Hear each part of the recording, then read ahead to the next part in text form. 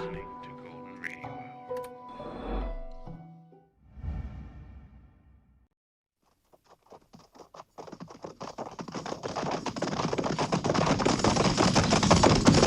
At the gallop! Ho!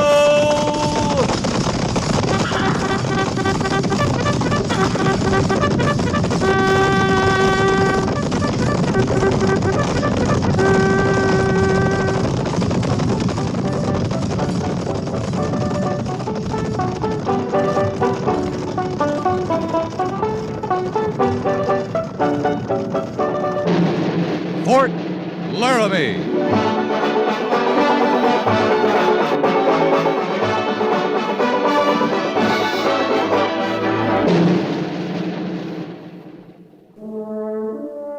Fort Laramie, starring Raymond Burr as Captain Lee Quince. Specially transcribed tales of the dark and tragic ground of the wild frontier, the saga of fighting men who rode the rim of empire, and the dramatic story of Lee Quince, Captain of Cavalry.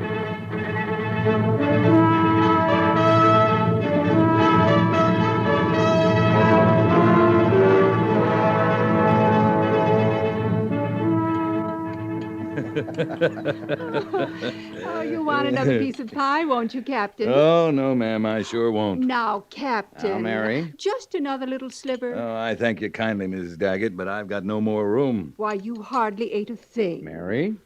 Oh, my. And I promised, didn't I, dear? You promised. Although why I thought you'd keep it is beyond me. You see, Captain, I'm under orders, too. When you come to dinner, I'm not to urge more food upon you than you voluntarily take. It was a fine dinner, ma'am. Thank you. But you see, I've been guilty of smothering you. Or mothering you. I can never remember which. It amounts to about the same thing, doesn't it, Lee? I'm a neutral in this kind of war, Major. Yeah. A smart neutral, too. You got both sides looking out for your best interests. I haven't finished telling you the rest of my orders, Captain. Under the circumstances, I've really behaved with remarkable restraint all evening. Yes, ma'am. I haven't once mentioned the name Willa Burgess. Well, at least you know I tried, Lee. But now that her name has come up, I'd like to say that I think she's a lovely person. Quite lovely, in fact. To me, Willa is an amazing combination of qualities. You should have taken another piece of pie, Lee, and spared yourself this. Well, next time I'll remember. She's warm, feminine, yet she's capable, with great strength of character. And if I were a man... But you're not, my dear. A fact which delights me most of the time. But not now. Emphatically not now. Well, then this must be the time for me to remember the mending I must do, if you gentlemen will excuse me. Let me help you, dear. It doesn't look as if I can avoid it. Miss Daggett? Oh, please come again, Captain. I'll probably be every bit as bad next time, but I do enjoy having you. Oh, it's my pleasure, ma'am. Oh, there's brandy and cigars in the living room. You'll be glad to know I don't care for any. Good night, dear. Good night. Try not to miss me too much. Ah, she's improving, Lee. That's the fastest retreat she's ever staged. Oh, she's all right, sir. Yes. Yes, she is. She said, brandy. Hmm? Brandy. Oh, yes, she did. Oh, I can remember how it was, Lee.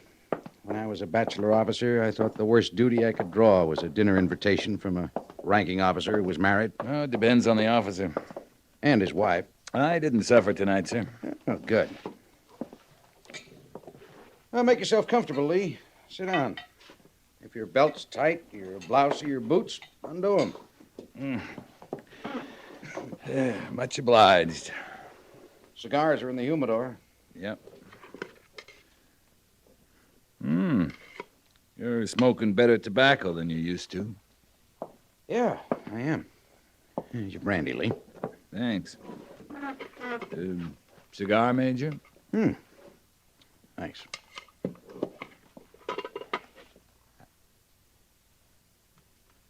Have 'em made up special, do you? Well, a friend sends them to me. Yeah, must be a good friend. That's good tobacco. You remember that night outside Richmond, Major? It was cold as sin. We were billeted in that plantation. I remember. It's funny you'd think of Richmond just now. Yeah. Yeah, it is. What was her name? Lee, Pretty little thing. Wouldn't pass the time with the rest of us, I remember, but she kept worrying whether you were going to be warm enough. that was a long time ago. Seems to me that was a tobacco plantation. Lee, Mary and I have been married for almost 6 years. It's a good marriage. Yeah, I think it is. Mary wouldn't understand Richmond. You weren't married then. She still wouldn't understand. No. These cigars, They're good cigars. yeah. They're good cigars. Yeah, we go back quite a ways, you and I. Since the old days of the 3rd Cavalry, the Battle of Bull Run, A lot of years, Lee. a lot of life, a lot of death, Major. I guess I know you as well as you permit anyone to know you. Permit? Oh, that's heavy talk on one brandy, Major.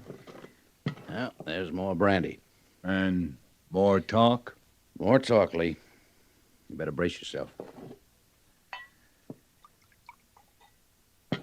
Yep. I'm fortified. I took the last 2 patrols out for a purpose. Yeah, I suppose that. Wanted to prove something to myself. I think I have. You know, he's a different man when you're not around, Lee. Who is? Lieutenant Syberts. How different? Well, he's still learning, but he's a good officer. He has judgment. He takes responsibility, makes decisions. And on the whole, they're good decisions. I don't remember passing judgment on Mr. Syberts to you, Major. You never have, and I'm not asking you to now. That's good. But I've watched him when you were around. At routine reports, strategy sessions. He freezes up. He acts stupid, bungling, and he isn't. All right, he isn't. He's scared to death of you. You just have one brandy, Major? I know what I'm talking about. No, it isn't your rank. He has a respect for rank, but he doesn't fear it. It's you, Lee. As Mr. Syberts said it was me? He hasn't said anything. I haven't asked him about it. Now, these are my observations. I think they hold up. What do you think? I don't know. Well, think about it. Think about a man being scared to death of me? I don't know how. What do you think of Syberts, frankly? I think he's very young. Oh, come on, Lee. Come on, where? We've both worked with men who were younger. I thought you weren't going to ask me to pass judgment on Mr. Syberts. That's right, I wasn't. I'd just as soon leave it there, Major. We can't leave it there. You can't. We can't. You know what we're up against out here as well as I do. An ineffective trooper is bad enough, but an ineffective officer is dangerous, and it's wasteful. You figuring I can do something about Mr. Syberts? Well, leaving that up to you. I'm asking you to think about it. I'm asking for your help. I don't know that I'm the one to help, Major. But I'll think about it. It might call for a change in your attitude toward him, Lee. It might. Of course, I'd have to find out first what my attitude toward him is, wouldn't I?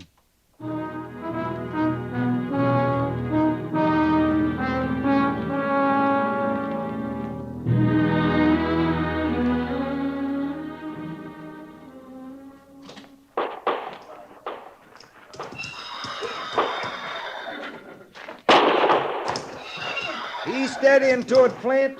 Just you stay with him. Now fire straight away next time. Get closer to his head. Got some new recruits, Sergeant? Morning, Captain. You talking about the men or the horses? Oh, the horses. They're new. Flint's training them to stand fire. The horse knows that, does he? I keep saying he does. Some take a little bit more encouragement than others, you know. You talking about men or horses? Excuse me, Captain. All right, Flint. Take him out now, beyond the hay yard. Run him real good and try firing at the gallop a while. He sure was ugly for a while. But Flint'll make a steady goer out of him. Yeah, you can tell about horses. Plungers, kickers, rears, you work 'em enough. You can tell if it's in 'em to be a steady goer. You know, horses, you can tell. Be helpful if you could tell about a man as easy. A man standing fire? A man standing anything. If you could tell by looking, that sure would be helpful, Captain. Now, that horse Flint's training. He's afraid of that pistol now. He's first afraid looking at it. But mostly it's the sound that scares him. That's it. Sure it is. But we can look at that horse and know he'll train out of it. Is that because we know horses or because we know what they're afraid of? I'd say it was both, Captain. Maybe one thing more. What's that? Well, we can understand the horse would be afraid of the pistol. We figure him to be right from the start. Yeah. Yeah, knowing he's afraid to begin with, that's a lot to know. And then, too, that horse is bound to find out he's got nothing to fear from that pistol. Once he finds out, he ain't afraid anymore. You saying the man ought to face up to his fears? I was talking about horses. Yeah, sure you were. But about a man, well, he ought to face up to his fears. Well, maybe he can't. Maybe he don't know what they are. Or maybe knowing he don't understand them. That way, his fears got to face up to him. Seems like. Just one thing about it, Captain. Sooner or later, they got to get together.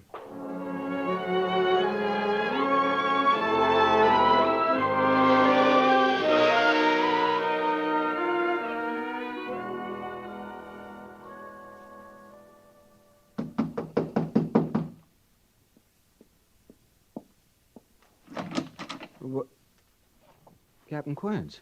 You, busy, Mr. Syberts? No, sir. I was just... certainly not at all busy, Captain. Mind if I come in? I wish you would.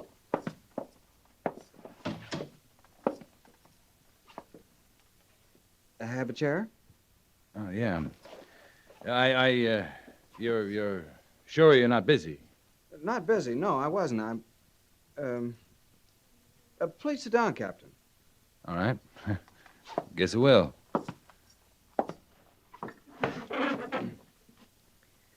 Well, I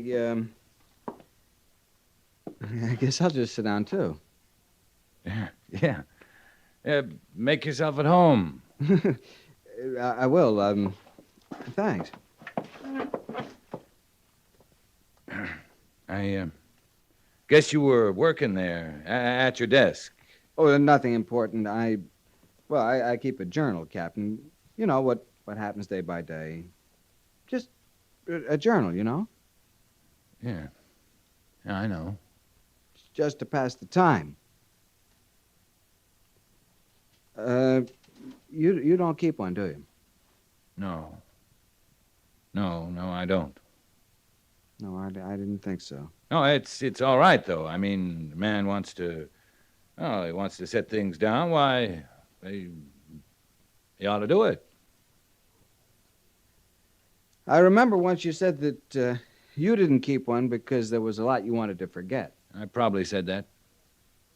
Well, I know I just took from that you didn't approve of journals. Did I say I didn't approve, Mr. Syberts? No, sir. I just took from that what I thought was... No, wait a minute.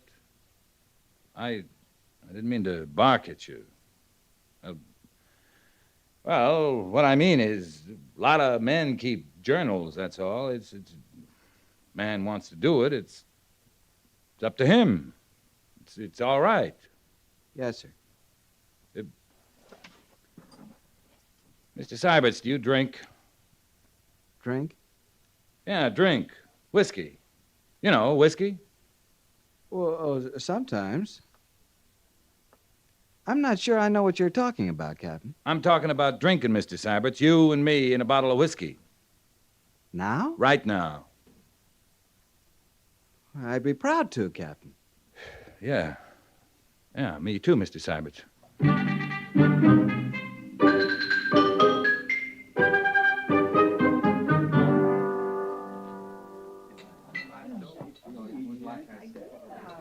Gotta be a first time for everything, isn't that what you say? A first time for everything? Yeah, you hear it all the time. That's what I say, too. The first time I ever came over to Laramie Village. The drink, I mean. With a fellow officer. To drink. You do it a lot? Sometimes, when it seems like a good idea. Well, that's a good idea. When it seems like a good idea. Best time.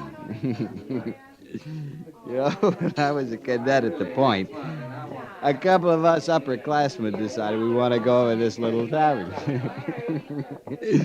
Only it's across the Hudson River. And where we have to cross is no bridge. Makes kind of wet walking. Yeah, it does. So we made these plebes.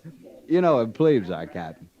Yeah, I've heard about it. Well, we made these plebes get an old barge for us.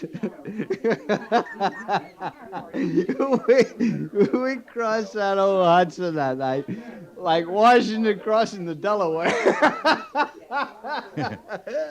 Yeah, it sounds like a lot of fun. It was a lot of fun. We sure enjoyed that. Oh, pour you a drink? Oh, sure, thanks. You know, the way I'm talking, I guess I don't need one, except, well, I do need one. Does that sound all right? You don't need one, but you do. Sounds all right to me. Well, I'm glad. Yeah, I drink a little, Captain. I always get talking about West Point. I hope you don't mind. You talk about anything that comes into your head. You mean that? I said it. Oh, there's something I've wanted to talk to you about for a long time. Well, this would be a good time to say it. It's Clausewitz. I've always wanted to discuss Clausewitz with you. It might be a very short discussion. Well, you've read him, of course. Karl von Clausewitz is the Prussian? I know who you're talking about. He wrote a stack of books hip high about military strategy. Oh, I couldn't believe you wouldn't know about him. I think I read every word he ever wrote, some of it in the original German. Clausewitz's field was artillery. That is true.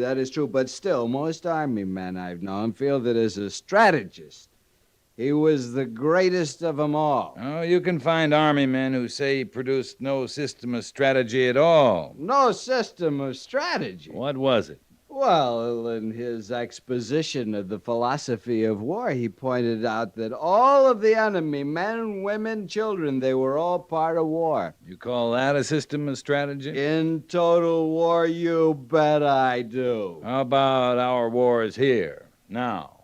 Well, it doesn't apply, naturally. Next time you fight a total war, you follow Clausewitz to the letter. Don't you worry a little bit. I will. You don't like Clausewitz. Well, I can't use him. I'm in the cavalry. I fight little wars. You don't like Clausewitz. And I don't understand it because you're a good man, Quince. A good man, smart. Imagine me talking to you man to man this way. Imagine that. Don't have to imagine it. We're doing it. Now that calls for a little drink. Oh, my. Oh, sorry. I guess I knocked that over. You knocked it over? Yeah. Funny. I thought I did. Are you drunk, Captain? Drunk and disorderly, Mr. Simon. Drunk. That's wonderful. You know, I don't think you know how wonderful that is. Don't you worry, Captain. I'll see that we get back to the fort in good shape.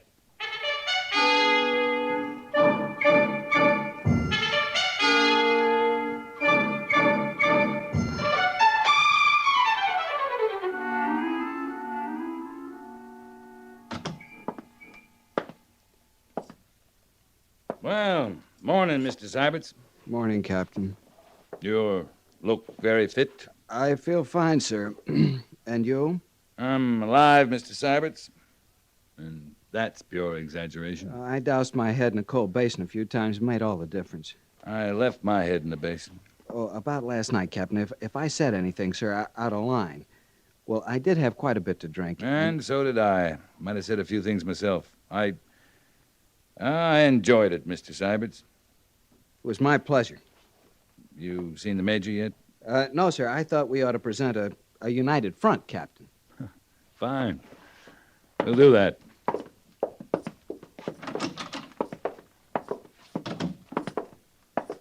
Captain Quince, Lieutenant Syberts reporting, Major. As you were, gentlemen. Sit down. Thank you, sir. Strange bit of business has come up. Think maybe you're the men to take a patrol out and check into it. Ever been a part of a roundup, Lieutenant? Cattle, sir? No, I haven't. No, not cattle. These are wild horses. I didn't know you could round up wild horses. I don't say it's easy, but... Are you listening, Captain? Yeah, I'm listening. How many wild horses? The report says about 50 over near the Mud Spring Station. Some settlers and some folks from a wagon train are supposed to have them contained in a canyon near there. Who says they're wild? Until I know different, I'll have to go by the telegraph message, Captain. It says they're wild. The settlers want no part of them. They're stampeding off a lot of their stock. I think we should get them if we can before any renegade Sioux capture them. Well, it's worth a try, sir. If we get any of them, we're ahead of the game. When do we leave, Major? As soon as you pick your men, take as many as you need. I'd say it wasn't a question of how many, Major, so long as we picked the best riders. Don't you agree, Captain? Completely, Mr. Syberts. If that's the case. Now, look here, Lee. Gentlemen, I'll want reports regularly by telegraph and, move out.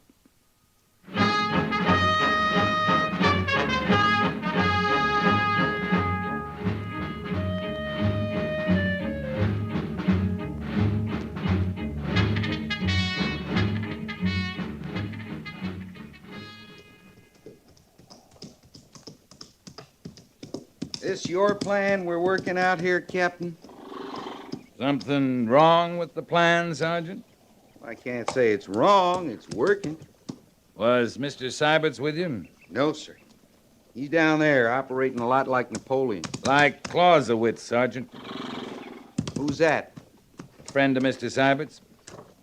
You have any trouble bringing the Indians over from the reservation? Not a bit. You know, they're kind of peaceful like when you got guns and they ain't. Good idea bringing Indians. Reckon they know more about wild horses than we do. Yeah, reckon they do. Captain, you right sure this is your plan? Mr. Syberts and I discussed it and agreed on it. Any questions, Sergeant? No, sir. None I'm readying to ask. I'm riding down to the mouth of the canyon. Looks like they're cutting them out of there at a good rate. You coming? I was told to hold this position, Captain, as a lookout. Yeah. See you keep a sharp eye, Sergeant. Yes, sir.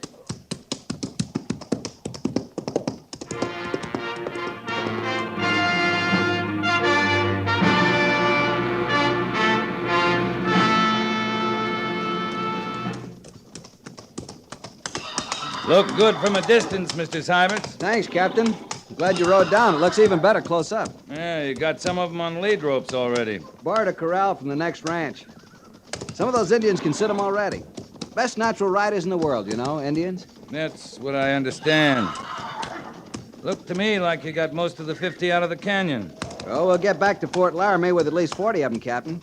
Of course, that's a few days off, but we got what we came for. Yeah, that's the important thing. You feeling better? Hmm? Your leg, it doesn't bother you anymore? Oh. Yeah, it's coming right along, thanks. You've done a good job, Mr. Syberts. All of it. Mighty good job. Thank you, sir. Feels like I had.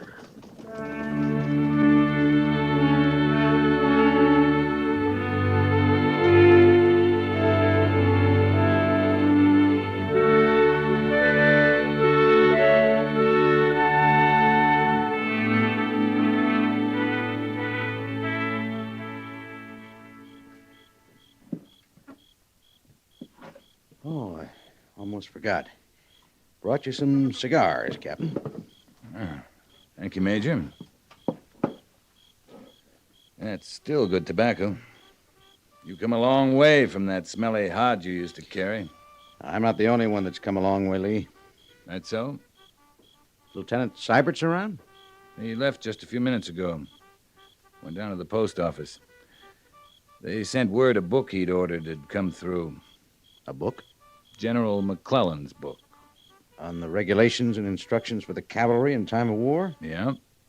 Well, I'll be... I don't know what you did, how you managed, Lee, but you worked wonders with him. I want you to know I'm grateful. I'm no hand at that kind of thing, Major. If the problem's not a problem anymore, you should thank Mr. Seiberts. He's a different man. That's all the thanks he needs. It's a big change, Lee. We're welding a tight-knit little force here, men who fight together and live together. Now that you and Seiberts are friends... Well, just a minute, Major. I'm a soldier. If I can help lick another soldier's problem, that's fine with me. But you're talking about friends. You don't like Seiberts? Like him? Well, that's not my kind of word. You asked me once what I thought of him. I told you he was very young. I took it you meant inexperienced.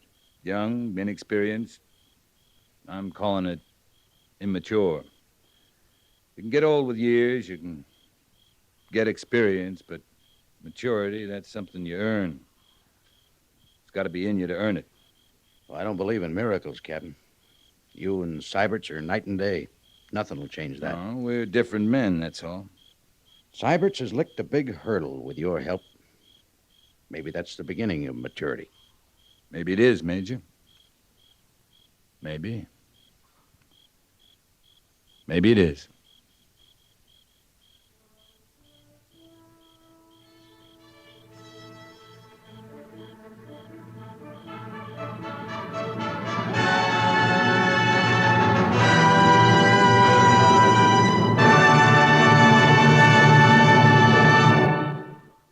Fort Laramie is produced and directed by Norman MacDonald and stars Raymond Burr as Lee Quince, Captain of Cavalry, with Vic Perrin as Sergeant Gorse.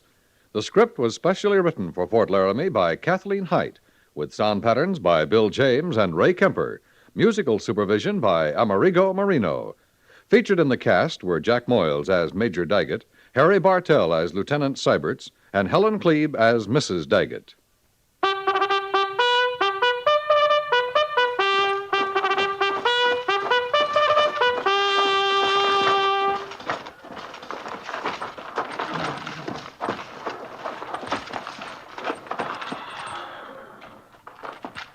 Company, tension!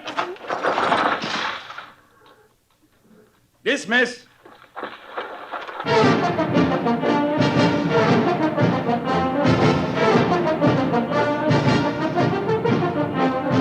Next week, another transcribed story of the Northwest frontier and the troopers who fought under Lee Quince, Captain of Cavalry.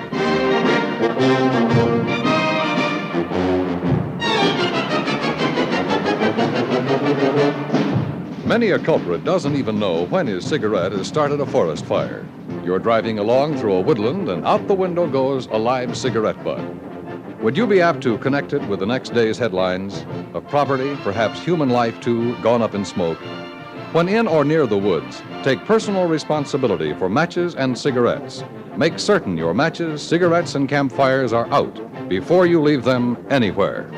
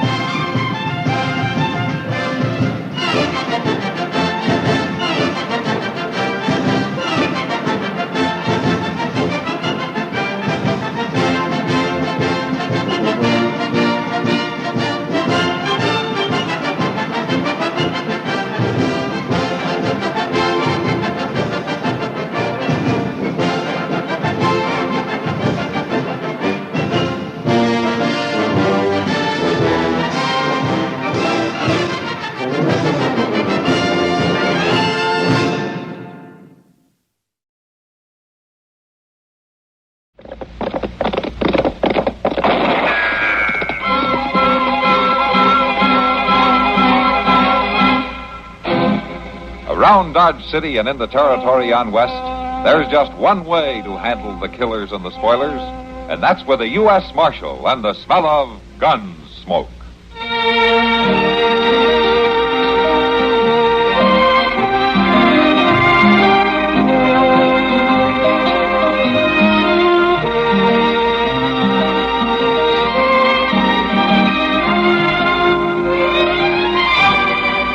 Gunsmoke, starring William Conrad, the story of the violence that moved west with young America, and the story of a man who moved with it. I'm that man, Matt Dillon, United States Marshal. The first man they look for and the last they want to meet. It's a chancy job, and it makes a man watchful and a little lonely.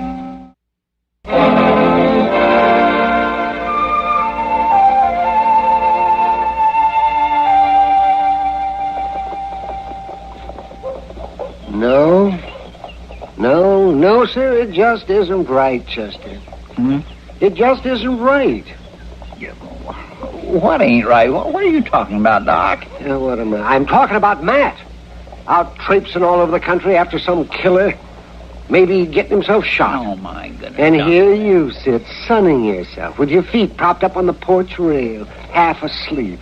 Now, you just look here. Shameful. Just shameful. Now, Doc, you know Mr. Dillon told me to stay here and watch after Well, then things. it seems like you could find something more useful to do with your time. You know, I'd feel a little bit guilty if I were you. Doc, you're just plain cantankerous. That's what you are. Whoa! Hold up there. Well, my. Look at that. Well, looks like we made it, Bessie Mae. Sure does, Pa. Now, there's a pair of real beauties. Well, they look like they both come off a hog farm. Hey, you! Reckon he's yelling at us. You, not me. Hey! You talking to me, mister? Of course I am. That there the Dodge House? It's got a sign, says it real clear. Folks tell me that there's the only staying place you got in Dodge City. Is that right? If you mean a hotel, I suppose that's right. You suppose? Well, it seems like you ought to know if you belong here. Mister, I belong here all right, but maybe you don't. I go where I please, Sonny. Well, with an attitude like that, you ain't gonna go far. Who's going to stop me? Now, Pa. Mister, if you wasn't so old and scrawny, I swear I'd throw you right out in the middle of that street. Well, don't let nothing stop you from trying. Wait now, just a minute here. Who are you? Doc Adams. And it seems to me that you walked up here with a pretty big chip on your shoulder, mister. Well, that ain't no concern of yours, so you just keep shut. Now, here, you listen. You cause any trouble, and I'll throw you in jail if you cool off some. Jail? How you going to do that? You ain't no lawman. Well, I'm the only law there are in Dodge right now. You? Yes, me. Well, no offense, men. I mean, we've been on the trail for quite a spell, and sometimes a man gets a mite short, you know. And I don't give you no right to go around smarting off at folks like that. You're right, Marshal. You're purely right, and I'm sorry. Well, Wilker's my name, Sedge Wilker. And this here's my very own daughter. Step up here, Bessie Mae. I'm right pleased. I do, ma'am. And what might your name be, Marshal? Chester Proudfoot, but I've never not... seen a real marshal before. Well, look, see, I I figure Bessie Mae and me might stay right here in Dodge a while. Well, that'll be nice, but I want to tell you that I ain't... Looks like a fine town. Real fine. Ain't that so, Bessie Mae? It sure is, Pa. You know, it just might be we're going to find what we're looking for here in Dodge City. Yes, sir. It just might be.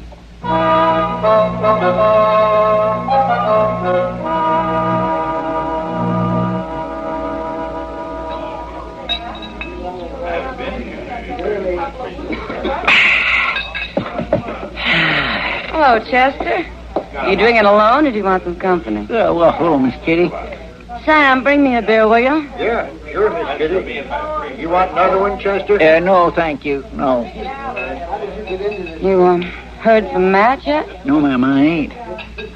Seems like he's been gone an awful long time. Better than a week now. Yeah, here you are, Miss Kitty. Oh, thanks, Sam. You're welcome, man. Wonder if Matt ever caught the man he was after. Cliff Meadows? Mm-hmm. I sure do hope so. Them folks up in Hayes City got a rope waiting for him. Feelings runs pretty high when a man kills a whole family just to steal a few dollars. Oh, I hope Matt gets him. Well, if he's going to get caught, Mr. Dillon can do it. sure do wish I could have went with him, though. Well, somebody had to stay and keep the town from burning down, Chester. Yeah, well, I suppose he can... Oh, my. What? Oh, look. That ornery old sod-buster Sedge Wilker. Oh, hey, Joe. I've been looking all over for you, Chester. You have? Yeah. Oh, ain't you going to introduce me to the lady? Oh, well, this is Miss Kitty. She owns a Long Branch. Oh, I do, ma'am. Wilker's my name, Sedge Wilker. Mr. Wilker? Say, this is a right nice place you got here. Right nice. Mr. Wilker, you said you was looking for me? Yes, sir, that's true enough. Bessie May's waiting for you. Bessie May is what? Yeah, she went and found herself a cook stove, and then she baked a pie. Well, that's fine, Mr. Wilker. Well, the fact is, Bessie May, she baked that pie for you. To kind of make up for all them things I said. Oh, well, now, that ain't necessary. Oh, yes, it is. We figure we owe you a proper apology. This is our way of showing it. No, Mr. Wilker, You ain't going to refute our apology, are you? Bessie May's got herself all fancied up. Oh, she'll be mighty proud to see you. Oh, go on, Chester. The pie'll do you good. Well, now, that part sounds fine, Miss Kitty, but to tell the truth, that ain't what's concerning me.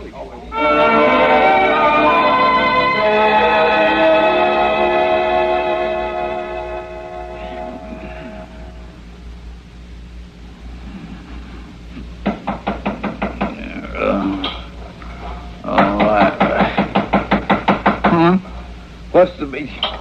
Oh, yeah, all right.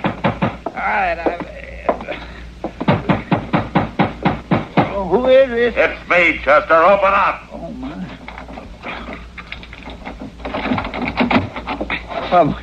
Mr. Dillon, you're back. It's the middle of the afternoon. What have you got the door locked for? I've been hiding. What? Well, I can explain. Oh, never mind, Chester. All right, get him, Meadows. I know. Push. Meadows. So you're Meadows, huh? I knew Miss Dillon would get you. Catching me and holding me is two different things. He sure must have made you chase him all over the territory, Miss Dillon. You've been gone the best part of 2 weeks. Yeah, lock him up, Chester. I'm going to keep him here a couple of days before taking him to Hayes City. All right, sir. Come on, you. Get your hands off me. Now, listen here. Get your hands off, mister. I've been pushed around just all I aim to be. You can walk or get carried, but you're going to go into that cell. Okay. But it's a long time between this flea-bit town and Hayes City, Marshal. You better remember that.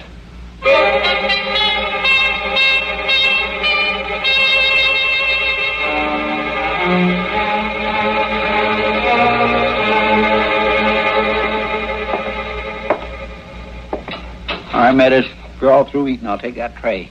Come and get it. I ain't gonna fool with you, mister. Now, you just pick up that tray and things and slide them through these bars right now.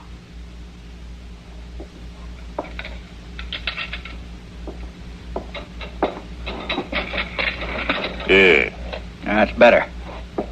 Kind of touchy, ain't you? Well, you ain't making it easy not to be, and I'll tell you something else. It's gonna be mighty nice to get you out of here. You ain't been nothing but trouble to me since Mr. Dillon brung you in. Well, you better just hope I don't get loose before he takes me to Hayes City. I just might come looking for you. Well, you ain't gonna get loose, so don't fret about that. Chester? Oh, no. Chester, you back there? Yes, Bessie May. My goodness, I've just been looking everywhere for you. Bessie May, you ought not to come back here. Why? Well, this is where the prisoners is at. Oh, he's a prisoner? Yes, he is. Now, go on. Come on out of here.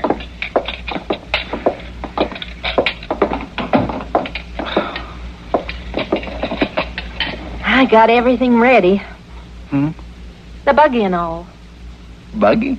Yeah, outside. What for? You're going to take me on a ride. No. I tell you, Matt, that's the only way Oh, hello, Chester. Bessie May. Say, maybe we ought to leave, Matt. Yeah, maybe you're right, Doc. No, Doc, you come back here. Well, Chester, we wouldn't want to interrupt anything. You ain't. We're going for a buggy ride. Oh, a buggy ride. Yeah, Bessie May, I told you. Oh, buggy rides are nice this time of year. Buggy ride. Mr. Dillon? What? Well, this here's Bessie May Wilker. How are you, Miss Wilker? I do. See, Miss Dillon, her and her pa come to Dodge, and she just... Well, Will you just tell her I got too much to do to go on no buggy ride? Chester, I can't very well do a thing like Of course you can. You can, too. You can. Send me down to the depot or something. How come you're doing that, Chester? Huh? I mean asking him for orders and such. You're the marshal. Marshal? Him? Yeah, well, now, that's another thing, Miss Dillon. Bessie May and her pa thinks I'm marshal of Dodge City. I've been trying to tell them. Oh, now, Chester. Well, I have, but they wouldn't listen, and you sure wasn't helping none, Doc. Chester? Bessie May, I ain't going on no buggy ride. I ain't talking about that. It's what you just said. About not being marshal. Mr. Dillon's the marshal. He always has been. But you, when we come to Dodge, you said... I never neither. I said I was the only law in town at that time. And that's because Mr. Dillon was gone after that Cliff Meadows fellow, that prisoner right back there. Then you just ain't been telling the truth about nothing. Bessie May, Just a proud foot? You're awful. You're just awful. Ouch. Here now, you... Well, her thinking you were marshal seemed to mean a good deal to her, Chester. Yes, sir, but I never told her no such a thing. Not really. Oh, well, she's just mad. Maybe she'll get over it. Well, I'd just soon she didn't. I tell you, Miss Dillon, that woman was near driving me out of my mind the past few days. She's the lady I was hiding from the day you come home. She likes you, Chester. Well, I don't like her. I swear I've saw prettier faces on a warthog. Oh, now, Chester. Well, I have. Then she started painting her face all up. I tell you, it's just become pitiful. Well, maybe she's never had a man to court her before, Chester. You should be kind of easy on her. I have a hard enough time just keeping hidden from her. Come on. I'll buy you and Doc a beer. Thank you, Miss Yeah, Palmer. that's a good idea, man. My throat does feel a little dry. You know, I still can't figure out Bessie May acting the way she done. It just don't make no sense. Well, it's like I said, Chester, she likes you. It hurt her when she found out that you weren't what she thought you were. Well, it seems funny, though. Hey, you, Chester. Oh, no, Mr. Dillon, that Bessie May's paw. Yeah, I knew it. I'd find you crawling around somewhere. Crawling around? If you ain't crawling now, you will be when I finished with you. Now, you look here, Mr. If Wilker. there's anything I hate, it's a liar. I suppose you're talking about me not being marshal. You bet I am. Bessie May just told me. I tried to explain all that to you before. It ain't my fault if you wouldn't listen now. Oh, it ain't, huh? Well, I think you done it a purpose, and I'm calling you a dirty liar. All right, Wilker, that's enough. Now, who are you? Matt Dillon. Dillon. Oh, then you're the real marshal, huh? That's right. Well, this Chester's a cheat. I said that's enough. No, it ain't. Not near enough. Ain't nobody going to make a fool out of Sedge Wilker. Nobody ain't tried to make no fool out of you. Liar. I've took just about all I'm going to take off of you. Yeah, you ain't. There's a lot more. And I tell you, when I get through with you, Doggone crazy old fool. What's he want to get so riled up about something that don't really matter for? Seems like it does matter to him. That Bessie May.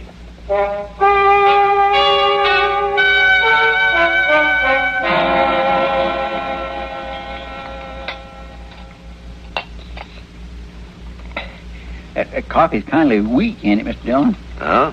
Tastes fine to me. Well, it ain't got much of a bite to it. Well, it doesn't grab you and throw you down, if that's what you mean. No. What I meant As soon as you finish, what did you mean? Well, it's just kind of weak. No. As soon as you finish, let's get some food over to Cliff Meadows. I want to get an early start for Hayes City. Yes, sir. Marshal, Yeah? you got to come quick. Oh, what's the matter? The bank's been robbed. What? I just opened up for the day. I went in, and there was the safe. It was wide open. Mr. Botkin lying on the floor, unconscious. Chester, go get Doc. Yes, sir. Marshal, I know who did it. It was that prisoner of yours. I'd seen him once before, so I knew what he looked like. What, Cliff Meadows? Yes, sir. Just a few minutes ago, I saw him riding out of town, riding just as fast as he could go.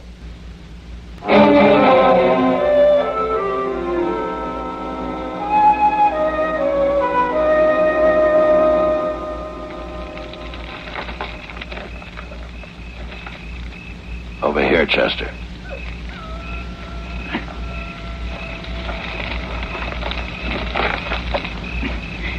That him, Mr. Dillon? Yeah, that's him. I've been thinking, how in the world do you suppose he ever got out of jail in the first place? I don't know. Come on. All right, hold it right there, Meadows. What? Don't try anything.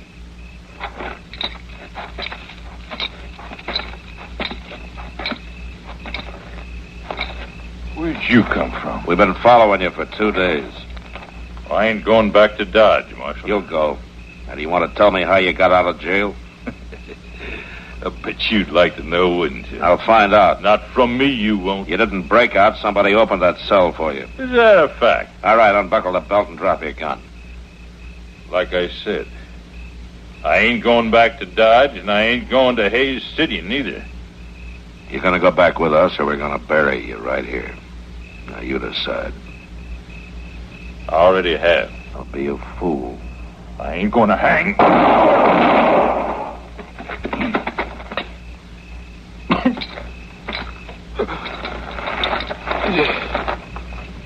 You should have waited for your trial, Meadows. Maybe I like it better like this. What did you do with the bank money? It won't do you any good now. Bank money? The Dodge City Bank. You robbed it. The bank teller saw you right out of town. I didn't rob no bank. You were seen. No, I didn't do it. Then your partner did it, the one who turned you loose. I don't have no partner. Didn't even know the old fella who turned me loose. Old fella? What old fella? Scrawny old coot. Come in and said something about that lion Chester. Then he unlocked my cell. Well, too bad about that trial, Marshal. I don't think I'm going to make it.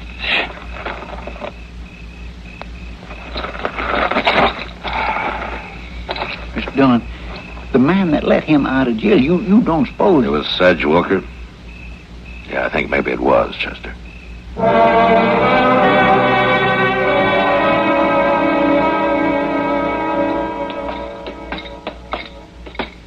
It don't make no sense, Mr. Dillon. If Sedge Wilker snuck in and turned Meadows loose, and maybe even robbed the bank, he sure wouldn't still be here in Dodge. Why not? Nobody really saw who robbed the bank. Nobody saw who turned Meadows loose. Yes, I know, but it seemed like they just cut out and run. Is this your room? Yes, sir.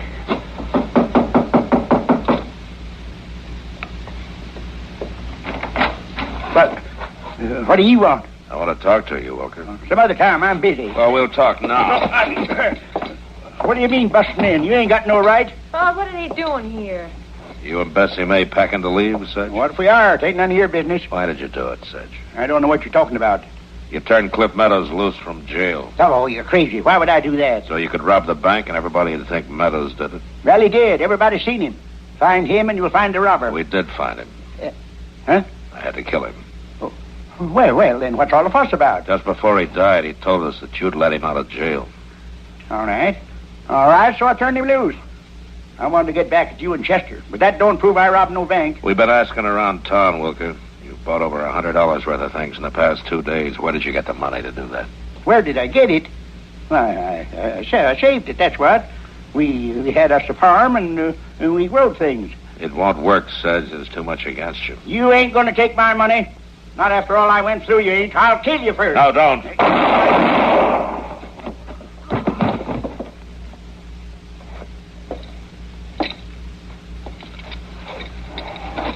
Why did you do it, Sedge? Never had nothing, Marshal. Never had nothing at all. A lot of people don't. Bessie May. I'm right here. Take care of yourself. You hear now? You take care of yourself. Pa. I'm sorry, Bessie May. He didn't mean no harm, Marshal. He didn't mean no harm at all. He got tired of scratching in the ground for a living and never quite making it. Yeah. Pa was awful smart, though. Did you know that? You mean blaming Cliff Meadows for the robbery? Oh, no. That was an accident, like. The real plan was me. You? I was supposed to fix up all pretty like and shine up to the marshal. What? You know. So he'd be too busy to notice when Pa was robbing the bank. Bessie May, you mean... Is that why you was tagging after me all the time? You was the only marshal in town then, Chester. But you lied to us. You wasn't no marshal at all. I tried to tell Hadn't you. been for that, everything would have worked out just like Pa said. But it all went wrong, didn't it? Yeah. Yeah, Bessie May. I'm afraid it did.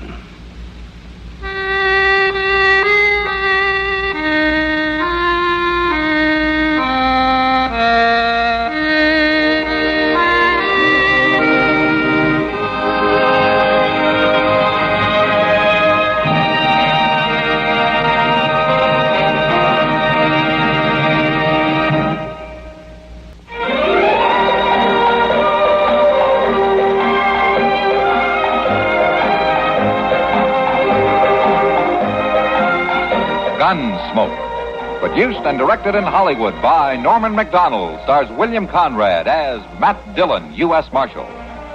The story was specially written for Gunsmoke by Ray Kemper, with editorial supervision by John Meston. Featured in the cast were Ralph Moody, Gene Bates, John Daner, and Barney Phillips. Harley Bear is Chester, Howard McNear is Doc, and Georgia Ellis is Kitty.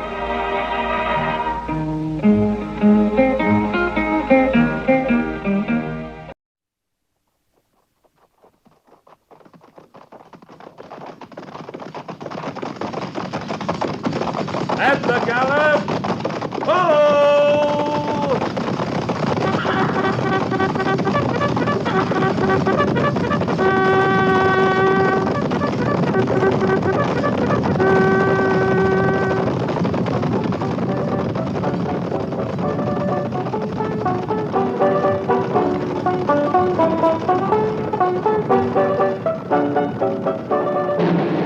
Fort Laramie.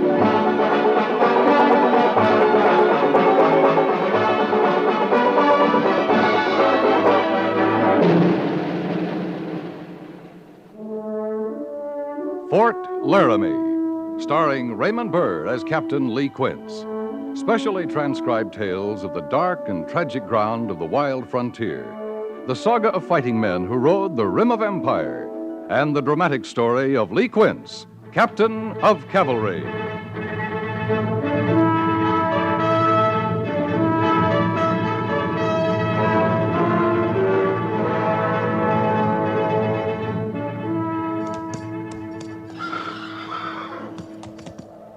Is it White Dog's camp, sir? It's Shoshone. That'd make it White Dogs, unless there's more of a Shoshone migration than we know about. You can tell from here it's Shoshone? Look at their huts down there, Mr. Seiberts. Made of grass and brush woven together, not skins like the Sioux and Cheyenne. Doesn't look like there are any lodge poles. There aren't. They don't have any roofs, any lodge poles, just a half circle of woven grass. Harrison! Yes, sir? Bring on the white flag, Harrison. You and I are riding in. Yes, sir. You'll keep the patrol up here, Mr. Seiberts. Keep your eye on Harrison's flag. As long as he flies it, there's no trouble. Yes, sir.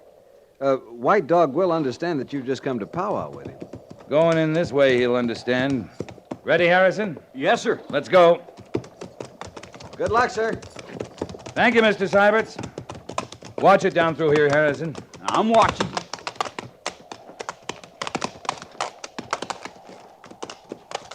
The Major said a couple of hundred Shoshone. Looks smaller than that to me, Harrison. I'll eat every one over 100 we find, Captain. I don't have your appetite, but 100's nearer right.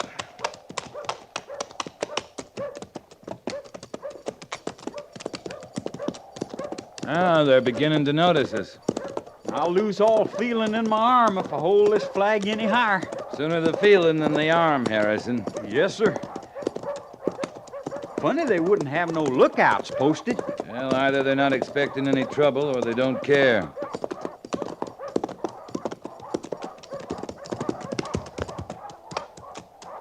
You lead me to White Dog? White Dog in council. In his hut? Why White Army come? We come in peace to powwow with White Dog. Your flags say that. Will you lead me to your chief? He talk with Ninambia.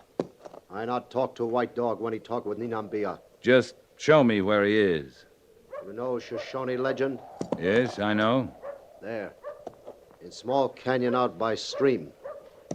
Follow it. You find White Dog. You going up into that canyon, Captain Quince? Yep, you stay here and keep that flag in plain sight. Feel it in your arm or not. Yes, sir. You shouldn't have any trouble, unless it bothers you to be outnumbered by squaws and kids. Long's they're not mine, they don't fret me, Captain. Who's White Dog talking to? Ninambia. Little people. The Shoshone believe they live in mountain canyons. Their medicine men counsel with them. They can see 'em? They believe they can.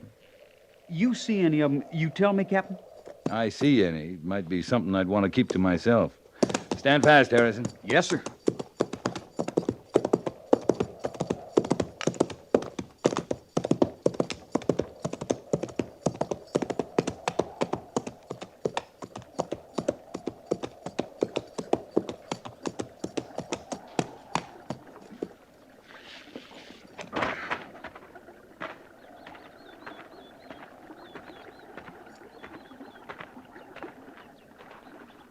You need counsel too, Captain?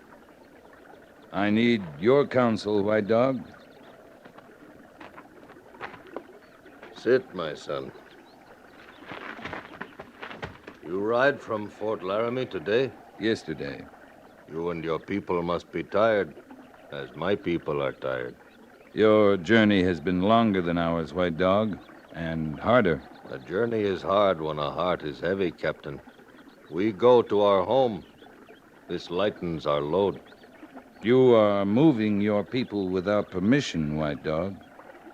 Shoshone cannot live in country meant for Ute, Hopi, Apache, Paiute. We are not root eaters. We know that. I think my people made a mistake putting Shoshone so far to the south in desert country. No. But you have left the reservation, White Dog. You come to take us back? No. No, we have come in peace. And you find us in peace, Captain. You have told me your people are tired, White Dog. Tired people, hungry people, sometimes break the peace. Then you come to make us less tired? To feed us? We have come to find out your needs and to arrange for your safe passage to your home in the Wind River Mountains. Good. And Ninambia told me of your coming. It was too much to believe. There is no trick. You have always believed me before, White Dog. You, yes. How long have you made your camp here? 2 suns have risen since my people put their hut by the stream. Is it a good camp? You have water? Is the hunting good? My braves find game. Not buffalo, on which my people grow strong. They find bear, antelope, deer. In our camp, Captain, are many squaw, many papoose. And not many braves. Our number was more when we left Apache Reservation. But our journey was hot, dry. Now our burial ground is the length of these great mountains. You have traveled too fast, White Dog. 2 enemies have pursued us. A blazing sun, and the fear that when the White Army came, it would not come in peace. When your people reach the valleys of the Wind River, when they are home, they will continue to live in peace? You have my word, my son. And I give you mine. We will grant your safe passage to your home. You will travel with us. We will camp with you tonight. Tomorrow we will journey together to Fort Lyon. There will be orders waiting for us there.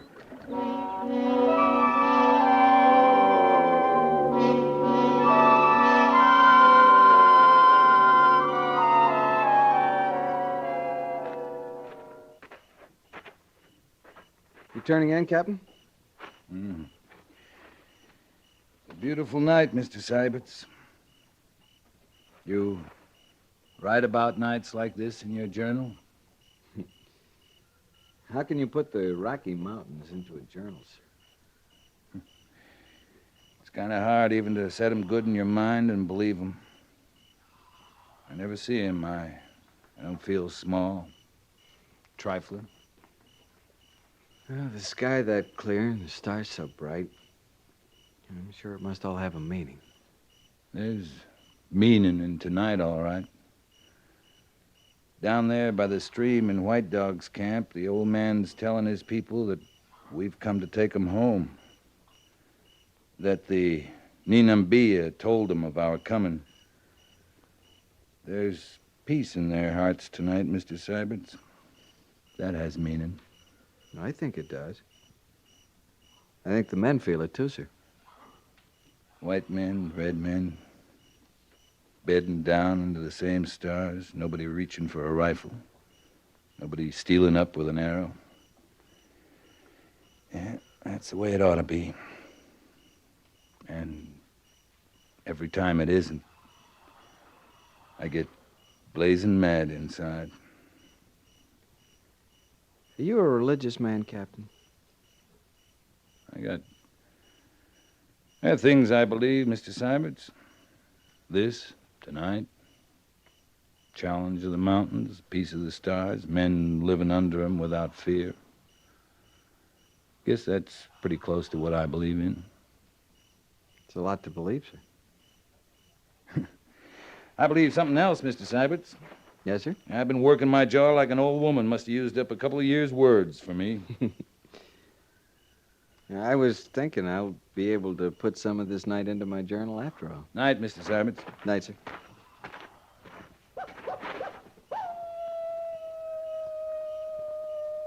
That's just a coyote. Just a coyote. You act like it meant something, Captain. Not to me. But to White Dog and the Shoshone, the coyote is a trickster. You can count on it, Mr. Syberts. It'll mean something to the Shoshone.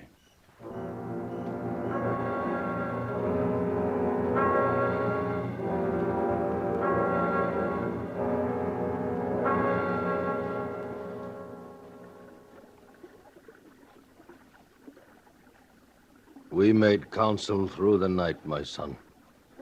My people will not follow White Soldier. I heard the coyote, White Dog. My people heard, and I heard.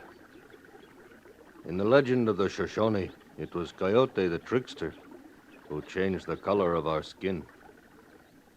Shoshone skin once was white, Captain.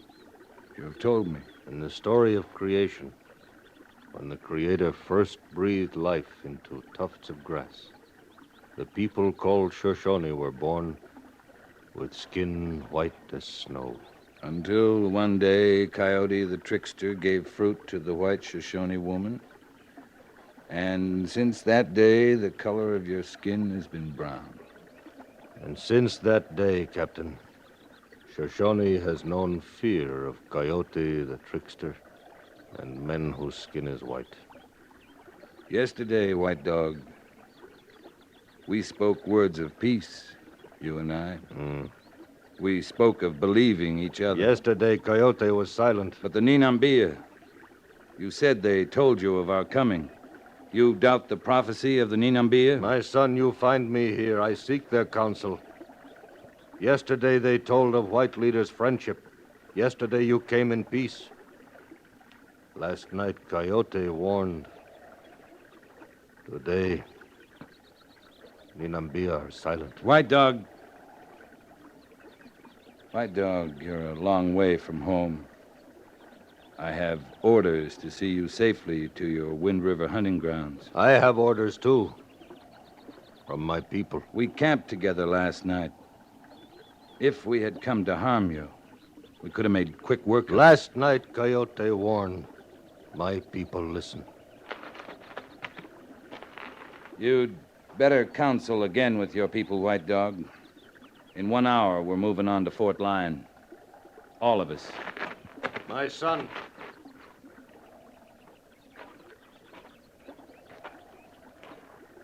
You will take us by force? I don't want to. Let us move our own way. Our belief is not your belief. And yet, we both believe in peace. You will keep peace if you go. Leave us alone. My people will look on that as a mark of trust. My son, believe me. A sign that we have your respect. This will bring much goodwill, much peace. I'll do this much, White Dog. My patrol and I will report to Fort Lyon as ordered. I will powwow there with white chiefs. Tell them your wishes. If we do not return in 2 suns, you will know you are free to move in your own way. Thank you, my son. You'll need some sign that says you travel with the Army's permission. I will leave you with 2 flags, a white flag and an American flag. When you march, see your braves hold them high. When you make camp, fly them in full view above your huts. We will accept the flags, a totem of trust between men.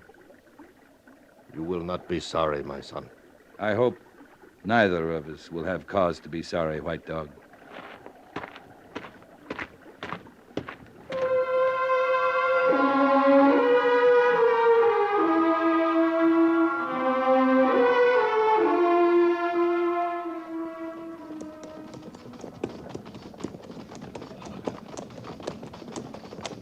You seem worried, Captain. Is it White Dog or the Major's orders to return to Fort Laramie? I'm thinking, Mr. Syberts. Always look worried when I think. You know, sir, I thought the commander at Fort Lyon was very cooperative.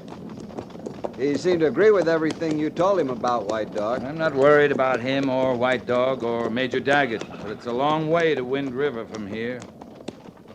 White Dog and his people are a long way from home. You figure him to be about 2 days behind us, sir? About that. That'll be Harrison riding in, Captain. Must have come on to something. Must have. Patrol, halt!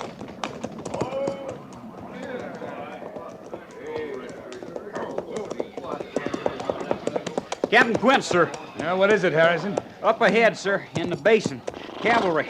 Must be a full company of them. They camped? Well, more like they've just stopped for a while. No real camps, sir. No pickets out. Wonder what company it is, sir.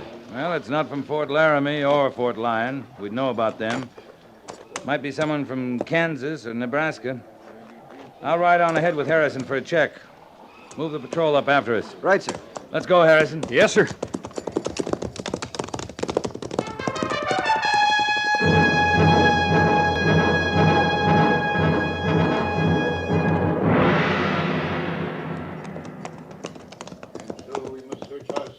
He's still talking, Captain. Talking, Harrison? Like he was when I come on him. The tall one. And the rest listening. Must have a lot on his mind. We'll leave our horses here. Walk on in. Yes, sir. Can you hear the voice of God Almighty telling you, as he tells me, this is the glory road? God knows it is, brothers. I call you brothers. You are my brothers. Amen. And we travel this road together, not as a company of cavalry, not as a commanding officer and trooper, but as brothers, soldiers in the army of God Almighty, with just one supreme commander. So be it, brothers, so be it. And in the battles that are to come, we shall hear the voice together, you and I. We shall follow his orders to the death. And whosoever shall come between us and the voice shall perish, world without end. Amen. Amen. Amen, brothers. Captain, is he a parson, that major? Might be, Harrison, or maybe it's just like you said. He's got a lot on his mind. You, Captain, do you pray? I might. Then pray now, brother, for the salvation of your soul and for those of your brothers. You in command here, Major? God is in command here, brother. I'm Captain Quince, B Company out of Fort Laramie. My respects, Major. Major Petrie, A Company, Fort Pierre. You're a long way from Dakota country, sir. I hope you're not questioning my right to be here, Captain. I'm not questioning anything, but I'm interested in your being here. I take it you're not going on to Fort Lyon. We shall go where our mission takes us. At Fort Lyon, they think my patrol is the only cavalry between there and Fort Laramie. You guard your territory jealously, Captain. A base emotion, jealousy. As base as suspicion. I shall pray for your deliverance. I don't want you praying for me, Major. Ignorance is sin, brother. Ignorant, jealous, that may be. But suspicious I am. Of any man who talks about God. and wears half a dozen scalps hanging from his belt. I make a practice of reporting men who have no respect for rank, Captain. My commanding officer is Major Daggett at Fort Laramie. I'd appreciate your reporting this incident, Major Petrie, including the 6 scalps. I'll welcome you in Dakota Territory any time, Captain. I'd say you have a lot to learn. I was thinking the same about you, Major. We're at peace with the Indians in this part of the West. Are you? There's a band of Shoshone a couple days behind us. They have the Army's leave to move to their home along the Wind River. Our paths may not cross at all. If they do, you'll find them flying 2 flags, a white one and the American flag. We've told them the flags will guarantee their protection. We look differently on the American flag in Dakota Territory, Captain. That so, Major? Out here, it means liberty and justice for everyone. Come on, Harrison. What kind of man is that, Captain? The kind of man that scalps Indian women, Harrison.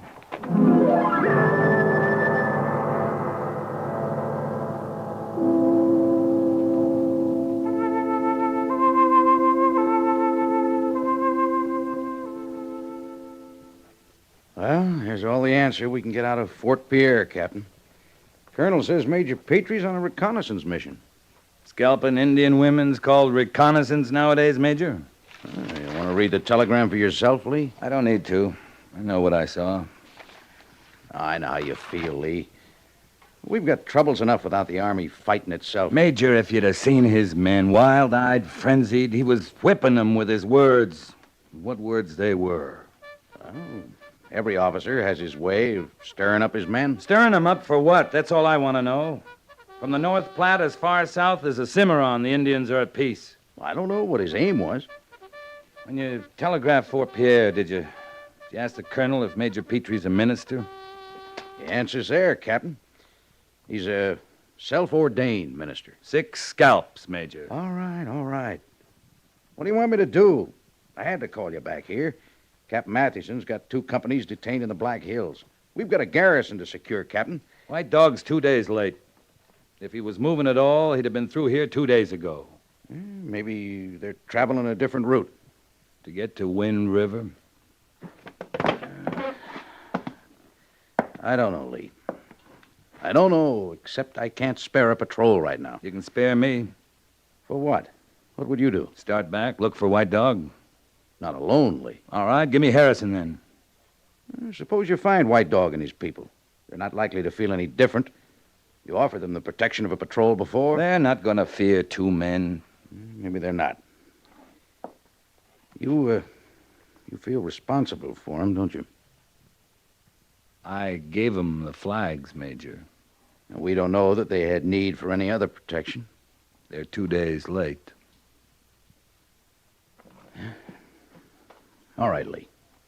You and Harrison. Thank you, Major. I'm not finished. When you find White Dog, I want you to make this clear to him. When he's off the reservation, he's entitled to Army protection. And by heaven, next time he'll accept an Army patrol, whether a coyote howls or not. I'll tell him, sir. I want to be just, Lee. I want to treat Indians fairly, civilly. But when their superstitions get in the way, I lose patience with them. I feel the same way, Major. I'm glad to hear that. About an Indian superstition and a white man's fanaticism. Blind spots don't have a color, Major.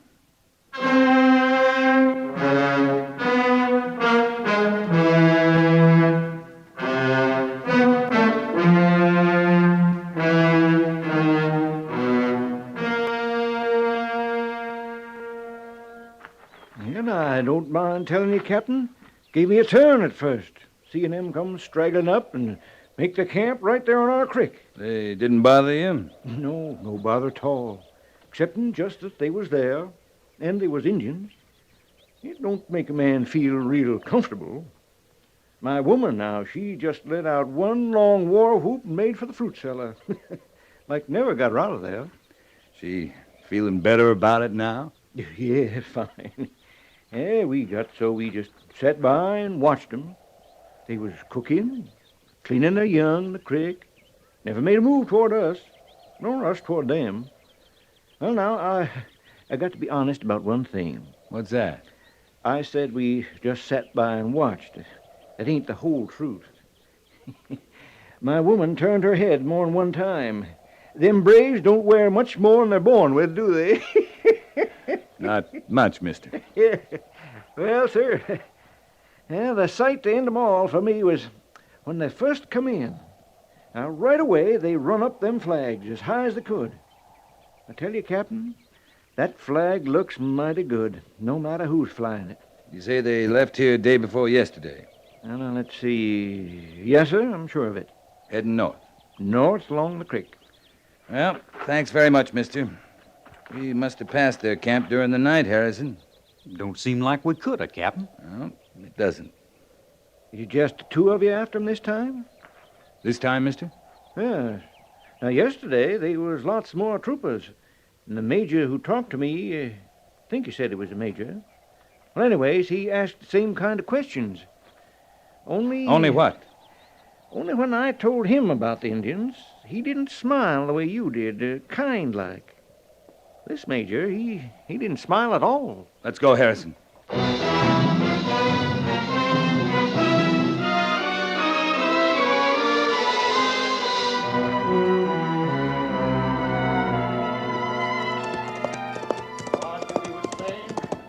And we saw it clearly, and we served it well.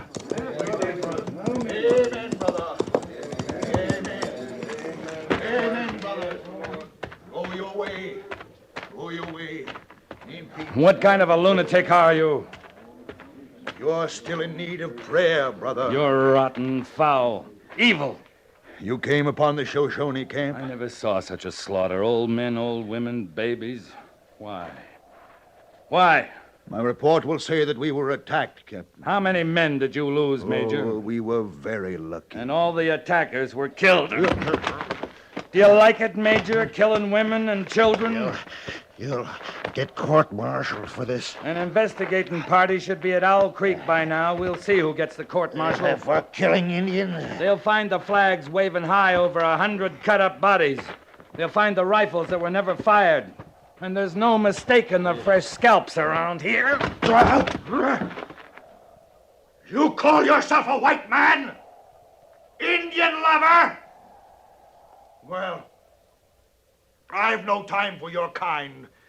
Women and children, yes. Nits make lice. An Indian that never grows up is a good Indian.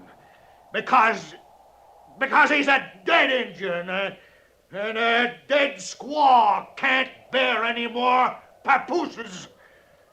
Not a solitary one. The killing's just begun. The Indians you haven't killed will massacre innocent whites because of you. Savages answering savages. But your killing's the worst kind.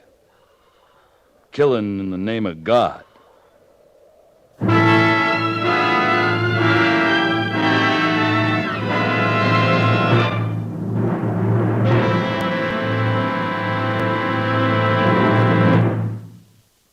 Fort Laramie is produced and directed by Norman MacDonald and stars Raymond Burr as Lee Quince, Captain of Cavalry.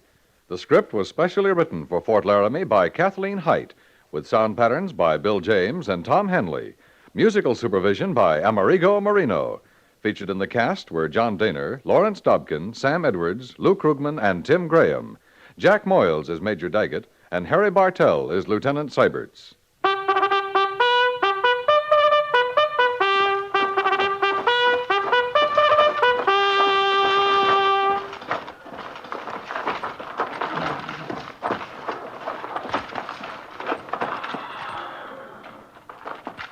Company, attention!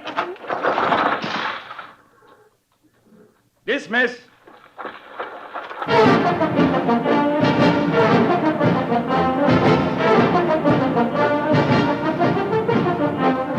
Next week, another transcribed story of the Northwest frontier and the troopers who fought under Lee Quince, Captain of Cavalry.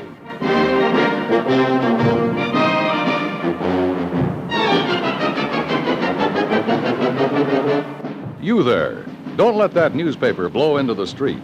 It costs us millions of dollars each year to hire people who will go around picking up after you. That us includes you.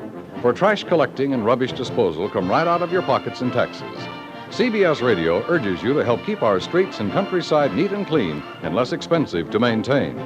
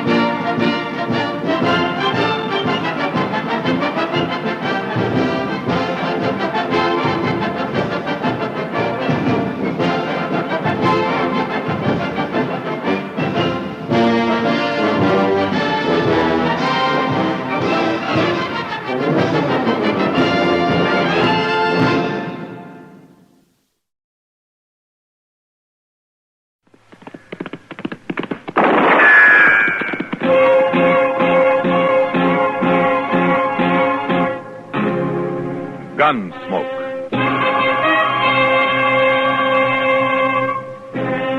Around Dodge City and in the territory on west, there's just one way to handle the killers and the spoilers, and that's with a U.S. Marshal and the smell of gun smoke.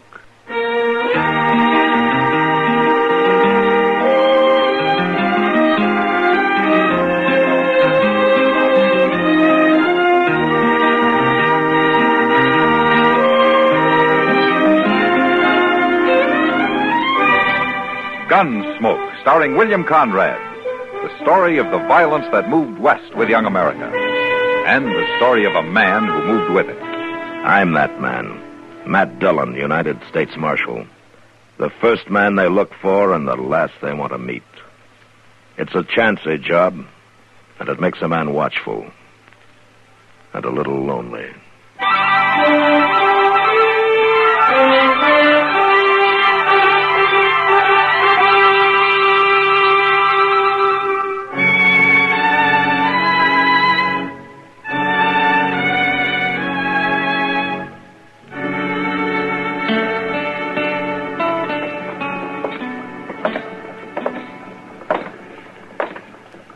You know, Mr. Dillon, it's pretty doggone funny when you stop to think about it. What is, Chester?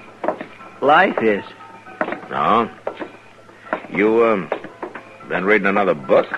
Well, yes, sir, I have. It's one Doc lent me. It was wrote by some fellow named Shakespeare. Did you ever hear of him, Mr. Dillon? Shakespeare? Yes, sir. Pretty well known in his day, I guess. He died, though, quite a while back, according to Doc. Oh, yeah, so I understand, Chester. He don't use English too good. He's one of them foreigners, so it makes it kind of hard to follow him, you know. But I'll say one thing, Mr. Dillon. He sure does call the turn on the way people act. Is that so? Why, the things that was going on over there in Europe and all them cities in the olden days, it's just the same as what modern folks are doing here in Dodge right now. You don't say. Why, they were scheming and plotting and lying to one another just the same as now. Well, then at least things aren't getting any worse, huh? Every time a person turned around, somebody was killing somebody, seemed like. Used swords and knives, mostly. It appears they didn't have no guns to speak of back then. Stay out! Wait a minute, Don't come Chester. back here again unless you're sober. Well, that's Buck Weber, Mr. Dillon. Yeah. Come on. Come back here. I'll show you if I'll come back here, Noonan. Hello, Buck. Marshal? What seems to be the trouble? No trouble, Marshal. No trouble at all. No? If Sam Noonan was to throw me out of the Long Branch, I'd call it trouble. He didn't have no cause to. Well, he must have thought he did. Sam's a pretty fair man, ordinarily. I wasn't doing nothing. I just wanted to see Rancy was all. Rancy? What's she doing in there? She's working. What do you think a woman would be doing in there? Your wife's working on the Long Branch? 3 days ago, she took some of her things and come into town. She said she was leaving the farm. She was leaving me. Wouldn't come back no more. Oh, Buck, you know how a woman is. She'll say a lot of things when she's mad. Now, Rancy, she ain't like that. She meant it, Marshal. And I ain't aiming to let her do it. I'll give her some rope. She'll cool off in a few days, maybe. No, with that tin-horn gambler hanging around her, she won't. I'm going back there and kill that no good. Wait a minute, Buck. Wait a minute now. Sam told you to stay out, and from the shape you're in, I think maybe he's right. What do you mean, the shape I'm in? Well, you had a little too much to drink, I think. Come on, let's take a walk, huh? I want to walk. Take his other arm, Chester. Yes, sir. I want to go back there and talk to the ranch. Come on, it'll keep. It'll keep, all right. That slick-talking gambler hanging around, filling her full of lies. Which gambler? What do you mean? Well, that Frisco Bates. He's been in there every night since she started. Talking soft to her. Trying to give her doubts about her rightful place in the world. She must have had a few doubts already, Buck, or she wouldn't have left you. Carrying on the way she is with that Frisco Bates. Everybody laughing at me. I'm going back there and kill her. Wait, no, you're not. No, you're not. Now, come on. That's it. That's it. Whole town talking behind my back. Well, a funeral wouldn't give him any less to talk about, you know. You take me to jail, Marshal? Just for tonight, Buck. It's the only way to keep you out of trouble. Whose side are you on, anyhow? Mine or that no-good gambler's? Maybe neither one, Buck. There's another side to it. Whose? Your wife's.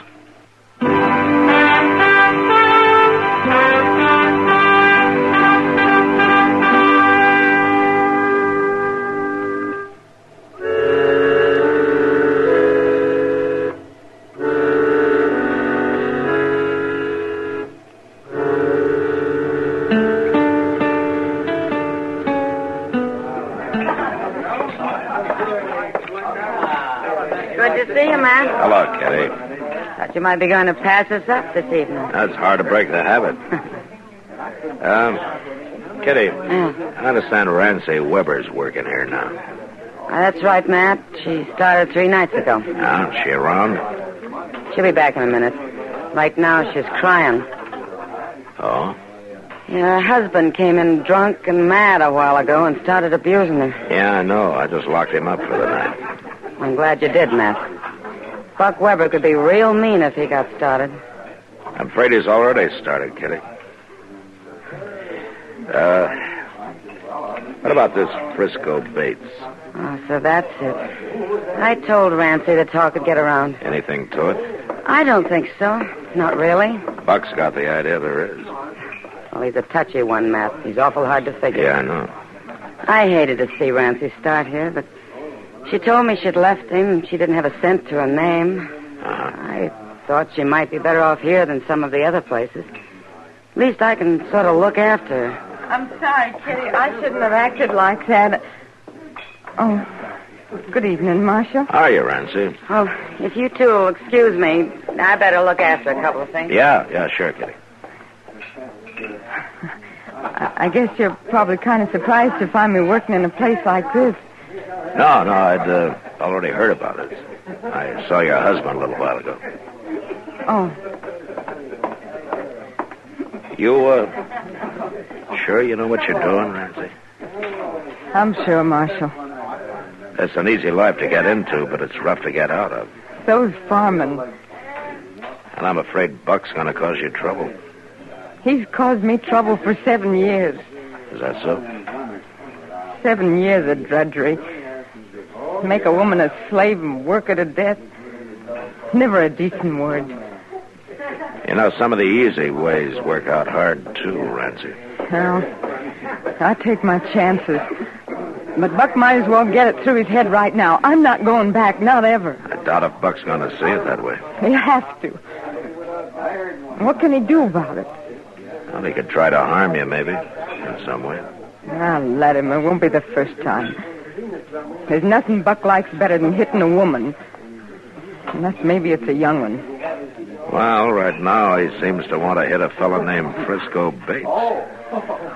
Mr. Bates he's just been kind to me. That's all. Uh-huh. You know, men like him are new to you, Rancy. They can cause a lot of trouble sometimes, just by being kind. I'm not a bad woman, Marshal. At least I don't think I am. All I ask is just a little kindness and a reason to laugh once in a while. Is that too much? Not to ask, no. Sometimes a little too much to expect, though. Are you going to monopolize this young lady all evening, Marshal? Oh, how are you, Frisco? Rancy, you better go see what it was that Kitty wanted, huh? Well, Kitty... Yeah. Oh. All right, Marshal. You excuse me, Mr. Bates? Certainly. Is this a policy of the law in Dodge City, Marshal, interfering in people's personal affairs? Sometimes, yeah. At least when their personal affairs seem to be heading toward a killing. You being Rancy's husband, I suppose. Well, he came around looking for you, didn't he? The way he's been treating her, I may go looking for him. Why her, Frisco? There are other women around. Not like Rancy. She's out of place here. She's not the kind to be working here, you know it. Maybe she won't be long. I've asked Rancy to go away with me, Marshal. I've asked her to marry me. Does that surprise you? A little bit, yeah. It surprised me, too. But that's the way it is. Rancy agree to it? Not yet.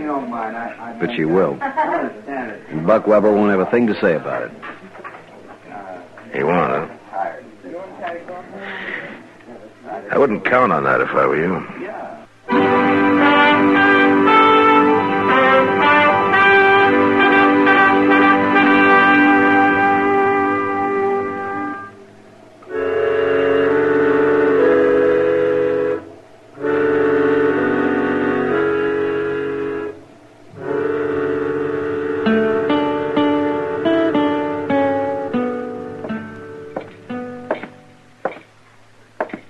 Morning, Buck. Marshal? Did you sleep all right? Tolerable. Well, I hope you slept off some of those crazy notions you had last night. Maybe. All right, come on out. I got your belongings out here in the office, Buck. There's no charge against you. You're free to leave. Glad to hear that, anyway. Morning, Buck.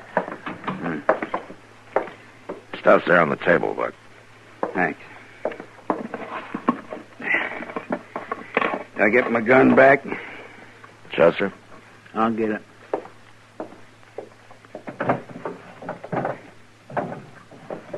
There you are, Buck. What are your plans? Well, I reckon I better ride back out home, take care of the chores. Stock's used to being fed a couple hours earlier than this. Not what I meant, Buck.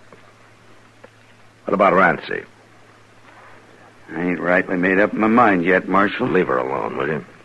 Give her a chance to use her own judgment. Don't seem like she's got much of that. From the folks she's took up with the last few days. It's her own business. She's a grown woman. She's a married woman, too.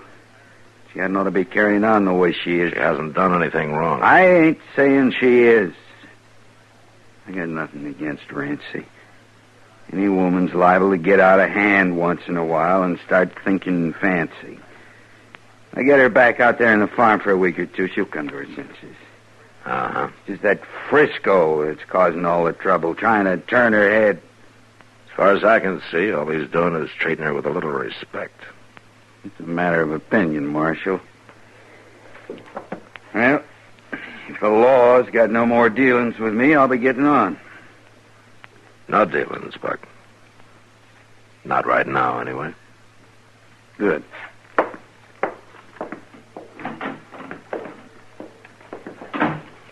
That fellow was born under a bad star, Mr. Dillon. Yeah, you may be right, Chester. He lives mad and he's going to die mad. You just wait. That's about all I can do, Chester.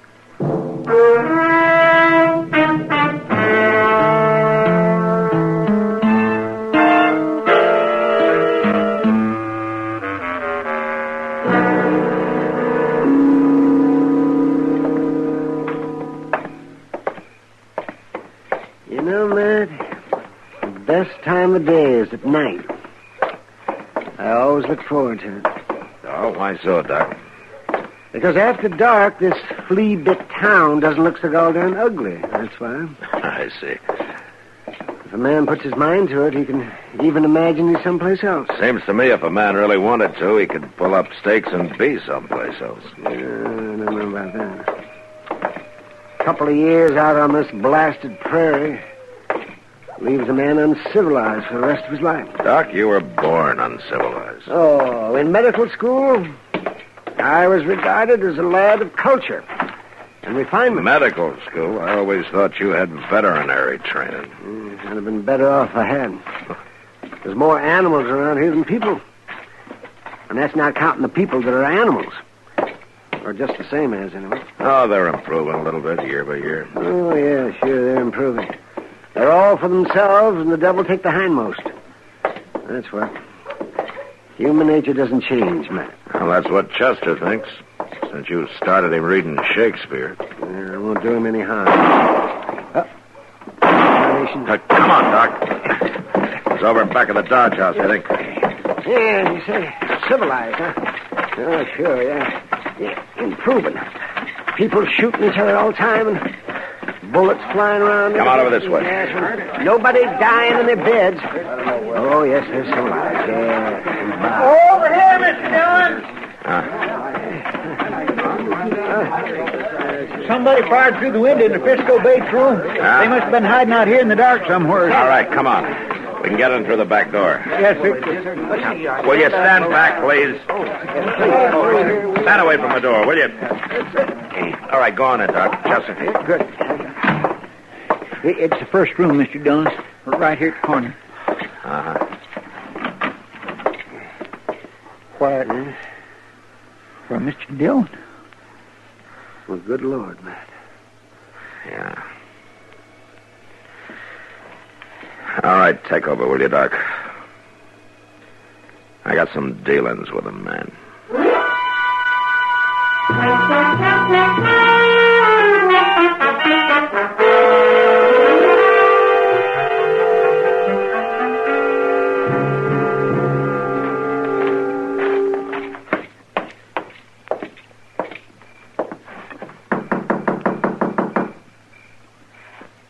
I don't hear nobody inside, Mr. There's Dillon. one way to find out. All right, hold it, Buck. Why, Marshal, I thought I heard somebody knock. You did. Been doing some shooting, huh? No, I was just cleaning my gun. Sit down, Marshal. I'll clear this stuff off the table. Never mind, Buck. Here, let's have a look at that pistol. What for? Well, there have been 3 shots fired here. Oh. Yeah, I forgot there was a coyote bothering around this morning. There were 3 shots fired in town tonight back of the Dodge House. That's so. And a half a dozen people saw you running away from there right afterwards, Buck. Why, I ain't been out of the house since dark. Huh? And somebody's been riding one of your horses pretty hard, still lathered. You don't say. Way I figured, Buck, you waited outside Frisco's window till you saw the lamp lit and a shadow on the blind, then you fired through the window and ran for your horse. Is that about the way it was? Yeah. Just about. Then you're under arrest for murder. There won't nothing come of it, Marshal. When a man's wife's being bothered, there's an unwritten code. There's no code about killing from ambush. Well, you had it coming to him. The jury will see it that way. He was trying to get her to run away with him. Everybody in town knew about it. They didn't know she'd made up her mind not to do it. What do you mean? She told Kitty tonight, and she went over to tell Frisco, but he wasn't in. The clerk of the Dodge House gave her the key to Frisco's room so she could go back and wait for him. What are you saying, Marshal? It was Rancy who lit that lamp tonight. It was her shadow on the blind.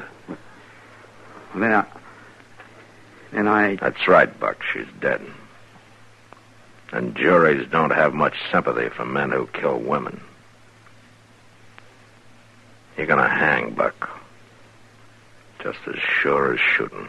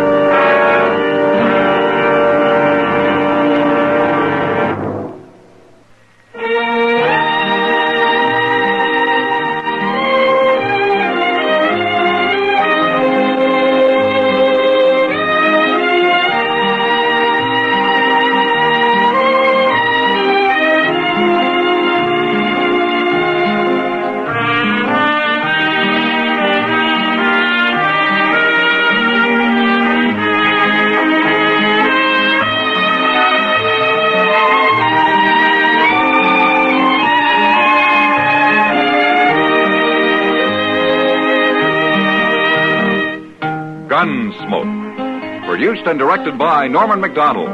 Stars William Conrad as Matt Dillon, U.S. Marshal. Featured in the cast were Parley Bear as Chester, Howard McNear as Doc, and Georgia Ellis as Kitty.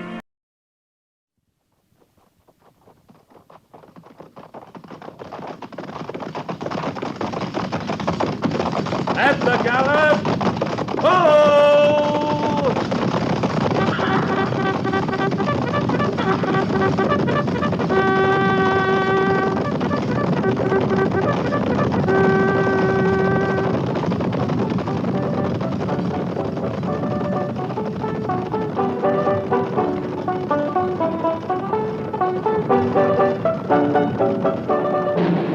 Fort Laramie.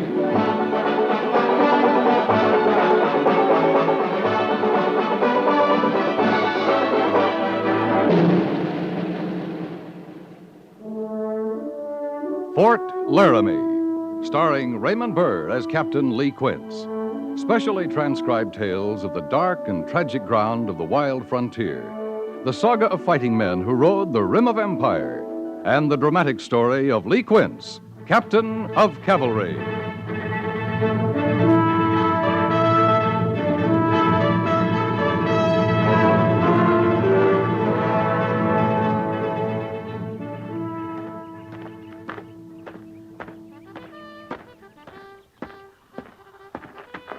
Captain? Oh, hello, Sergeant. These men are answering surgeon's call. Atkin, Chapman, Furness, Harrison, Holt, Hook, Horner, Madison, Miller, Shaw, Rice. Now, hold it, Sergeant. That's reading like a roll call of B Company. It's close to that, sir. Oh? How many total? 26. Yesterday it was 18? That's right, sir.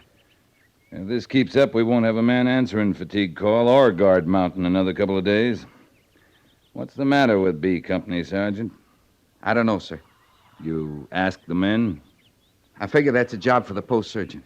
Yeah, I'll be interested in the hospital reports. All right, that's all, Sergeant. Yes, sir. Sergeant Gorse. Yes, sir. Is, your name on that list by any chance? No, sir. Are you ailing? No, sir. You sure? Yes, sir, I'm sure. All right, Sergeant. That's all. Yes, sir.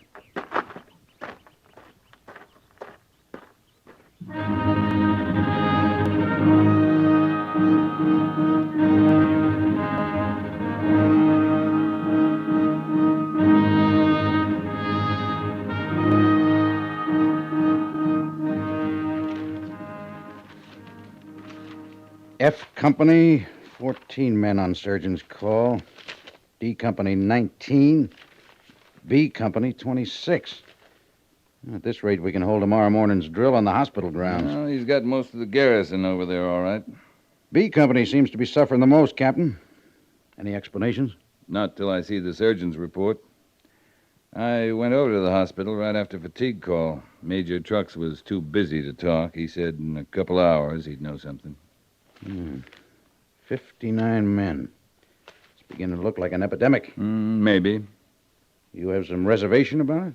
Well, depends on what you call an epidemic. An epidemic of real sickness, anyway. Real sickness? I'm saying maybe they're just bored, and I'm saying if they are, it's a hard sickness to cure. You cure boredom with activity, Captain. Lots of it. Different activity, Major Daggett. What do you mean? Well, take B Company. We haven't been off the garrison for nearly 2 months. The days are all alike. The men do the same things the same way, day after day. Army life depends on routine, Captain. Because it's the most efficient way to organize men. That's right. When that efficiency begins to break down, do you stick to the routine just because it's the Army way? Of course not. Well, that's what I mean by different activity. Well, let's look at our routine, Captain. First call for reveille's at 5:20. Reveille 5:30. Breakfast call 5:40. First call for drill 6:10. Drill 6:15 to 7:15. Recall from drill. Then surgeon's call, fatigue call. Any changes so far? Well, we might make some in fatigue call. they don't clean up the post then, when would they do it? They clean the post for 4 hours before dinner and 3 hours before supper. That's a lot of redding up. Yeah, it is. But relieving some of the men isn't the answer. They could change off. Bindle can always use some help at the sawmill, and the chaplain's an awful busy man, tending the post garden by himself most of the time. That's something to think about. Of course, we don't know yet if we're battling an epidemic of boredom. No. No, we don't. You going over to the hospital? Yeah, I thought I would. Tell Major Trucks I know he's been busy, but he hasn't filed his receipts of canned goods shipments from the east for a month now. He's holding up our paperwork. Canned goods? Fruit, some vegetables, salt fish. You been getting any fruit or vegetables to eat? No, but we're being billed for it. Apparently it's been sent here. And that's Major Trucks Department. You just tell him I need receipts. All right, Major.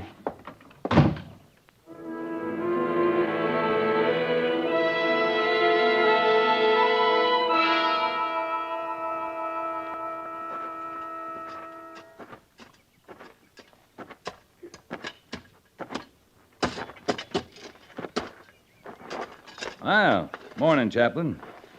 Oh, well, morning, Captain Quince. Looks like you need a pick more than a shovel. We need rain worse. I don't think the Lord means for me to have a garden sometimes. Garden, Chaplain? Well, and potatoes anyway. And hardy as they are, they don't grow well in hardpan. Yeah, the Major was talking about putting garden detail on fatigue call. Guess you could use some help. He spoke of it just this morning? Oh, just a few minutes ago. Thought you could use a hand. A hand?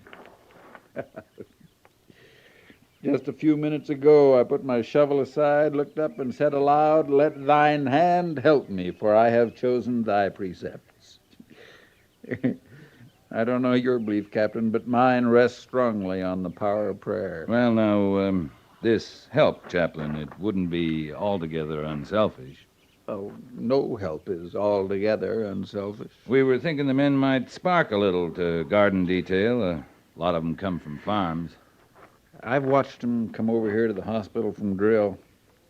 Some of them just boys in their teens shuffling along like sick old men. I wonder if gardening is the answer. Well, I'm hoping Major Trucks is finding that out right now. Have any of them complained to you, Chaplain? Complained?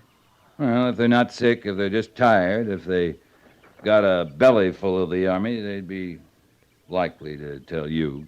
Some of them would. Well, it would help if we knew. Captain, the men who seek me out know that their conversations are held in highest confidence. Well, I'm not asking you to break faith with them, Chaplain, but this sickness, whatever it is growing. You think it's a morale problem? I've seen it happen. It's as effective as typhoid for making men useless if it gets a hold. I can promise you this, Captain. I won't give you any names. But if I get more than my share of men telling me they've got a belly full, as you say, I'll see the Major hears about it. You'll be seeing the sick later? Mm-hmm. And praying for them. Well, luck with your potato patch. Thank you, Captain.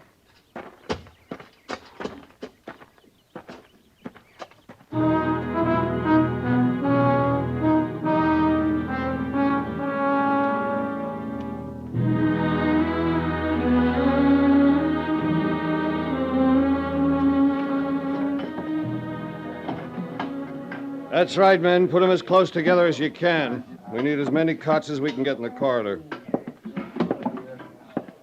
You, got an emergency on your hands, Major Trucks? I've got a 12-bed ward and 59 patients, Captain. You had time to figure what it is that's laying so many men low? I'm not through examining them all. So far, it could be 59 separate ailments, or 2, or 1. Anything I can do? You can get me a bigger hospital. The ward's full. I'm using the dining room, the isolation rooms, and the orderly rooms. I can set up cots. You got plenty? So far. The Major knows about this, does he? He knows there's 59 men on surgeon's call. What does he say? Well, he's waiting for your report. He's got a long wait coming. Mentioned some other paperwork, receipts for canned goods. Just got here this morning. First shipments we've had in 5 weeks. Fruit, vegetables, salt fish? Not unpacked yet. Hasn't been time. Must have been some shipments that didn't get through. Major says he's been billed for over a month now. It's happened before. Trains and stages, sometimes they're waylaid. Captain, you got some time? Lots of time. Let's go over to the storage room, unpack that canned goods. Oh, I can handle it. No need you're leaving the men. Might be nothing more important for me to do right now than unpack that food. We need help, though. All right. I'll round up what I can and meet you at the storage room.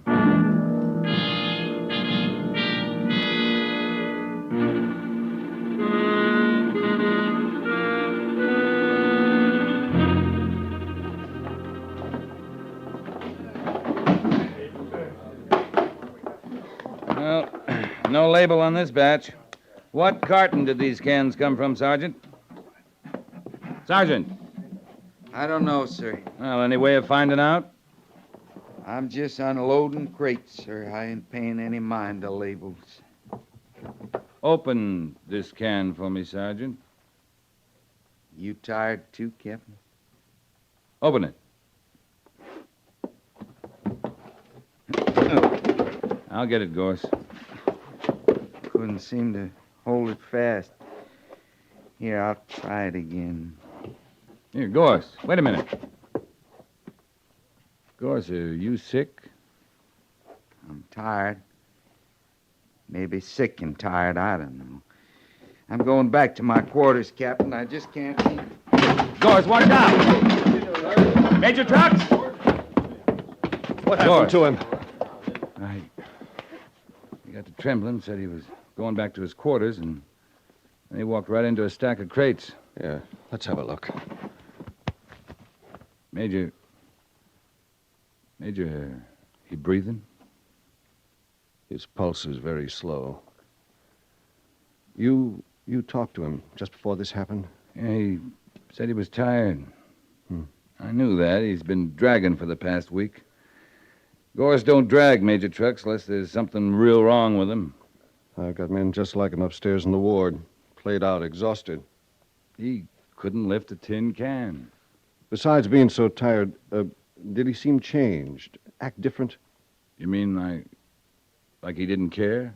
Yes, insolent. Insubordinate, even? Well, for him, yeah. Weaver, Nelson. Yes? Take the sergeant up to the isolation room. Tell my orderly to see he's comfortable. Yes, sir. Captain, come on outside a minute. What about Gorse? If I told you that whole shipment of canned food spoiled, would that seem like an answer? About Gorse? No, it wouldn't. You can't be talking about food poisoning. No one's eaten any of that canned food. Not food poisoning. We can handle that. Captain, the men up there in the hospital, 60 of them now, with Sergeant Gorse. Some of them got pain, some haven't. Some are bleeding, some aren't. A few of them are complaining of their teeth, and some of them, like Gorse, aren't complaining. They're just sitting or laying and staring straight ahead. I was willing to call it boredom. Made a big speech to Major Daggett about changing their routine, lifting their morale, maybe helping the chaplain with his garden. I wish they were bored. I'd give anything if they were. Captain, I'm scared to death. Oh, you'll find out what it is. You always do. I know what it is. All those men with different complaints, they all have the same thing? In different stages. It's scurvy. Yeah. I've been afraid of it. That's why I requisitioned the canned fruit and vegetables. They'd have helped if we could use them. Scurvy being what it is, a deficiency disease, it's just about the easiest thing in the world to cure. All you got to do is feed the patients plenty of fresh fruit and vegetables. Now, look at the chaplain's garden. Potatoes. And not many of them. That's the trouble with the high plains. Short seasons, too much rain, too little. Too cold in winter, too hot in summer. My men, Major. If we can't get them the right food... They'll die, Captain. There won't be a thing we can do but let them.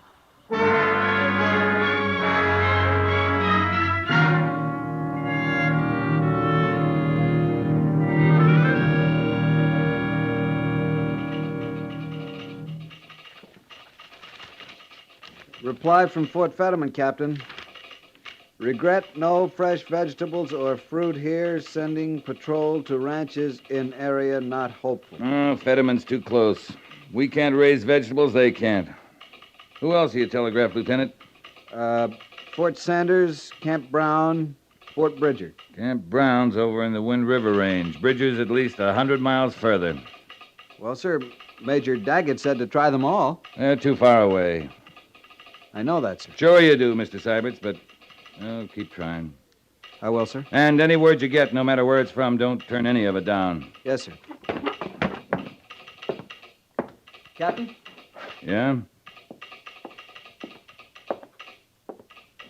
Sir, I've read a lot about scurvy, what causes it, what cures it. It can be cured. With the right food. The British Navy practically wiped it out as long ago as 1795, so there is hope, Captain. Wiped it out? How, Mr. Syberts? Lime juice? Yeah. Lime juice. Yes, sir. They made it a regulation. Each man was served a specific quantity of lime juice each day, and the threat of scurvy to ship crews just vanished. Mr. Syberts, limes are kind of hard to come by in the high plains. Well, I just thought if you knew there was hope, you'd feel better about things, Captain. I'm not the one to worry about. I know, sir, but... But thanks, Lieutenant. And if you hear about any limes, even as far away as Fort Bridger, then don't turn them down.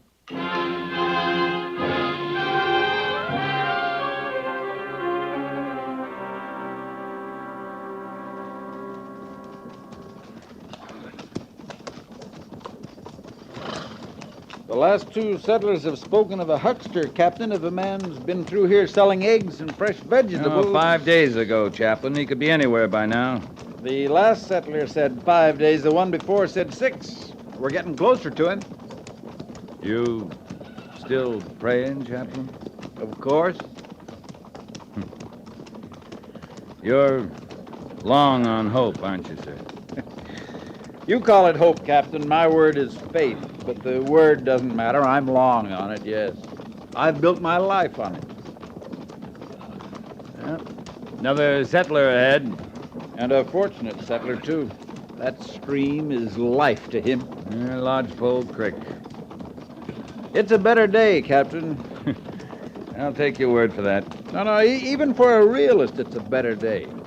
We sent 2 sacks of onions back to Fort Laramie this morning. We didn't do that yesterday. All right, Chaplain. It's a better day. Patrol! Oh! Afternoon, mister. Afternoon to you, soldiers. We're down from Fort Laramie looking for fresh fruit, vegetables. Oh, you got a good bit of looking ahead of you, soldier. Got potatoes. Oh, we got potatoes, too. I had some corn, but then, my woman took sick, and caring for her, the corn went bad. Dried out. It makes a good fire, though, that dry corn. I've been using it to cook with. Saving the logs, are you? Oh, for winter. It's cold as sin up here in the winters. I don't lay in dry logs now. My woman will just freeze this winter. She's in the cabin, your wife? She ain't moved out of that cabin there in more than a month now. Well, would you mind if I went in to see her? Say, you some kind of doctor? This is our chaplain, post chaplain at Fort Laramie. Chaplain?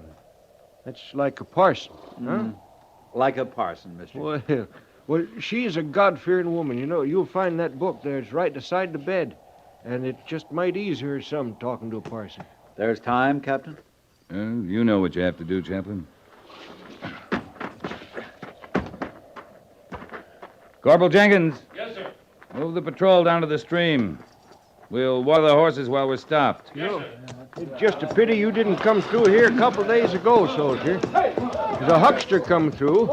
I don't know if he had any fruit, but he had himself a big load of vegetables. Yeah, we've been hearing about him. If I'd had the price, I'd have stocked up for the woman and me. But they come high. They come too high. Heading south, was he? Yeah, he said he was bound for Cheyenne. Maybe they can meet his price in town that way, but it's too steep for a nester. See, I had my eye on some old stalks he had that was going to seed, they was, and I figured for planting, you know. But he just wasn't a mind to trade nothing.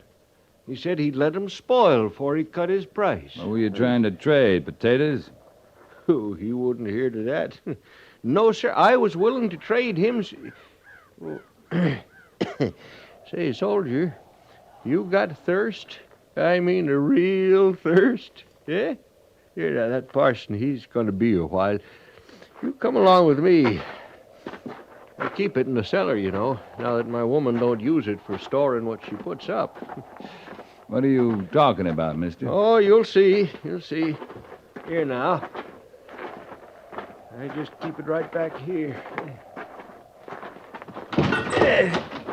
Now, mind your feet. There's a sod step or two, and it's pitch dark. Whereas once we get there, dark sure don't matter. Damp down here. Kind of musty. Oh, it's all right. You ain't got a complaint in the world. Now, where? There. See what we're looking for. You don't have to see. Help yourself, soldier. What is that? Corn whiskey? Corn whiskey. I don't have the patience for that. I told you anyways, I had to burn my corn. No, sirree. This is hard cider. Here. No, you drink it. I mean to. It's just more neighborly if you take a swig first. Come on. Come on, get on with it. I'm dry as a bone. I'm not too keen on hard cider. Oh, you're thinking about the other man. Well, now, so this here little jug, this wouldn't make the rounds in a hot day like this. Go on. All right.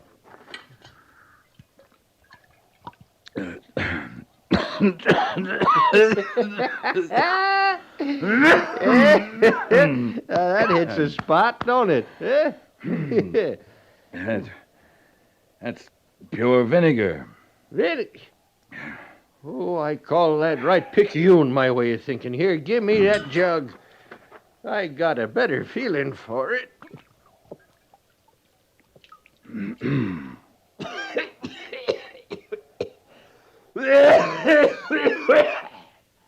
Oh, that's smooth.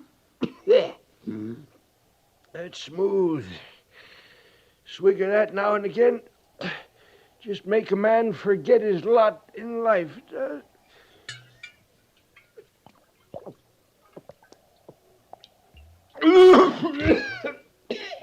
Now, wait a minute. How much of that you got, mister?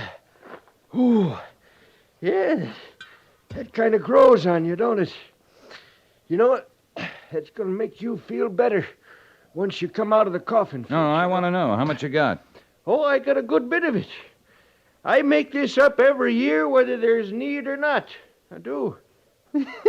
My woman, now, she just can't understand how there's no crocks around. Praise be, I got it put up in pickle barrels in all sizes, jugs, up and down. I'll buy it from you, all of it. At a fair price. Well, now, we could use the money. All of it? Yeah, I'll buy it all. And give you back 2 jugs. Fair? Praise be, soldier. I'd done a sight of praying, but I never figured... Are you down there? I'm coming right up, Chaplain. Well, mister? Well, I don't see how I can rightly refuse. You pay for what you give me back, huh? You set a price. I'll talk to you later.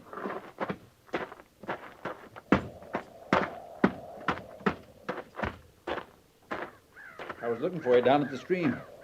Captain, our prayers have been answered. All along the stream, both sides are wild berries, raspberries, currants, blackberries, all kinds. Of course. The men are picking them now. We'll take back all we can carry, and I'm selecting some strong young bushes to transplant along the North Platte. You're very pleased, aren't you? I'm more hysterical than anything. And that good woman in the cabin says the Indians on the Cheyenne Agency grow asparagus and rhubarb like it was buffalo grass. Captain, have you been drinking? I sure have, Chaplain. Vinegar. Vinegar? Well, the settler calls it hard cider, and maybe it was once, but it's sure pure vinegar now. Vinegar. Why, Major Truck said vinegar could be a help in arresting the tide of scurvy. Yeah, he did. I'm buying all the settlers got. You're certain it's vinegar? Because if it isn't, I'd have to search my soul. The chaplain, take my word. It's vinegar. And look on it this way. God moves in a mysterious way, his wonders to perform. Yes. Yes, Captain, I believe I will.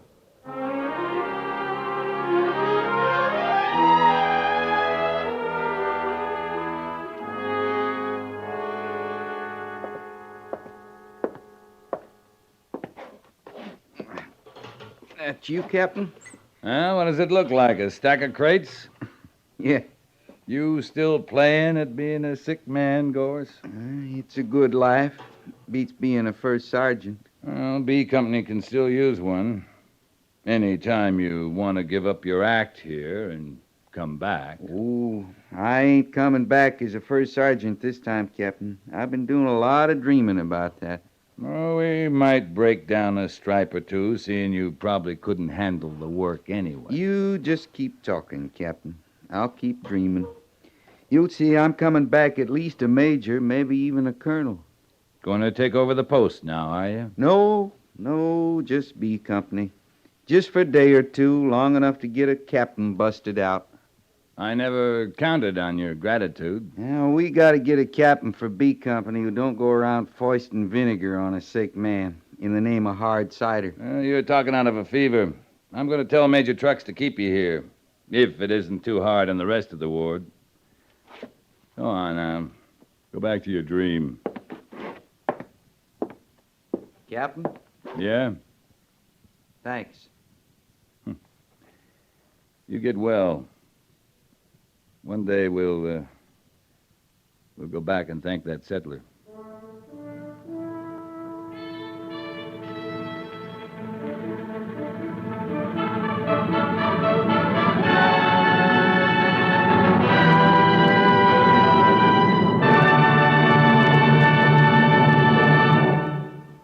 Fort Laramie is produced and directed by Norman MacDonald and stars Raymond Burr as Lee Quince, Captain of Cavalry, with Vic Perrin as Sergeant Gorse. The script was specially written for Fort Laramie by Kathleen Height, with sound patterns by Bill James and Tom Henley, musical supervision by Amerigo Marino. Featured in the cast were Parley Bear, Paul Duboff, and Lawrence Dobkin. Jack Moyles is Major Daggett, and Harry Bartell is Lieutenant Seiberts.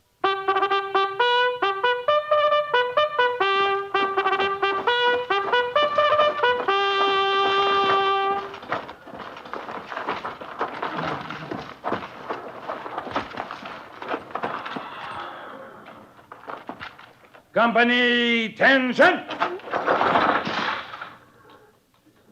Dismiss.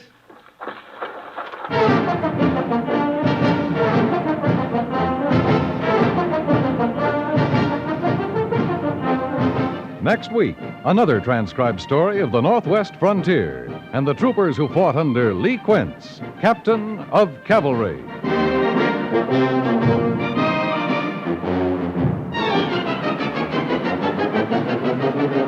Handicapped workers are good workers. With proper retraining, their job records compare favorably on the average with able-bodied men and women on the same jobs.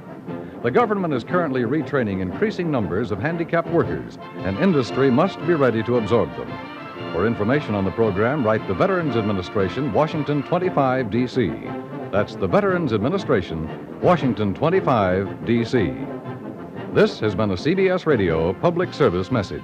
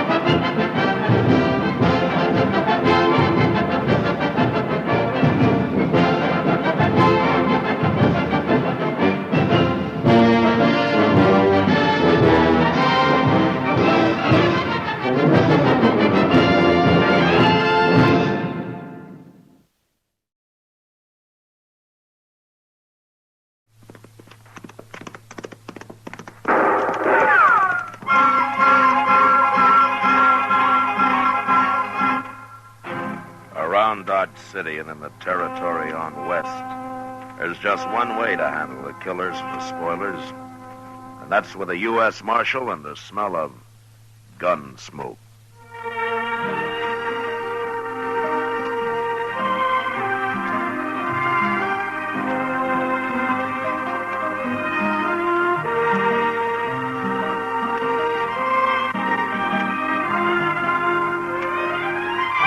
Gunsmoke, the story of the violence that moved west with young America. The story of a man who moved with it. Matt Dillon, United States Marshal. Gunsmoke, starring William Conrad.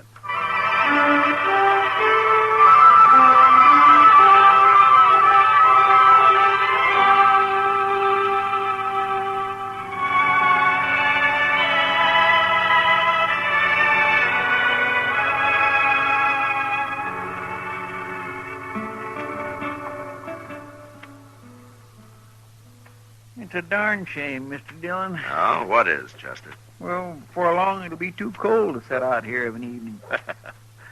Winter's too cold, summer's too hot. How do you like spring, Chester? Oh, spring's all right, up here. But I remember back in Waco, we all got the ague every spring. Terrible fever. Makes a man feel like a harp with 1,000 strings. Yeah, I know, I've had it. That stage is mighty late tonight. It sure is. You know, my ma had a theory we'd be immune if we ate 3 hard-boiled eggs on Good Friday. Oh? But if that didn't work and we got the ague anyway, she'd tie salt mackerel onto our feet. Well, that ought to toughen up your feet anyway. We all survived. Hey, look. Here comes the stage driver. Why, it's Jim Buck. Oh, yeah. Marshal. Hello, Chester. Hello, Jim. Trouble, Jim? I'd call it trouble, Marshal. Got held up. One passenger shot down in cold blood. What? You're the meanest thing I ever saw. Where'd this happen? Other side of Wagon Bed Springs, between there and Jesse Daggett's. Daggett's? He runs the stage station out there near the Colorado line. And I got a mighty strong feeling Jesse Daggett's in on this, Marshal. What makes you think so, Jim? He knew I was carrying gold. After we'd laid over an hour or so at the station, I seen Daggett talking to a man who just rode in. Cussed-looking a gunman as you'd want. Well, then what happened? The fellow rode off. Left before we did. Was alone? Yeah, just him, with his face covered. Never said a word. He took the strong box and robbed the passengers. And then he got on his horse and turned around and shot one of them right through the head. Why would a man do that, Marshal? I don't understand. Well, maybe he just likes to kill, Jim. But I'll go back with you tomorrow. Maybe we can find out.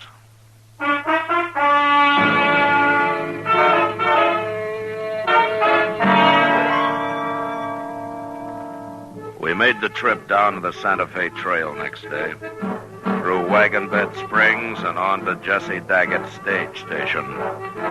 I sat on the box with Jim Buck while Chester rode inside with the passengers. And by evening, everybody was glad when we reached Daggett's.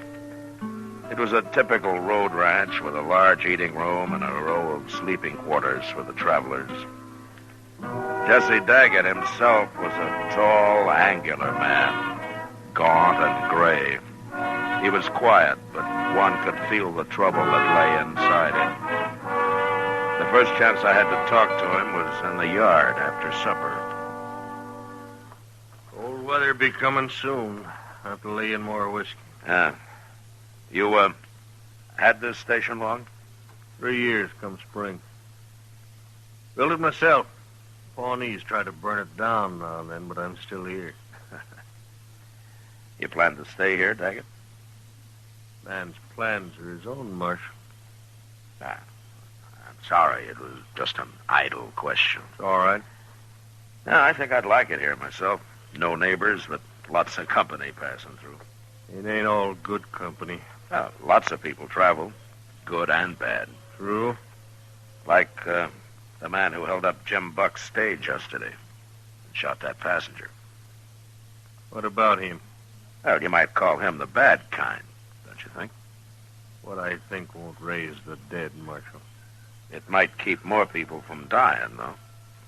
I figured that's what you're doing here, looking for that fella. Jim Buck thinks it might have been that gunman you were talking to here the day of the holdup. That was Nat Pilcher. But I don't care what Jim Buck thinks.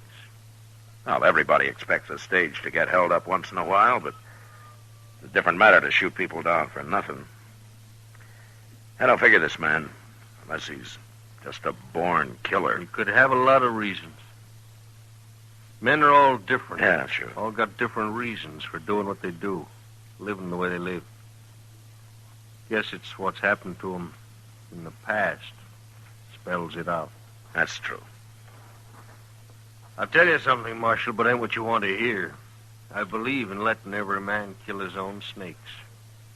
Now, this business is between whoever the bandit is and me. Is that it? That's it exactly. Every man for himself, you might say. I won't interfere, but I won't help. I see. Got to be like that. Even though a man was killed for nothing? Let dog eat dog, I say. Yeah. I hope you won't regret it, Daggett. One more regret won't break me, Marshal.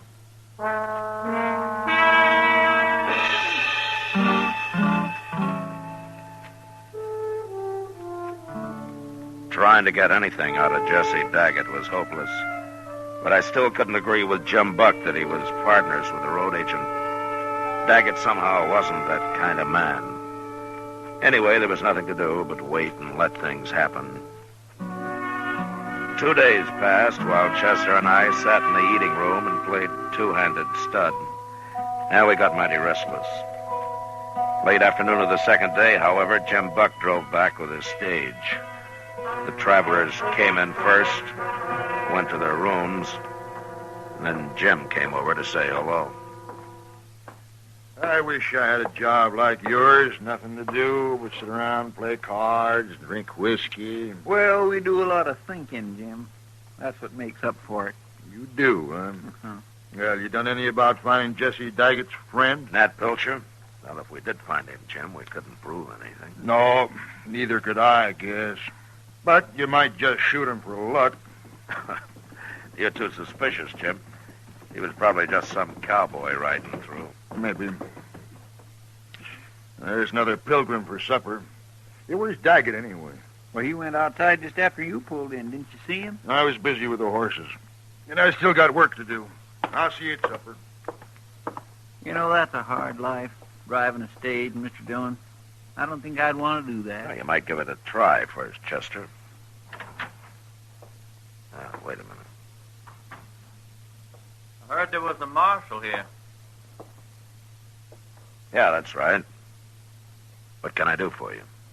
Me? You can't do nothing for me, Marshal. No? Well, then what do you want? I just wanted to see what a marshal looks like. A live one.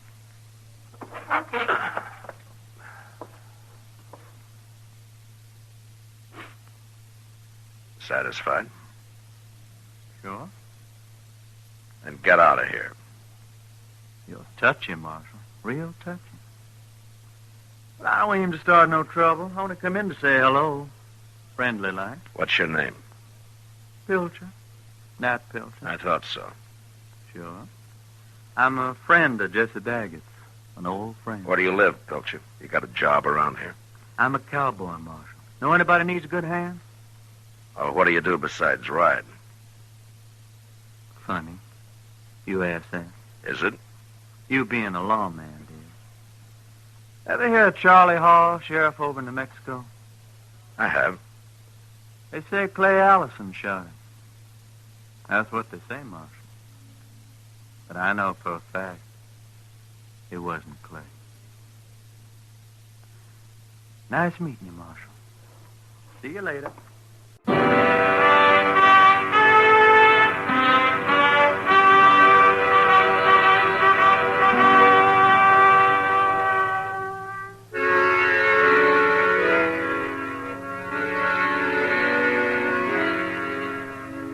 Jesse Daggett's stage station lay on the prairie miles from anywhere. It would be an easy thing for a man like Nat Pilcher to ride in long enough to check on a stagecoach and the value of its cargo, and then ride up the road a few miles and wait for it. But I still didn't believe Daggett was in on the deal, even though he and Pilcher had obviously known each other somewhere before. The next morning at dawn, Jim Buck loaded his passengers aboard and pulled out. Daggett and I stood there and watched the little cloud of dust as it moved up the Santa Fe Trail toward Wagon Bed Springs. Make Dodge tonight, and he'll be back here tomorrow. I, met your friend, Nat Pilcher, last night, Daggett. Pilcher rode out before supper. Yeah, I know. Seems like he only came in to tell me what a hard case he is. To warn me about it. Didn't have much effect. You're still here. You don't think I scare that easy. You're all right, Marshal. Things will work out here without you. Daggett, I don't know what's going on down here, and if I'm meddling in your affairs, I'm sorry, but the stage has been robbed and a man's been killed, and that makes it my affair, too. I want to thank you for not thinking I got anything to do with all that, Marshal. Well, I wasn't sure at first, but I am now. Even so, I'm not going back to Dodge without a man. No, I suppose you won't. Well, let's go inside. Sure. You, ought to plant some trees there, Daggett. It'd sure improve the place. Not enough water. I'll dig for it, then. You'll never get a woman to come out here and marry you unless you've at least got some trees. How's that? There's no offense. I was just remarking that women like things growing around the place. Let's say I meant it, generally. No offense. I thought to have a woman here once when I first planned about running a stage station. It was over in New Mexico. Seems like a long time ago. Oh, things don't always work out. Yeah, I was mighty fond of her, Marshal. But I lost her. I've been a little lonely ever since. Oh, you came close. That's better than some men do. I don't know about that. But it is funny how a man goes right on living, even when his luck's about run out. Yeah. Come on inside. I'll heat up some coffee. Good.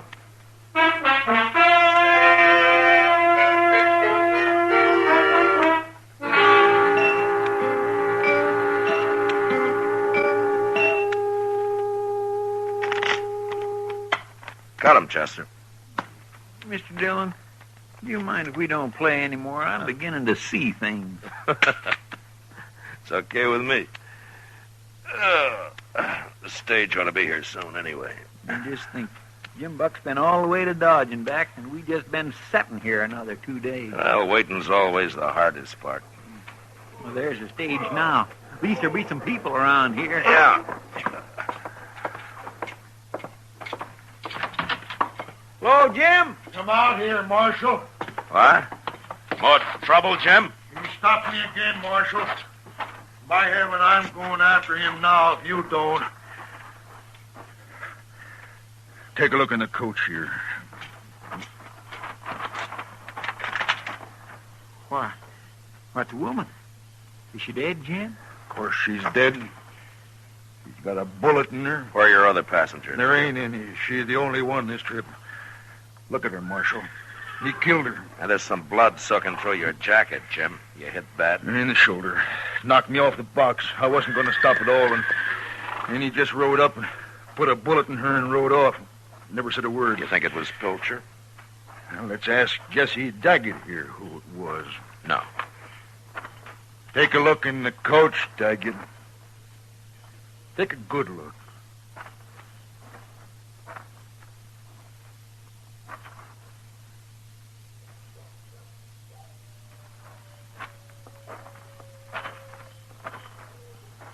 Well, Daggett, what do you think of killing women?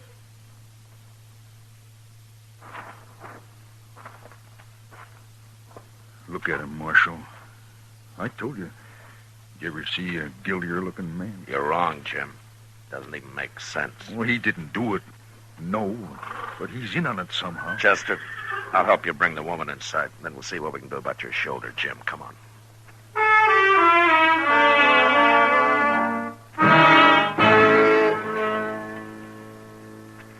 It doesn't make sense. None at all. But I figured it would soon.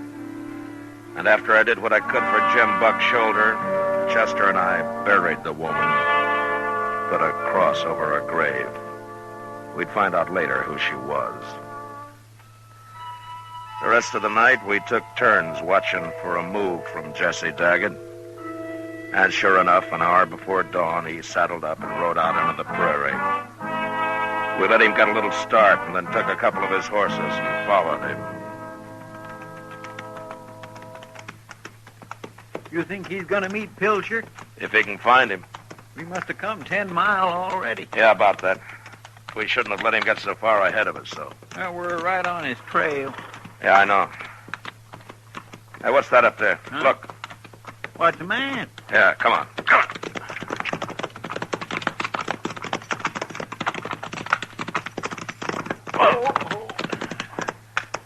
Where's Daggett, Mr. Dillon? He's been shot. Yeah.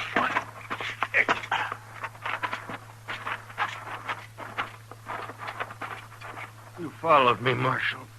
How bad are you hurt, Daggett? Pretty bad. Pilcher? I'd have killed him, but my gun didn't go off, and he got me easy then.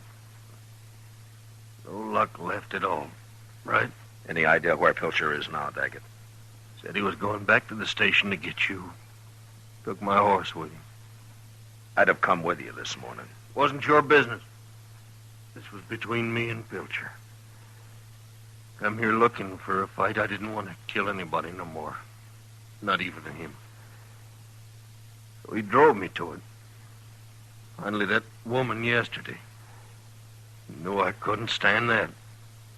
You mean he shot her and the other passenger just to prod you into a fight? Marshal, I'll tell you now about... I had a woman out in New Mexico. Nat Pilcher tried to run off with her. I didn't shoot him, though. I shot her instead. I figured it made more sense. You killed her? I don't think he'd have minded so much if I'd have killed him, but I figured he wasn't doing nothing I didn't want to do myself. I didn't blame him none. I blamed her. Pilcher's been after me ever since. I could have stopped all this if you'd told me sooner, Daggett. Every man's got to kill his own snakes, Marshal. I tried. You can have them now. I ain't gonna live long.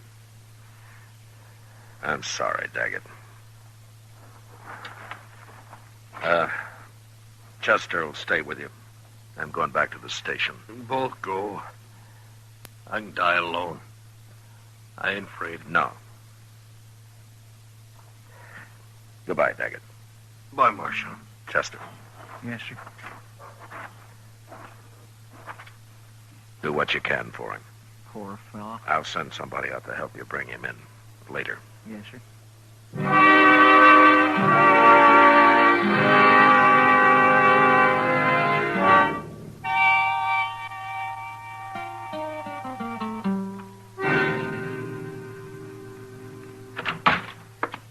It's about time you got here, Marshal. Where's Pilcher, Jim? Out back, looking for whiskey. Where's everybody else? It's been a busy morning. How's your shoulder? It hurts. I gotta get up to Dodge somehow and see it. Morning, Marshal. Oh. Hello, Pilcher. You been riding? So have you. Man like me rides a lot, Marshal. You should have kept going. I wanted to see you again before I left. That's what Jesse Daggett told me. I'm gonna kill you. And then Jim here. Wait a minute. Shut up, Jim. Pilcher, you can drop your gun belt and take your chances in court. If you like. My chances are better right here, Marshal. It's your choice. It's always been my choice. Except for the night Jesse Daggett shot his wife. Did he tell you about that? It doesn't matter now. To me, it does. You... No!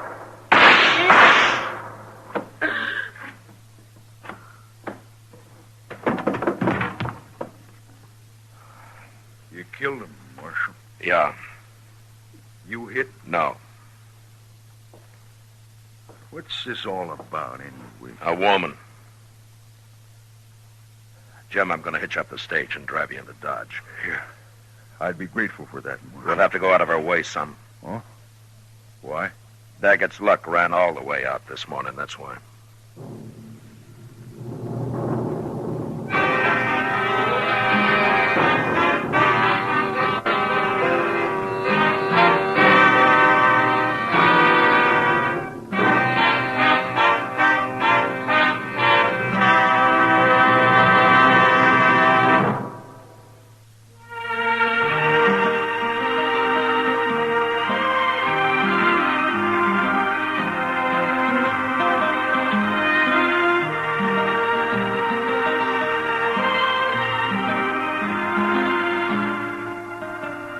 Gunsmoke, under the direction of Norman MacDonald, stars William Conrad as Matt Dillon, U.S. Marshal.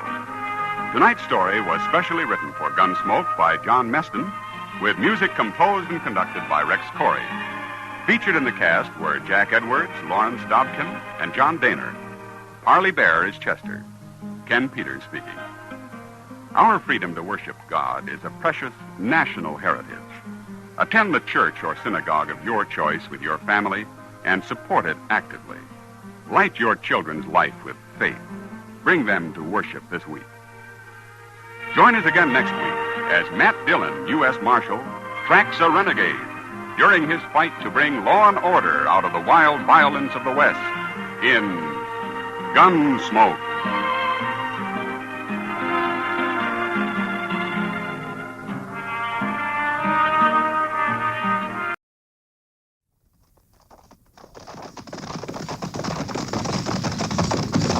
At the gallop! Follow!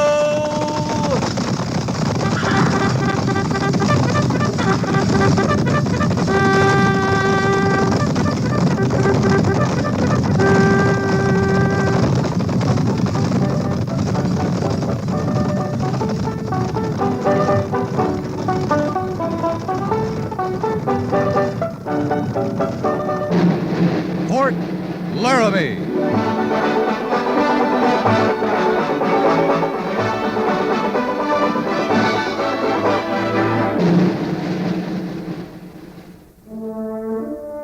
Fort Laramie, starring Raymond Burr as Captain Lee Quince.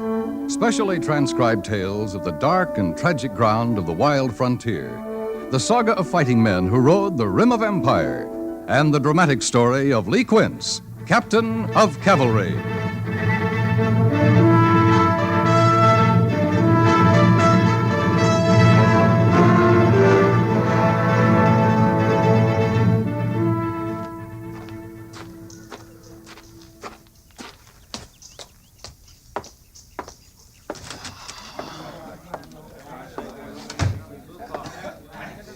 All right, you men, at ease. I said at ease. What's the cavalry gonna do to win glory today, Sergeant? I'm glad you spoke up, Soothie.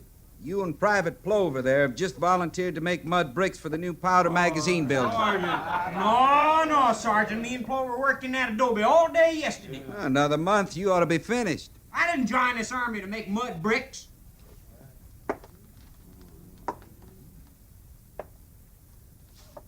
You refusing an order, Soothie? Put your shoes on, Plover. Let's get going. Now, the rest of you men will finish cleaning this barracks and fall out in 10 minutes. I suppose you're taking them buffalo hunting, Each Sergeant. man will go to supply and get a pick or a shovel. We're building a road today. That's enough. I said 10 minutes. You line up smiling and happy, or I'll work you all night.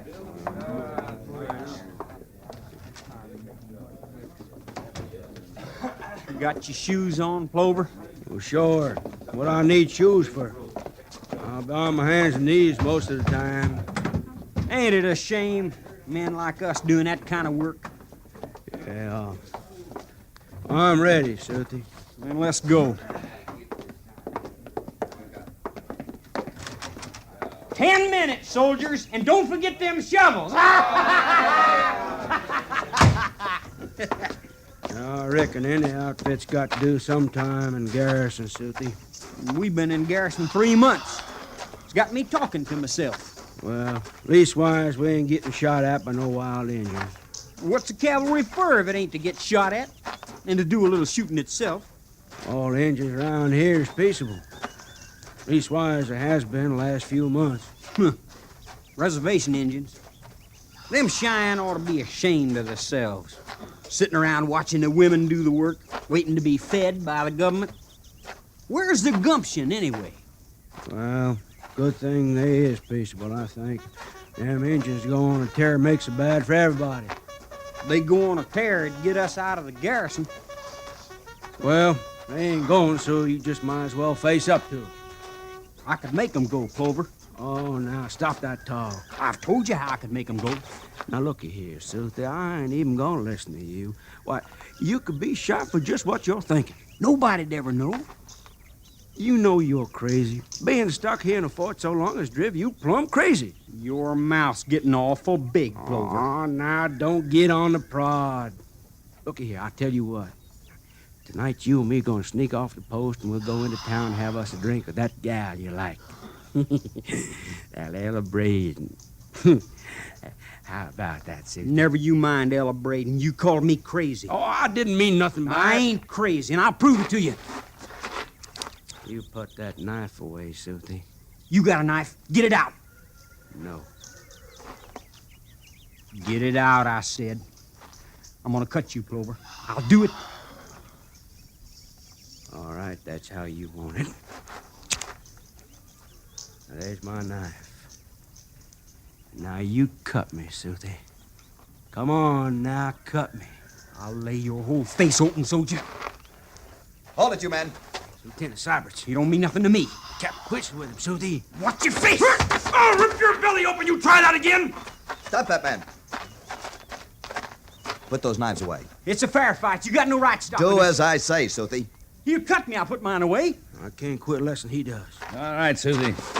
You too, Plover. I know you're on edge being in garrison so long, but that's part of soldiering. And so's keeping your temper. Now put those knives away before we all get in trouble. Well, there's mine. All right, you hear the captain, Silty. There's mine. You men on detail? Making mud pies again, Captain. Then get to it. If there's any more fighting, you'll go to the guardhouse. That clear? Yes, sir. Move Yes, out. sir. Those men are crazy enough to have stuck you, Captain, getting between them that way. One of them might have stuck me, Mr. Syberts, not both of them. They need action, Captain. They're soldiers, not laborers. Yeah, they're even forgetting to think like soldiers. There's going to be more trouble like this, Mr. Syberts. A lot more.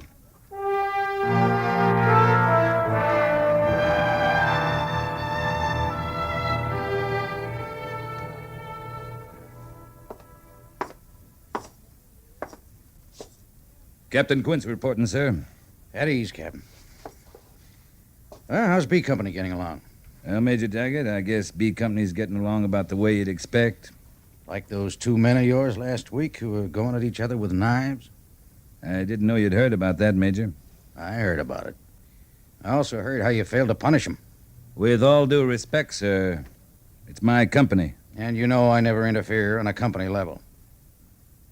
I'd transfer out of here if you did. Oh, I'm sure you would.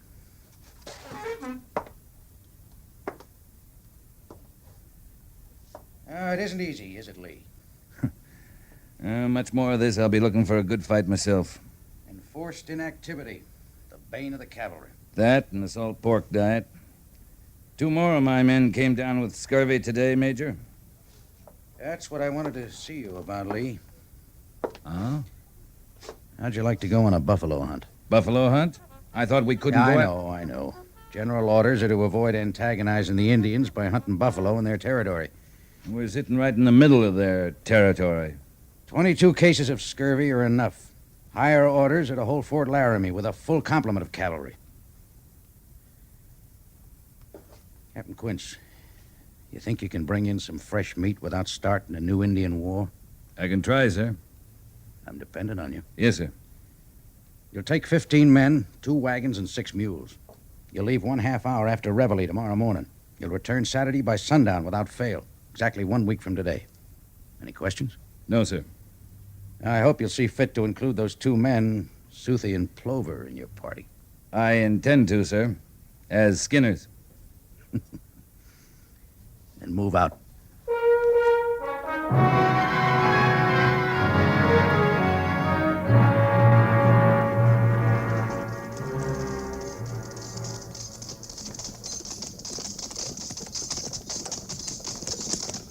Hey, Shooty, how you feel? Not so good, Clover. I'm bleeding again.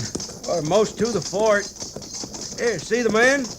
They're standing around waiting on us. That's what the captain said. Saturday by sundown. We made it. Yeah, some of us made it.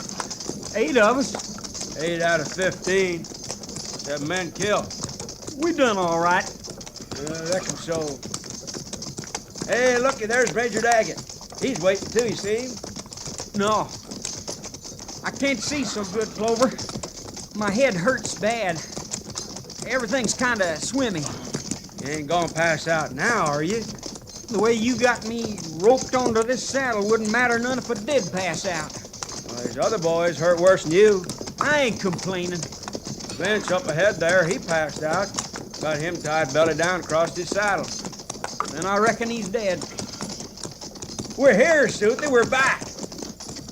I can't see nothing but the fort. Oh, my head hurts awful. Patrol, up!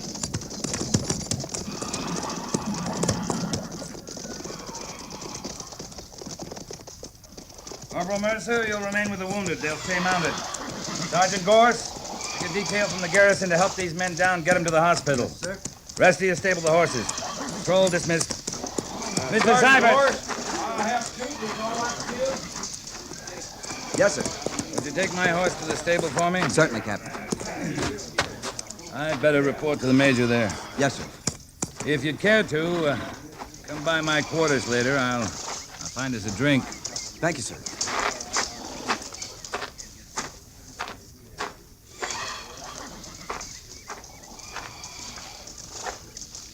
Captain Quint's reporting, sir.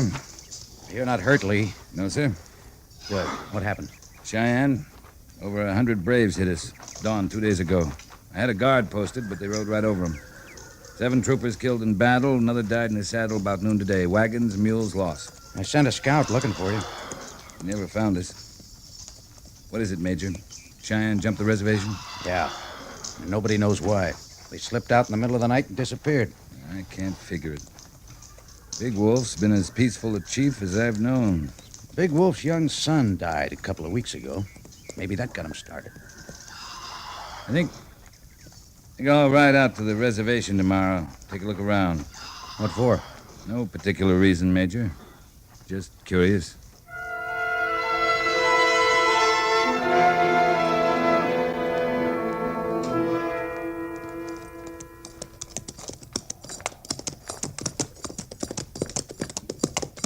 Captain, I don't think them Cheyenne left a single thing out here.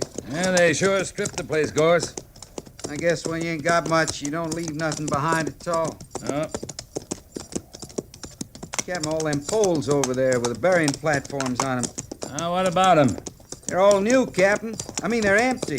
There's no corpses laying on them. Can't be new. They must have taken their dead with them, Sergeant. I don't understand it. That ain't like them. Why would they do that? They were in quite a hurry. What do you mean? Look at that grave over there. It's half torn down. Yeah. Kind of spooky out here, ain't it? Yeah. Well, we'll stop in town on the way back, Sergeant. Now you're making this detail worthwhile, Captain. Yeah, I got some business at the post office. Post office? But I'll meet you at the saloon when I'm through. I'll be there, Captain. You can depend on me.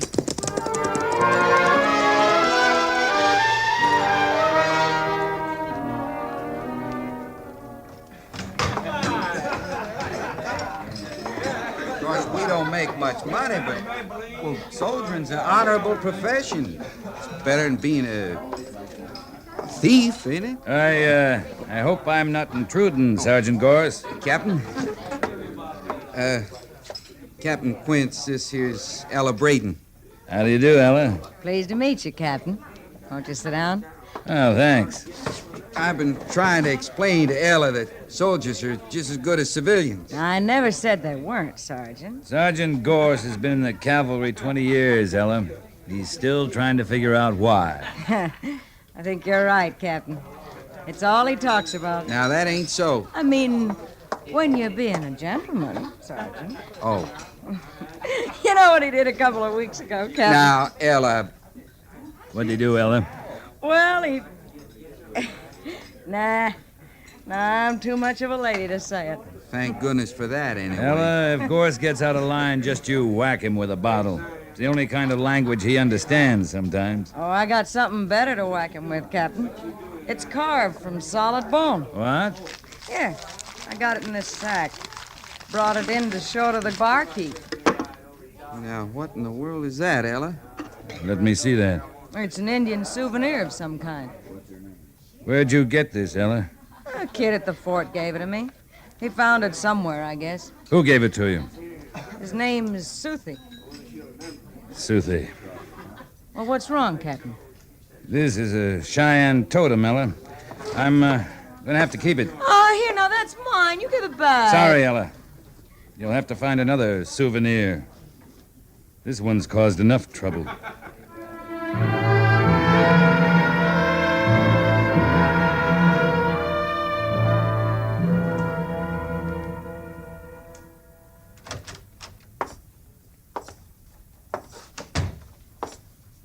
Morning, Captain Quince. Lieutenant Mather, I want to see Private Soothie. Where's his bed? At the far end, Captain. There, where Sergeant Gorse is. Thank you.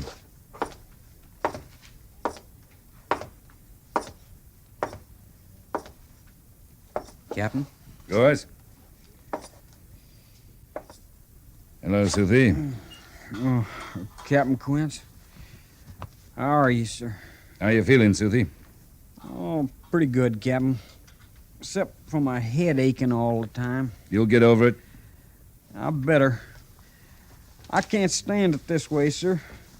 I wish they'd killed me if I got to go on like this. Soothie, you seen this before? I don't know, Captain. What is it? You know what it is. Where'd you get it? I can't help you, Captain. Sorry, maybe later sometime. Now, look here, Soothie. You know I won't take an answer like that. Captain Quince. What is it, Sergeant? Would you step over here a minute, sir? All right. What do you want? Oh, my head. I wish you'd stop aching. Oh, I see. All right, Sergeant. Aches all the time. Well, Soothie, I won't bother you anymore. I know all I need to anyway. I don't know what you're talking about, Captain. I ought to hate you, Soothie. But I only feel sorry for you. What you've done, I'm going to try to set right.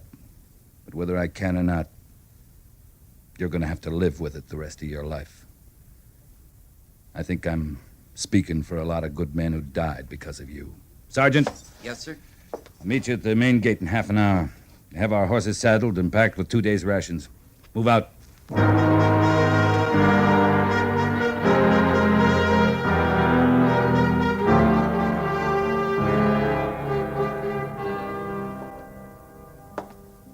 I find this hard to believe, Captain. Major Daggett, I've always tried to think of every trooper in my company as a real soldier. Somehow it makes me feel less of one myself when I find out about a man like Private Soothie. I can understand that, Captain Quince. I sympathize with you. Yes, sir. But what you propose to do about it is nothing short of suicide. I can't allow that. I'm meeting Sergeant Gorse at the main gate in a few minutes, Major. I'm volunteering for this mission. If he goes with me, he'll have to volunteer, too. Big Wolf and his Cheyenne are a mission for the entire 2nd Cavalry, Captain, not for 2 men only. It was me those Cheyenne warriors hit, Major. It was my men I watched die. This mission belongs to B Company. To me. Not to the 2nd Cavalry. You're putting a terrible responsibility on me, Captain Quince. As a volunteer? I don't see how, Major. All right, go ahead.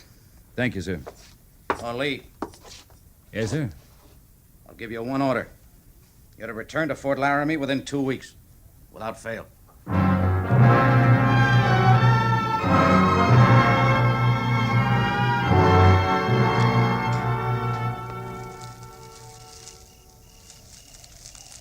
More coffee, Gorse? I could sure use it.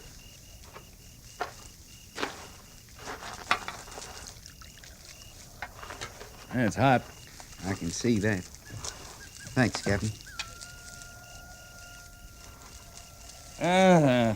This is better than garrison, isn't it, Sergeant? Oh, it sure is. Night's full of stars. We had a good dinner of pork and chickpeas. Coffee's hot. There's plenty of it. Got a big fire going here, lots of wood. There's nothing wrong with this, Captain. Except for one little thing, maybe. What's that, Sergeant? Oh, it's hardly worth mentioning. Oh, go ahead. Speak up. Well, from all the sign we seen today, I'd guess we're smack in the middle of about 4 Cheyenne war parties. You know, I think you're right, Sergeant. Of course, I don't know for sure, but with this bonfire we got going, I got a sneaky idea them Injuns just might catch on to our being here sooner or later. They might. Sorry you came along, Sergeant? I volunteered. Interesting mission, you said. Yeah. I also said we might get killed, didn't I? You didn't say how. I don't know how, Sergeant. I'll bet I could tell you. Not interested. We get killed, this mission will be a failure. Now, say I hadn't thought of that. Now, that'd be a doggone shame, wouldn't it, Captain? It would. I can just see all them generals back in Washington sitting around a big shiny table saying, that darn fool captain, that darn fool sergeant couldn't accomplish a simple little old mission. What's the cavalry coming to? That's what they'll be saying. Throw some wood on the fire, Gorse. You're closest. Sure. Captain Quince? Yeah? They're here. All around us. Step back to the fire. Real slow.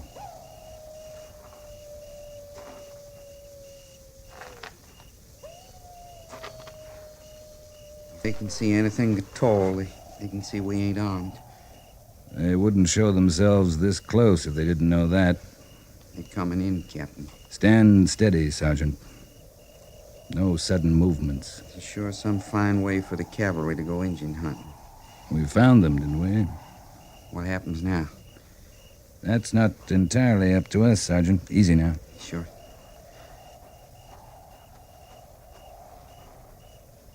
Zilaho di na yi. Hi alo, zilo. Diish lai nya. I aize over Rio Onzo. What's he saying? He says he'll take us to Big Wolf, all right. He says the chief wouldn't want to miss the torture before they kill us.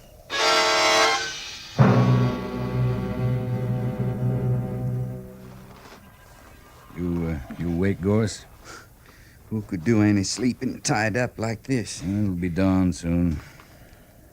I just ain't looking forward to it today, Captain. At least we'll get out of this teepee.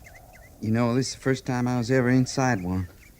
I ain't missed a thing. Oh, I don't know. A teepee can be pretty nice when you got a fire going and a buffalo robe to wrap up in. Maybe some antelope steak for breakfast, a jug of spring water, maybe a woman to do all the work. Oh, you're spoiled, Gorse. Rotten spoiled. Well, it ain't the frontier life did it, Captain, I can tell you that. You never should have left home. O ishnaizo valaya. He says they're ready for us, Sergeant. O oivazi niava. What was that? Big Wolf hasn't returned. They've decided not to wait for him. But, Captain... He was our only chance. I could have talked to Big Wolf. Not these other warriors, not even worth trying. Ishlai ani. He's gonna cut us loose. Why not? With 100 braves out there, we ain't going no place. They can tie a man up awful tight.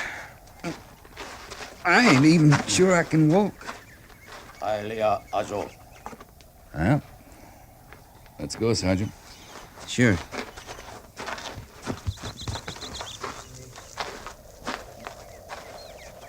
Sergeant. What is it? Big Wolf. He's back. Thank heaven for that. Well, it's a chance, at least. There he is. Say, he looks like a chief, don't he? Yeah, he does.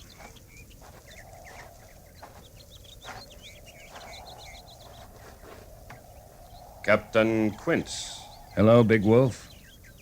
My people are ready for your death. I know. We allowed ourselves to be captured, Big Wolf. This I do not understand. I wanted to see you. I wanted to bring you something. White soldier has brought shame and dishonor to my people and to me. You're speaking of your son's grave. White soldier come at night, left my son's body on ground. Yes. And he stole this from your son's grave. The totem of my clan. The white soldier did this to dishonor you, Big Wolf. Cheyenne recover honor in war and by killing you. Let me say something first, Big Wolf. It was neither of us did this thing. It was a soldier who was weak and foolish and bad. This soldier has dishonored me as well as you. We do not want war with your people. Who is soldier? His name's Suthi.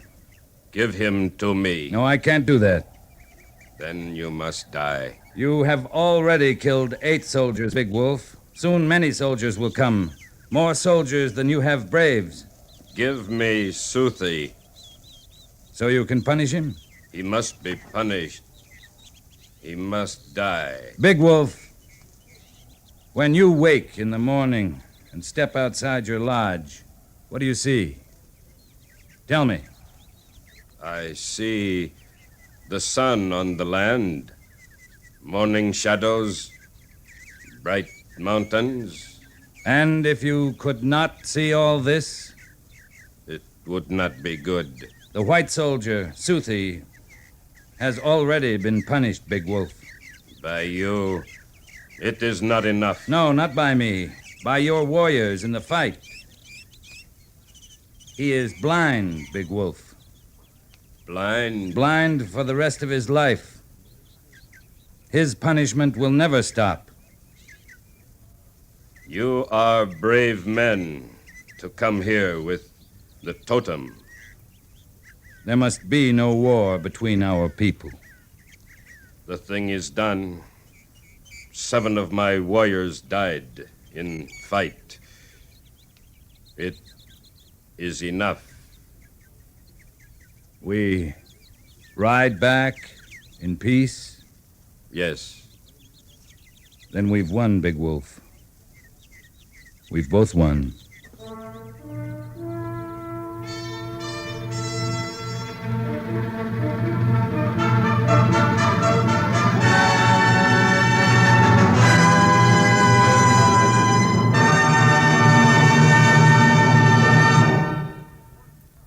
Fort Laramie is produced and directed by Norman MacDonald and stars Raymond Burr as Lee Quince, Captain of Cavalry, with Vic Perrin as Sergeant Gorse. The script was specially written for Fort Laramie by John Meston, with sound patterns by Bill James and Ray Kemper. Musical supervision by Amerigo Marino. Featured in the cast were Sam Edwards, Harry Bartell, Jack Moyles, Jack Crucian, Howard Culver, and Vivi Janis.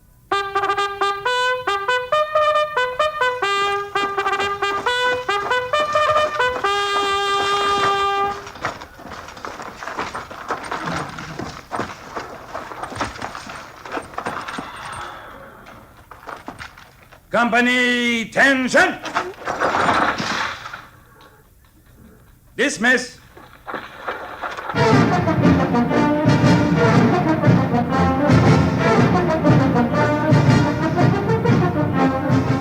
Next week, another transcribed story of the Northwest frontier and the troopers who fought under Lee Quince, Captain of Cavalry.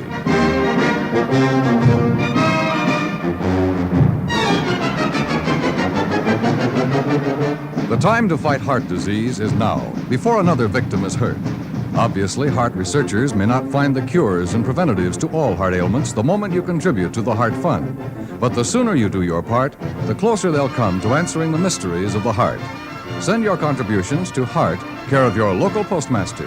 That's Heart, H-E-A-R-T, Heart, care of your local postmaster.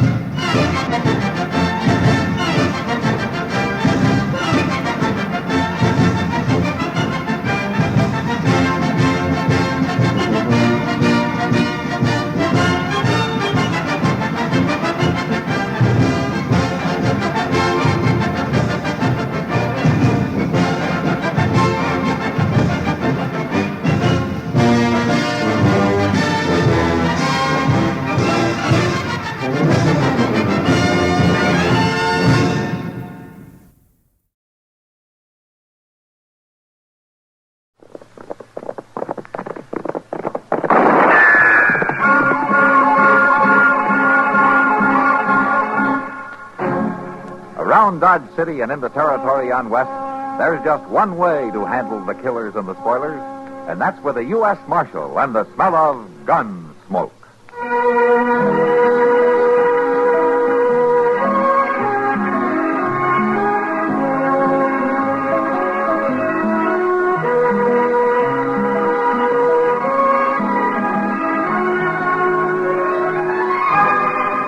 Gunsmoke, starring William Conrad.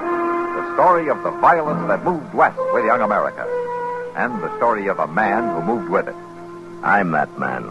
Matt Dillon, United States Marshal. The first man they look for and the last they want to meet. It's a chancy job, and it makes a man watchful. And a little lonely.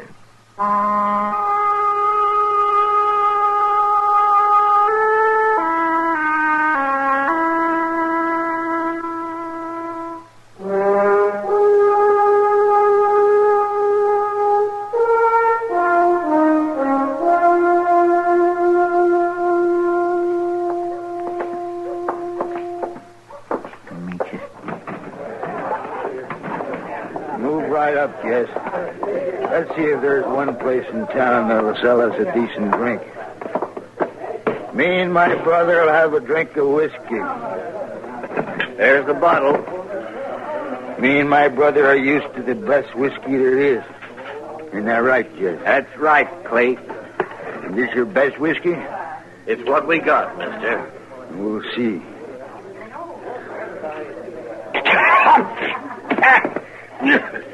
You call that whiskey? Now, look here, haven't you... You call that whiskey, Jess? Go on, drink it.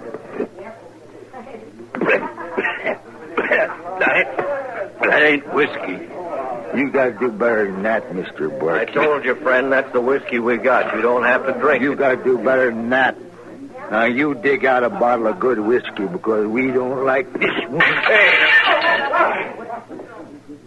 You're going to pay for that bottle, mister. Listen to him, Jess. He says we're going to pay for that bottle. You hear that? I heard it. Well, I'll tell you, Mr. Barkeep.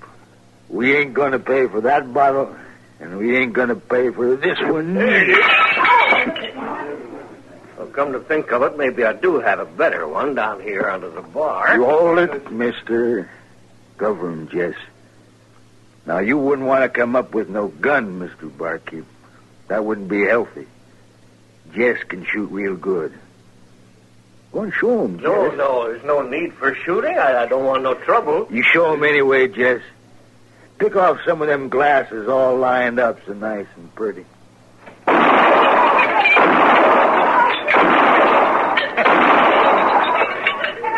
That's real nice, Jess. You've got no call to shoot up Listen, my... Mr. Barkeep. You're lucky Jess don't drill some holes through them whiskey bottles on the shelf there, the way he did a couple of places up the street. Come on, Jess. Let's you and me try the next saloon. Maybe they got some real drinking whiskey.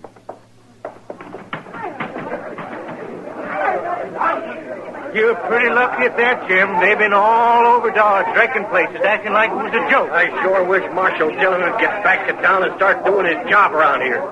Be doggone if I'm going to do it for him.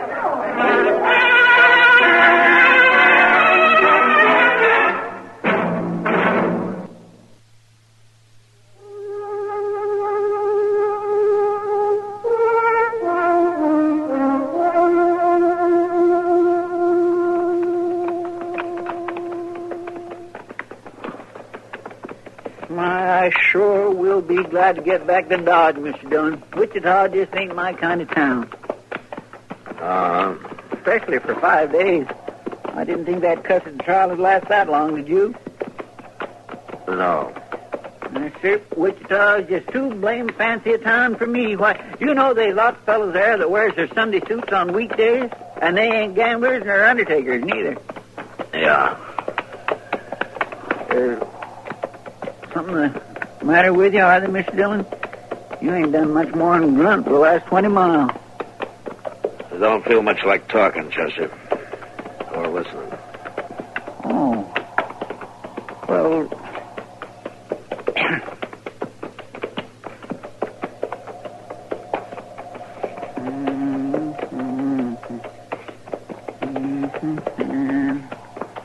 Far from peaceful shore. Hey, Mr. Dillon, what? My land of ghosts. What? Oh, that's all right. All right, Chester. Why, I declare you like to slid right off your horse. Yeah. Thanks for catching me. I guess I was a little dizzy there for a minute. Your face is all kind of green, Mr. Dillon. You look awful puny. I do believe you're ailing. I guess I am. Must have picked up some of that ague that was going around Wichita. Well, you want to stop off and rest a while? I do not. It might make you feel stronger. No, I just want to get to Dodge and get off this horse. Have Doc give me a headache powder and sleep for about 3 days. Oh, you got a real bad headache? Well, it'll do for now. Mr. Dillon, did you ever try binding a snake skin around your head? Snake skin? Oh, yes, sir. My ma used to swear by it for headaches. I'd be glad to get you one. I can chase up a snake some kind of anywhere around here. No, trouble. Chester, no. I just think I'll let Doc stir me up something, if you don't mind. All right. But do you really feel well enough to ride on now? Yeah, I'm all right. Now, let's go. Chester. Yes, sir? We'll go into town the back way, huh? I don't feel like answering any questions. Okay, sir.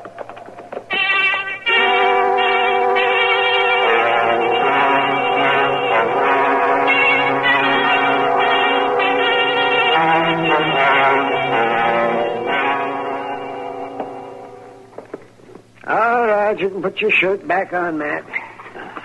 There's no question about it. You got a dose of that ague. I told you that the minute you walked in here. Well, I'm just telling you I agree with you. Oh, thanks. Now, do you want me to prescribe for myself, or are you willing to take that on? Yeah, my, that fever sure hasn't improved your disposition any. I'm going to give you a couple of powders to make your head quit hurting. And if you'll take my advice, you'll stay down for the better part of a week until this thing wears itself out. Well, for once you're giving me advice I'll take. I'm going to stay on this cot whether school keeps or not. I'll send the powders over by Chester. And I'll look in on you again this evening. By then, I hope either the fever or your temper has improved. Thanks for nothing, Doc. Yeah. Marshal Dillon? Oh, hello, Doc. Dobie. See you later, man. Well, Marshal, I sure am glad you're back in town. Those two fellas just about wrecked it. About time you got here to stop them. Wait a minute, Dobie. What two fellows? What are you talking about? Why, the Rook brothers. They busted up just about every saloon in Dodge. Scandalous the way they're carrying on. Who are the Rook brothers?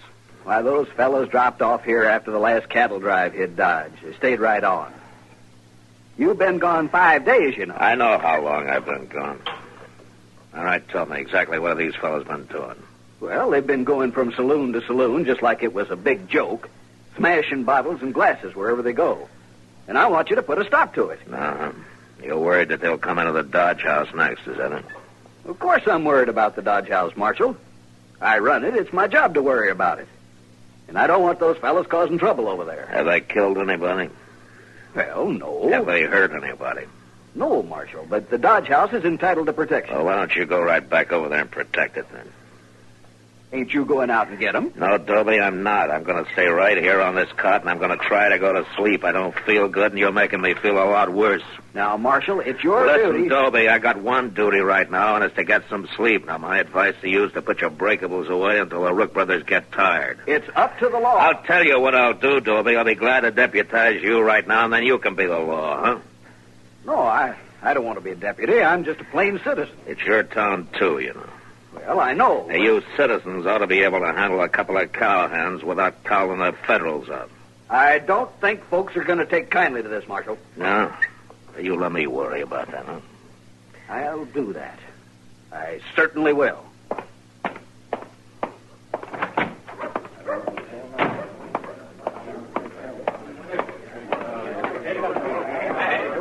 You find him, Dobie? I found him, all right. He's in there lying down on his cot. Says he's going to stay there. You mean he's not going to do anything? Just a minute. I'm telling you exactly what happened. I went in there and told the marshal the whole story. And he says he's not going to do anything. Says he wants to go to sleep. Sure don't sound like Dillon. No, I don't. He's a changed man, I tell you. A changed man.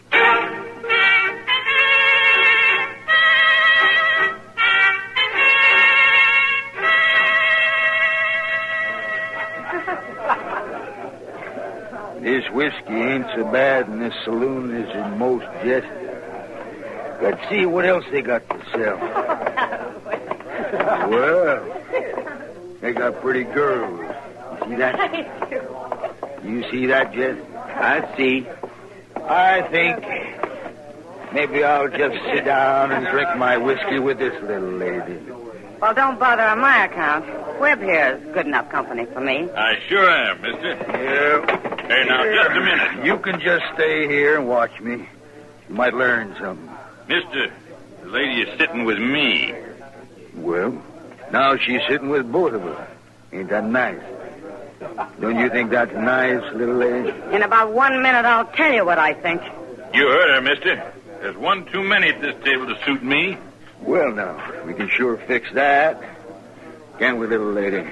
You could leave. That'd fix it. That's not exactly what I had in mind. Now, we can do all this nice and polite-like. My name is Clayton Rook, and this here's my brother Jess. You, mister, you're free to leave. Well, I ain't about to leave. All right. Then you just sit there quiet-like and watch me and this nice little lady have a good time. You keep your hands to yourself. Quit mauling her. You're quite a little gentleman, ain't you?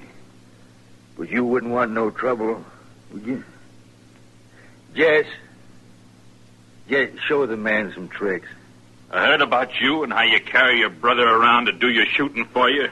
Ooh, I can shoot, mister. Then come on outside. We can sure find out about that. No need for waiting, mister. I can kill you while I'm sitting right here. I wonder if this'll get the marshal off that cot. You shouldn't ought to shot him, Clay. I didn't notice you doing nothing. Let's get out of here, Jesse.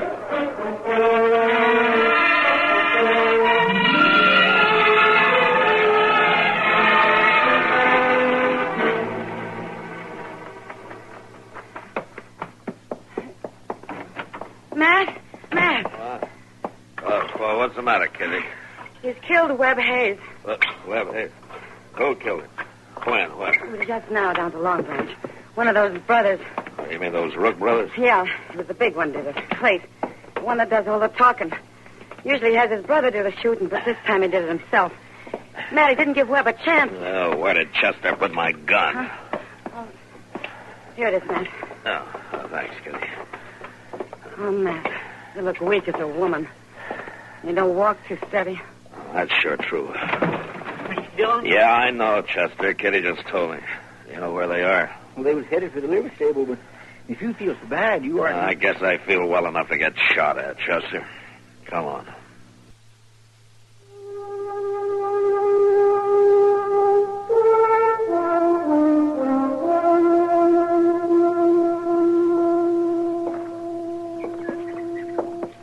It's going to be pretty dark in that stable, Mr. Dillon. Yeah, that's what they're counting on. It makes us stand out awful clear being out here in the sun, don't it? Yeah, just keep close to the building as you can, huh? You got a plan? I'll work up along the side here and play it the way the cards fall. Yes, sir.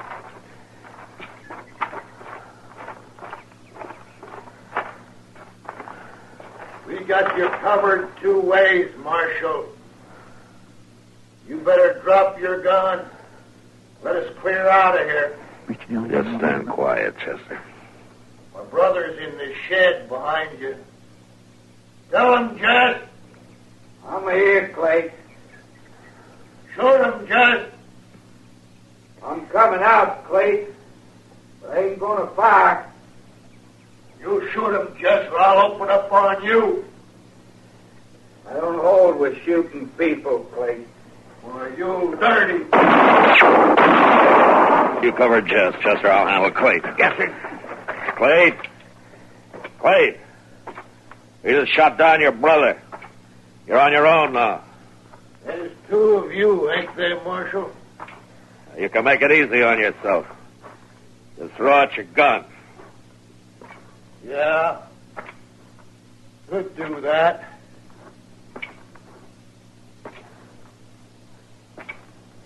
Only I ain't gonna...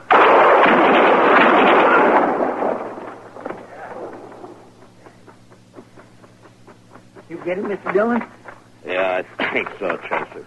Come on.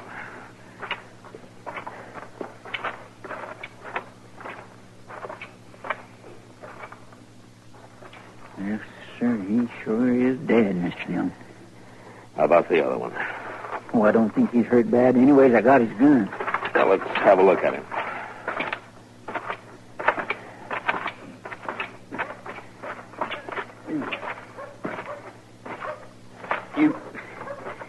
You shoot Clay, Marshal? Yeah, he's dead, Jess. You shouldn't ought to kill that man. I don't hold with shooting people. Shooting up bottles is different. But I don't hold with shooting people, Marshal.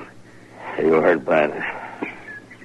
Funny thing, Clay shot me in my gun arm. It's going to be a while before I can use it. Well, the saloon keepers will be glad to hear that. That's a fact. You better go find Doc Adams and get your arm fixed up. And then you ride out of town, huh? Tell you the truth, Marshal. I'll be glad to get out of Dodge. You gonna see that Clay's buried? Yeah, we'll see that he's buried. I'll take care of things here, Mr. Dillon. Okay, thanks, Chester.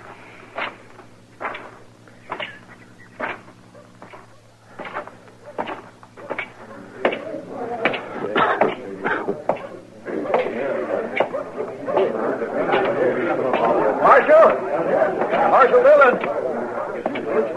Yeah, what is it, Toby? I want you to know that I'm mighty pleased with the way you handled everything. Of course, you could have stopped it before it got so bad. So could the rest of you. Yes, but anyway, Marshal, I want to thank you. The Dodge House still standing, Toby? Yes, it is. You suppose everything's going to be all right for a little while? Oh, yes. And I'm glad to hear it. Now, you're blocking my way, Toby. I'm going to go back to the office and try to get some sleep.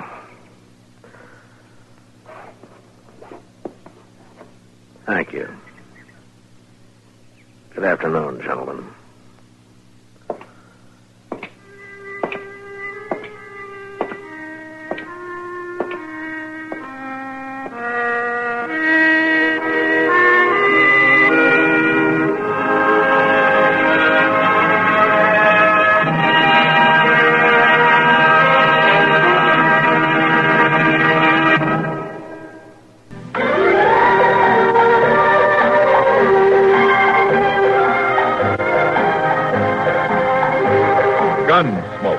Produced and directed by Norman McDonald, stars William Conrad as Matt Dillon, U.S. Marshal. The story was specially written for Gunsmoke by Marion Clark, with editorial supervision by John Meston. Featured in the cast were John Daner, Vic Perrin, Harry Bartell, Lawrence Dobkin, James Nusser, Barney Phillips, and Don Diamond. Harley Bear is Chester, Howard McNear is Doc, and Georgia Ellis is Kitty.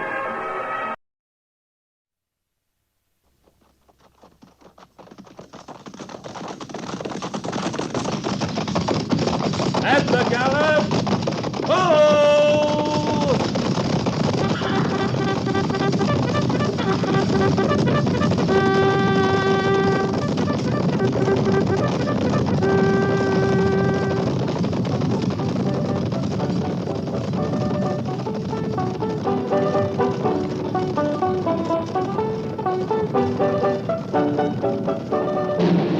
Fort Laramie.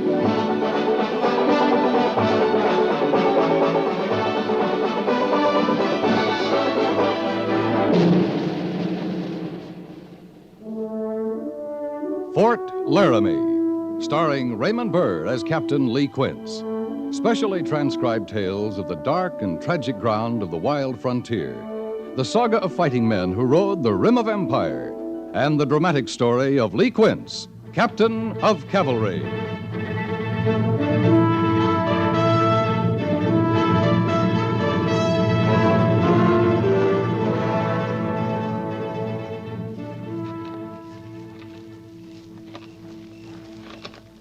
You hear anything now, Gorse? A lot of little sounds, but not the moaning. Might be he's dead, Captain. Might be. This is where his horse came out, this clearing.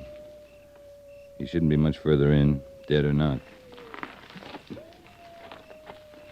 You a hand to see in the dark, are you? Not much, no. I can always light this lantern, you know. You want to be seen, do you? Well, if he's dead, he won't see no lantern. If he isn't? I still can't see in the... How's your hearing in the dark? I heard that all right. Just ahead, Gorse. You can light your lantern now.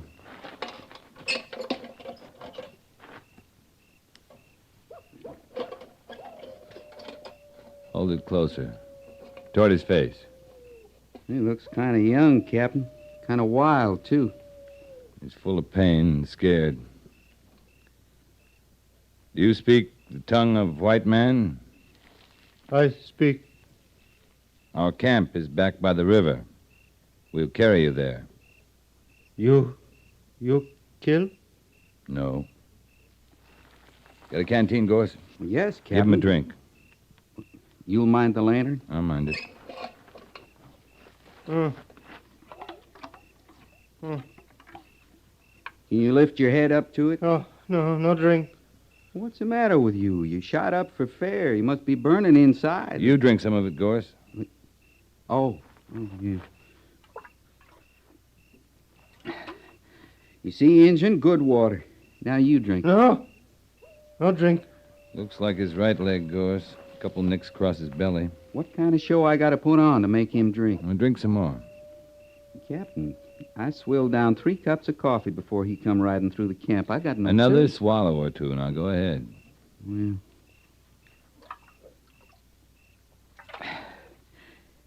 Now then, Injun, you got to make up your mind. Either it's good water or I got a taste for drinking poison. Now, which will it be? Other man, you drink? I'm not thirsty. You need a drink, take it. You don't, leave it be. Give. Drink. You born contrary, or you just come along that way? Good water. Good. Didn't I tell you? What's your name? Charlie.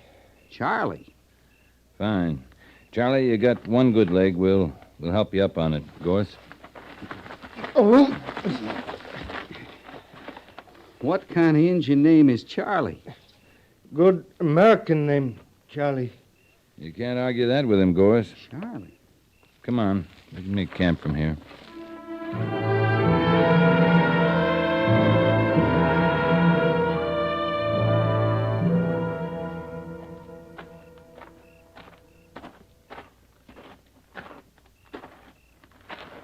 He's sleeping, Captain. He's bound to. He lost a lot of blood. Did you watch him eat? He'll gain back his strength in no time. Did he do any talking? Mostly he ate and smiled. Kept asking everyone to call him Charlie.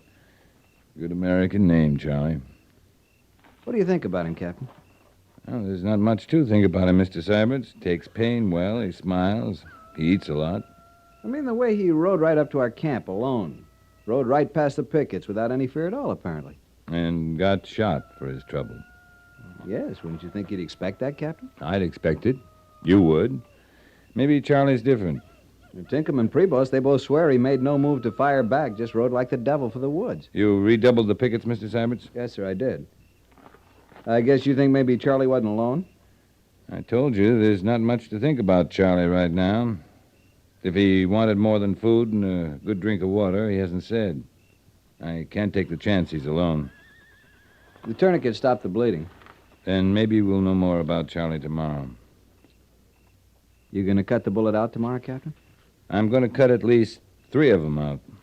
3, Captain? But Tinkham and Prevost said... Charlie was wounded before he got here, Mr. Syberts.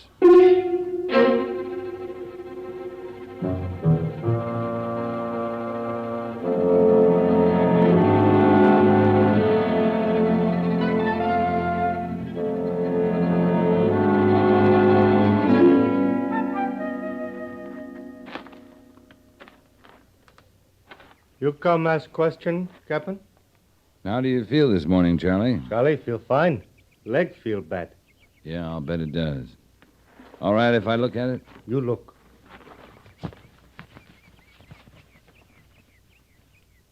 Mm-hmm. Charlie, do you drink whiskey? Whiskey? Know what it is? Like water? Like fire water. Whiskey like fire water? Just like it. You drink fire water? Burn.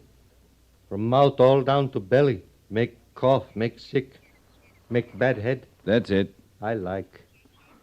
You got 3, maybe 4 bullets in that leg. If I don't cut 'em out, you'll die, Charlie. If I do, it'll hurt. Bad. You want whiskey for the hurt, you can have it. Leg very bad. Yeah, it is. Here's the water you asked for, Captain. Brought it right from the fire. Thanks, Gorse. You gonna bind him fast, or you want me to hold him? And that's up to Charlie. You bring whiskey. Now, where am I gonna get whiskey? Leg very bad. Over there, Gorse, in my bedroll. Yes, sir.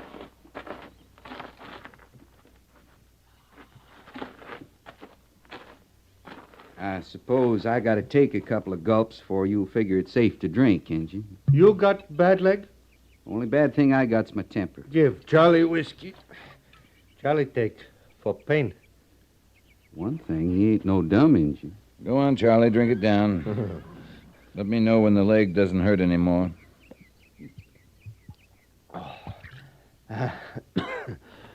White Captain, good friend, bring Charlie whiskey. Mark the day, Charlie. It's the last whiskey you'll get from this white man. I'll need more boiling water, Gorse. Mess sergeant's got another pot going.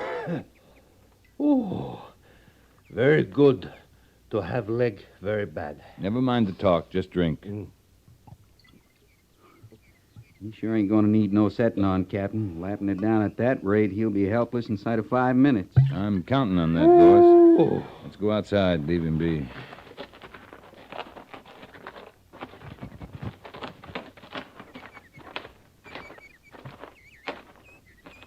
I sure never seen the like of him. He's not cut on any pattern I know either. That leg's bad, just overnight. It's real bad. He say who shot him before we did? There's a long list of things he's not said. Time for talk will come later. Well, that's a quart of whiskey, Captain. Oh! It was a quart of whiskey, Gorse. Well, you ready for surgery? You got a mind for it, sir? I got a mind, but not much stomach for it. Now, let's get it over with, Gorse.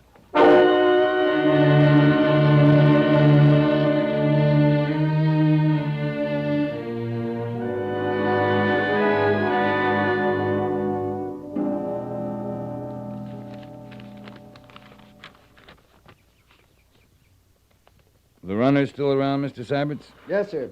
He's having something to eat, Captain. Well, when he's through that, see he gets his rest. He was asking about a fresh horse, sir. He won't need one. There's no reply to this message. Time he's ready to move again, both him and his horse will be rested. Do we have new orders, sir? Major Daggett will be here tomorrow with a platoon from G Company. We're to wait for the rendezvous. Well, the message says to keep Pete Hazen here till the major arrives. Yes, and I'd do that if I'd laid an eye on Pete in a month. I thought he was scouting up in the Bighorn country. Last I heard he was. Guess the major's counting on reports from that area. Maybe we'll be moving up that way. Are they talking about Charlie, Captain? We're not going to find out sitting in a tent, Mr. Syberts. That crazy fool. Sergeant! Yes, sir. Well, it happened too quick, Captain. I couldn't stop him. The man can't walk yet. How could it happen too quick? First I saw him, he'd crawled most down to the creek. His horse was tethered down there with the others, and you saw the rest of it. He just propelled himself up on that horse. And from the offside, the right side. Indians don't know any better. Neither do their horses. They always mount on the right side. You want me to go after him, Captain? No need. He's coming back. Well, I swear, Captain, he's putting on a show for us. Yeah, they ride all over a horse. On his neck, his sides, under his belly. Either of you feel like much of a horseman now? With one bad leg. You don't think he got hold of another jug of whiskey, sir? I'll break the man who gave it to him if he did. Captain, I guess he's played himself out. Charlie, good rider, yes? Charlie, stupid fool. Leg very bad. White Captain, sorry, leg very bad. Your leg's a sieve, but it's your leg. You can break it off and throw it away if you're of a mind. Leg very bad, good friend. Bring Charlie whiskey. I told you, Charlie, that's the last whiskey you'd get from me. Charlie ride very good. Charlie show white man Indian trick. No whiskey. No whiskey. You, other man, you have whiskey. Not me, Charlie. Yeah, and don't look at me with your sore leg. I'll give you nothing. Poor Charlie, hurt very bad. Slide off that pony. I want to talk to you. Oh, leg so bad. Get off. Mind his horse, Sergeant. Yes, sir. Mr. Syberts, see the camp's made ready for Major Daggett's arrival? Yes, sir. You were kicking that bad leg around real free. Can you bear weight on it as far as my tent? Whiskey in tent? You want 2 bad legs? Charlie walk. Here, I'll help you.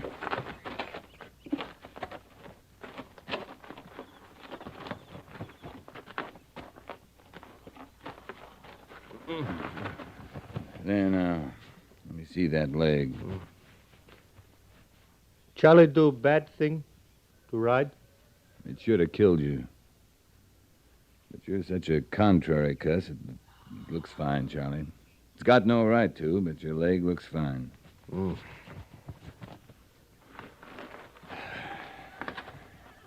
Charlie, who shot you? Before we did. White settler, he shoot 2-3 times. Why? Oh, Charlie try steal horses. You ought to be shot for that. You ever lived on a reservation? One time. Short time. Charlie not like reservation. Nothing can do. Charlie like steal horses. You steal horses all alone, do you? Sometime alone, sometime with Cheyenne brave. Charlie find horses. Tell others, they come, we steal. That makes you a Cheyenne scout, then. Charlie like steal horses. Also, hunt. You're not Cheyenne, Charlie. White Captain can tell Charlie not Cheyenne? Well, you look more like a crow to me. Yes, crow. Charlie Little Bear. All blood crow. Sioux, Cheyenne, Arapaho, all drive crow people from land of father, from Bighorn. Charlie liked Bighorn. Charlie lived there. Even with Cheyenne. There's no Cheyenne reservation in the Bighorn? No reservation. Just Cheyenne Brave and Charlie. Like steel horses. Hunt. You like to kill white men? Charlie not kill white man. Not ever kill white man. Charlie friend. Got name from white man. What white man? Many years, when Charlie live with own people, white man come. For hunt, furs. Teach Charlie speak tongue of white man. Then he die. Charlie take name of friend. Mm-hmm.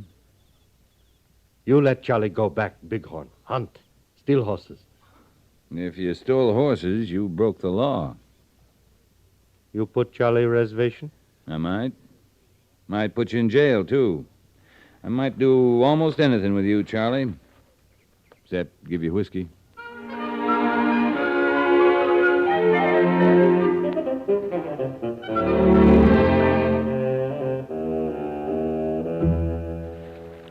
Now, the last word we had from Hazen, the Bighorn, was as peaceful as Sunday church. Now, all through these valleys here, settlers are complaining of increasing Indian raids. For horses, Major? For horses, until the last few days. Runners are reporting a band of marauding Cheyenne. Burning, massacring as they go. Through here, you say? Along Stinking Water? That's the Shoshone River, Captain. The Indians call it Stinking Water. Well, we're going there. It doesn't much matter what the Indians call it. Might matter, Major. How's that? We can't wait for Pete Hazen. If there's a Cheyenne camp in the Bighorn, we'll need a scout to find it. That's right. Charlie Little Bear's an Indian. He can't pick a trail to the Shoshone River, but he'll sure know one to Stinking Water. From what you said, this must be his band of Cheyenne who's responsible for the killing along the, Stinking Water. He's not about to lead you against his friends. Charlie's a crow. I've never heard a crow boast about his scalps. You're saying, then, that you trust Charlie? I'm counting on him being a crow, that's all, Major.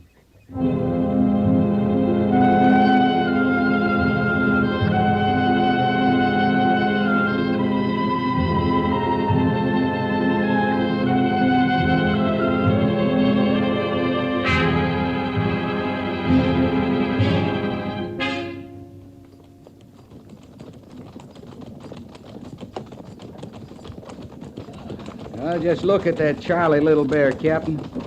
Smiling, riding easy. Think he was out on a happy hunting party. I'm looking at him. You call him a scout? I could have got us this far by myself. You know where the Cheyenne camp is, Gorse? No, sir. Well, I don't either, but Charlie does. I'm hoping he'll lead us there. Just because you fixed his leg, Captain? Just because Charlie doesn't like killing, Sergeant.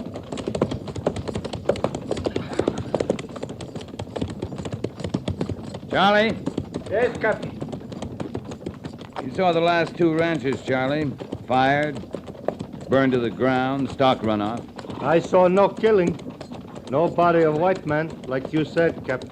This is your country, though, Charlie. This is the work of your Cheyenne friends, isn't it? Charlie see many Indian sign. Yes, Cheyenne. But no killing. There's another ranch ahead, Charlie.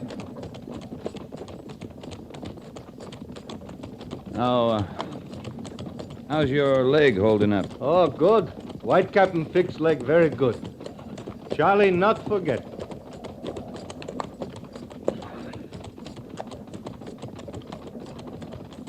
Patrol!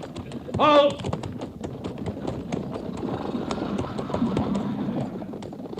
Dismount. Search the premises. Dismount. Sergeant, report anything you can find to me. Anything. Yes, sir.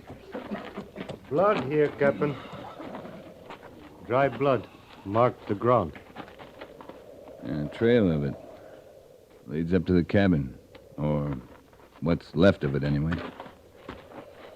And many pony. Cheyenne pony. You been here before, Charlie? Not here. Old man live here, not many horses. Charlie likes steal many horses.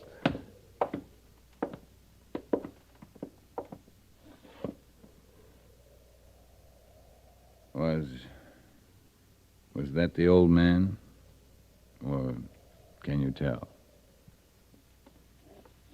Hard to tell about old man. Too much had gone.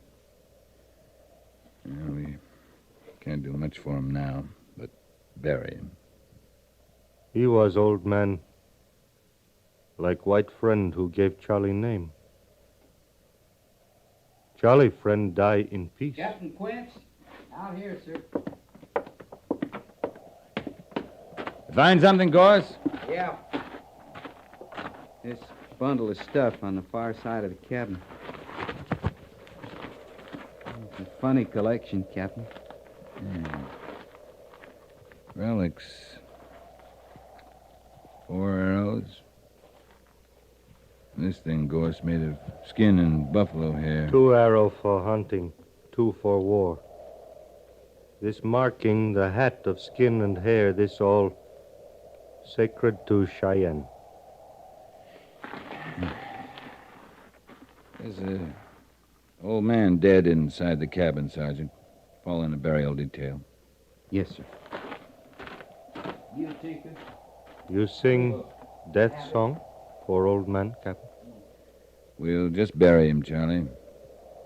And hope he's found his peace. This day is old. Son dies, too. Yeah. We'll be making camp soon. Charlie not like killing. With tomorrow's sun, Charlie lead you to Cheyenne camp.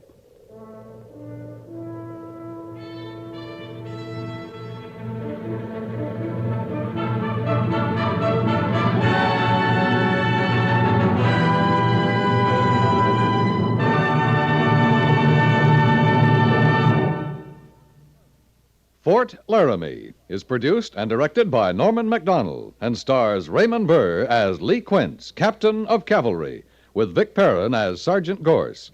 The script was specially written for Fort Laramie by Kathleen Height, with sound patterns by Bill James and Ray Kemper, musical supervision by Amerigo Marino. Featured in the cast were Lawrence Dobkin as Charlie, Jack Moyles as Major Daggett, and Harry Bartell as Lieutenant Seiberts.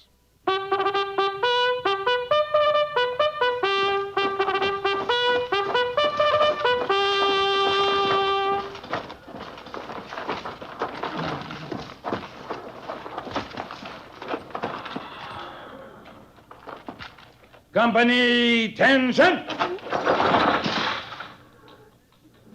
Dismiss.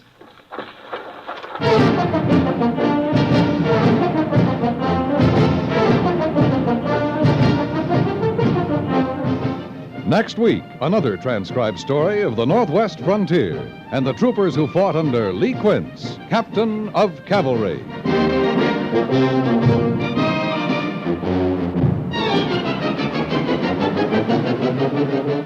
With the Far East as a backdrop, and with intrepid correspondent O'Hara right in the foreground, you're sure to have an exciting adventure every Monday night right here at the Star's address. If you like your mystery on the fast-moving side, be sure you're listening to CBS Radio each Monday evening when another thrill-packed episode of O'Hara comes your way on most of these same stations.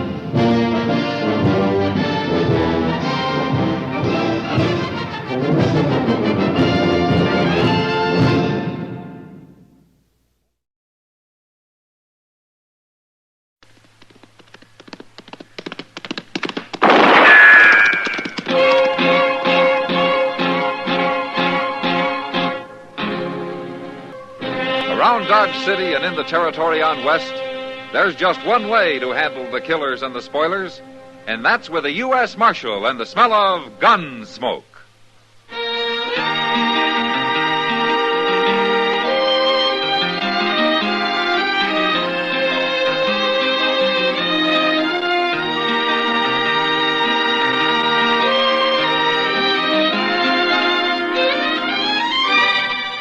Gunsmoke, starring William Conrad. The transcribed story of the violence that moved west with young America. And the story of a man who moved with it. I'm that man, Matt Dillon, United States Marshal. The first man they look for and the last they want to meet. It's a chancy job, and it makes a man watchful.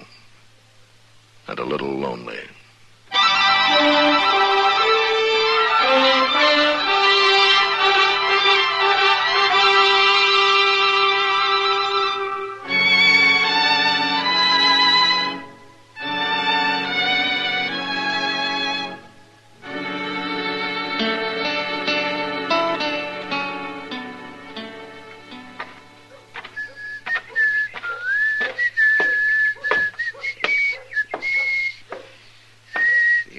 Oh, Mr. Dillon? Oh, sit down, Joseph. You got yourself out of the sun. It ain't only me you ought to get out of the sun. Oh, what do you mean? See them two fellows down the street there? Did you see them? Huh? Oh, what about them? Well, they've been standing there most an hour, Mr. Dillon, arguing. And you've been listening to them for most an hour, huh? Oh, no, I was in Teeter's getting me a haircut. Oh. But I was watching them.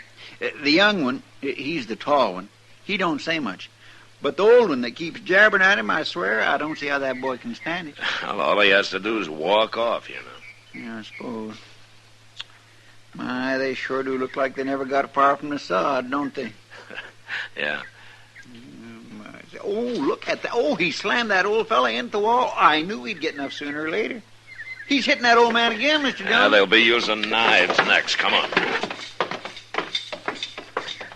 But he stopped hitting him. He's just kindly squeezing him now. Yeah. At least he made that old man quit talking at him. Well, that's one way of doing it. You know more about it, and I don't. Let me go, Viney. You grab my rib. I ought to crack your neck. He'll do it, too, Mr. Dillon. All right, turn him loose, fellow. What? I said turn him loose. Now. All right. You're meddling, mister. It's my business to meddle. I'm the marshal here. Marshal? That's right. Well, I wasn't hurting him none. You're all right, ain't you, Uncle Oliver? Little bear hug ain't gonna ruin me. He didn't mean nothing by it, Marshal. Didn't mean nothing by why he liked to killed you. Viney plays rough sometimes. You're his uncle, huh? Yeah, Viney's pa died not very long ago, and he practically never did have a ma, so I'm kind of taking care of him. Isn't he a little old and need taken care of? I think I'm 22. You don't understand. Viney's lived all his life out on the prairie. This is the first time he's come to town, but he's gonna make out fine. Oh. You'll see. Oh, Uncle Oliver. No, I mean it. You be an important man someday, Viney. As important as the marshal here. Hey, wait a minute. I got an ID. I know what it is, too, and I'd like it fine, Uncle Oliver. But I can't be marshal. Now use your head. I am using it. Why can't you be marshal? 'Cause they got him, that's why. I don't mean right now. You gotta learn how first. And you know how to learn how? By working for this marshal. You follow them around, Now, help wait a them minute. out, find out all the things they done. Oliver. Ain't I right, Marshal? No. What's wrong with it? Now, for one thing, I don't need a helper. Oh, everybody can use little help. Chester Proudfoot gives me all the help I need. What's Chester Proudfoot? I'm Chester Proudfoot, doggone it. Oh. Well, there you are, Uncle Oliver. There I am, nothing. What do you want me to do? Get rid of Chester Proudfoot, shoot him or something? Now, here, look here. What kind of talk is that? Are you darn people crazy? Yeah, he's right, Viney. That's no way to talk. I'm surprised at you. You'd be more surprised if I did it, wouldn't you? Yeah, now. I'm going to find our wagon and get me some sleep. I'm tired of talking to you. He don't mean nothing by it, Marshal. He's young and hot-headed. Well, I sure hope you're right. He come to the city to make his way, and I'm trying to help him. Now, there's nothing wrong with that. There is plenty wrong with that, the way he was talking. Well, no use arguing. I'm going to go do me some gambling now. I'll see y'all.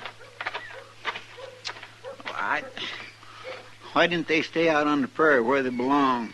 I wouldn't worry about them, Chester. Well, you don't have to. It's me they was talking about. Forget it. Come on, I'll buy you a beer. I thought you was taking Miss Kitty to dinner. Yeah, I am, but we got time for a drink. Oh, I could sure use one.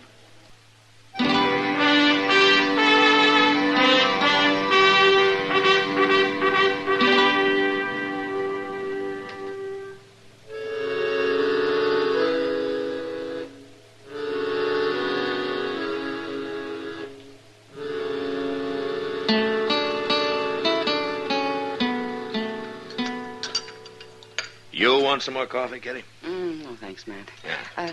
Tell me, did you find out their last name? Well, they didn't bother to tell me, but I ran into Moss Grimmick. They're keeping their wagon at his stable. And, he said their name's Stang.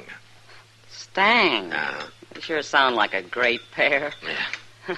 You know, maybe in a few weeks in Dodge, around people, they'll start acting more civilized. It sounds like they're just plain simple-minded to me. Yeah, you'll meet them. Oliver, anyway, he's a gambling man. He is, huh? Yeah. What's his game, mumbly peg? He might surprise you, Kitty. Well, maybe. From what I've heard about him, he won't surprise any dealers I know. Huh? What? You're about to meet Viney now. Oh.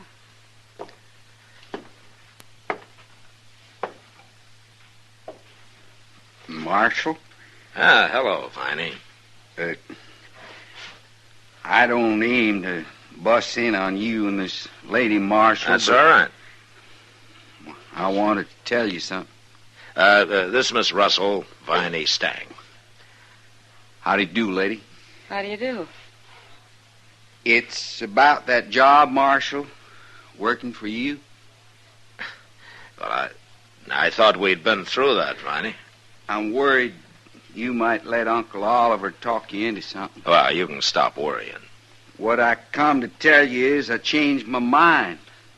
I don't want that job. Well, that's fine, Viney. You don't get it. I don't want no part of it. That's what I come to tell you. Viney, you can quit worrying about the job. It isn't there. Now, why don't you go to work for some freighter or a stable or something, huh? I just might do that, Marshal. I've been thinking on it. Well, good, fine.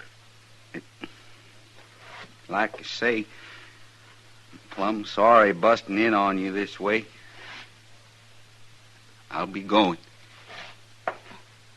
You didn't do him justice, Matt. It'd take two of him to be simple-minded. I'm not so sure, Kitty.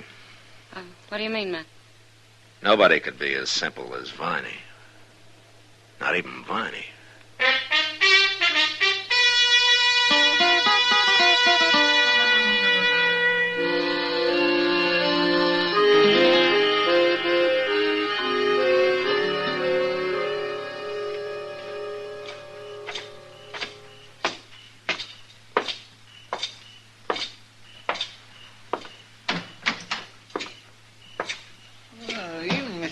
Evening, Chester.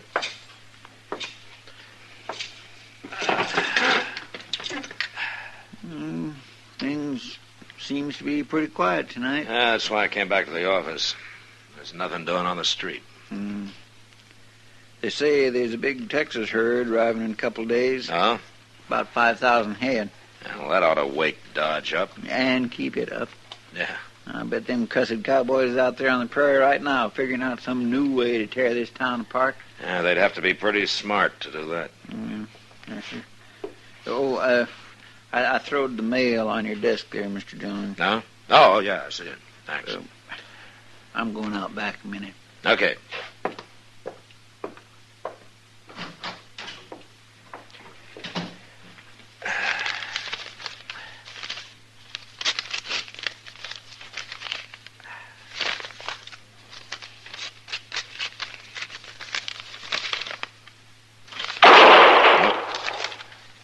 Chester!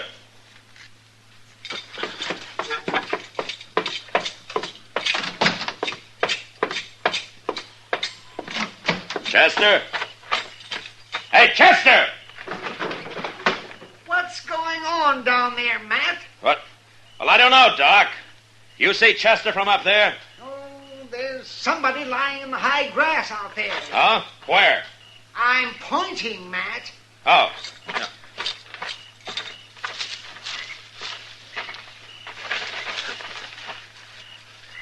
Well, who is it? What's happened? It's Chester, Doc. He's been shot. Chester, get him up here to my office. Now, hurry up. I'll get things ready.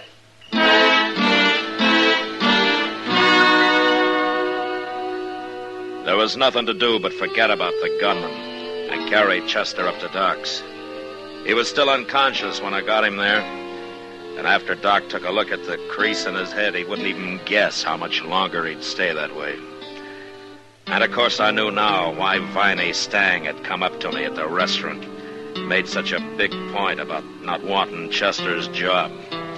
He was planning all the time to shoot him. So I went out after Viney, and I went almost everywhere. But I didn't find him. Finally, I tried the Long Branch, where I thought Oliver might be gambling, and then maybe he could lead me to it.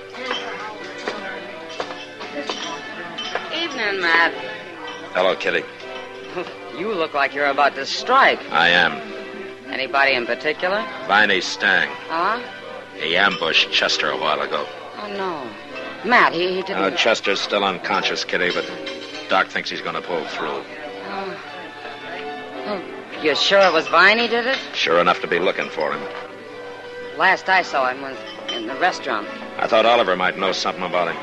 Has he been in here? Well, he was till about an hour ago. He got sleepy. What? Well, that's what he said. He went out back, said he was going to have himself a nap. On the ground? Well, I'd be surprised if he ever slept in the bed. Yeah, you may be right. Well, he had supper out there, too. We quit the faro table and went to the bar and got some beer, and then he pulled some jerky out of his pocket and went out back to eat and sleep the whole thing off. Nothing's too good for Oliver. Well, I hope he won't mind my disturbing him. Matt, I'm going to go over to Doc's and see if there's anything I can do. Yeah, you tell him I'll be by later, huh? Yeah, all right.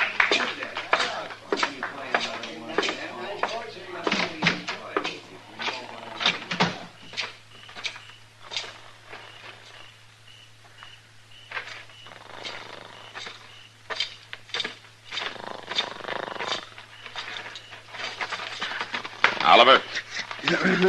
Oliver, come on. Wake up. Hello, Marshal. Wake up. I want to talk to you. Yeah, Come on. Sure, I'm awake. Come on. Man, gotta get a little sleep now and then. Where's Viney, Oliver? Viney? I don't know. When did you see him last? Why, this afternoon. You haven't seen him since? No. What do you want him for, Marshal? Something wrong? Chester's been shot. No. Ambushed. Ambushed? That's right. Well, you think Viney did it, huh? Well, he didn't, Marshal. Viney never killed nobody in his life. I didn't say he killed him. What? I said he shot him. Hit him in the head. Chester's still unconscious. He ain't dead? You seem disappointed. Now, look here, Marshal. We Stangs don't go around shooting people. I won't stand for nobody saying we do. I want Viney, Oliver, and you're going to help me find him. You know his ways. You know where he might be. Viney didn't do it. He threatened to. And tonight he tried to fool me. Said he didn't want Chester's job. Chester doesn't have any other enemies I know of. But you're going to help me find Viney, or I'll let you wait in jail till I find him. Now, you take your choice. Jail? That's right. You said Chester ain't come to? What's that got to do with it? Well, if he dies, that'll be real bad, won't it? Yeah, real bad. Marshal, if Viney done it, I'm as strong agin him as you are, blood kin or not. I'll help you find him. I sure will.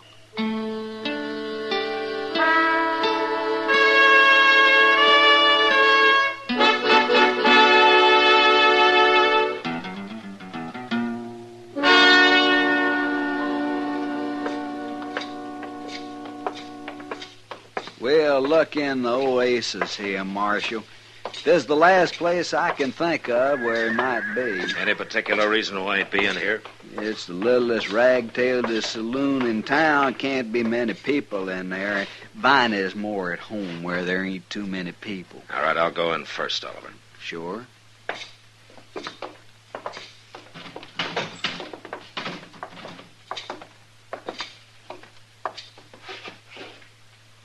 Well, there's nobody here but the bartender.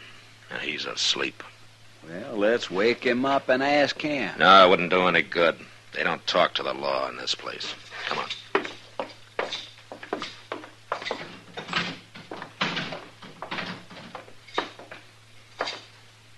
I'm just plumb confounded, Marshal. I don't know where to look now. We've been everywhere that boy might be. Maybe. Well, you think of some place then. You think of it, Oliver. I'm going back and see how Chester's coming along. You talk like you don't believe me. I'll believe you when you find Viney. All right, I'll find him. I'll look all night if I have Not to. all night, Oliver. It's about 10 o'clock now. You look till midnight. What do you mean? Have Viney in my office by midnight. Now, see, you don't believe me. I believe you. I just think you might have better luck without me hanging around. If he did it, I want him caught bad as you do. I told you that. And if he didn't do it, he's probably got a good alibi. But you find him. And don't you run. I'll track you down if it takes all year. Marshal, you're terrible wrong about me. I'll be waiting in my office, Oliver.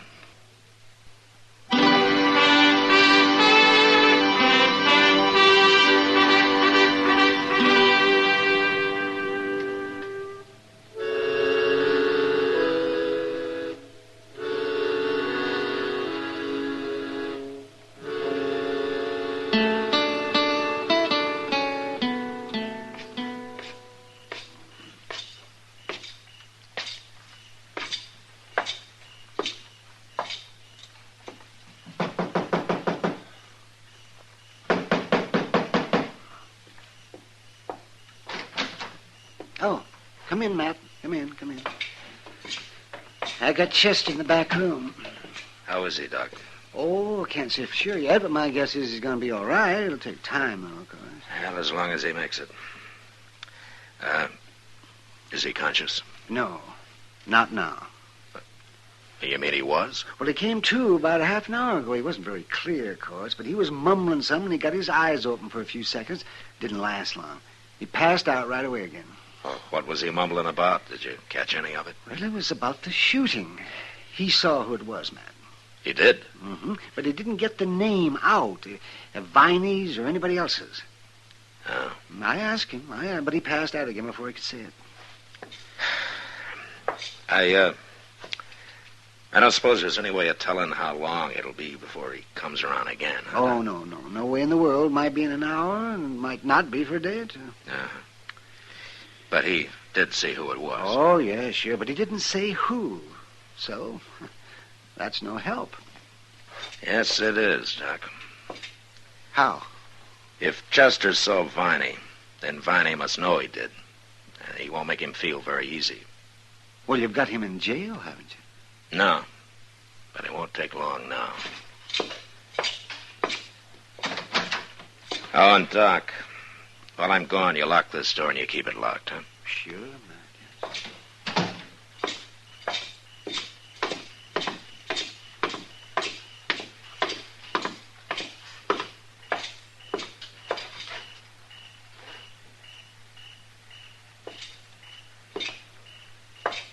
Hello, Oliver. I ain't found him yet, Marshal, but I'm going to. How's Chester? Well, Doc thinks he's going to be all right. He came to a minute or so. He dead? Yeah, long enough to tell Doc he saw who shot him. But he didn't get the name out. Oh. When he does, it's all the evidence I'll need to put Viney in prison for a long time. But there's one good thing. If Chester don't die, Viney don't hang. What I'm worried about is that he's bound to hear Chester's still alive and try to finish him off before he can talk. Marshal, I swear I'll run him down before he does anything like that. He's in bad enough trouble now. Yeah, the way things are, I'm not going to wait for you to do it alone. You look where you think best, Oliver. I'm going to cover the south side of town again.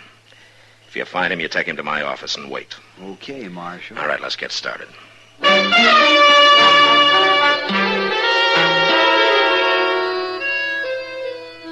As I left Oliver and walked down Front Street, I noticed a figure standing in the shadows directly across from where we'd been talking.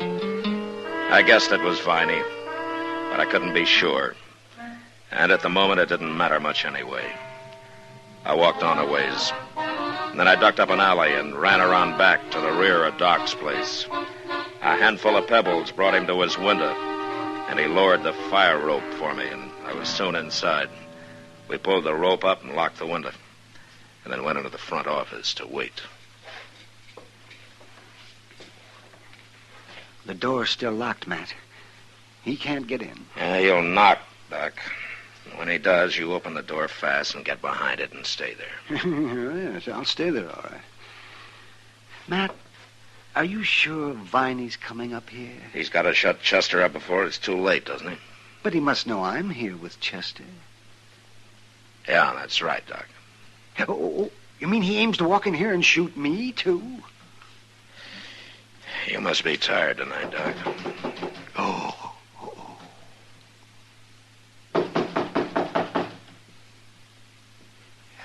Shall I open it now? Well, I'm ready if you are. Now, you watch yourself, Matt. All right, go ahead, open it. Yeah, I'm coming. I'm coming.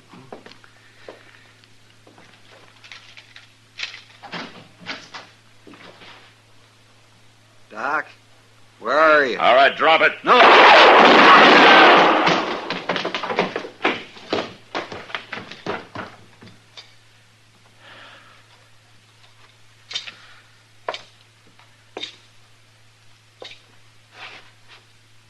All right, Doc. He's through.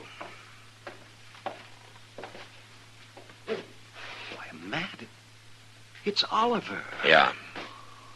Wait a minute. Who's that? Stand back, Doc.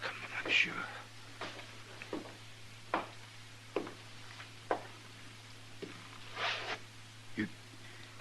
You went and killed Uncle Oliver. I had to, Viney. Well, why didn't you wait? I'd have stopped him. Then why didn't you stop him downstairs? I couldn't get over there fast enough. Where have you been, Viney? Uncle Oliver told me to go wait for him by the river this evening, but I figured he was up to something. And then I heard about Chester, and I knew. I've been following him ever since. I was afraid to show myself. I thought you'd shoot me, Marshal, just like you shot him. I told you I had to shoot him. But he was only trying to help me like he promised Pa he would. He tried too hard. All I want is to go home. I didn't want Chester's job. I told you that. Don't you even remember? Yeah, I remember. But you forgot something, Viney. What? You forgot to tell your Uncle Oliver.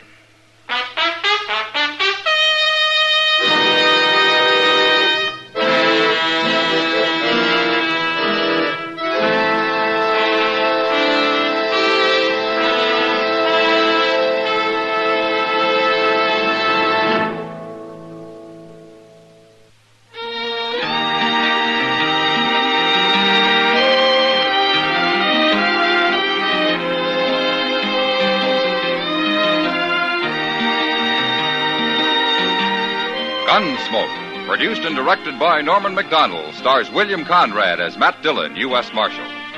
Our story was specially written for Gunsmoke by John Meston, with music composed and conducted by Rex Corey. Sound patterns by Tom Hanley and Bill James. Featured in the cast were Vic Perrin and Harry Bartell. Harley Bear is Chester, Howard McNear is Doc, and Georgia Ellis is Kitty.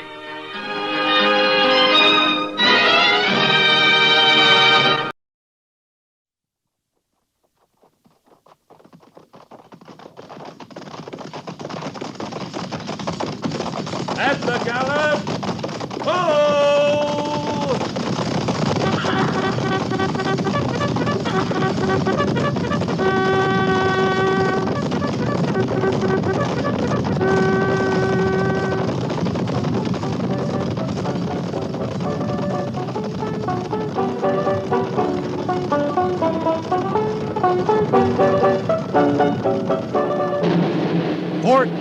Laramie.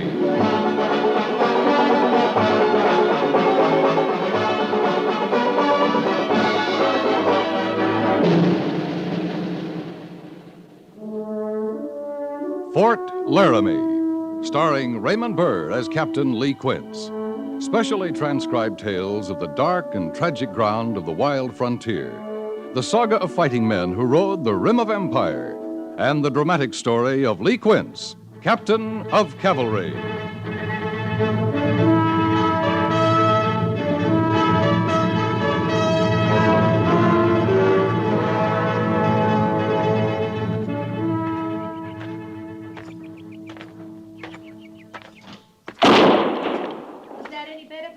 Honey, you're still pulling your wrist back. Now, here, watch me again. And I see this. If you just squeeze the trigger and hold steady on your target, your wrist won't fly around so. But I'm not a cavalry lieutenant. I'm just his wife. Oh, I know. Oh, my. I didn't know anyone else was watching. Captain Quince. As you were, Lieutenant. Thank you, sir. This is my wife, Hester. It's Captain Quince, honey. Ma'am? How do you do, Captain? Hess she don't take to a pistol, but I'm learning her all I can. It's slow going. Teaching, Blade. Teaching, not learning. Teaching. I was a schoolmarm back home, Captain. And I must say, Blade doesn't take to words any better than I take to a pistol. Well, then you're both teaching, not learning. But that's just it. Just it. I try to tell her maybe she's got more need for a pistol out here for when words don't matter. Well, I just don't see the need, Captain. Well, that's too bad. Seeing it or not, there's need. Now, you mean to tell me that your wife knows about pistols and rifles and riding horses and all kinds of menfolk carryings on? I should have warned you, Captain. My Hess, she riles easy. Well, I'm not riled, Bladestock. I'm asking, that's all. If I had a wife, ma'am, she'd know all I know about living out here. And pistols and rifles and riding are part of the living. And I try to tell her, Captain. I do try. Well, I declare I am not stupid. But everything you say, it's not womanly. It's not womanly country. Meaning women folk don't belong out here? Well, depends on the women folk, ma'am. I'd say you have to want to belong. Afternoon to you. Afternoon, Captain. Well, I like that. He as much as said I didn't belong out here. Hess, tell me what's trouble with you. He said nothing at a time.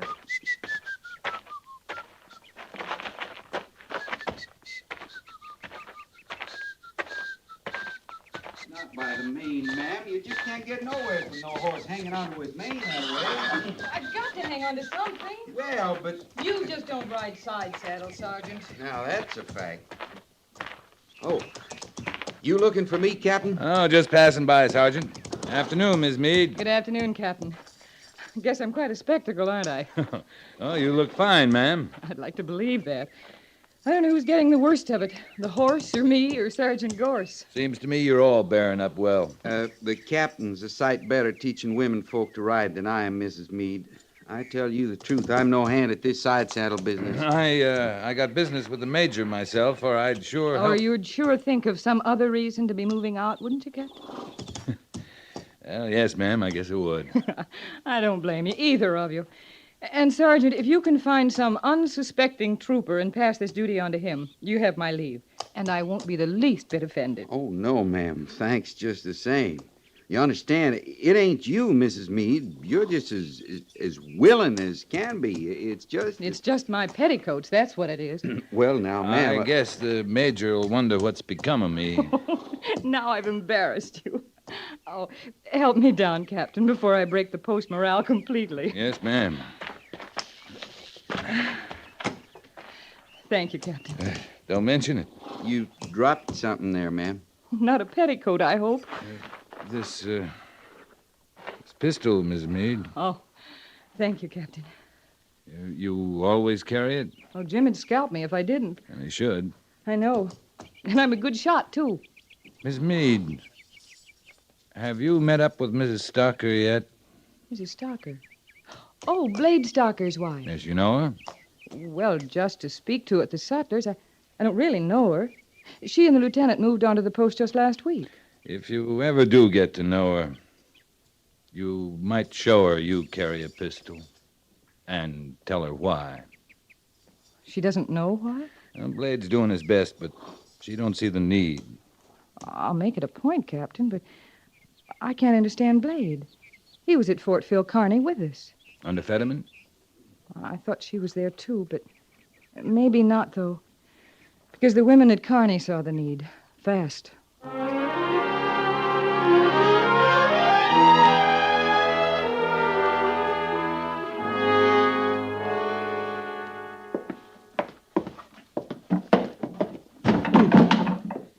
You want any of these boxes open, Mrs. Stocker? Oh, now, don't you bother with that, Lieutenant Sybert. Just moving them in for me is a big help. Glad to do it.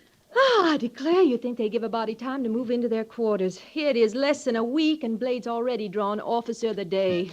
That's the Army for you, Mrs. Stocker. You draw the duty, you do it, that's all. Now, you're not going to start lecturing me, too, Lieutenant Sybert. Sorry, ma'am. I didn't mean it to sound that way. Oh, don't mind me. Blade says I rile easy, and I guess I do. But he's all so new to me.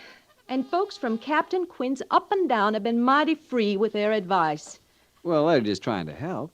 Well, I'm sure of that. But there's help and help, if you know what I mean. Yes, ma'am. Now you, Lieutenant Sybert, helping me move my books and belongings in. I can appreciate that more. Books, huh? No wonder those boxes are so heavy. Mm-hmm. My school books. I taught the grades back home before I married Blade. Teaching was my whole life, till him. I tell you, I couldn't leave my books behind me. I just couldn't. I can understand that. You can't? Yes, ma'am. I brought a lot of books out myself from West Point. I attended the military academy. My goodness, a real West Pointer. I declare. Mrs. Stocker, are there any more boxes of yours out there on the wagon? Well, not exactly. I mean, not on the wagon. But there are more boxes somewhere. Can you forgive me, Lieutenant Sybert? They're clear down at the post office. Now, I know you don't have the time to go all that way. I'll be glad to, ma'am. Well, I'll be more than grateful. I'll make the nicest cherry tarts, Lieutenant. I'll see you get some soon. I'd like that, ma'am. I won't be long.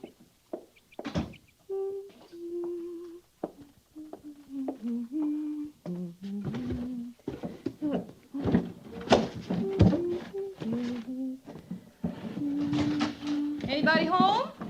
Oh, well, yes. Oh, come in, won't you? I'm Liz Meade, 2 doors down. Well, I've seen you at the Sutlers, haven't I? Yes. Oh, I'm Hess Stocker. I know. Is it all right to sit on one of these boxes?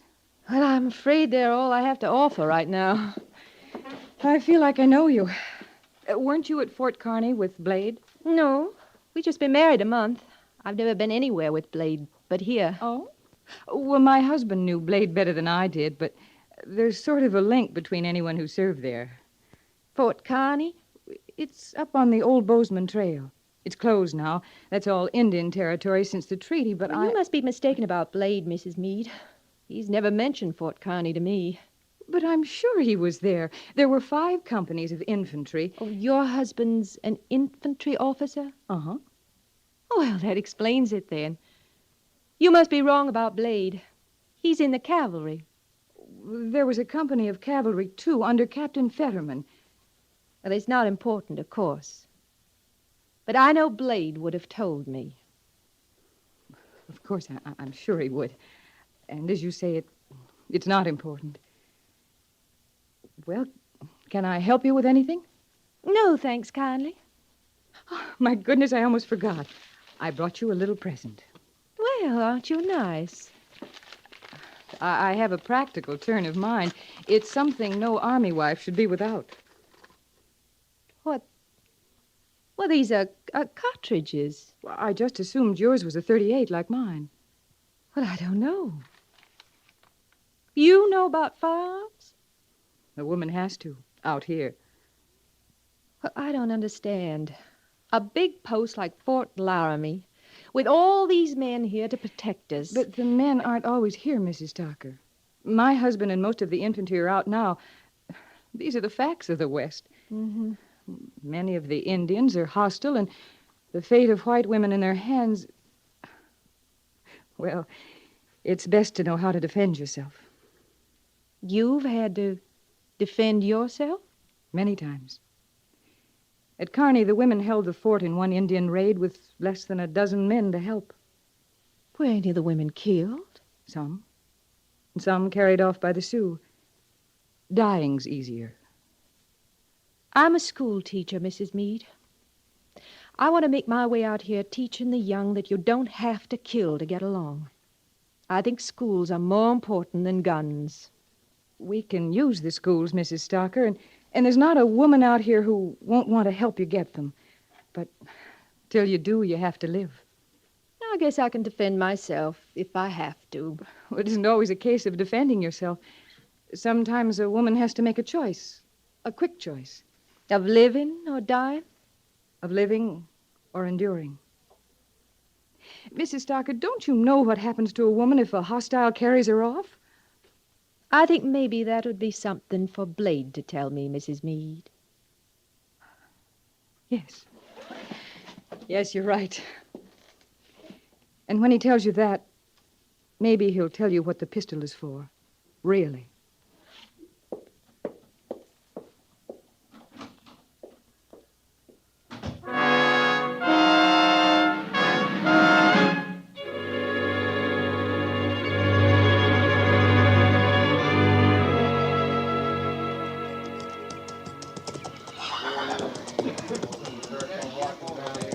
Can I talk to you a minute, Captain? Sure. Well, what's on your mind? Well, Captain, maybe just off the side here. It's kind of personal, sir. All right.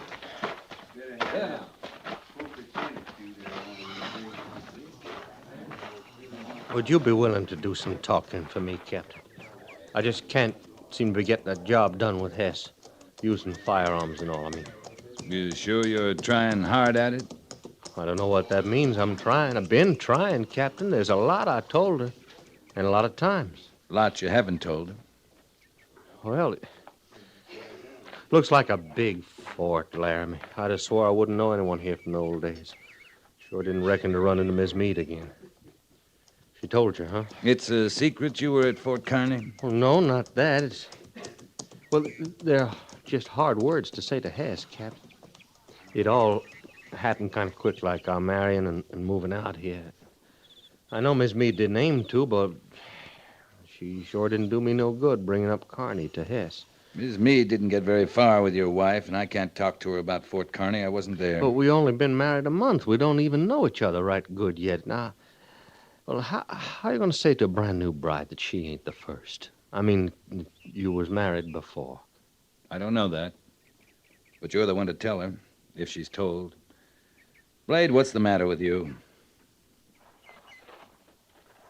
There's a lot, I guess. First you say, will I talk to your wife about her need for a pistol? Then you drag Fort Kearney into it. Now you're talking about you were married before. Well, don't you see, Captain, they're all the same thing in a way. It don't come easy to give Hess a pistol and tell her to use it on herself if it looks like she's going to get took by Indians. Captain, I've done it before at Kearney. And that wife had to use that pistol on herself. I didn't know that, Blade. I don't think Mrs. Meade knew it either. I'm sorry. No, Captain. No. Sorry's no matter. It's not your fault. Captain, can't you see? I done it once. And it don't set well the second time. It just might could go hard with a man. You ever said it all out this way before, Blade? No, sir, not out loud. You might feel some better. Now it's said. Yeah, I reckon I might. Obliged to you for listening anyways, Captain. Blade. Sir? You'll want to say something to her tonight. Tonight? We're moving out tomorrow.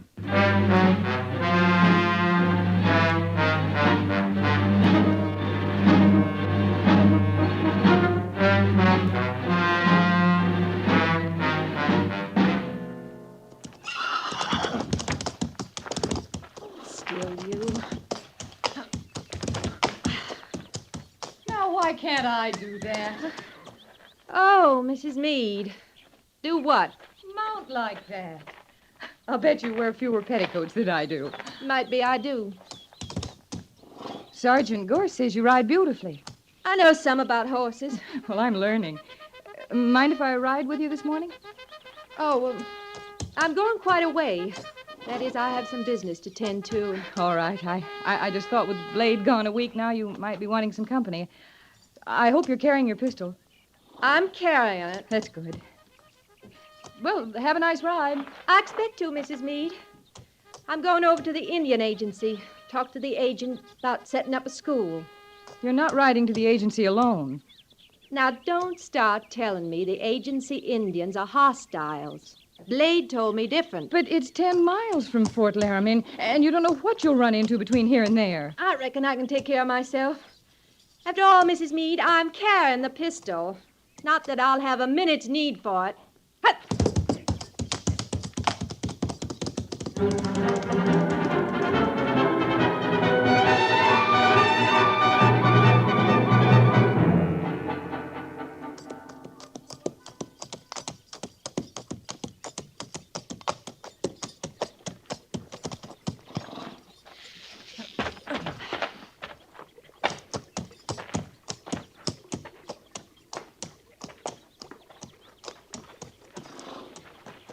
I guess you could do with the water. More of a ride than I thought. Oh,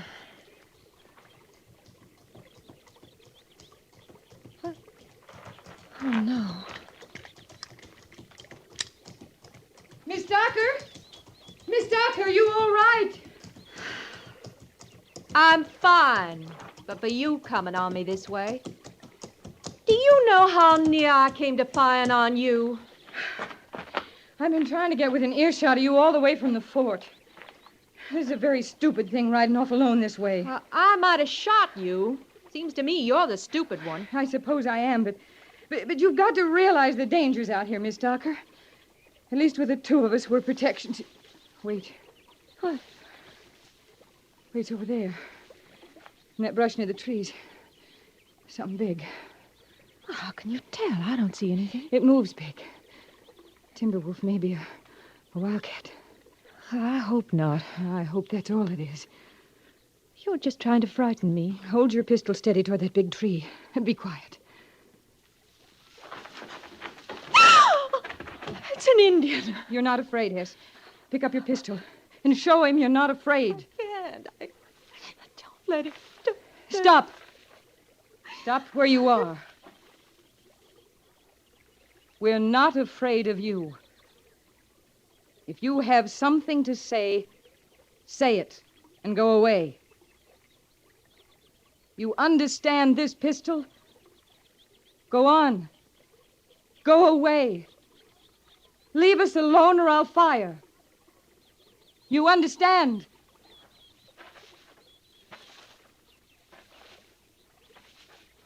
What's he going to do? One more step, and I'll fire.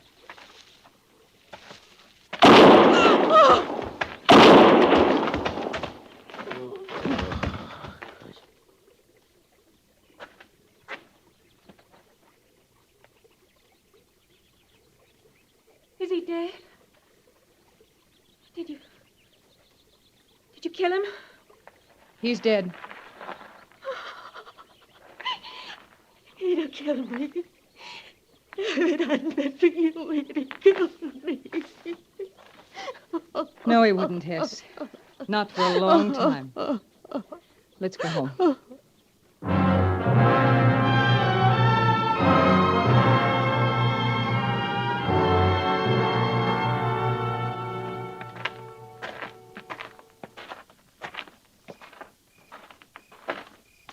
You reckon she's heard somehow, Captain? No, I don't see how. You want I should go with you? I'd be proud to. Oh, I'll do it, Gorse. It's my place. Yes, sir. I sure feel mighty bad for her. Yeah. Her being so new here, not taking to the life easy. I might just look in on her tomorrow, lend a hand, maybe. Yeah. Yeah, you do that, Gorse. Well, night, Captain. Good night, Gorse.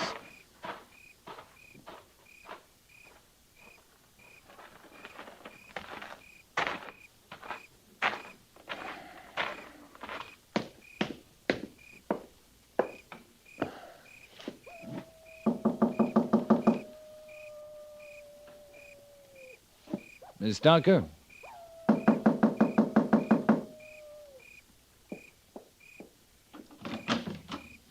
Oh, why, Captain Quince. You're about the last person I expected to see. Oh, is Blade with you? Can I come in, ma'am? Oh, well, of course you can. Please come in. I don't know where my manners are. I guess it was seeing you, and if it was anyone, I thought it would be Blade. You want to sit down, Miss Stalker? You've come about Blade, haven't you? Something's happened to Blade. He's dead. He's dead? Sometimes it's better hearing it right out. You want to sit down now, ma'am? Yes. Yes, I think I do. Would you like a drink of something, or do you want to hear about it? I want to hear. It happened quick, Miss Stalker, and if it's got to happen, it's best quick. He didn't know? He didn't suffer? Oh, ma'am. One shot, clean. That did it. I don't know what it'd mean, but Blade would want it just that way. I guess he would. Captain, we didn't even know each other yet. There hasn't been time. Yeah, he said that, too. That night before he left, he kept trying to tell me something. He'd try, and then he'd fret a while, and then he'd try again. Finally, he just threw that blame pistol on the dresser, and he said to me, "Take it, Hess, honey, and know how much I love you." That's the last words he said to me. I think he was trying to tell me something, Captain. I think he told you something, ma'am. Know how much I love you. Oh, Blade. Blade, honey. Miss Tucker, if I can do anything... You can go. Leave me be now. I want it that way for now. You'll be all right alone? I gotta find that out for myself, Captain. Yes, ma'am. I'm right sorry, Miss Tucker. Captain? Yes? You brought him back, did you? Back to the fort? We brought him back. I'm glad. Night, Miss Tucker.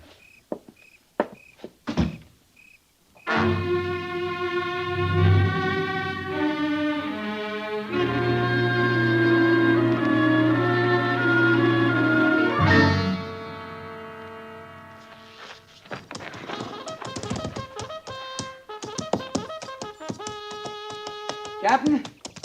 Captain Quint! Oh, morning, Sergeant. You heard about her, Captain? Mrs. Stocker? What about her? She's gone. Gone? Where? How? I went over there right after reveille, like I planned last night. I couldn't raise her, so I figured she was sleeping heavy.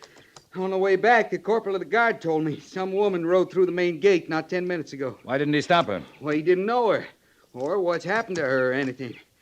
Captain Quincy knew one thing. She was carrying a pistol like she knew what to do with it. You said 10 minutes? Yes, sir. You gonna find her, Captain?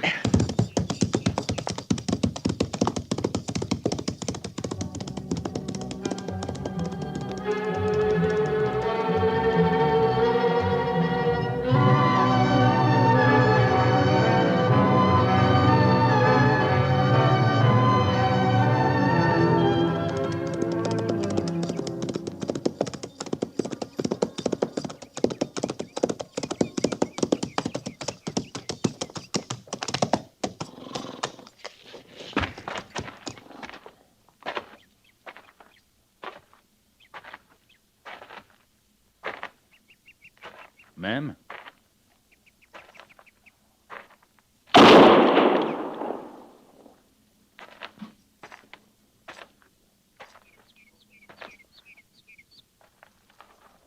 I was too scared to fire it before. You all right, ma'am? I'm all right. I aimed to use it, Captain. Turn it on myself. I was too scared to do that, too. No need for that. No matter, I couldn't do it. It's a pretty morning. Got no right to be. But it's pretty. It's new. It's a beginning. That's always pretty. We were beginning, Blade and me. And I was beginning on my own. To get a feel like I belonged out here. But you're right, Captain. It's not womanly country. It still depends on the woman. I'm a schoolma'am. Teaching was my life, till Blade. I reckon it's my life again now. You still got a life. Or don't you see the need? Need? Schools. We can use them out here, on the post, on the agency. Someone has to start them. Someone has to want to. Someone who could do some learning while they were teaching. I might fit the bill, Captain. I got a lot of learning ahead of me.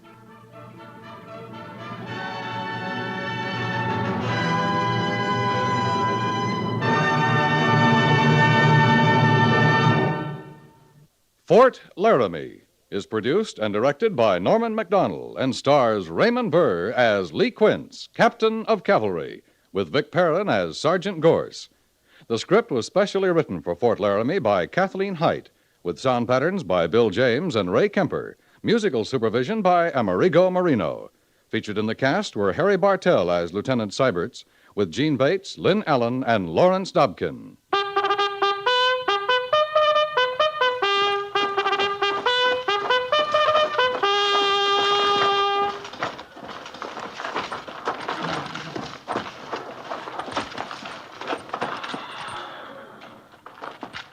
Company, attention!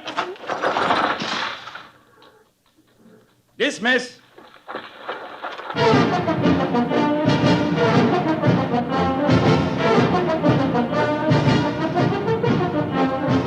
Next week, another transcribed story of the Northwest frontier and the troopers who fought under Lee Quince, Captain of Cavalry.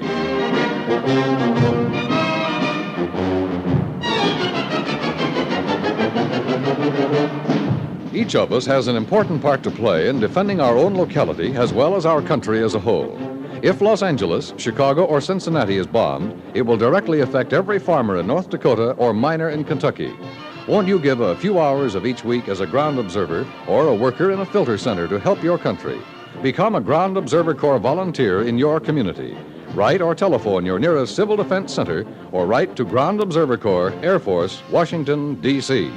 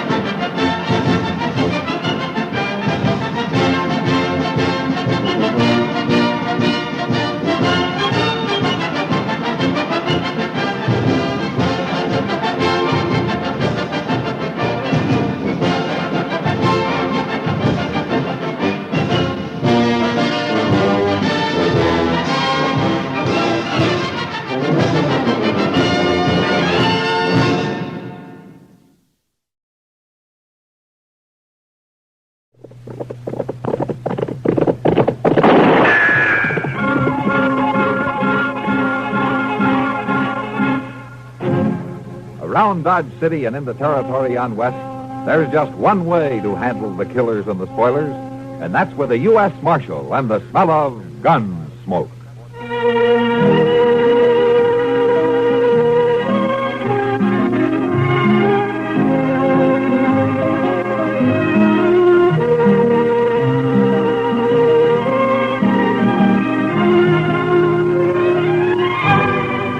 Gunsmoke, starring William Conrad, the story of the violence that moved west with young America, and the story of a man who moved with it. I'm that man, Matt Dillon, United States Marshal. The first man they look for and the last they want to meet. It's a chancy job, and it makes a man watchful and a little lonely.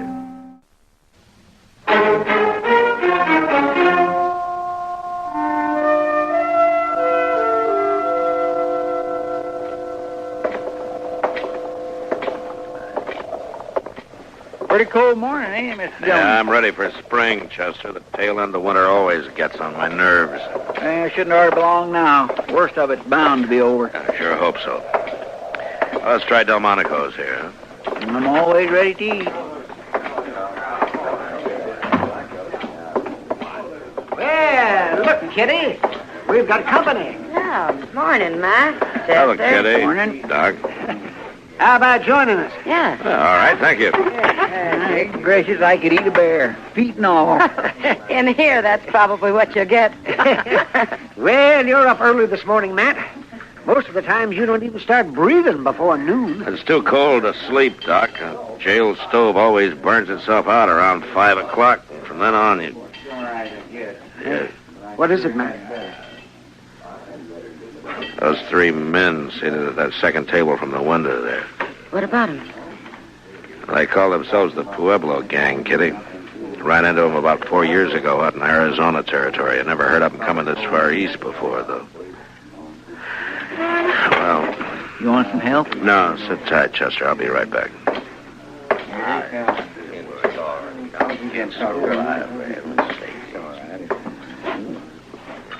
It's the Parks brothers, isn't it?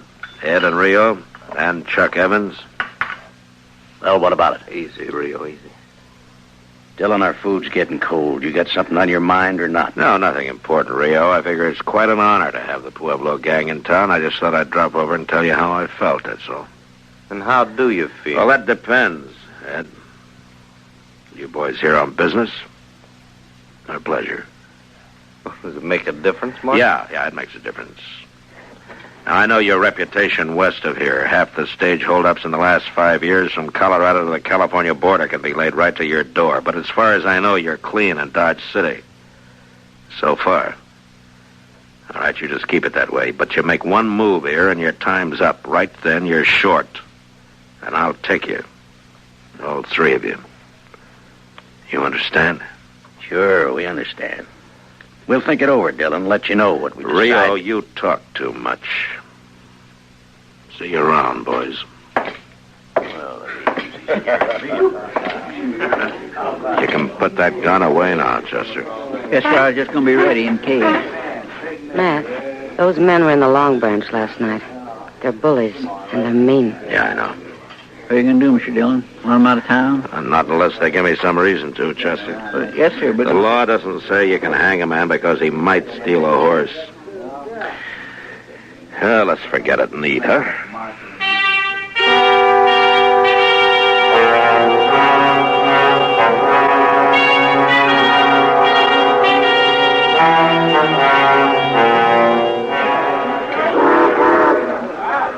Train about ready to pull out, it looks like. Yeah, it's on time. It's 3 o'clock. Be in St. Louis tomorrow night and Chicago the next day. That is if the engine holds up. Oh, they don't break down so much anymore. They're getting them worked out, so they're pretty dependable. Yeah, I guess so. Mr. Dillon, you ever get a hankering to take a trip back east, see how things have maybe changed? No, not me, Chester. I've been on the frontier too long. I'd be lost back there. I wouldn't know how to act. Reckon a man could get his rope kinked over which fork to use or what to do. Huh? Hello, Will. What are you doing down here? Watching your competition pull out? There'll be a stagecoach running for a long time to come yet. Railroad's not bothering me any. I'm glad to hear it. Something else is, though. Yeah? Marshal, the stage from Buckeye is more than 2 hours overdue. I'm getting a little worried. Oh, why? It's usually late, isn't it? Not on this particular day of the month, Marshal. Oh, why today in particular? Gold dust. This is the day those placer mines out there always ship their cleanup. Now, Charlie's never missed getting it here at 3 o'clock on time for the eastbound train. Not once. Who's riding shotgun? Houston Jack. He's a good man. I doubt if there's any cause to worry, Will. That shipment runs $80,000 or $100,000 sometimes. Marshal, it's never been late before. Well, Charlie will probably roll in any minute now. Well, I hope you're right. See you later, Marshal. Yeah, so long, Will. What do you think, Mr. Dillon? Same as you do, Chester. Let's ride out to meet that stage.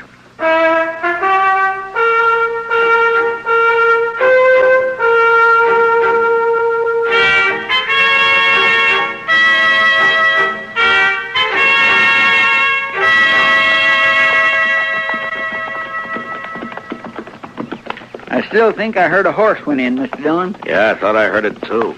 We must be an hour and a half from town, the way the stage runs. It sure is late, all right. I hope late is all it is, Chester. There it is again. Yeah, came from that draw over there, somewhere around that sumac thicket. Come on.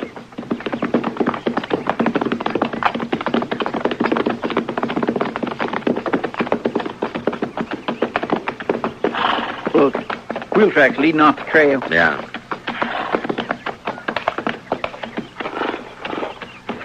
Chester, there's the stage.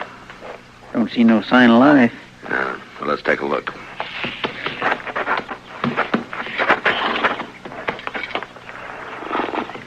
Tracks all around. Must have been 3 or 4 horses here. Yeah, 3 the way I'm figuring it. I'll lay any odds you want that this is some of them. That's Houston Jack. Yeah. Shot in the back of the head. And they didn't take any chances. They must have ridden up behind the stage and fired without any warning. Yeah, that's probably what spooked the horses and started to run away. Yeah, they shot the lead horse. It's an old trick. Charlie's still up there on the box, Mr. Dillon.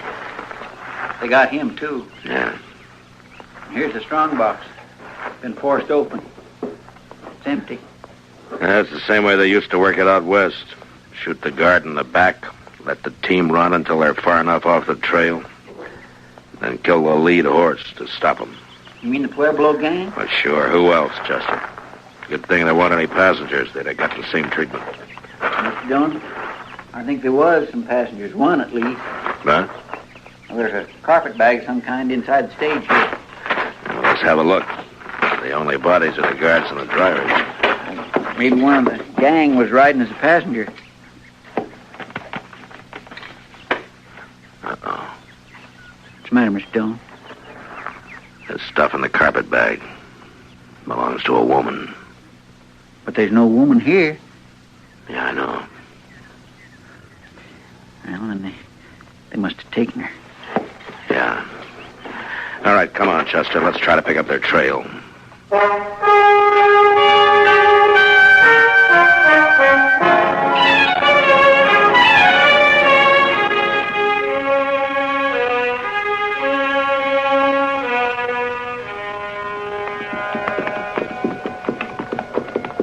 It just ain't no use going any farther, Mr. Dillon. It's too dark to tell what we're doing.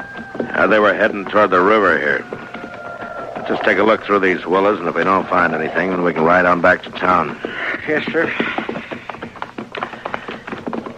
You know, Chester, I still keep getting a faint whiff of wood smoke from somewhere. Well, I sure do wish we could find fire. It's getting colder than the hinges. Wait a minute. Look over there. I'll swear. It's fire, all right. Yeah. Or what's left of one. Mr. Dillon, you suppose they're still there? I don't know.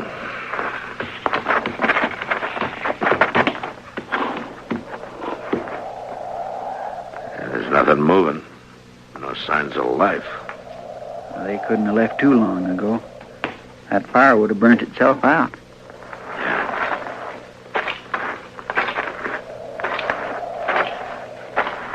I say we're too late, Mr. Dillon. I think they've gone. Looks that way, all right. Yeah, a half hour or an hour ago. Made a fast camp, stayed long enough to warm up.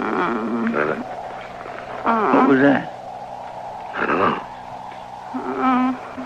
Here, over here, Chester. Help me. Help me, please. Chester, throw some brush on that fire, huh? Yes, sir. Miss, it's all right. You'll be all right now, miss.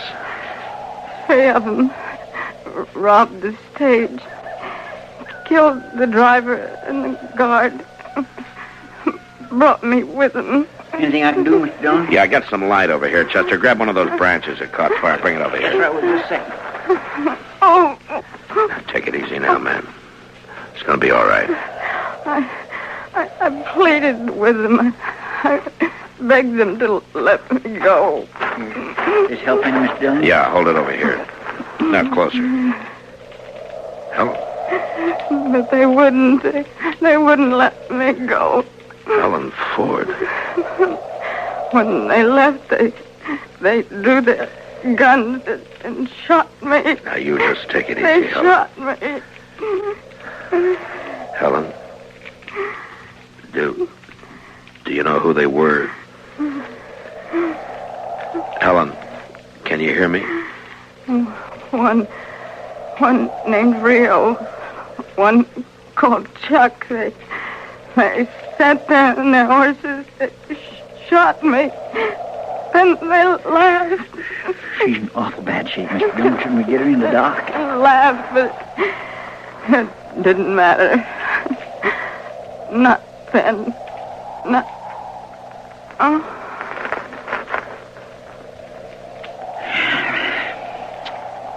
Guess it's too late now.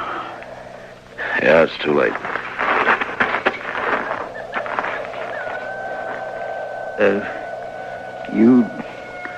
You knew her, Mr. Dillon?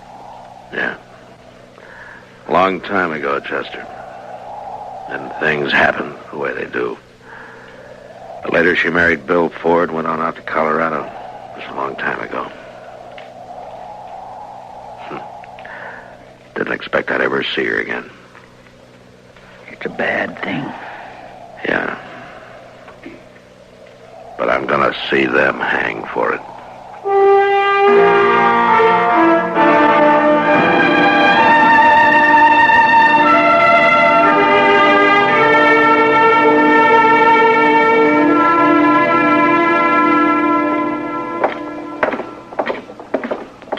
Over here, Chester. Let's check the livery stable. Yes, sir. They could have pulled out, of course, but I'll lay odds they came straight back to town. Well, it won't take long to find out.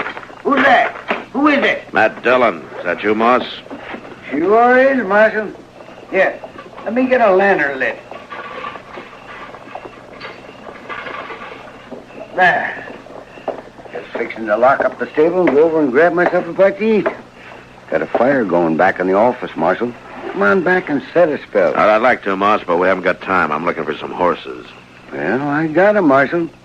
You want to buy, trade, or hire? Just look, Moss. There are 3 fellas staying over at the Dodge House. Been there about a week. Ed and Rio Parks and Chuck Evans. Are they keeping their horses here? They sure are. Right back here. And if I ever saw a ruination of good horse flesh, this is it. Take a look there. That one belongs to the oldest Parks boy, Ed. The one next to it is Rio's. They been rode, Mr. Dillon. They been rode aplenty. Yeah. What time do they come in, Moss? Oh, about an hour ago, more or less. Gone since forenoon and just came back a little while ago. Look at that horse. Been rubbed down twice and he's still wet. They didn't say where they'd been, did they? Not them. They ain't the talking kind. They just left their horses and went over to the hotel. Wherever they was, though, they must have been riding like the devil himself was chasing them. Well, maybe he was. Well, thanks, Moss. Sure, Marshal. Good night. Good night.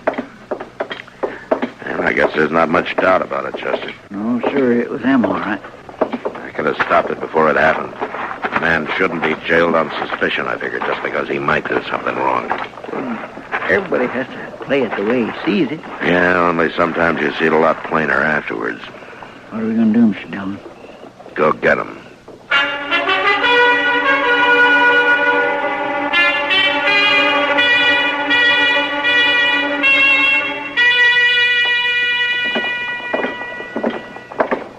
Where do we start looking? Long Branch. Oh, and one thing, Chester, before we go in, leave the play on this one to me. Just keep me covered, that's all. Mr. Dillon, what was her name before she was married, Mr. Dillon? Marlowe, Helen Marlowe. All right, let's go.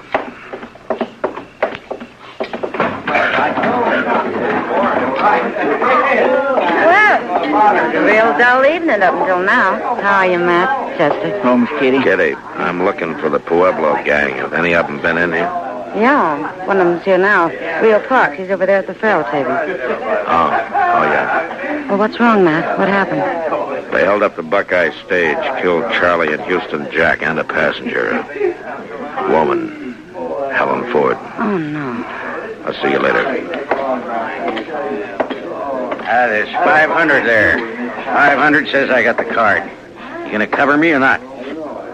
What's the matter? You all a bunch of pikers? Well, maybe they haven't been out robbing stagecoaches, Rio. What do you mean by that? Maybe they don't make their living by killing women. Dillon, a man can get in trouble shooting off his mouth that way. You're already in trouble. All right, boys. Rio's checking in his hand. The game's over. You can slide out the end of the table over there. Rio, you're under arrest for murder. I don't know what you're talking about. Murder. And you're going to hang for it. Now, where are the other two? Go and find them if you want them. I'm going to as soon as I finish with you. I said you're under arrest, Rio. Now get your hands up. Supposing I don't? You're not going to make any play. You don't have the guts. Shooting a man in the back is more in your line. Or killing a woman. Now get your hands up. That's better. All right, Chester, get his gun. Yes, sir. All right, let's go. I still got 2 men to find.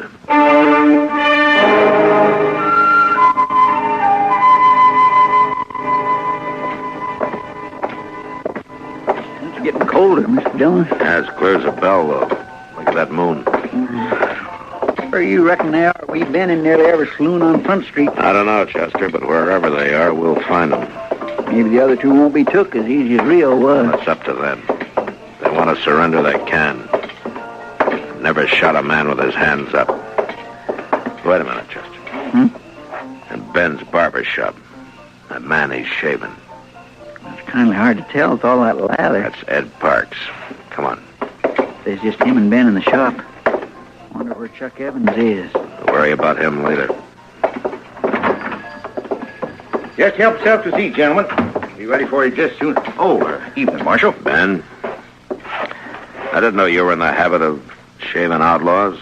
Well, now, maybe you're mistaken, Marshal. Now, just have a seat and No, I recognize him, all right.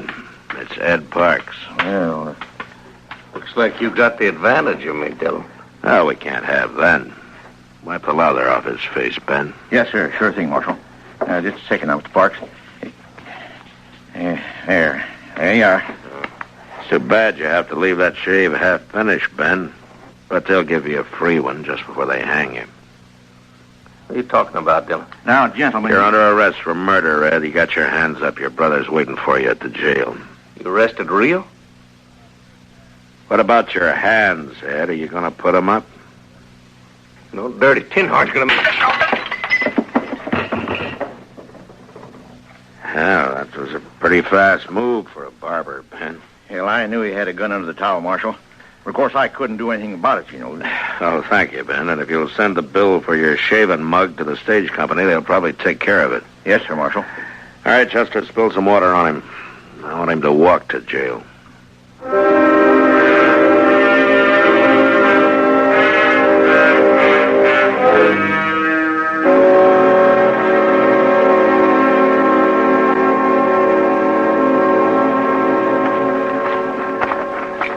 I'll bet Chuck Evans got clean away, Mr. Dillon. The word must have got to him. Well, he had to do it awful fast. The clerk said he checked out of the hotel less than 10 minutes ago. Moss! Yeah, that light must hurt his eyes. He never keeps a lantern burning. Afraid of fire, maybe. Moss, are you there? Yeah? What's wrong? Who is it? It's Matt Dillon. Strike a light, will you? A man could fall over something in this stable and break his neck. All right. Don't get excited. Used to it myself. Know just where everything is. Don't see any point in wasting oil when I... Now, what's on your mind, Marshal? Chuck Evans. Is his horse still here? Yes, indeed. It most certainly is. As a matter of fact, he's back there saddling up right now. Good. I told him it seemed like a fool time of night to start out on a trip, but you can't reason with anybody that treats horses the way that bunch does. I guess not. What? Answer him. Yeah, what is it? Give me a hand back here, will you? I'll tell him yes. All right, I'm coming. What's this all about, Marshal? Nothing to get yourself worked up about. Just stay right here and stay out of the way. Come on, Chester. Yes, sir. He's got a lantern back there in the stall. Yeah. Now, you were right about one thing. He's trying to leave town. Give me a hand with this, Moss. I can't seem to get... You going somewhere, Chuck? Now, look, Dillon, you got nothing on me, now lay off. The Parks boys are in jail. I don't know anything about it, Dillon. You can't prove a thing, and you can't shoot me. I'm not even wearing a gun. hanging there on the saddle. Yeah, so I see. If the other boys did something, I don't know anything about it. You're a liar, Chuck. And you're a coward. Now, you got no call to talk like Shut that. up. You're under arrest.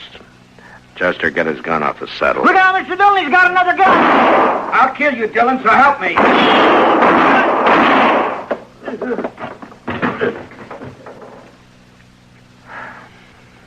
Well, I guess that does it, Chester. Let's go. Oh, what's it, Marshal? What happened? Evans is dead. The Parks boys are going to hang. You're short 3 customers, Moss. Who's going to pay the stable bill? Well, you got their horses. Sell them. I never thought of that. Well, it serves them right. Anybody who treat a horse the way that...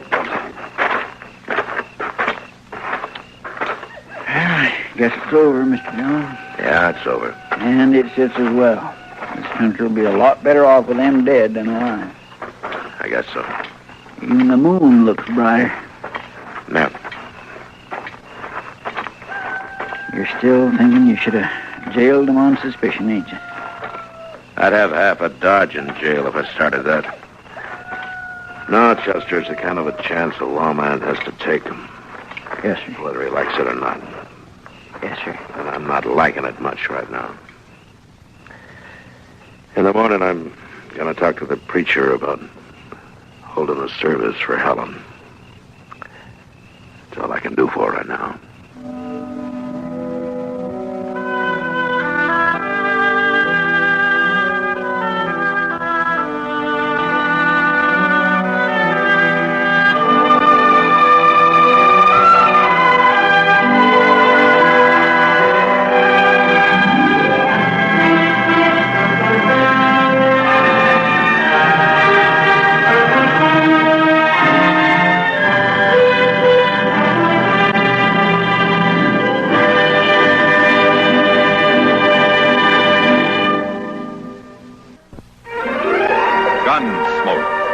Produced and directed in Hollywood by Norman Macdonald, stars William Conrad as Matt Dillon, U.S. Marshal.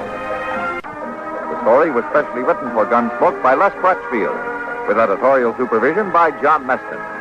Farley Bear is Chester, Howard McNear is Doc, and Georgia Hawkins is Kitty.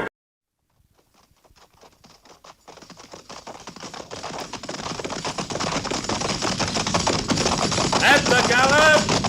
Ho!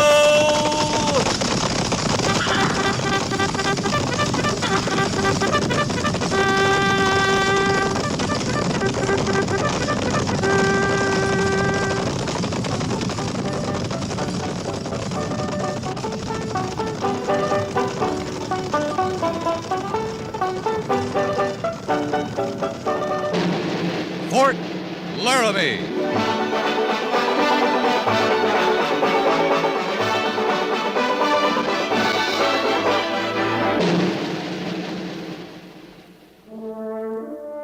Fort Laramie, starring Raymond Burr as Captain Lee Quince. Specially transcribed tales of the dark and tragic ground of the wild frontier, the saga of fighting men who rode the rim of empire, and the dramatic story of Lee Quince, Captain of Cavalry.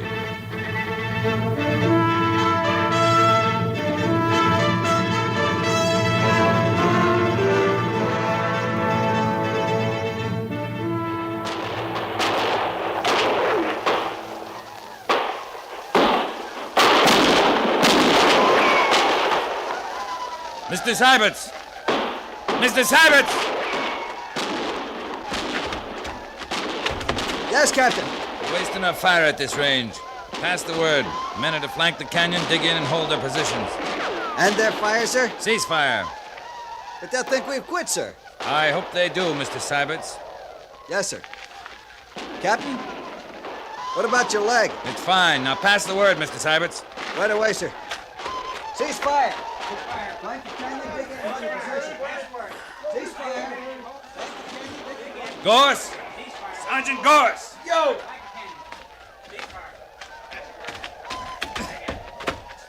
Right here, Captain. Give me a hand. Behind that boulder. Yes, sir. Can you bear weight on that leg? I can get behind that boulder.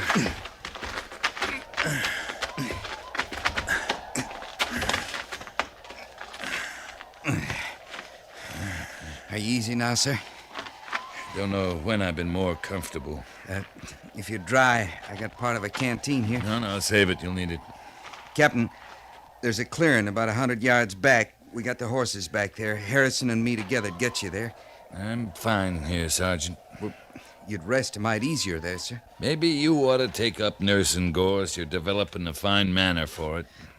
Well, sir, I reckon it's all this easy living. It's kind of got me soft. Go back to your position, Sergeant, and dig in.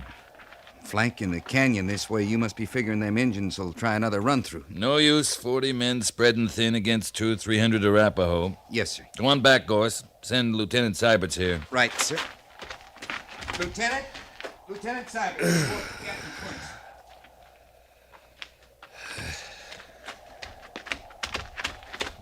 You sent for me, sir? The men have their orders. All down the line. How about ammunition? We've enough, sir. What's enough?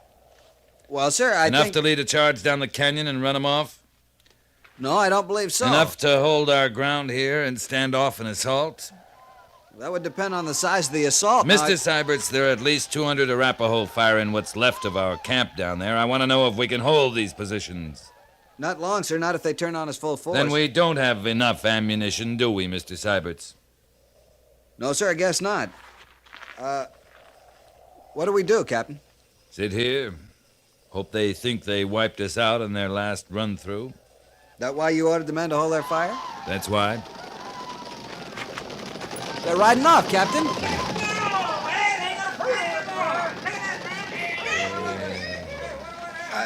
Don't look like they counted us too important, Captain Quince. That a complaint, Sergeant?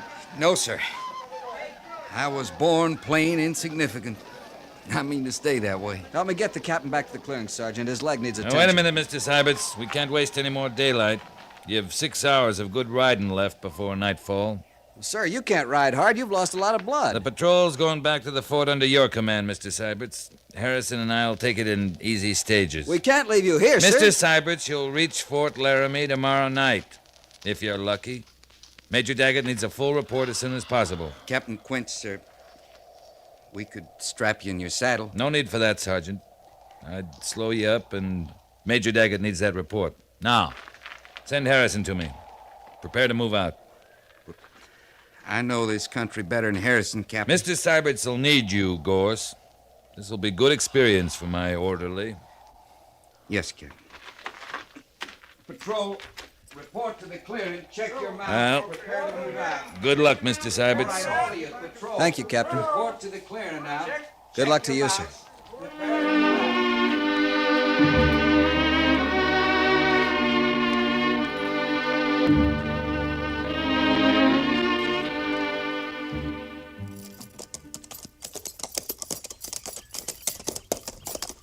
You're all played out, aren't you, sir? There's fresh water ahead. To the left there. That clump of trees. You can't go on just water, Captain. A little help. We can water the horses, too. Not much sunlight left. I hoped we'd find a settler where we could bed down for the night. This is Arapaho country, Harrison. They routed out most of the settlers. They sure got a way acting like they own the place, don't they? Running off white men. They were here first. I guess they got a funny idea that makes it their land. If we'd have had the whole company back there, we'd have run through them, sure. Showed them whose land it is. Well, it would take an awful good company. Those were dog soldiers leading that raid. Dog soldiers? Toughest fighters in the tribes. Hand-picked for their daring. Hote Mintanio. How's that, sir? That's the Cheyenne name for dog soldiers. But most Plains Indians have a select band like them. Sioux and the Arapaho. Oh. Guess we were smart to take cover in that canyon, Captain. Yeah, I guess we were. In through the trees, Harrison. Good grass there by that stream.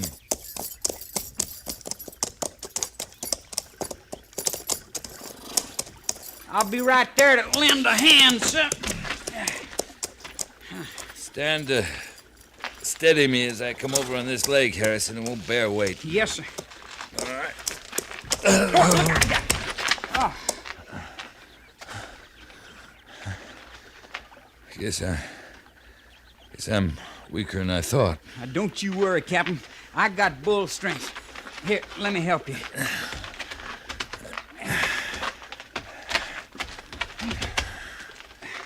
Now, you just sit back against this tree. There. How's that, sir? All right, Harrison. Thanks. I'll get you some fresh water. You going all white. No, I'm all right. I'll ease those cinches and lead the mounts down to the stream and water them. Go on. I just need to catch my breath. Rest a bit. I sure wish I could make you right comfortable, sir. In bed with food and all. I know. Mind the horses. Yes, sir.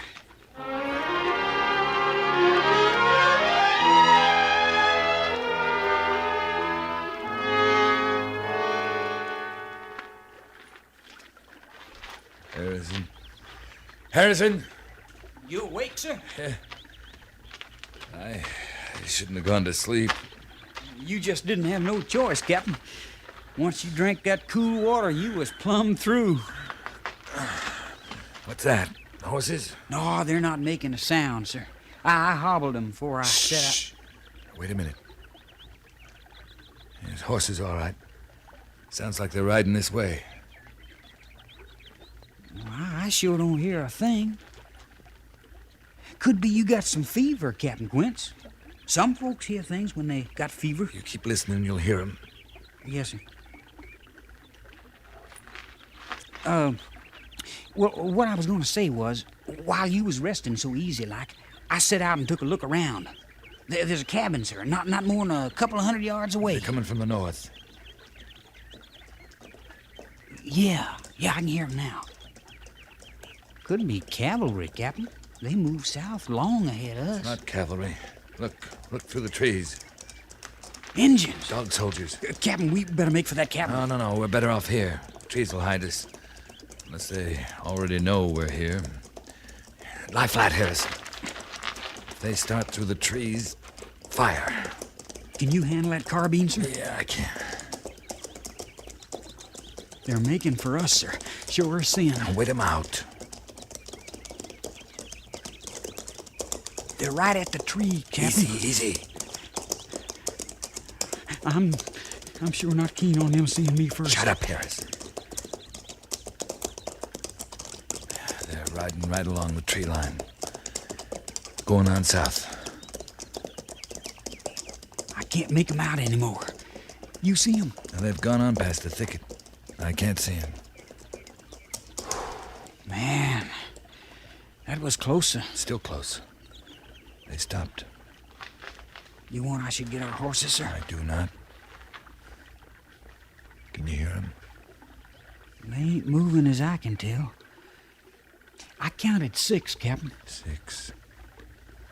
That cabin, where is it? Near as I can tell, that's where they are, sir. It's that direction, not more than a couple 100 yards away.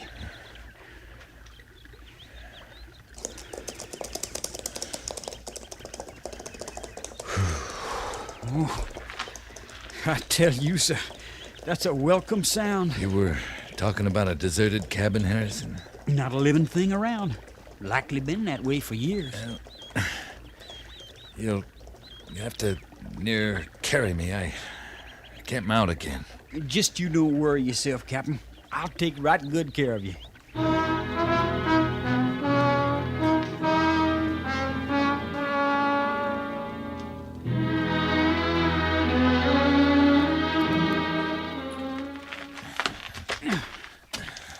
Not 10 more steps. You can make it, sir. I don't know, Harrison. You just lean heavy now. We'll get there. You'll make out fine. You come no closer. Well, ma'am, there's no cause for shooting. We're your kind, white folks. I'll judge about the shooting. What ails him? He's all shot up and weak. Ma'am, I'm not even asking for a hand, but I gotta put him down inside. Army? 2nd Cavalry, Fort Laramie. Harrison, I think I... Captain Quince! Captain, you all right, sir? Is he dead? No, ma'am, not yet. would you just try to help? Put that shotgun down and help a body? How are you on food? Oh, 10 of jerky, maybe. Blankets? Shot? You got anything? I got an awful sick captain here, ma'am. That's what I got. And I'm lifting him up right now and taking him in there. How much money you got? I don't know. A little. Hand it over. Once we inside... I tell you, son, I'd as soon shoot the both of you as jaw this way. I want your money and your guns.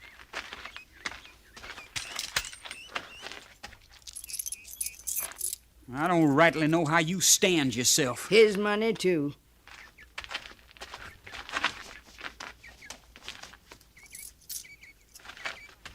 I'm bringing him inside now. Not for long. For this little bit of money.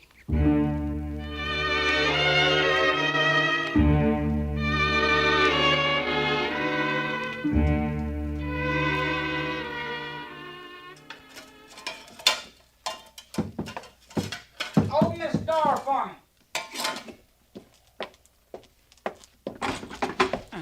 You're another weak one, are you? My arm's full of logs. Put 'em by the stove and quit your whimpering. Soft bellies, the lot of you. How is he? Ask him. He's only pretending to sleep. Captain? You can't fool her, Harrison. Don't try. Oh, you gave me a fright, sir. I wasn't sure you was going to come around. I'll be all right. She get the bullet? Yeah. Yeah, she got it. I see new cubs are tougher hide. Captain, she took everything we had. Jerky, guns, money. What kind of white woman is she? You'd best quiet him. I buried 4 husbands, 20 children. A couple of strangers don't faze me. Better get some sleep, Harrison. She says you watched me all night. You sure you're all right? I'm fine. Now go to sleep. That's an order. Yes, sir.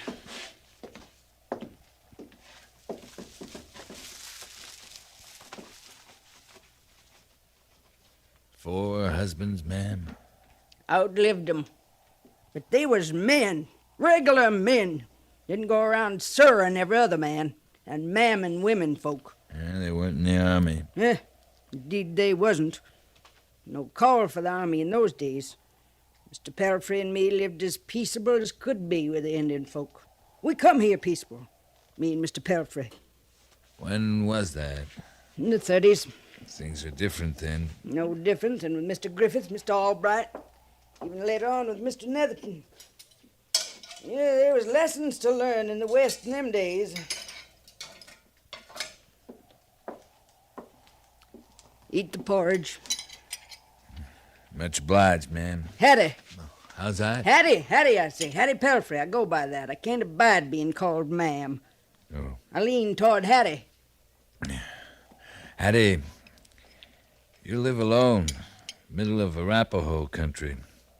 How do you manage? I come by your guns. Such little money you had. Sometimes it's food, sometimes robes. I'll take what I can get. No matter to me if it's settlers or scouts or army folks. Or Arapaho? Folks don't find Hattie less'n they lost, or half dead. It'd open your eyes to see what they part with. You always greet 'em with a shotgun? If need be. Before we came here last evening, a band of Arapaho braves stopped here. I got good arrows, strong bows, rifles. Even a couple of buffalo guns off a hunter broke his leg down the canyon. They got a camp near here, the Arapaho? You got something more to give me? Oh, Harrison says you cleaned us out. You're getting full measure.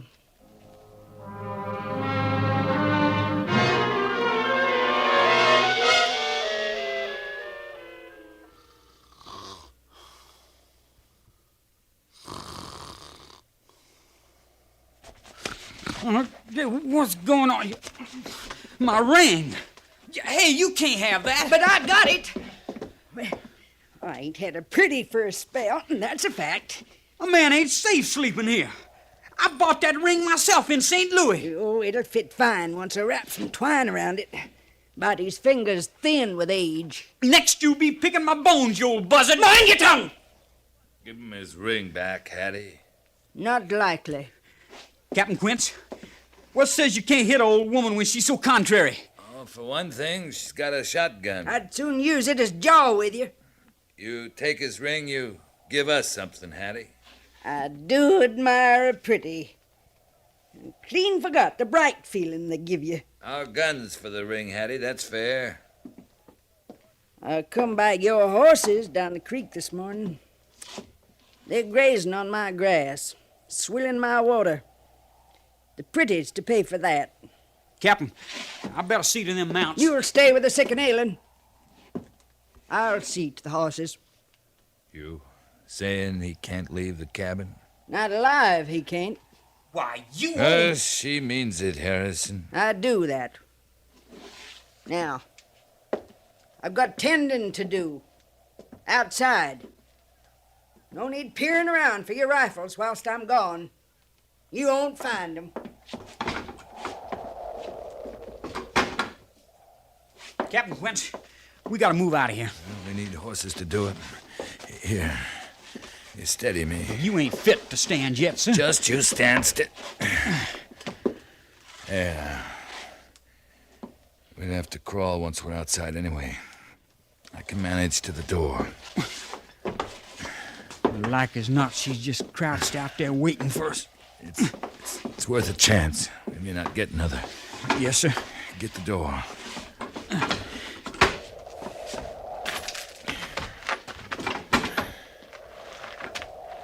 Get on your belly. Move small through this brush. Toward the stream. Can you see her? No, sir. Stream, how far is it?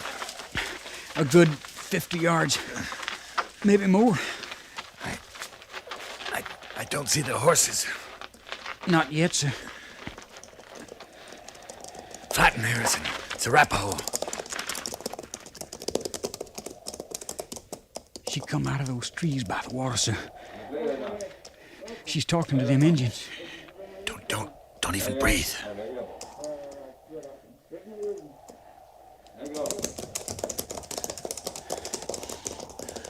She's going back toward the trees. Yeah. But there ain't a sign of our horses, sir. No sense trying to go it without them. We'll have to go back. To the cabin? Without guns or horses, we're no good out here, Harrison. Come on. What you reckon? She's done with them, Captain. That woman, she might have eaten them.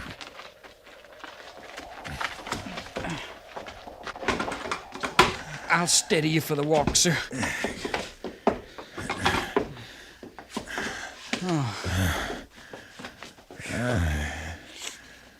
I'd give a lot for some of her strength right now. You think I could find them alone? Get yourself killed doing it? It's no good, Harrison. We'll have to wait. You're just about as foolish as can be, ain't you? Crawling around in the brush out there. What's ID? Fresh air, Hattie. Got no guns, no food. There's Arapaho all around. You don't think too good of your hides, do you? Where are the horses, Hattie? Your color's coming back some. You heard the captain. What about the horses? They come right high in these parts, youngin'. Yeah, I could get me a passel of things. Trading horses. You're real friendly with the Arapaho, Hattie. They treat me good. Of course, they know Mr. Pelfrey and me come peaceable to their country. Not to run 'em off what rightly is their land. You never seen 'em at the killing? White women, babies, no matter to them. You ever ask yourself who started it all? I seen it happen. The whites and their guns moving in. Wasn't pretty work they did. Women and children, too. They let you live here. It's got to be a reason. He come here like you, full of shot, ailing. White men's doing. Mr. Pelfrey and me, we took him in, tended him. He was a young chief then. But Standing Bear never forgot. Not in all these years. He's as near to a relation I got. You're from another age, Hattie. You and Standing Bear. You got anyone? A wife? No, no wife. Mother, then? I got her memory. Pair of her earrings, that's all. Not on you. I'd have found 'em. They're back at Fort Laramie. Oh, that's a pity. Yeah, that's a pity.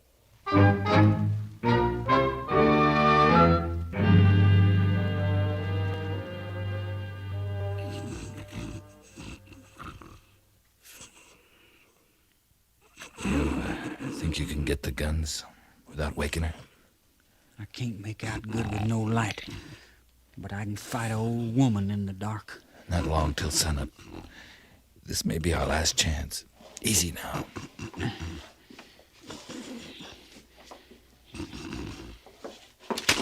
Now, that's just close enough. Stealing up on an old woman. What kind of men are you? I don't mind shooting. A bit. You're a witch. That's what you are. Seeing in the dark, hearing. You're no kind of woman at all. Maybe not now, young'un. But I was once. More woman than you could imagine. Now shut up, both of you. Someone's coming. Come earlier than I said. It's probably them same engines again, Captain. Yeah. Now get. Back where you belong. Over there, to your beds.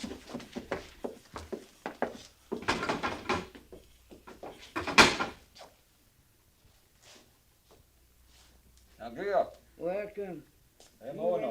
Captain, I had my gun, I'd blow us all up before I'd let them take us. I know. Maybe I'd help you. She's out there right now, trading for us. You know that. Get ready, someone's coming.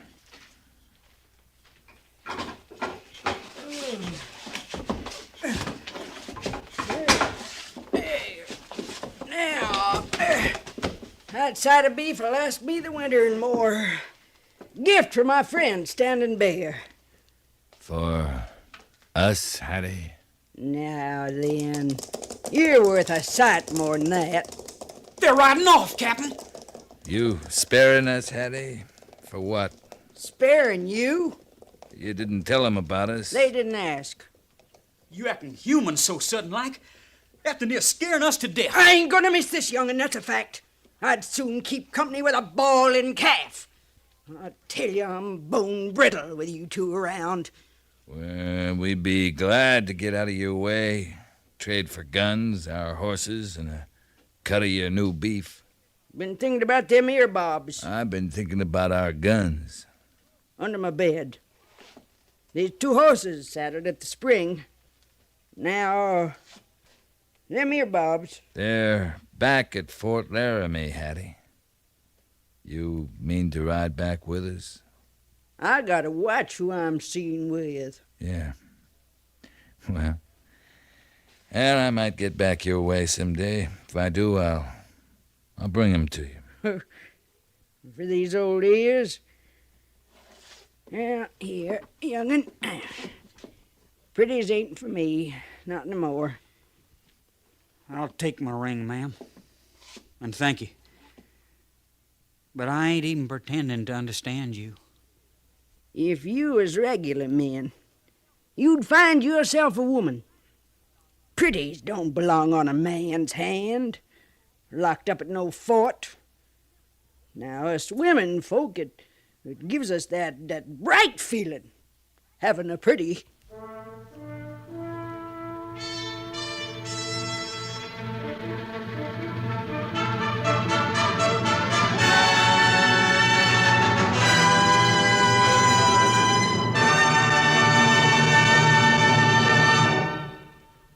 Fort Laramie is produced and directed by Norman MacDonald and stars Raymond Burr as Lee Quince, Captain of Cavalry, with Vic Perrin as Sergeant Gorse. The script was specially written for Fort Laramie by Kathleen Height, with sound patterns by Bill James and Ray Kemper, musical supervision by Amerigo Marino. Featured in the cast were Virginia Gregg, Sam Edwards, and John Daner.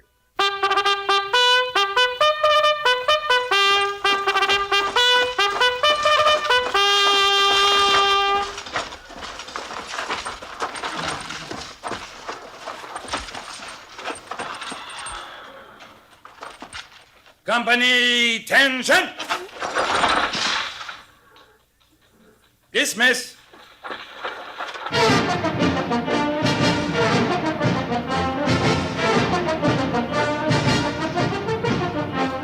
Next week, another transcribed story of the Northwest frontier and the troopers who fought under Lee Quince, Captain of Cavalry.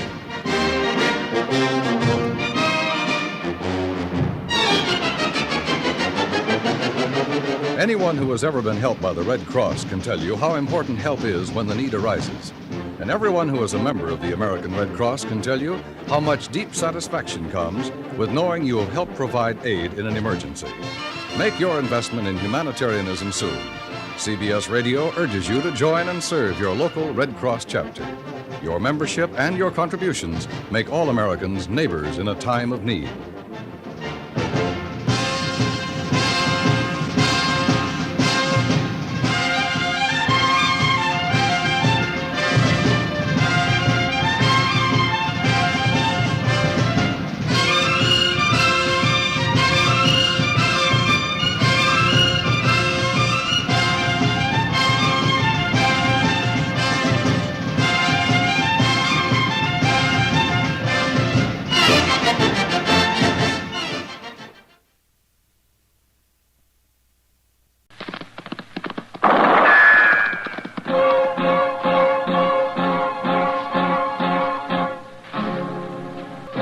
Around Dodge City and in the territory on west, there's just one way to handle the killers and the spoilers, and that's with a U.S. Marshal and the smell of gun smoke.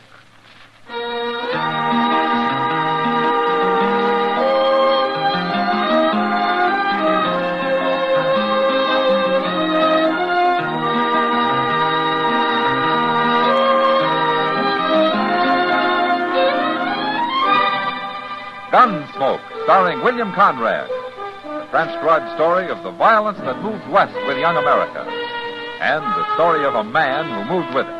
I'm that man, Matt Dillon, United States Marshal.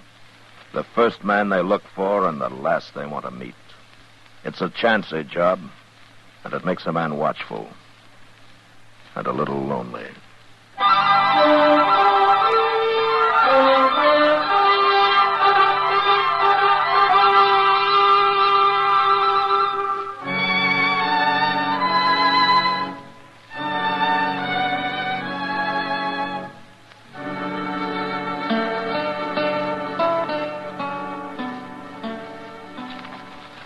Chester, will you take this stuff down to the depot and see that it gets in the mail for me, huh? Yes, sir.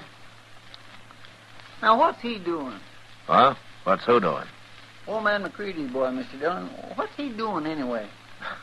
Well, you're the one who's looking out the window, Chester. Well, he ain't up to no good. Look at him. Well, I guess I'd better, or I'll never find out. Oh, he's jumping on his horse. There he goes. Well, what was he doing, Chester? Fooling around that wagon team there. He was messing with the traces for some reason. Oh, well, let's go have a look.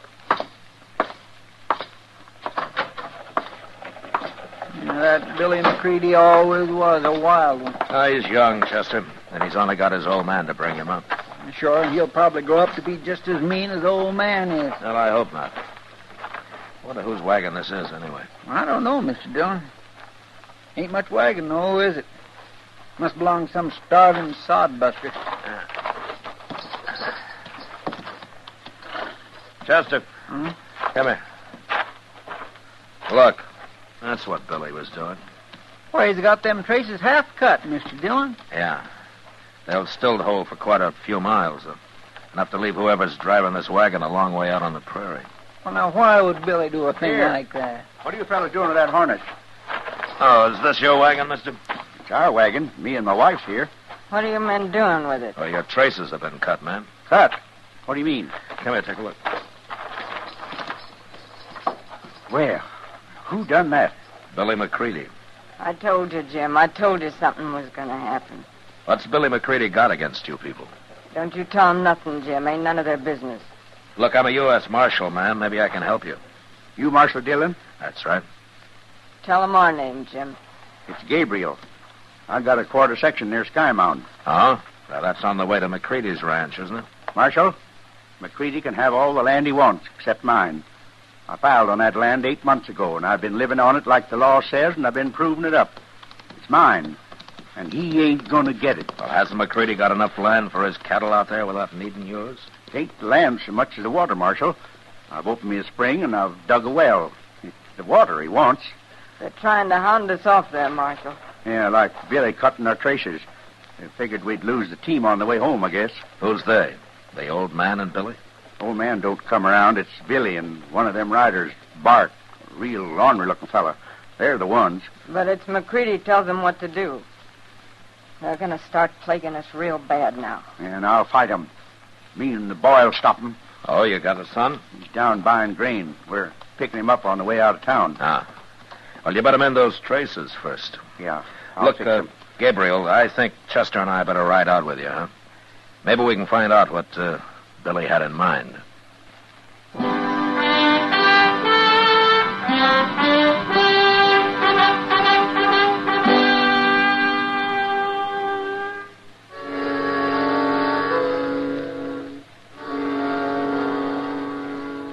It was dark by the time we got to the Gabriel place, and when we did, we saw lamps burning inside the house. At first, Gabriel thought his wife's sister and her family had arrived from back east. But then we noticed 3 horses standing outside. Families came west by wagon, not horseback. So I told the boy to take their team around to the shed while Gabriel and his wife walked into the house as though they suspected nothing. They left the door open. Chester and I got down and sneaked up to where we could hear what was happening. I hope they don't get hurt, Mr. Dillon. Him and Gabriel seems like good people. Quiet now, Chester. Get back here so soon, Keep out of the light. Same way we got the Dodge in our wagon. That's old man McCready, Mr. Dillon. Billy, you been lying to me? No, Pa. I've done what you told me. Honest, I did. You shut up about what I told you. Don't matter none, Mr. McCready. Nobody's gonna believe nothing that Gabriel say. Why don't you give up and go back east, wherever you come from, Gabriel? There's too many people out here already. And there's more coming, right here, too. What? My wife's sister and her husband. And they're bringing the little girl with them. One more man to fight, huh? All right, Gabriel, I'll tell you something. You must have noticed your harness being cut and fixed it. There, he admits. Otherwise, Be you'd quiet, be out on the Chester. prairie somewhere learning your first lesson. And when you did get home, you were going to find this place wrecked. We've been sitting here resting some before we got to work on it. It ain't too late, Mr. McCready. Sure, Pa. Let them watch us wreck it. Might be more interesting that way. Maybe you're right, son. Maybe that'll learn 'em. Okay, get over there in the You corner, ready, Gabriel. Chester? I You and sure the woman. am, Mr. Dillon. Right over there. Evening, McCready. Bart, you move your hand any closer to that gun and I'll shoot it off. I ain't doing nothing. What are you doing out here, Marshal? Same thing I'd be doing if I was in Dodge, McCready, enforcing the law. What are you bothering us for? Can we drop in here for a neighborly visit without everybody making a fuss? You're bad as Gabriel. You've been talking real wild. You ought to hear him. I did hear him, McCready. I heard you, too. Huh? Well, that don't mean nothing. You can't jail a man for talking. You're sure shy at the idea of going to jail, don't you, McCready? When I first come out here, there wasn't no jails. Gabriel tells me that you've stayed out of this business so far. You've let Bart and Billy do the talking for you. What they do, I'll take the blame for. You bet you will. And the first thing that goes wrong out here, any trouble at all, you're the one that's going to jail first, McCready. All right, now you get out of here. All 3 of you. Come on, boys. Stinks in here anyways. Well, you sure made the old man tuck his tail, Marshal. Don't you be so sure, Jim. McCready's is...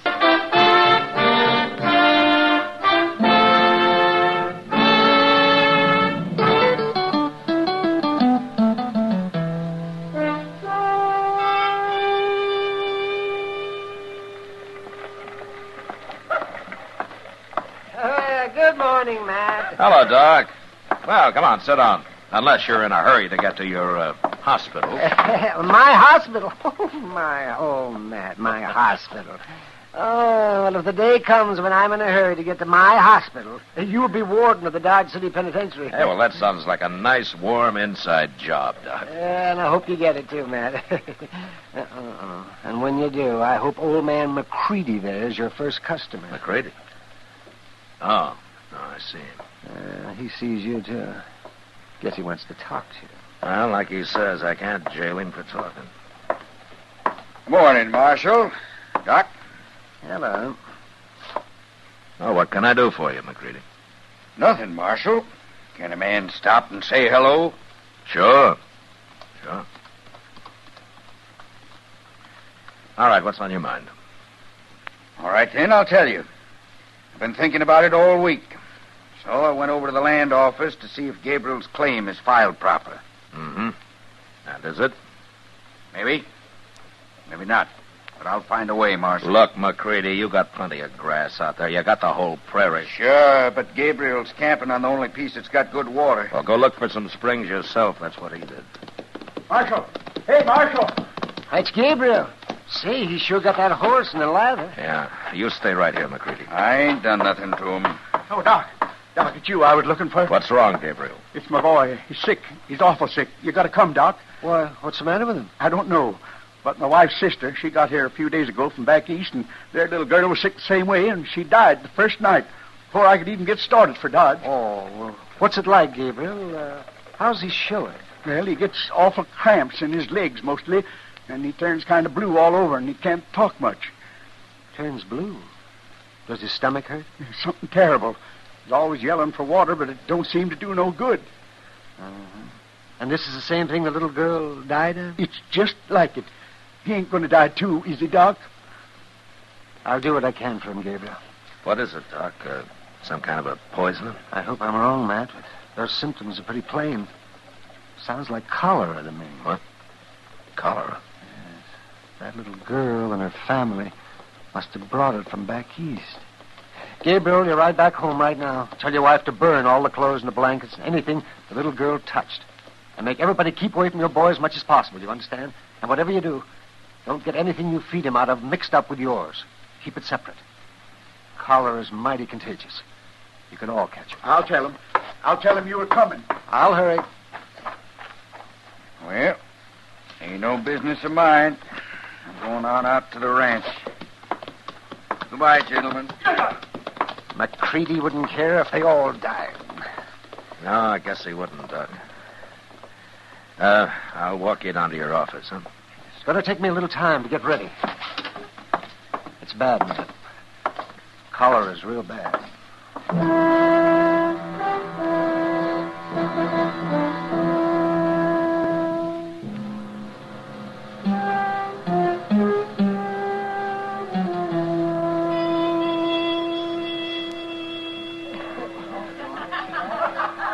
You're worried tonight, Matt. No, it's just that I can't help thinking about the Gabriels, Kitty. That's a terrible thing. Those poor people. Look, don't say anything about it around here, though, huh? I wouldn't want to get a panic started. Oh, of course I won't, Matt. But do you think there's any danger of it spreading to Doc? Well, Doc says not as long as the family stays out of town. Yeah, but they might catch it from each other. They ought to burn everything Mrs. Gabriel's sister brought with her. Well, that's what Doc said, Kitty. Well, for once I'm right. Because it makes sense, I guess. Yeah. I never been around cholera. Have you? No, but I've heard a lot about it. Seems to me in this job I've heard a lot about practically everything there is. And a lot there isn't, too, I bet. Oh, I'll say. Hey, Marshal! Gabriel, what are you doing here? I'm looking for Doc. Where is he? Doc? Oh, he never showed up, Marshal, and I just can't find him no place. Well, he should have been there this afternoon. Well, that's what I figured. And then come dark, I got worried. My boy's worse, Marshal. I've just got to find him, even if it is the middle of the night. Well, he left here. What could have happened to him, Marshal? Well, I got a pretty good idea. Come on, Gabriel. I'm riding back with you. Your place is right on the way to where I'm headed. Where's that? McCready's.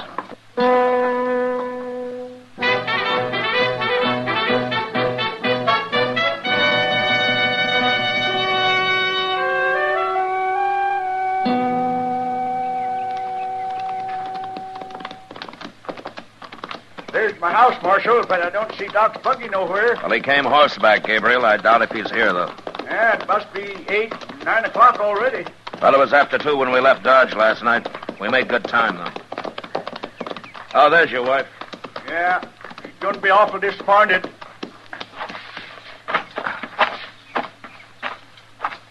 How's the boy, Jenny? Worse. Oh. I couldn't find Doc. I have an idea of where he is, Miss Gabriel, and I'm riding on to find him. I know where Doc is, Marshal. You do? I figured it all out after my husband left for Dodge last night. It's easy. There's nothing in the world would keep Doc from coming when someone's sick. Except one thing. What, Jenny? Somebody stopped him from coming. Oh.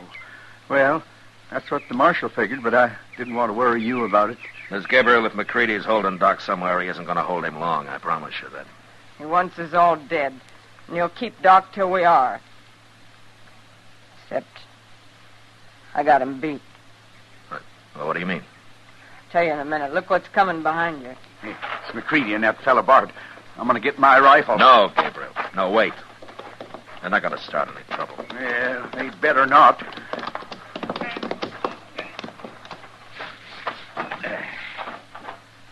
Morning, Gabriel. Miss Gabriel. Marshal. Hello. Come out to help, Marshal?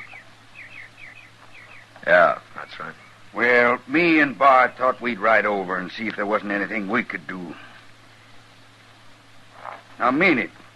I'm trying to be neighborly. Get back on your horse, McCready, and show me where you got Doc hid out. What? Doc's here, ain't he? What are you talking about? I said get back on your horse. Bart, you tense one more muscle, and I'm going to take it you're going for your gun. All I'm doing is breathing. All right. Now, we're wasting time, McCready. Now, wait, Marshal. I don't know nothing about Doc. Listen to me, you men. The marshal's right. We're wasting time. But I can save some. How? Where's your boy, McCready? He's at the ranch. You don't feel good. Why? He come by here yesterday. Late, after my husband started for Dodge. After I got everything figured. Said he'd been away on the prairie a couple of days. He told me he was here. He didn't cause you no trouble. No, he didn't. It's not much trouble to bring a man a cup of water. Well, that's all he wanted. I suppose you wouldn't give him any. I gave him some. I went in the house and got it for him. And what are you complaining about? Didn't he thank you pretty enough? My son's in there, McCready. And he's been drinking water, too. Lots of it. He and Billy. They used the same cup. Doc said don't let nobody touch what your boy used. My husband told me what Doc said. Billy ain't feeling good. He's got it. He's got cholera off in that cup. I expect he has. Cholera. Now I reckon you'll turn Doc loose. Billy'll die. Sure he'll die. Without Doc. No. It's up to you, McCready. All right. I admit it. We're holding Doc. Where is he, McCready? In a cabin I got 5-6 miles from here. We took him, me and Bart. We put on bandanas and we didn't say nothing so he wouldn't recognize us. He's there, locked in tight. Like I said, McCready, get on your horse. Sure, but let's hurry.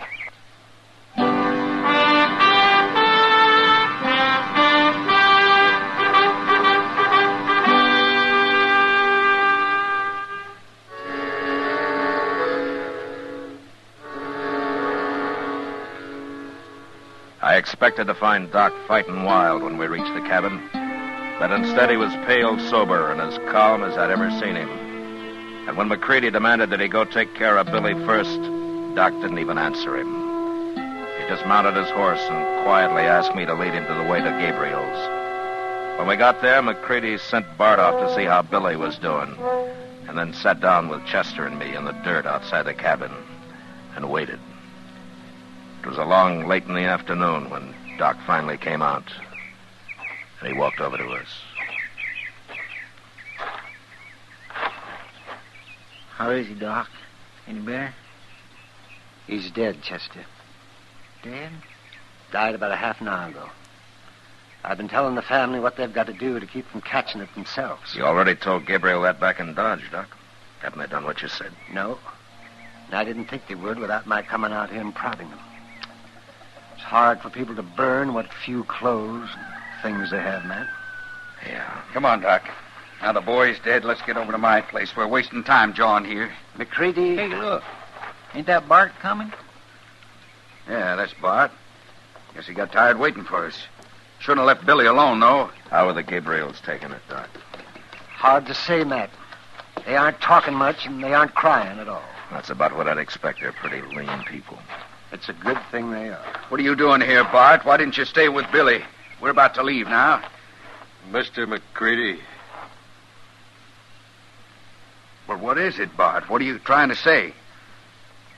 Billy's dead. Died right there in his bed. I couldn't do nothing for him.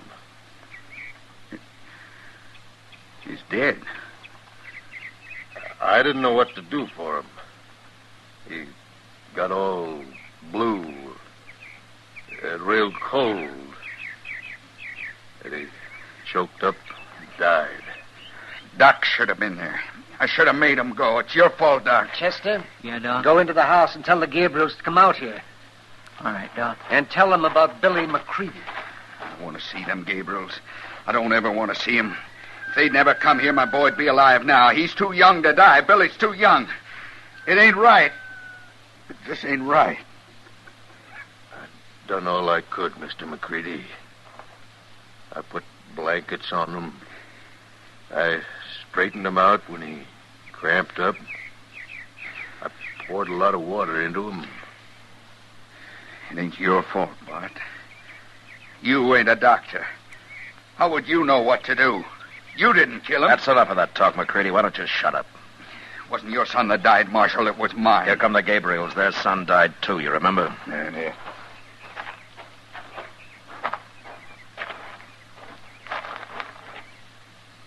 What do you want, Doc? I want to explain something. To you and to Mrs. Gabriel. Now, don't you start preaching, Doc. I ain't in no mood to listen to your talk. You'll listen, McCready, if I have to ram a stick in your mouth and tie you against that tree over there. All right, go on, Doc. First, I want to ask Mrs. Gabriel something. Chester told me about Billy, Doc. Looks like I killed him. No. You only wanted him to get sick so as McCready'd have to turn me loose. You thought he'd do that right away so I could save your boy and Billy, too. Could have saved Billy if he hadn't come here first. No, that's where you're all wrong. What do you mean? Medicine's still a pretty crude science, Mrs. Gabriel. Someday maybe they'll know, but right now I've got no more idea how to treat cholera than I do insanity. There's absolutely nothing I know to do for it. Is that true, Doc? It's true. And I did kill Billy. Killed him with my own hand. No, Mrs. Gabriel. If you'd known I couldn't help him, you'd never let him touch that cup. No. No, of course I wouldn't. Oh, I never would have. It's McCready that's the murderer.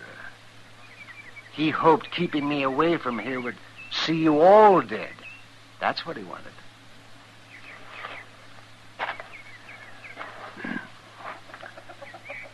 But all McCready's going to get for his murdering ways is the death of his own son. So you think about it, McCready, the rest of your life. And remember what it says in the Bible? The Lord does have his way of vengeance, after all. Doesn't he? All right, come on, everybody. Let's get to work. See what we can do to keep anybody else from catching us.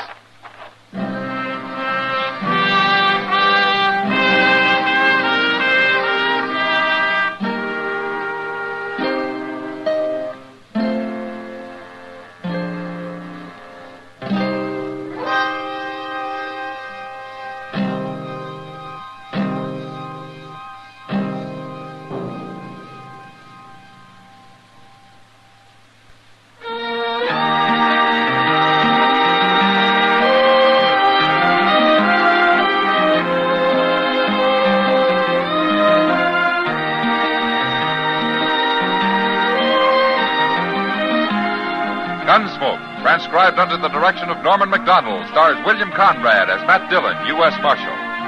Tonight's story was specially written for Gunsmoke by John Meston, with music composed and conducted by Rex Corey. Sound patterns by Tom Hanley and Ray Kemper. Featured in the cast were Ralph Moody, Virginia Christine, Vic Perrin, Clayton Post, and Sam Edwards. Parley Bear is Chester, Howard McNear is Doc, and Georgia Ellis is Kitty. Join us again next week as Matt Dillon, U.S. Marshal, fights to bring law and order out of the wild violence of the West in Gunsmoke.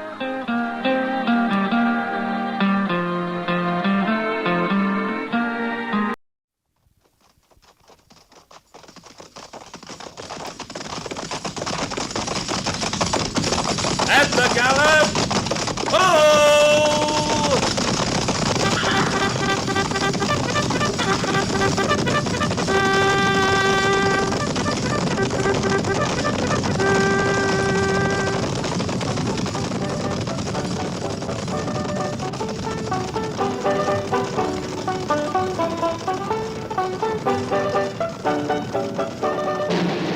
Fort Laramie.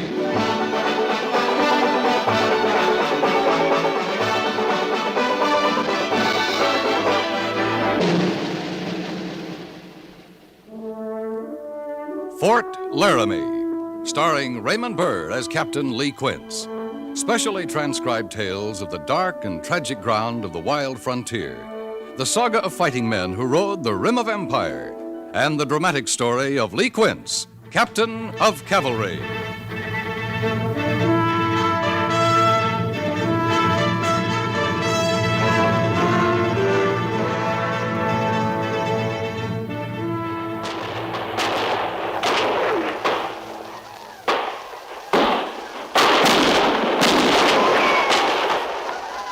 Mr. Syberts!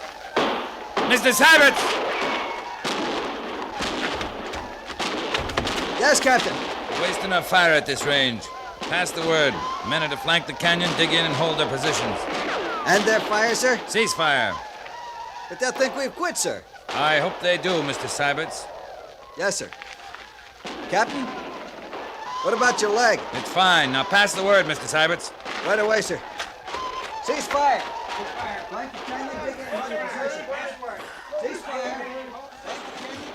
Gorse! Sergeant Gorse! Yo!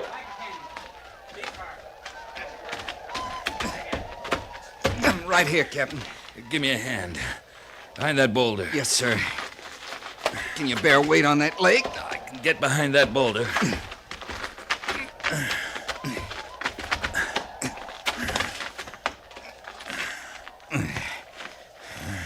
Are you easy now, sir? Don't know when I've been more comfortable. If you're dry, I got part of a canteen here. No, save it. You'll need it. Captain, there's a clearing about 100 yards back. We got the horses back there. Harrison and me together get you there. I'm fine here, Sergeant. Well, you'd rest a mite easier there, sir. Maybe you ought to take up nursing, Gorse. You're developing a fine manner for it. Well, sir, I reckon it's all this easy living. It's kind of got me soft. Go back to your position, Sergeant, and dig in. Flanking the canyon this way, you must be figuring them Injuns will try another run-through. No use 40 men spreading thin against 200-300 Arapaho. Yes, sir. Go on back, Gorse. Send Lieutenant Syberts here. Right, sir. Lieutenant Syberts.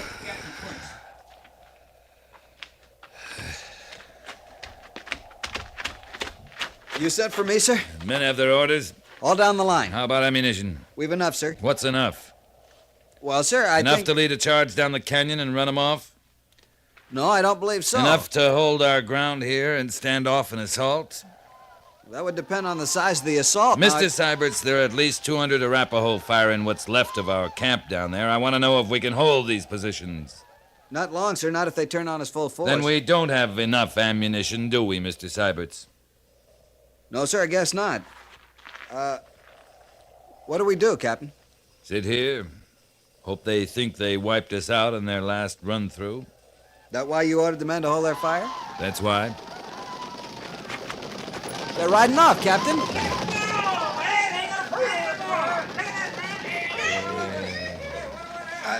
Don't look like they counted us too important, Captain Quince. That complaint, Sergeant? No, sir. I was born plain insignificant. I mean to stay that way. Help me get the captain back to the clearing, Sergeant. His leg needs Now, attention. wait a minute, Mr. Syberts. We can't waste any more daylight. You have 6 hours of good riding left before nightfall. Sir, you can't ride hard. You've lost a lot of blood. The patrol's going back to the fort under your command, Mr. Syberts. Harrison and I'll take it in easy stages. We can't leave you here, Mr. sir. Syberts, you'll reach Fort Laramie tomorrow night, if you're lucky. Major Daggett needs a full report as soon as possible. Captain Quince, sir, we could strap you in your saddle. No need for that, Sergeant. I'd slow you up, and Major Daggett needs that report. Now, send Harrison to me. Prepare to move out. I know this country better than Harrison, Captain. Mr. Syberts will need you, Gorse. This will be good experience for my orderly. Yes, Captain. Patrol, report to the clearing. Check your mouth. Well, Prepare to move out. good luck, Mr. Syberts. All right, all of you, patrol. Thank you, Captain. Report to the clearing now. Good luck to you, sir.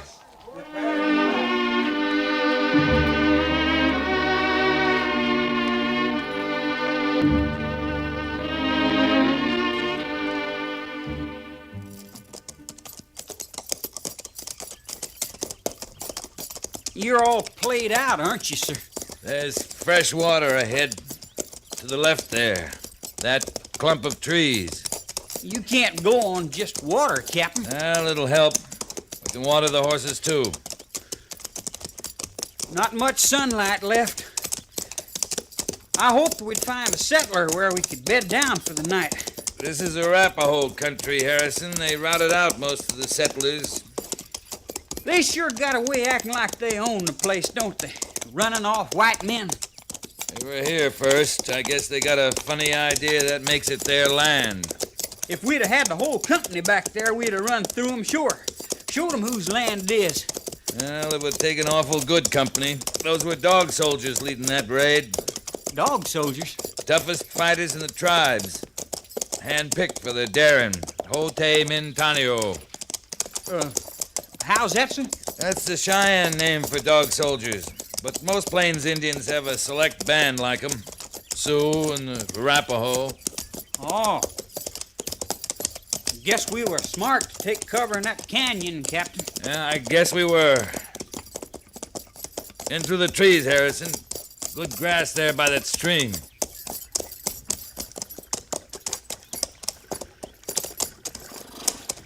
I'll be right there to lend a hand, sir. Stand to steady me as I come over on this leg, Harrison. It won't bear weight. Yes, sir. All right. Oh.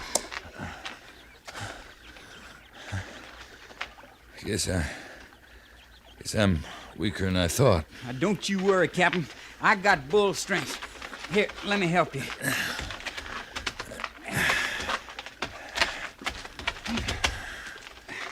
Now, you just sit back against this tree. There. How's that, sir? All right, Harrison. Thanks. I'll get you some fresh water. You going all white? No, I'm all right. I'll ease those cinches and lead the mounts down to the stream and water them. Go on.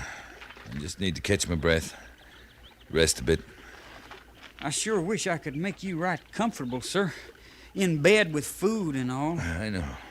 Mind the horses. Yes, sir.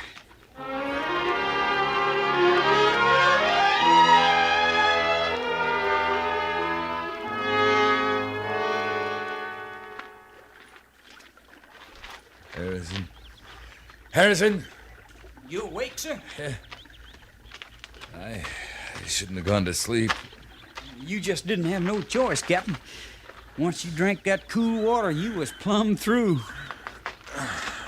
What's that? Horses? No, they're not making a sound, sir. I hobbled them before I set up. Wait a minute. There's horses, all right. Sounds like they're riding this way. Well, I sure don't hear a thing. Could be you got some fever, Captain Quince. Some folks hear things when they got fever. You keep listening, you'll hear them. Yes, sir. Well, what I was going to say was, while you was resting so easy like, I set out and took a look around. There's a cabin, sir, not more than a couple of 100 yards away. They're coming from the north. Yeah, I can hear them now. Could be cavalry, Captain. They move south long ahead of us. It's not cavalry. Look through the trees. Indians. Dog soldiers. Captain, we better make for that cabin. No, we're better off here. The trees will hide us. Unless they already know we're here. Lie flat, Harrison. If they start through the trees, fire. Can you handle that carbine, sir? Yeah, I can. They're making for us, sir. Sure as sin. Now wait them out. They're right at the tree, Captain. Easy. I'm sure not keen on them seeing me first. Shut up, Harrison. They're riding right along the tree line. Going on south. I can't make them out anymore. You see them? Now, they've gone on past the thicket. I can't see them. Man, that was closer. Still close. They stopped. You want I should get our horses, sir? I do not. Can you hear them? They ain't moving as I can tell. I counted 6, Captain. 6. That cabin, where is it? Near as I can tell, that's where they are, sir. It's that direction, not more than a couple 100 yards away.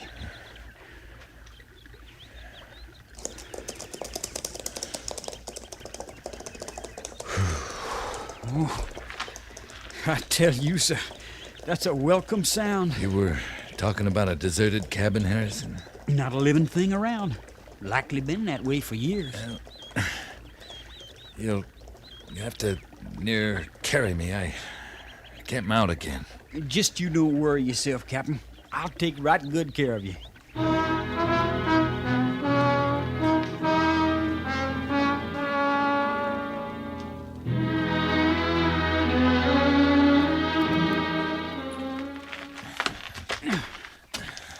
Not 10 more steps. You can make it, sir. I don't know, Harrison. You just lean heavy now. We'll get there. You'll make out fine. You come no closer. Well, ma'am, there's no cause for shooting. We're your kind, white folks. I'll judge about the shooting. What ails him? He's all shot up and weak. Ma'am, I'm not even asking for a hand, but I gotta put him down inside. Army? 2nd Cavalry, Fort Laramie. Harrison, I think I... Captain Wentz! Captain, you all right, sir? Is he dead? No, ma'am, not yet. Would you just try to help? Put that shotgun down and help a body? How are you on food? Oh, 10 of jerky, maybe. Blankets? Shot? You got anything? I got an awful sick captain here, ma'am. That's what I got. And I'm lifting him up right now and taking him in there. How much money you got?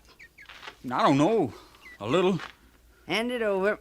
Once we inside... I tell you, son, I'd as soon shoot the both of you as jaw this way. I want your money and your guns.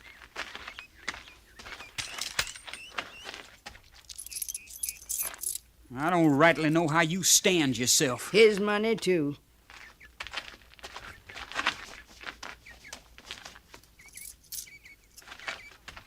I'm bringing him inside now. Not for long. For this little bit of money.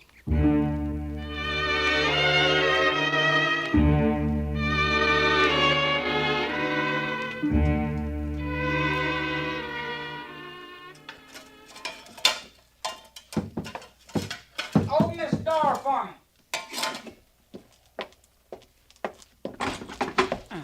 You're another weak one, are you? My arm's full of logs. Put 'em by the stove and quit your whimpering. Soft bellies, the lot of you. How is he? Ask him. He's only pretending to sleep. Captain? You can't fool her, Harrison. Don't try. Oh, you gave me a fright, sir. I wasn't sure you was going to come around. I'll be all right. She get the bullet? Yeah. Yeah, she got it. I see new cubs are tougher hide. Captain, she took everything we had. Jerky, guns, money. What kind of white woman is she? Best quiet him. I've buried 4 husbands, 20 children. A couple of strangers don't faze me. Better get some sleep, Harrison. She says you watched me all night. You sure you're all right? I'm fine. Now go to sleep. That's an order. Yes, sir.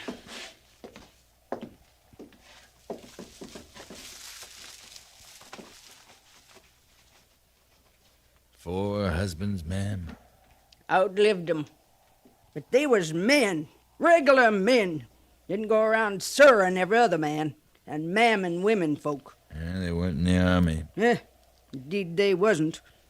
No call for the army in those days. Mr. Pelfrey and me lived as peaceable as could be with the Indian folk. We come here peaceable, me and Mr. Pelfrey. When was that? In the 30s. Things are different then. No different than with Mr. Griffith, Mr. Albright, even later on with Mr. Netherton. Yeah, there was lessons to learn in the West in them days. Eat the porridge. Much obliged, ma'am. Hattie. How's that? Hattie, I say. Hattie Pelfrey. I go by that. I can't abide being called ma'am. Oh. I lean toward Hattie. Hattie, you live alone, middle of Arapaho country. How do you manage? I come by your guns.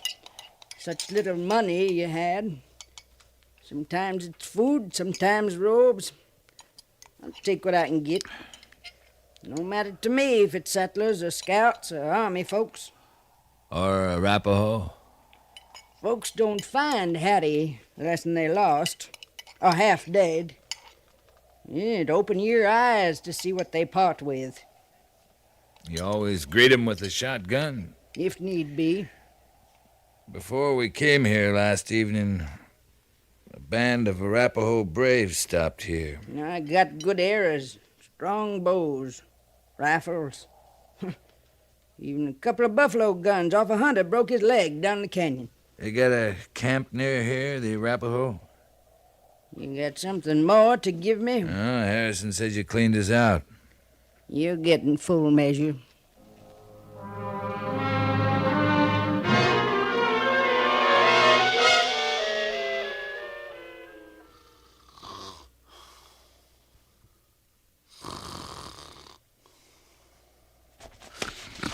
What's going on?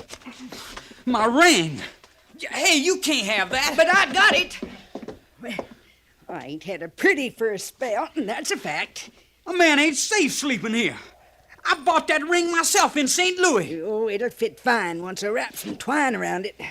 Body's fingers thin with age. Next you'll be picking my bones, you old buzzard. Mind your tongue! Give him his ring back, Hattie. Not likely. Captain Quince, what says you can't hit an old woman when she's so contrary? Oh, for one thing, she's got a shotgun. I'd soon use it as jaw with you. You take his ring, you give us something, Hattie.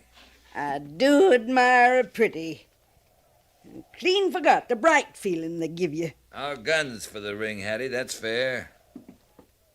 I come by your horses down the creek this morning. They're grazing on my grass, swilling my water. The pretty's to pay for that. Captain, I better see to them mounts. You'll stay with the sick and ailing. I'll see to the horses. You saying he can't leave the cabin? Not alive, he can't. Why, you... She means it, Harrison. I do that. Now, I've got tending to do. Outside. No need peering around for your rifles whilst I'm gone. You won't find them. Captain Quince, we gotta move out of here. Well, we need horses to do it. Here. You steady me. You ain't fit to stand yet, sir. Just you stand still. Yeah. We'd have to crawl once we're outside anyway. I can manage to the door. Like as not, she's just crouched out there waiting for us. It's worth a chance. We may not get another. Yes, sir. Get the door.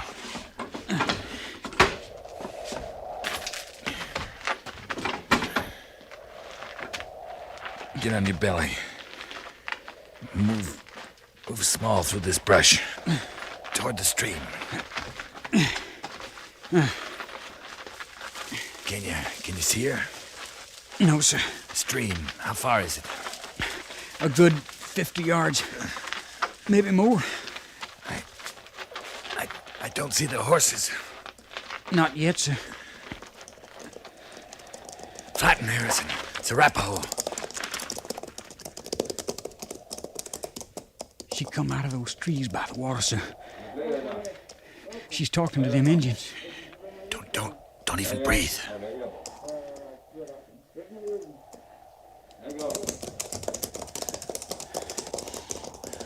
She's going back toward the trees.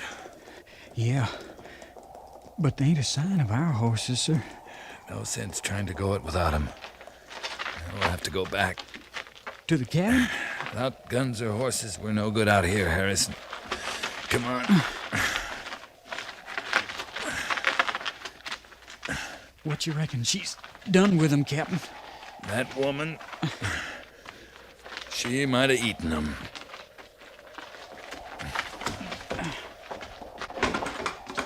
I'll steady you for the walk, sir.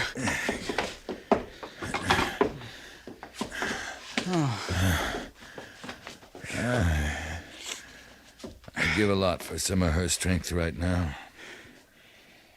You think I could find them alone? Get yourself killed doing it? It's no good, Harrison. We'll have to wait. You're just about as foolish as can be, ain't you? Crawling around in the brush out there. What's ID? Fresh air, Hattie. Got no guns, no food. There's a Arapaho all around. You don't think too good of your hides, do you? Where are the horses, Hattie? Your color's coming back some. You heard the captain. What about the horses? They come right high in these parts, youngin'. Yeah, I could get me a passel of things. Trading horses. You're real friendly with the Arapaho, Hattie. They treat me good. Of course, they know Mr. Pelfrey and me come peaceable to their country. Not to run 'em off what rightly is their land. You never seen 'em at the killing? White women, babies, no matter to them. You ever ask yourself who started it all? I seen it happen. The whites and their guns moving in. Wasn't pretty work they did. Women and children, too. They let you live here. There's got to be a reason. He come here like you, full of shot, ailing. White men's doing. Mr. Pelfrey and me, we took him in, tended him. He was a young chief then. But Standing Bear never forgot. Not in all these years. He's as near to a relation I got. You're from another age, Hattie. You and Standing Bear. You got anyone? A wife? No wife. Mother, then? I got her memory. Pair of her earrings, that's all. Not on you. I'd have found 'em. They're back at Fort Laramie. Oh, that's a pity. Yeah, that's a pity.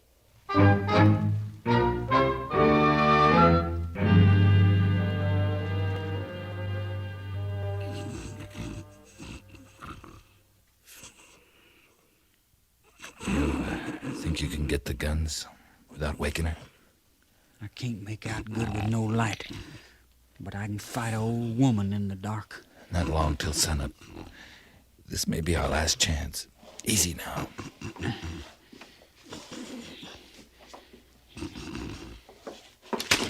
Now that's just close enough. Stealing up on an old woman. What kind of men are you? I don't mind shooting. A bit. You're a witch. That's what you are. Seeing in the dark, hearing. You no kind of woman at all. Maybe not now, young'un. But I was once. More woman than you could imagine. Now shut up, both of you. Someone's coming. Come earlier than I said. It's probably them same Indians again, Captain. Yeah. Now get. Back where you belong. Over there, to your beds.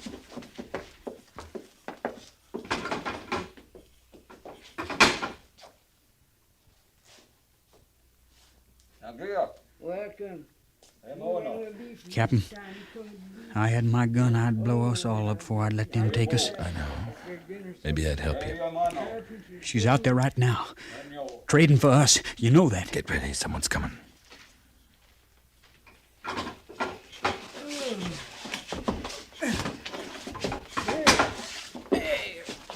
Now, that side of beef will last me the winter and more. Gift for my friend Standing Bear. For us, Hattie?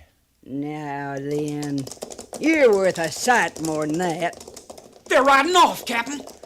You sparing us, Hattie? For what? Sparing you? You didn't tell them about us. They didn't ask. You acting human so sudden-like, after near scaring us to death. I ain't gonna miss this young'un, that's a fact. I'd soon keep company with a bawling calf. I tell you, I'm bone brittle with you two around. Well, we'd be glad to get out of your way. Trade for guns, our horses, and a cut of your new beef.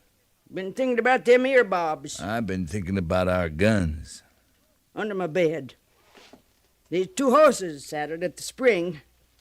Now, them ear bobs. They're back at Fort Laramie, Hattie.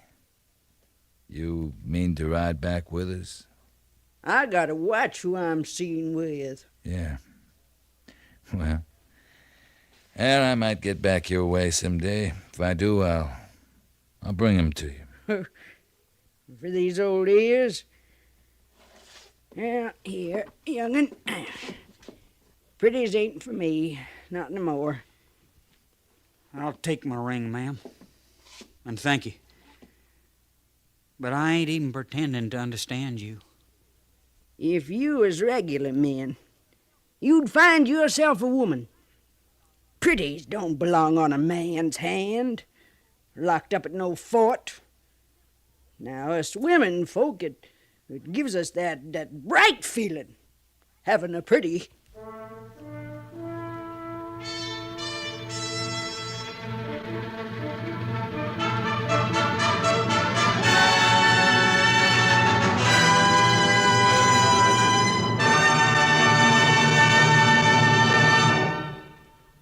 Fort Laramie is produced and directed by Norman MacDonald and stars Raymond Burr as Lee Quince, Captain of Cavalry, with Vic Perrin as Sergeant Gorse.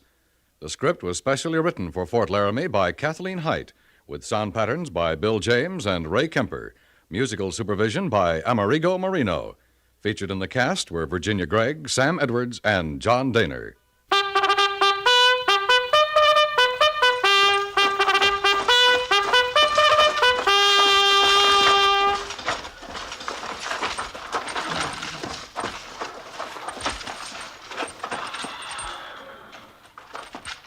Company, tension! Dismiss.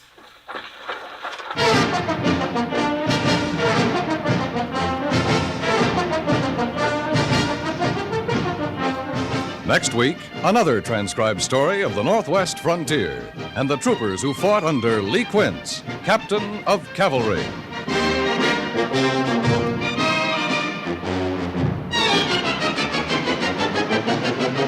Anyone who has ever been helped by the Red Cross can tell you how important help is when the need arises. And everyone who is a member of the American Red Cross can tell you how much deep satisfaction comes with knowing you have helped provide aid in an emergency.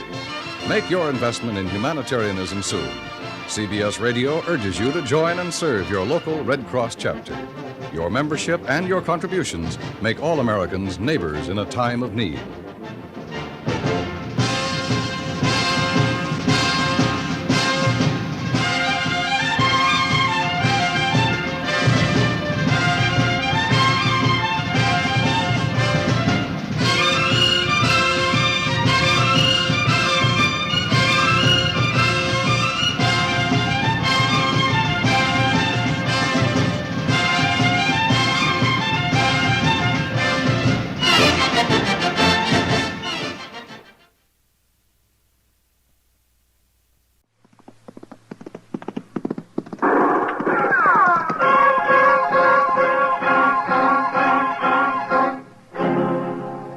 around Dodge City and in the territory on west, there's just one way to handle the killers and the spoilers, and that's with a U.S. Marshal and the smell of gun smoke.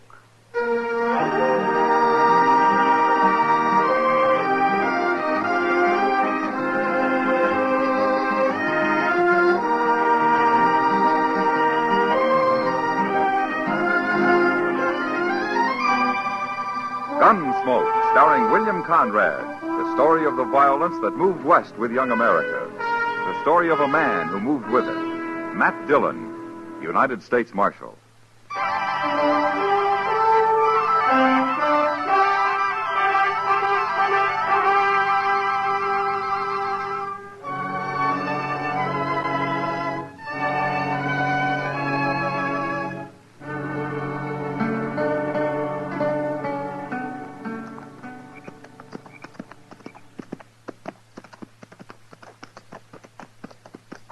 Hey, Gorse. Yeah? There's no moon tonight. What of it? It's spooky when there's no moon. You afraid of something, Arlo? Of me? You. What are you afraid of? Of course, I ain't been much afraid of anything since the second battle of Bull Run. That so? Oh. I took my first bullet at Manassas Gap. I thought sure I'd die, but I didn't. That's nothing. When I got shot on the Chattahoochee River over in Georgia, I knew I wouldn't die. How'd you know? I just knew, that's all. Weren't you afraid? Afraid of what? Dying. I've never been afraid to die. Well, I'm not afraid. Not anymore. Not since Bull Run. And what's all this about there being no moon, Arlo? I said I'm not afraid to die. I didn't say I'm not afraid of anything. Oh, shut up. Okay.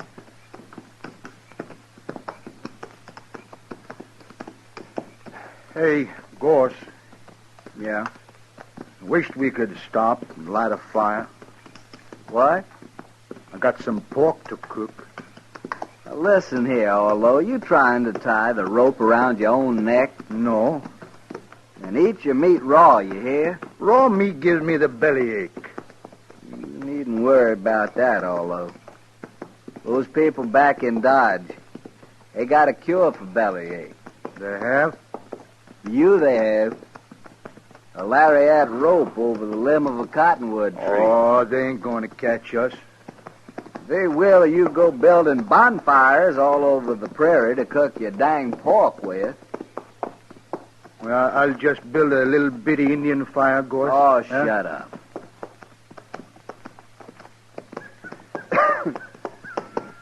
Arlo? Look over there. Where?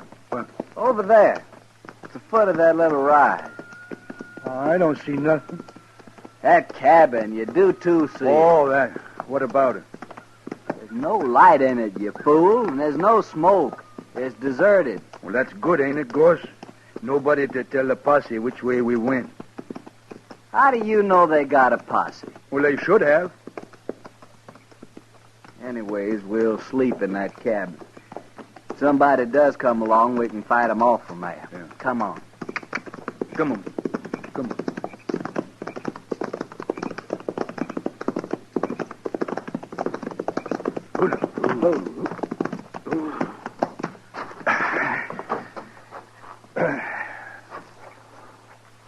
It's big, ain't it, Gorse? Big enough for us, anyway. Come on, maybe there's some food inside.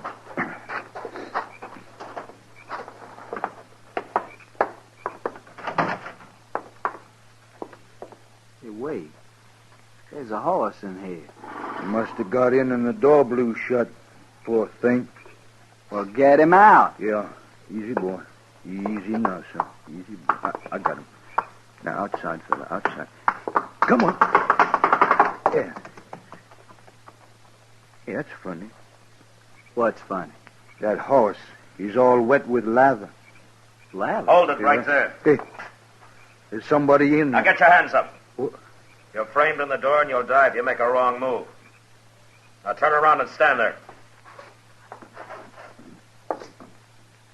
Now take your guns.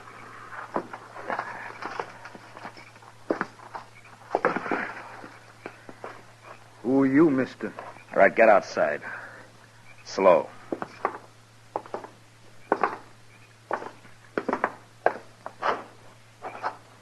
All right, that's far enough. Now you can turn around.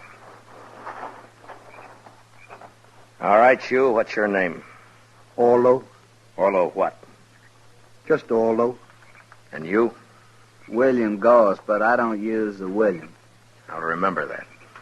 Look, mister, we don't mean no harm. We just thought your cabin was deserted and we could sleep in there tonight. It's deserted, but you won't be sleeping anywhere tonight. Now, mister, you got no right You'll to... sleep in Dodge when we get there. Oh, no. No, we can't go back to Dodge. No? Why can't you?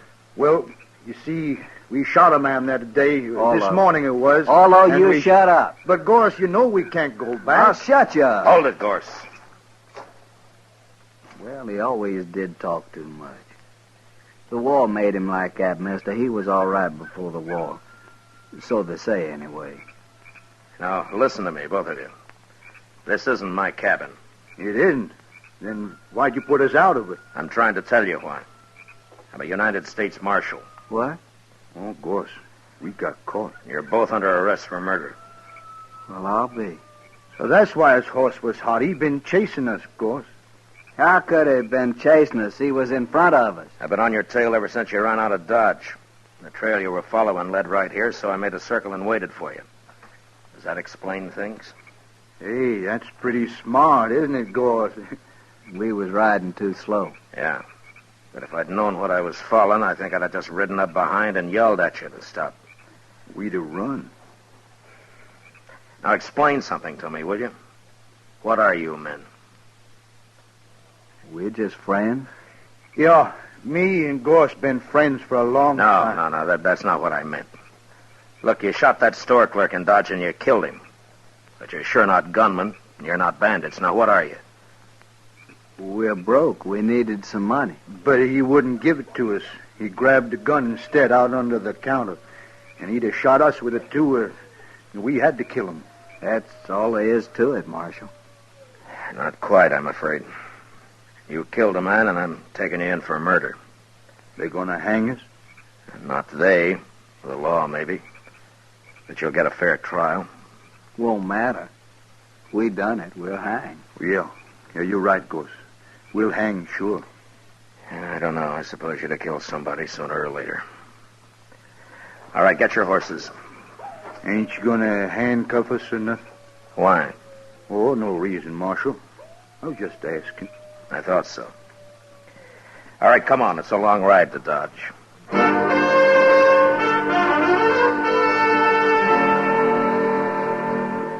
It took all night to ride back to Dodge, but I didn't have to watch my prisoners any more than if they'd been a couple of riders I'd thrown in with on the trail. Maybe it was all their years in the war, in the Army, that made them do whatever I, as a marshal, told them to do. The idea of not obeying me never occurred to them. Next morning, I had Chester lock them up, and then I went off to get some sleep. About noon, I got up, ate something, and dropped into the Texas Trail. Sit down, Matt. Yeah, sure, Kitty. I hear you brought in those murderers. Yeah, I did. Well, aren't you glad? Yeah, sure, Kitty. I'm glad. Well, they're the ones, aren't they? You got the right men. Yeah, they're the ones. They did it. Matt, sometimes I don't know Kitty, they're just a couple of not very bright men who've had too much war. I guess they just got used to killing. I don't think it means anything at all to them. Well, then They're not mean, and they're not vicious. They're just kind of loco. Well, that's what makes them dangerous, I guess. Marshal Dillon? Yeah. I hear you brought in two men this morning, Gorse and Orlo. No? How do you know their names? Well, everybody does by now. Yeah, I suppose so. They didn't do it, Marshal. What? They're innocent. They didn't kill that clerk. Who are you, mister? My name is Blaine, George Blaine. All right, Blaine, what's this all about? Oh, what I said, Marshal. They're innocent. You see, I and Ned and Lou, well, over there at the bar, we saw them just leaving Kelly's stable when that shooting took place. Would you swear to that in court? Why, sure, Marshal. How come you arrested them anyway? Well, I'll tell you, Blaine. They shot a man. Nobody saw that killing. Look, I don't know who you are or what your interest in this is, but they admit killing that clerk. So why don't you just go back and join your friends at the bar and forget about it, huh? No, Marshal, we won't forget about it. You shouldn't have arrested those men. And what's more, we're going to see to it they don't stay arrested. Oh? You want to see to it right now, Mr. Blaine? No. No, there are other men around here interested in justice, Marshal, and I think we'll talk to them first. Don't do it, Blaine. Don't get anything like that started here in Dodge. See you later, Marshal. Who is he, Kitty? I don't know, Matt. He and his two friends came in on a Santa Fe from St. Louis a couple of days ago. That's all I know. I wonder what they got in mind. Oh, they've been drinking. It's just talk, Matt. Yeah, maybe. I'll see you later, Kitty. So long. Hurry back, Matt.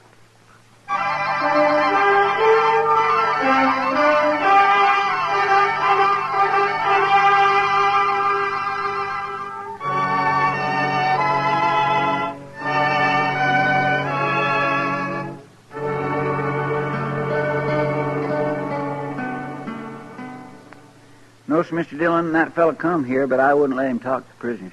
Was he alone, or did he have his two friends with him, Chester? No, he was alone, sir. But I did notice a couple of men waiting around outside now that you mention it.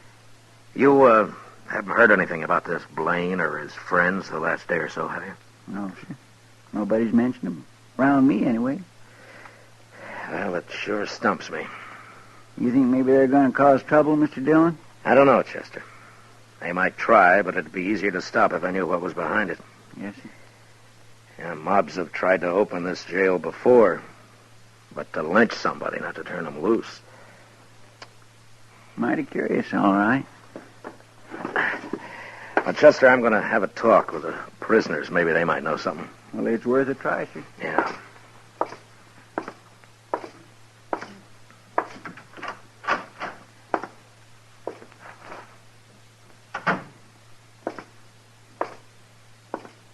Hey, Goss, it's the Marshal. Hello, Marshal. Hello, Arlo. Gorse. How are you, Marshal? Well, is Chester treating you all right? Well, it wasn't much of the bait we had this morning, but the noon meal was fine. Marshal? We get supper, too? Of course you do. When they gonna hang us, Marshal? Well, Arlo, you haven't been tried yet. Nothing's going to happen until you have a trial. How long will that take, Marshal? Well, what difference it make, Goss, as long as we get fed every day? Listen, you men, I want to ask you something. Sure, Marshal. Have you ever heard of a man named Blaine? He's tall, has black hair. Blaine. He's Wasn't that the fella's name who was here this morning all over? Yeah, that's right, Blaine. Here this morning? Chester said he kept him out of here. Oh, he come around back, outside, talked through the window there. Seemed like a nice fella. Sort of crazy, though. Now, why do you say that, Arlo? What do you want? Oh, he kept saying he had witnesses and all like that. Said we're innocent. We shouldn't be in here. Well, what'd you tell him? Well, we told him how you caught us and what we did and all. We told him there wasn't any witnesses we could see. Just us. And that clerk, but we killed him. Sure, but Blaine was saying him and his friends saw us down by some corral or something. I don't know. He was all mixed up. Tell me, have either one of you ever seen this Blaine before? Oh, no, Marshal. Never laid eyes on him. And that's the truth. That's right, Marshal. Me and Gorse, we never tell lies. Yeah, I know. Did Blaine tell you what he's going to do? What his plans are? Nary a word, Marshal. Except he did say for us to set up a holler that we didn't kill that fella. Oh, he's crazy, that Blaine. I couldn't get his drift at all. Well, I'll tell you what it is, Orlo. For some reason that I don't know, Blaine wants you two out of jail. He may come here with a mob and try and get you out. Well, he can't do that. We're under arrest here. Yeah, I know. But he might try. What'll we do about it, Marshal? Nothing, Gorse, nothing. I'll handle it. You sure, Marshal? Let me know if you need anything, huh? Oh, we're fine, Marshal. Thanks just the same. Sure. Okay. I'll see you later, then.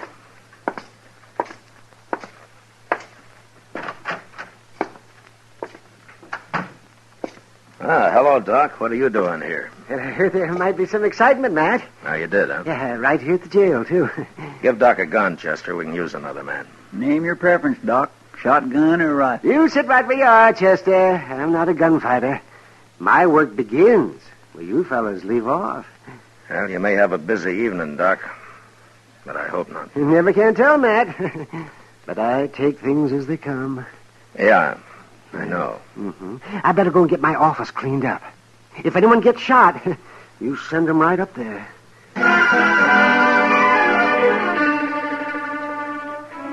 It doesn't improve a man's temper to spend the afternoon sitting around and waiting for a mob to form.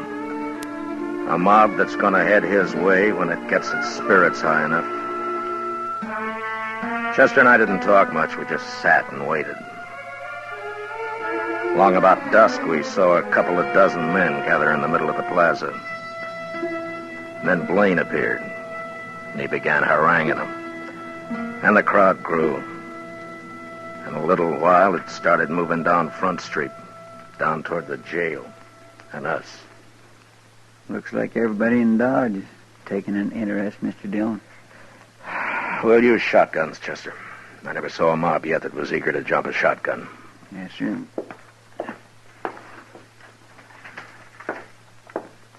Here's yours, Mr. Dillon. Yeah, thanks. Well, let's go meet him outside, Chester. All right, sir.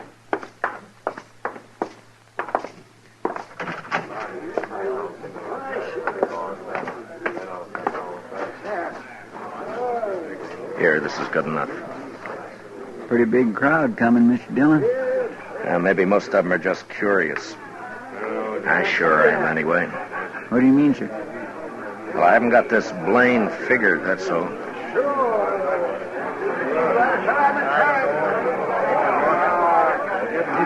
All right, hold it, man. Hold it, man. I'll see if I can talk some sense into the marshal first. Well, Marshal, I was right. There seem to be a lot of men in Dodge interested in justice. We want Orlo and Gorse out of that jail, Marshal. We want them freed. Aren't you going to say anything, Marshal? I don't see your two partners, Blaine, whatever their names are. Don't you worry about them, Marshal. Now, you tell us. You going to turn those prisoners loose, or do you want us to do it? Well, speak up, Marshal. Which way is it going to be? All right. Now, you've all heard Blaine's story. He claims he and his friends saw Orlo and Gorse at Kelly's stable when the shooting took place. Now, that's pretty good evidence that they didn't kill that clerk. And it could be true. I'm going to go inside and I'm going to talk to him about it. And I'll give you my answer in half an hour. Now, is that fair enough? Yeah. A half hour will just about do it, Marshal. I think it will, Blaine. But no matter what you decide, we're going to turn them loose. Isn't that right, man? Chester, keep an eye on Blaine. Don't let him leave here if you have to shoot him to keep him around. Yes, sir, but I don't understand why Just do as I say, Chester. Yes, sir.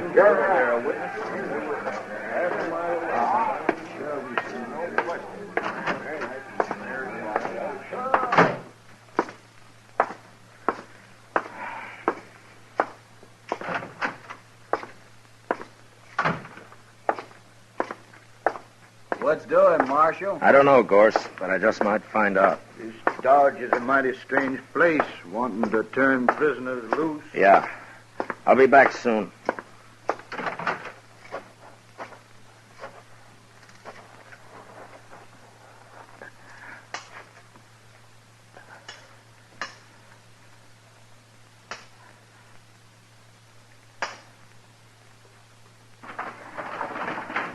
Matt! What are you up to? You're going to break my window with those rocks. Get on here, Doc. I need you, and hurry. Huh? Oh, well, sure, Matt. Stand under the window here, and I'll climb down on top of you. It's only a few feet. Okay. All right, come on, hurry. Yeah, well, what's this all about, Matt? Where we're going? We're going to the express company first. Well, what for? It's closed. Maybe not. It's not quite 6. Everybody in Dodge is out there in the street. I was watching from my front window. Not quite everybody, Doc. Blaine's 2 friends aren't there. Yeah, right. Well, what do you I'm mean? working on a hunch, Doc. If I'm right, I want you as a witness. And we'll go back and show that mob what fools they are. Yeah, whatever you say, Matt. But I haven't got a gun. Don't worry, I'll do the shooting.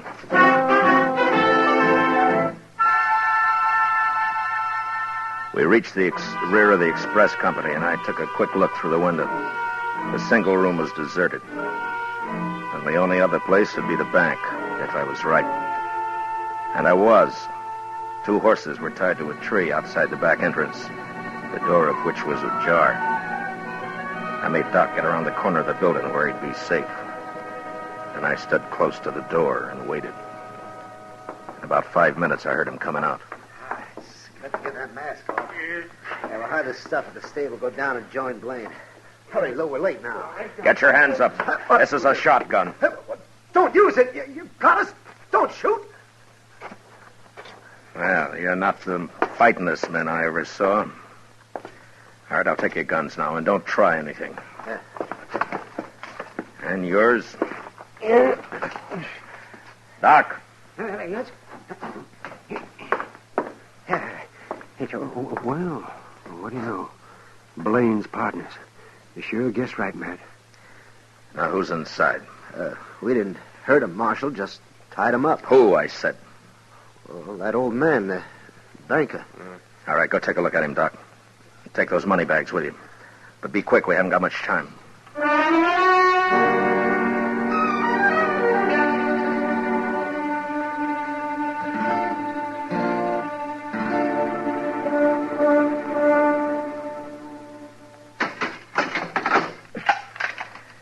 I'll have company for you shortly, gentlemen, so you just sit quiet, huh? Blaine's going to be mighty surprised at this. Come on, Doc.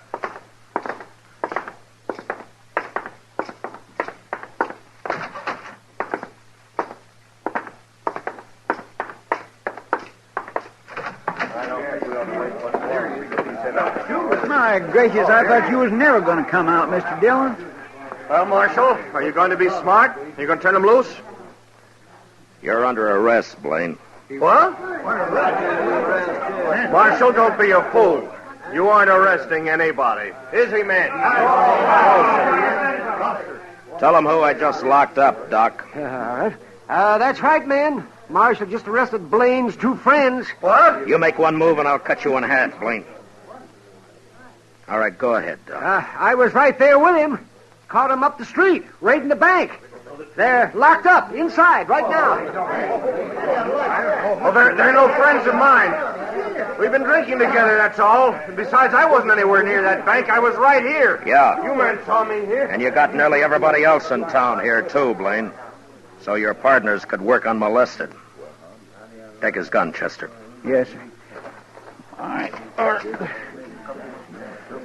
All right. All right, you men. Now, you've made fools enough of yourselves for one evening. Now, you go back where you came from and stay there.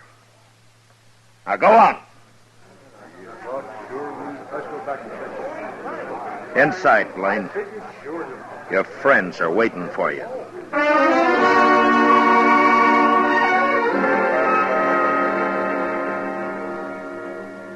I never did find out just who Blaine was. He kept his mouth shut all through the trial. It could be that he'd never been arrested before. But anyway, he and his partners got 5 years. That's better than Orlo and Gorse made out. They stood up and told their whole story as straight as if I'd told it myself. I guess telling the truth was about the only sense of right and wrong that the war had left them. They weren't bad men, but they were dangerous. And early one morning, a month later, up in Hays City, on the order of the court, Orlo and Gorse were hung.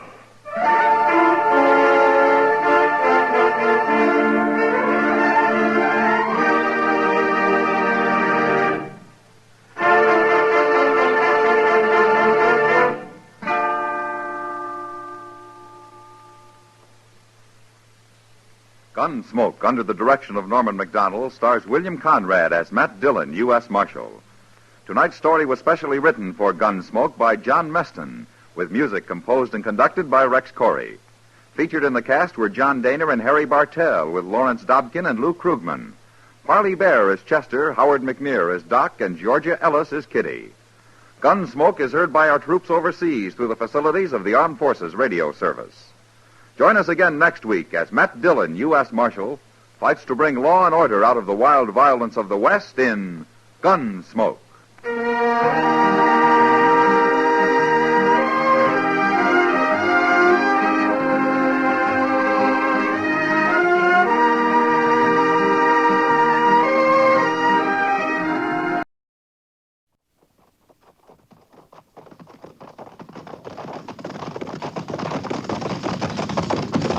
At the gallop! Ho!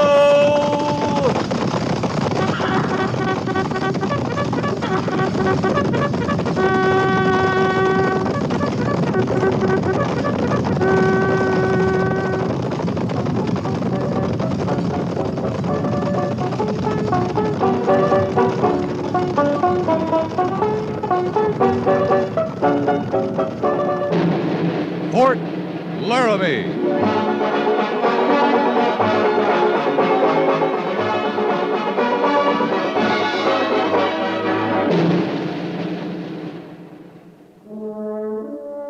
Fort Laramie, starring Raymond Burr as Captain Lee Quince.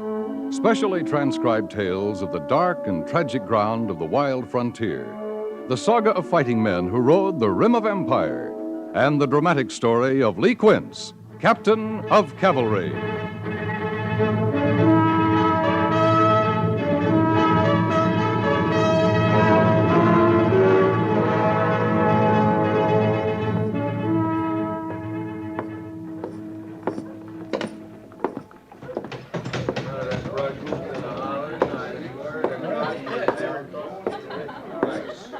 Afternoon, Captain. Afternoon. What'll it be? Oh, glass of rye. Yes, sir. There you are, Captain. Afternoon off? No. I just came in to talk to Smithson about some freighting. Well, here's luck. Well, now, thank you, Captain. Thought that was a soldier's mount out front. What's that? Hello, Captain. Banyan. You surprised? I didn't expect to see you here. Thought you'd be long gone from these parts, Banyan. Gone, come back, and on my way again. Huh? To where? Oh, I think I'll try California, San Francisco this time. I hear it's a nice place. San Francisco. Even this place is nice when you aren't in the Army. Hey, like a drink? I don't mind. Another glass here, bartender. Coming right up. Yeah. How's civilian life? Oh, you should try it, Captain. Nobody issuing orders from Washington all the time, you know. Orders telling you to do something foolish about some other foolish thing. I don't suppose any of that's changed much. Oh, Washington never changes. All right, gents. Here you are. Thanks, Quince.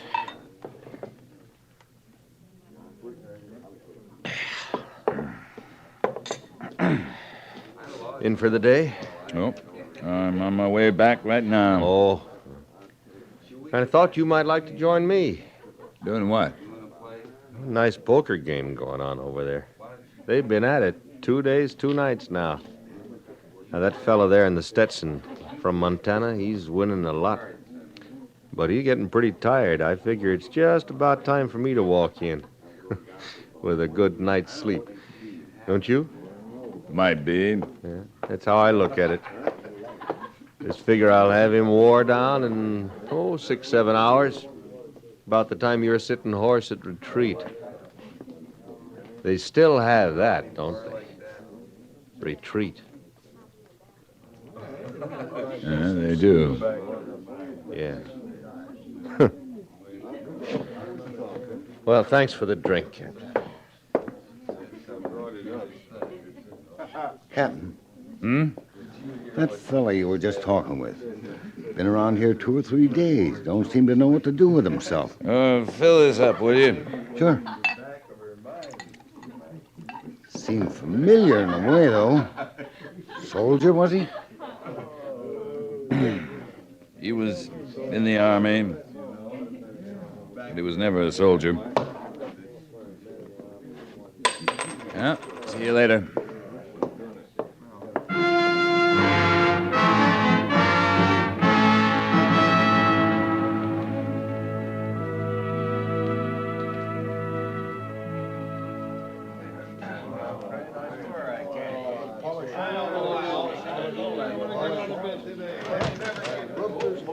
Hattie's! Hattie's! Bright and shining for dress parade, soldiers. Bright and shining. How soon, Sergeant? They'll sound off any minute, soldier, and you just hope you're not late. I thought this was a fighting outfit. How's that? Well, we had a dress parade last week, Sergeant. And there may be another next week. I just want to hear wind going by me when that bugle blows. Just wind. When the dust settles, B Company better be all present or accounted for. Carry on.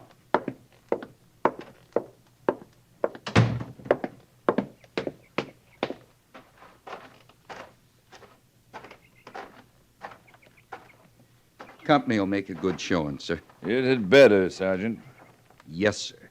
The book says a clean soldier's a good soldier. Yes, sir. And Major Daggett goes by the book.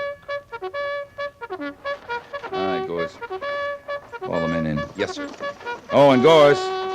Sir? Be sure Trooper Linley stays awake this time.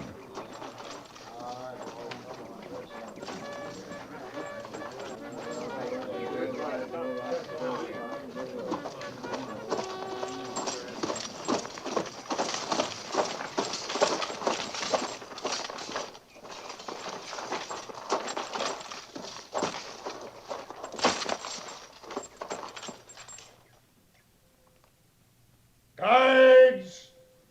Post!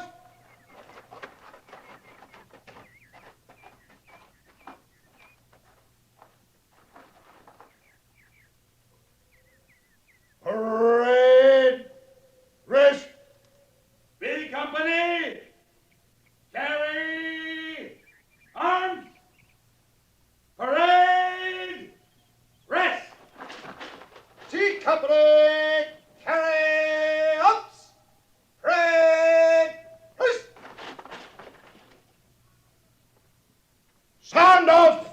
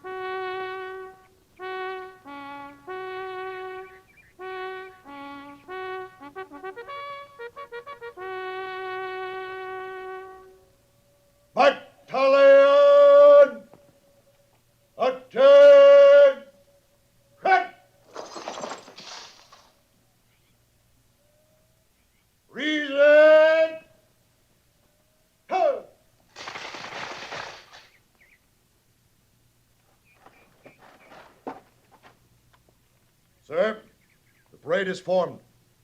Take your post, sir.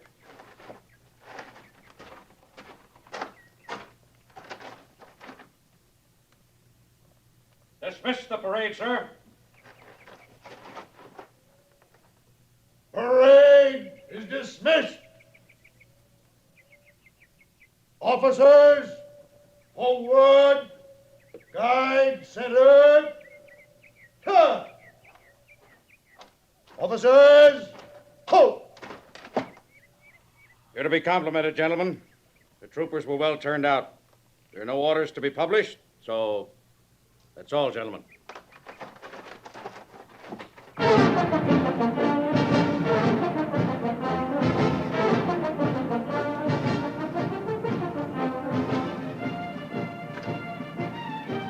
You walking over to the mess, Quince? Oh, I'm going back to the orderly room. Corporal Mercer has got some reports for me. I'll see you at the mess later, Meade. All right.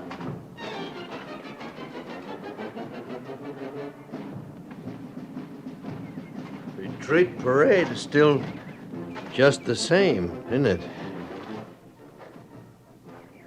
How did you get on this post? Pretty simple. Just told the sentry I wanted to enlist in the army. What do you want, Banyan? I wasn't lying to the sentry. I want to enlist. You don't have any use for the army. You didn't while you were in. You going to try to talk me out of it? Come on in.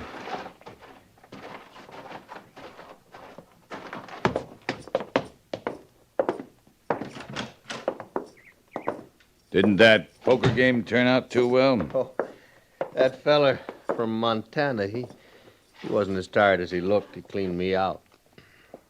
So I guess I'm not going to San Francisco. Men don't usually enlist in the army for just a meal and a bed. Oh, that's right, Captain. Generally find a meal and a bed any place. Why do you want to get back in the army, Banyan? Now, once before, I filled out an enlistment blank. And I saw things asking me my full name and where I was from and how old and if I had prior service and all things like that. I never saw a line on one of them asking why.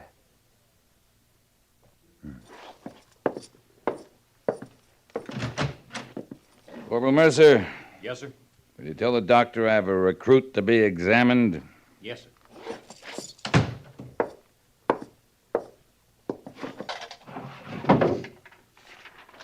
Here. Fill this out. Oh, sure. If you're physically acceptable, I'll swear you in tonight. Oh, I got a civilian horse and some other things back in town.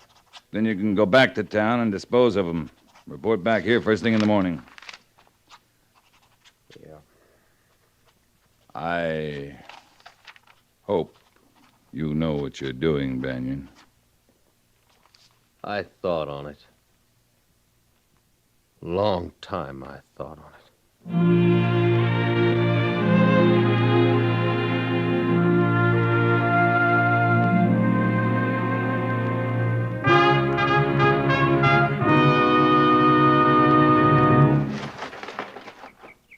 All prisoner accounted for, sir. All right, Sergeant. Dismiss the company. Yes, sir. Company! Dismiss!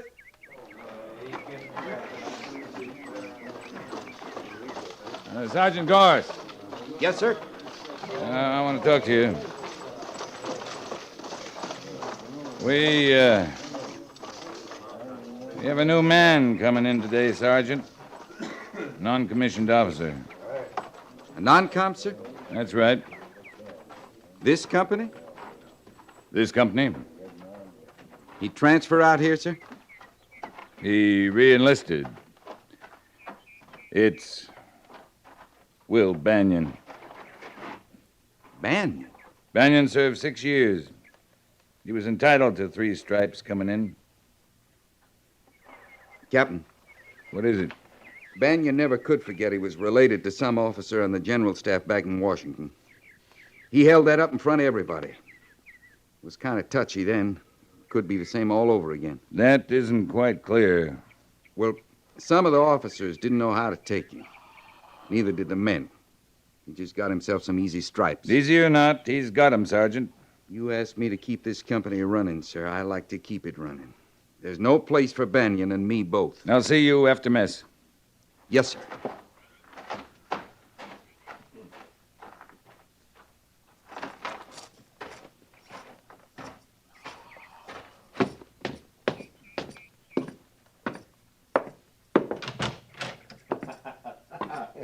Well, there wasn't nothing else to do. So I left her right there. I took the first stage into Cheyenne. Then I came on east. You were a civilian about 8 months then. Yeah, 8 months, 2 weeks, 3 days, and 4... Good morning, sir. Morning, Mr. Washburn. Banyan, you may be in civilian clothes right now, but you're in the Army again. Now get on your feet. You know where the mess hall is located? Oh, no, I think I can still remember. As soon as you've had your breakfast, report to Sergeant Gorse. He'll take you over to AQM stores. All right, sir.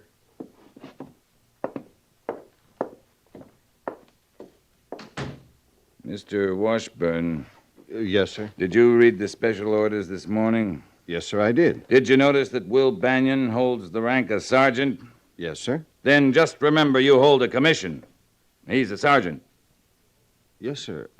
But I thought... I mean, you and Sergeant Gorse...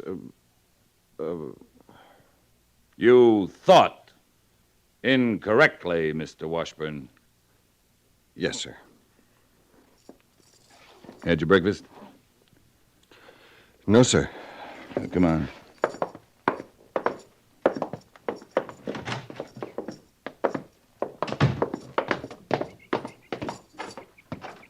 Captain, Lieutenant Seiberts and I were talking a while back.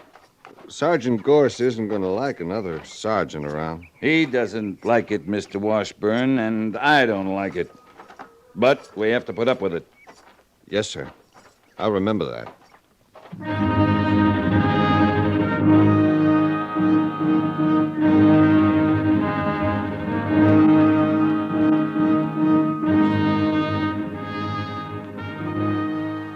Housewife kit, bridle, lariat and hobbles, Bridle, lariat, hobbles. picket pin, razor, mirror, soap, comb, Right. 2 blankets, 2 blankets.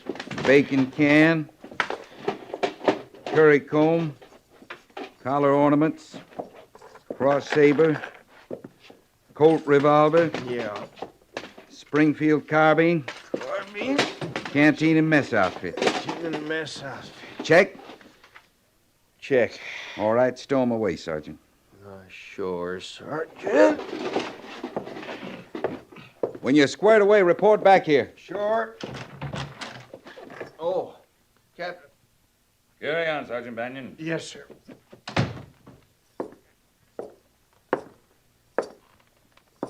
All right, Gorse, as you were. Yes, sir. Gorse, where you putting Banyan? With Corporal Hunter, sir. Can you put him in your quarters? Sir? I'd like him to live in your quarters. I'd just as soon he didn't, Captain. But that's the way we're going to do it. Captain, I gotta speak my mind, sir. All right? No man ever come in this company I couldn't break in, but you're asking me to handle a 3-striper that's got a general working for him in Washington. You're asking me to treat him like a sergeant when he ain't a good enough man to be a private in anybody's company. Sergeant? You told me to speak out, sir. Well, there's only room for one sergeant here. Now I'm telling you to shut up, Sergeant, and stay shut. Yes, sir. That's all.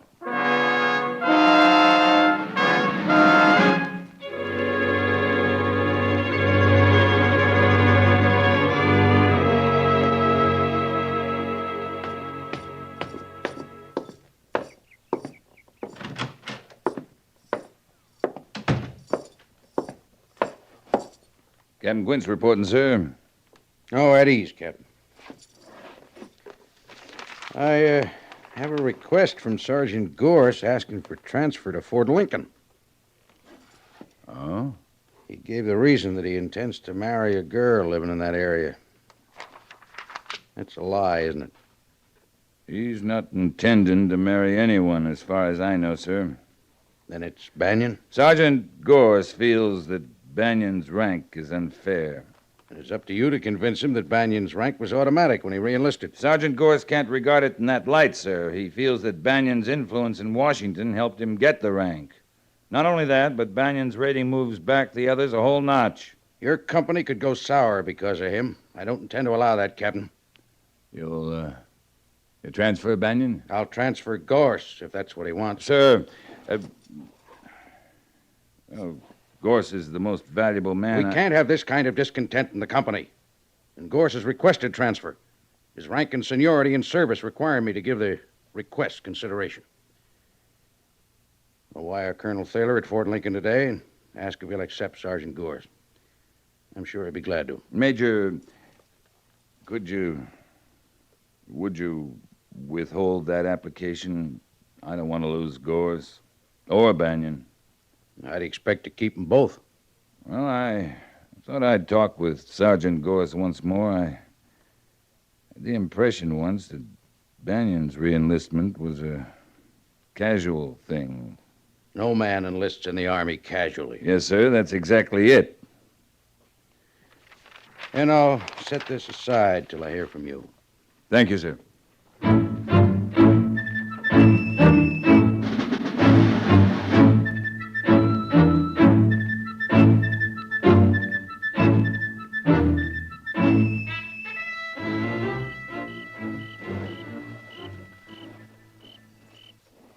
Kind of peaceful this way. I said it's kind of peaceful, Captain.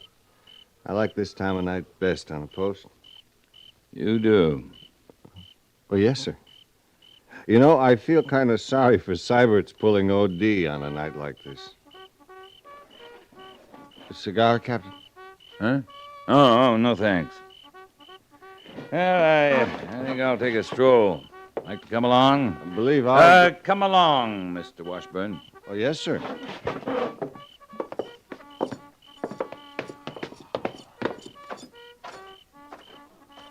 Captain. Is it true, I mean, about Sergeant Gorse wanting a transfer? Yes, it's true. Because of Banyan? Mm-hmm. Sergeant Gorse is the best man I ever seen in his job. Be difficult to replace him. It would indeed. Evening, Captain. Lieutenant. Oh, hello, Sergeant. Oh, Sergeant Gorse. Yes, sir. Step over here, will you?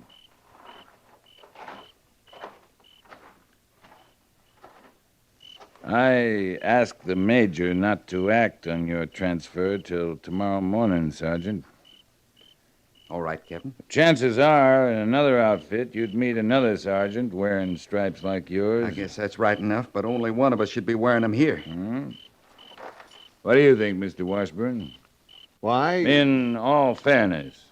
Well, I'm inclined to agree with Sergeant Gorse, sir. So am I. And I think Lieutenant Seibert's would, too. How's that, Captain? You heard me. There's room for only one sergeant in this outfit. Do I understand the Captain? It's not up to the Major or myself to settle this. It's the sergeant's business. Do I understand you, sir? Yeah, I think you do. Yes, sir. I think I do. Will the captain and lieutenant excuse me, sir? Good night, Sergeant. Sir, he understood you, but I didn't. I'm sorry. He's going to look up Sergeant Banyan, Mr. Washburn, and the chances are only one of them will be sergeant by morning. Best man of the two. Yes, sir, but who is the best man? Sergeant Gorse has just gone to settle that question, I think.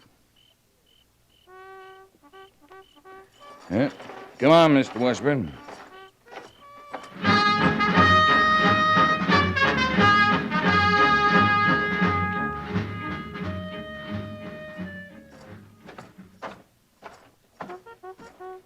Captain, sir? Banyan? I have a request to make of the captain, sir. What is it? I wish to be relieved of my stripes, sir. I thought you might request transfer, but I didn't think... No, sir. Not a transfer. I would want to stay here in this company. I see. Once the captain asked me why I re-enlisted in the Army. I could answer the captain now. Go ahead, Banyan. Yes, sir. I served in the Army once with a general back of me. I failed that time. I thought I hated the Army, but I came back because I hated failing worse. Does this make any sense to the captain? Yes, it does. Yes, sir. I told the captain I thought about it before I came back in. And I knew I'd have sergeant's pay. I didn't know I was starting to fail again. I know that now. Last night, Sergeant Gorse explained some things to me. We talked it over outside the fort. What happened to your face? I fell off my horse, sir. A good cavalry soldier falls off his horse sometimes. Yes, sir. Thank you, Captain. I don't mean to again.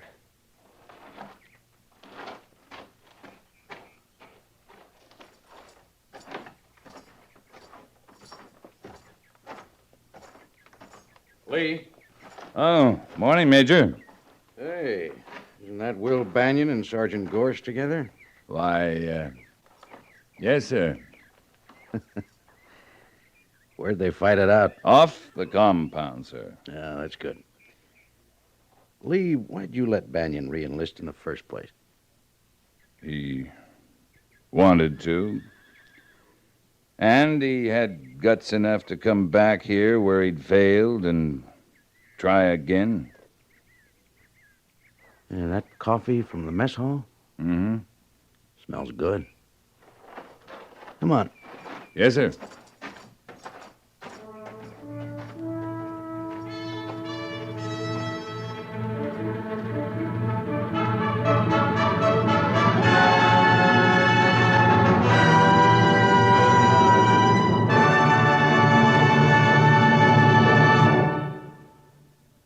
Fort Laramie is produced and directed by Norman MacDonald and stars Raymond Burr as Lee Quince, Captain of Cavalry, with Vic Perrin as Sergeant Gorse.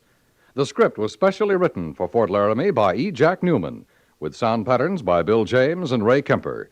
Musical supervision by Amerigo Marino.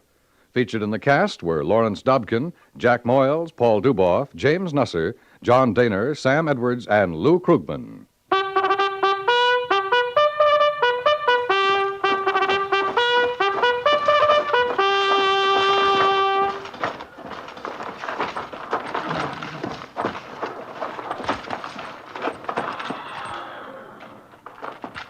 Company, tension! Dismiss.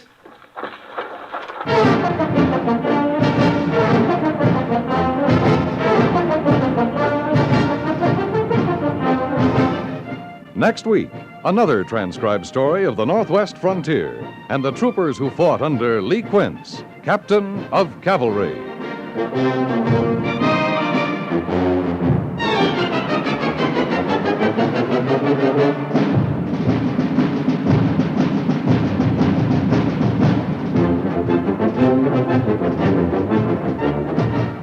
Little boys can be the most exasperating creatures on earth.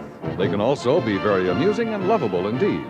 A CBS radio dramatic series that makes the most of this fact is that delightful program called My Son Jeep, heard every evening, Monday through Friday, over most of these same stations. Focusing on the adventures and misadventures of the most normal of all small boys, the story of My Son Jeep is hilarious and heartwarming by turns, just like its hero. Hear My Son Jeep every evening, Monday through Friday, right here on CBS Radio.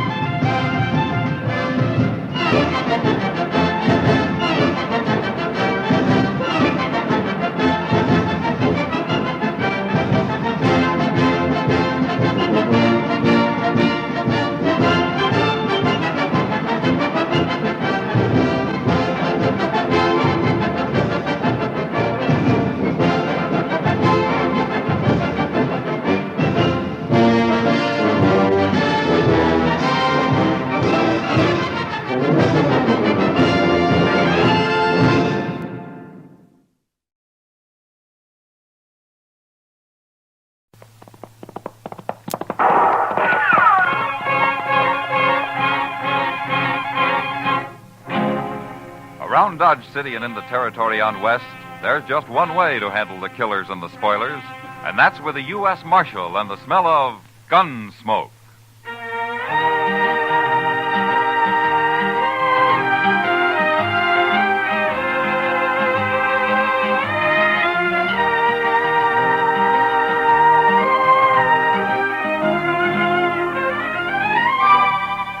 Gunsmoke, starring William Conrad. The story of the violence that moved west with young America. The story of a man who moved with it. Matt Dillon, United States Marshal.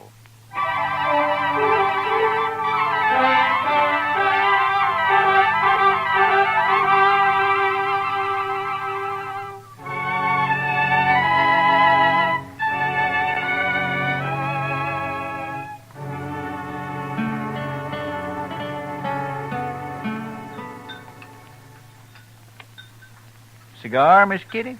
You know I don't smoke in public, Chester. Oh, excuse me. Mr. Dillon? Thanks, Chester. Yeah, I believe I will. You know, for a Cowtown restaurant, this place serves the toughest steak I ever ate. Well, you should have had the calf fries, Kitty. Next time, I certainly will. Say, that reminds me. When are we going fishing, Mr. Dillon? You said last week we might take a day off soon. All right. How about now, this afternoon? You mean it? Well, sure. You want to go, Kitty? Oh, thanks, Matt, but there's a new girl at the Texas Trail. I told her I'd help her make a dress today. I'm late now. Huh? Well, I'll have to drop by the office first, Chester. All right. If you want any help eating those fish, let me know. You know how to cook catfish? You bet I do. We'll be around then. Hey, Mr. Dillon, look at those men down there by the jail. Huh? Now, what's so curious about a wagon load of buffalo hides, I wonder? Maybe they got a white one. If they have, I want it. See you later, Matt. Chester? So long, Miss Kitty. Kitty.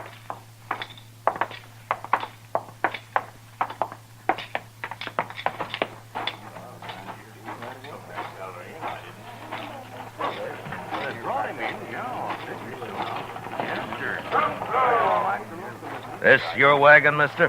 No, Gatliff's. I skinned for him. Oh, what are you doing here? What's the crowd for? Just curious. The other skinner got hurt, and we brought him into the dock. Oh? What happens? He hurt bad?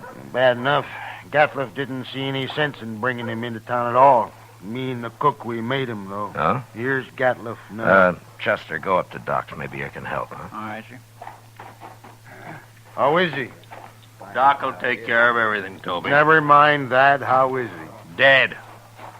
Now, let's drive these hides on down the shed. I want to get them sold and pick up our supplies. Come on. Just a minute, Gatliff. Some other time, Marshal. I'm busy. So am I. But you come into my office anyway. I want to talk to you. Call this busy, bothering people? That's my office right over there. You and the cook go get them hides unloaded, Toby. I'll be right along. Yeah.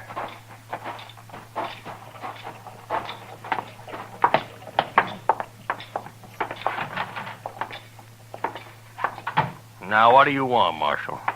You new around here, Gatliff? Any law again it? It depends. What happened to your Skinner? Billy? He hurt himself, that's all. He's dead, isn't he? Yeah, he's dead. Look, Gatliff, anything you don't want to tell me, I can ask Doc about. There's nothing to tell, Marshal. He got hurt and he died, that's all. When did he get hurt? Last night. And why didn't you bring him in last night? Why, them other fellas, the cook and Toby, they figured he was done for anyway and didn't want to bother, I guess. Is that so? You're the boss, aren't you? Sure, I am. But you know how men are when they get out in camp, Marshal. You don't want to push them too far. They get touchy, kind of. What happened to him, Gatliff? How'd he get hurt? I don't rightly know, Marshal. He was alone in camp, and when we got there, he'd gone and burnt himself. Burned? Burned with what? Hot lead, Marshal. Spilt it all over him. Oh, you mean lead for bullets, huh? That's it. Cooking up lead in a fry pan. That was one of Billy's chores, to make my bullets. He always was a mite clumsy. He sure messed himself up this time. There must have been a lot of lead. 50, 60 pound, I reckon. Oh, there you are, Mr. Gatliff. Doc Adams is looking for you. What does he want? Well, sir, that man of yours, Doc's all through with him. He says you can bury him now. Oh, no. I ain't paying for no burial. He's just a skinner I hired. Don't even know his last name. You're his boss, aren't you? You brought him in. And that's all I'm going to do for him. I ain't paying you $1. Not $1. Nobody's asking you to pay me. But you can't just leave the man in Doc's office. Somebody's got to bury him. He's just a bum who worked for me. He's not my father. Well, all the stingy Hold it, mean Chester. things I... All right, Gatliff. We'll take care of him. You can go now. He's caused me trouble enough. I don't want to hear any more about him ever. Well, that's about the most unfeeling man I ever did come across. What about that scanner, Chester? Tell me. Oh, I swear it was terrible, Mr. Dillon. He was burned all over his head and his face and across his chest. Doc said he don't know how that fellow lived as long as he did. Could he talk? Oh, Doc told me he couldn't say a word. Well, how do you suppose it happened? Why, hot lead. Had a whole pan full of it, from what I hear. Yeah. 50 or 60 pounds of it. That much? Well, I can believe it. I can't. What man's going to pick up 60 pounds of molten lead and spill it in his own face? That's the most stupid story I ever heard. Well, say now, I hadn't thought of that. Mr. Dillon, you're right. Of course, there's another way it could have happened. What's that? Somebody could have pushed his face down into it. Oh, my goodness. Who? I don't know. Gatliff, or maybe Toby. You know where Toby went? Well, no, I don't. But him and the cook probably went over to the Alfraganza to drink up their wages. All right. Go do something about burying that man, Chester, will you? I'll be back later. All right, sir. I'll tend to it.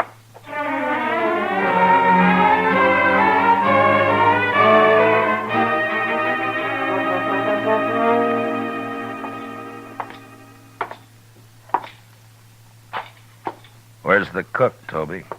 Oh, hello, Marshal. Cook, he went to get him some boots while he still had the money. Come on over to a table. I'll buy you a drink. You will? Well, I mean, sure, Marshal, sure. Sam, set out a bottle of rye and another glass, will you? Yes, sir.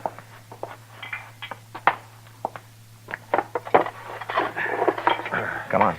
Yeah.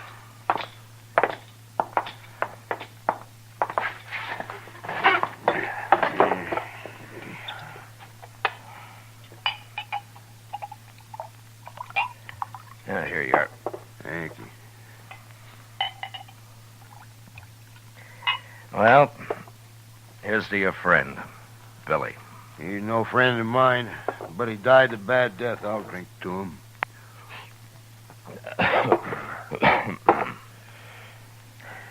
Tell me something, Toby. How did he and Gatliff get on? You see Gatliff's eyes, Marshal?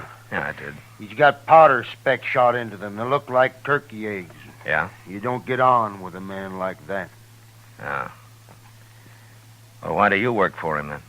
Marshal, I get 25 cents a hide, and I can skin over 20 buffalo a day. But I've worked for hunters who couldn't kill enough to keep up with me. Gatliff's a good hunter. And that's the only reason at all I work for him. Now, if he's such a good hunter, how come I've never seen him in Dodge before? And the man's greedy, Marshal. He's downright wicked about money.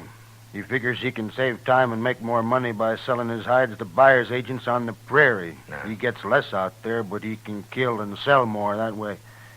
That Gatliff never stops killing buffalo. He came in with a load of hides today. Just 'cause we made him come in with Billy. And another thing, we've been out 4 months, Marshal. He must owe Billy $800. Oh? Yeah, most hunters would have split that with the crew, but not Gatliff. He like to took my head off when I mentioned Hey, it. want another drink? Oh, yeah, sure. Tell me about the accident, huh? Well, Billy was melting lead in a fry pan, and the way I figured he must have tripped somehow, fallen smack into it, and when we rode in, we found him rolling around on the ground. That's all I know. When who rode in? Me and the cook. The cook skins on days Billy's making bullets.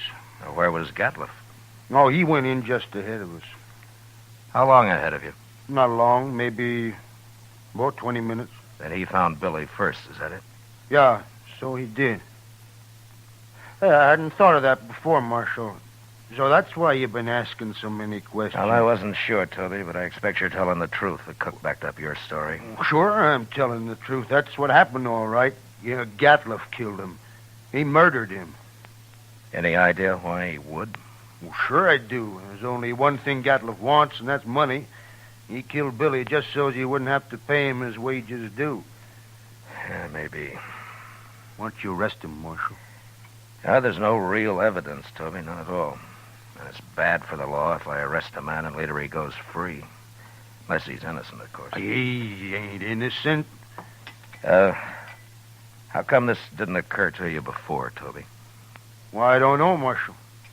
I sure don't. You going back out on the prairie with him? I ain't afraid of him. I'll be sleeping with one eye open from now on. It'd be a pleasure to kill him after what he done. Self-defense, of course, Marshal. Yeah. But if you let on you're suspicious, he'll sure try to kill you. Not me. He can do his killing on somebody else. The cook, maybe? I ain't even going to tell the cook. Yeah. You'll be leaving in the morning, I suppose. About dawn, I reckon, soon as Gatliff hires a new skinner. Now, the bottle's yours, Toby. Oh? And, good luck. Well, I sure do. Thank you, Marshal.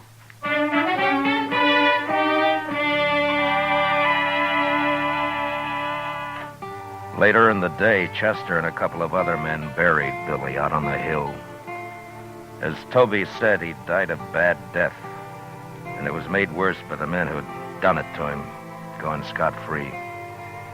But I figured anybody as greedy as Gatliff would someday overplay his hand, and I hoped I'd be there when he did. The next morning, Chester told me he'd heard that they'd left Dodge. And that afternoon, we went off fishing. When we got back, Kitty cooked up our catch for supper, and she did a real good job of it.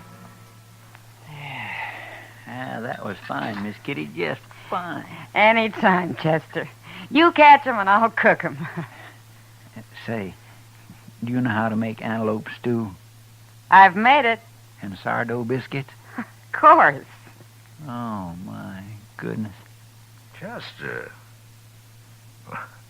you sound like you're about to propose. Oh, my gracious. No, Mr. Dillon, my. Why, Chester, I always kind of hoped. Well, I didn't mean... Well, that is... I mean... Well, mercy, well, who'd marry me anyway? You ever ask anyone to, Chester? Well, yes, ma'am, once I did. Well, what'd she say? She said she would. She said, yeah. Oh, what happened? Marshal Dillon here. Yeah, come on in, mister. They sent me after you, Marshal. Nestor camp across the river. Oh, what's the trouble? Man got knifed over there. Killed. Oh, was it just a fight or what? They don't know who knifed him, Marshal. Come on, Chester. Thanks for the supper, Kitty. Sure, Matt.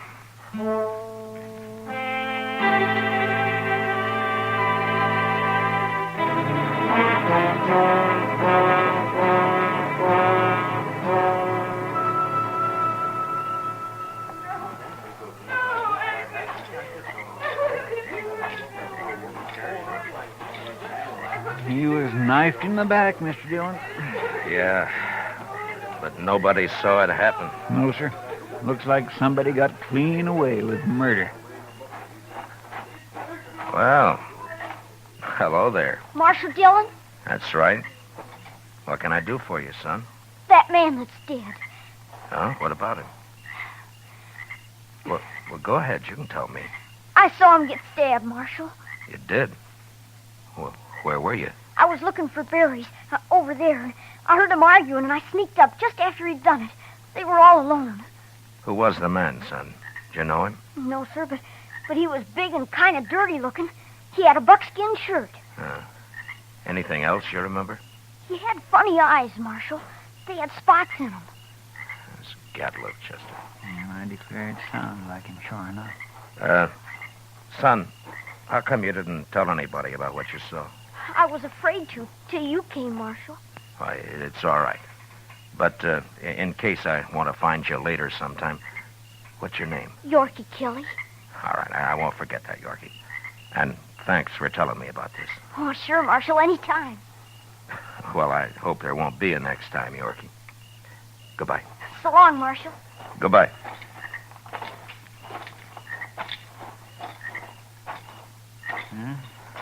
Guess it was Gatliff, all right. Yeah.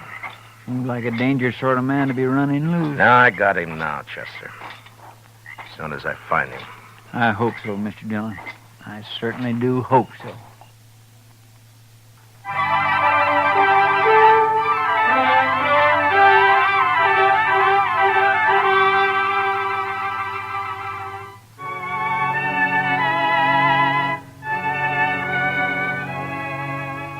Since Gatliff would figure nobody had seen him, it wasn't likely that he'd run. And anyway, there wasn't much sense in trying to track him down in the dark. So Chester and I didn't start out until the next morning. Ordinarily, a man would ride into the prairie and disappear. But with Gatliff, it was a little different. At least we knew he'd be somewhere around Buffalo. It was late afternoon before we reached good hunting grounds, and almost dark when we spotted the first hunter's camp. We just gonna ride right up to him, Mr. Dillon? Now, this isn't Gatliff. He had mules. This man's got horses. Yeah, that's right. Keep your eyes open just the same, Chester. Oh, yes, sir.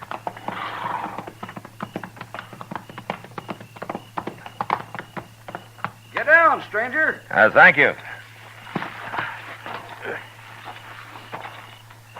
Supper will be ready. Cook, throw some more tongue in that stew pot. Don't like buffalo tongue. You'll go mighty hungry in this camp. Oh, thanks, mister. Hey, you're a lawman. Matt Dillon. I'm a U.S. Marshal. My name's Tom Mercer. How are you? This is Chester Proudfoot. How'd you do? Mr. Mercer? Come over by the wagon, sit down. Supper'll take a little longer now. Anyway, my skinners won't be in for a while yet.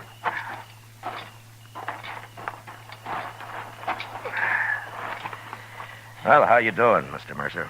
Oh, fair, Marshal, fair. Had a stand of about 100 today. Killed every one of them but a couple of old bulls. Oh? That's why the boys are out so late. Have you been here long? About a month. Move on in a couple of weeks. I don't know, Marshal. I think this whole southern herd's going to be clean wiped out for long. Next year I'm going to Dakota. Too many hunters, maybe, huh?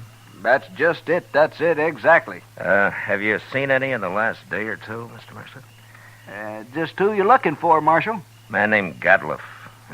Big man. Speckled eyes. What's he done? You know him? No, I don't.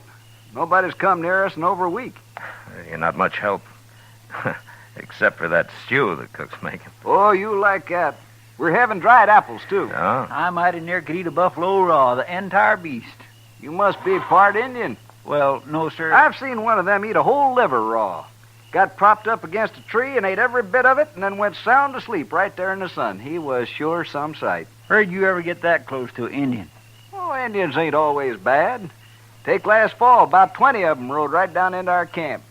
We thought we was done for, sure, but you know what happened? They were looking for meat, that's all.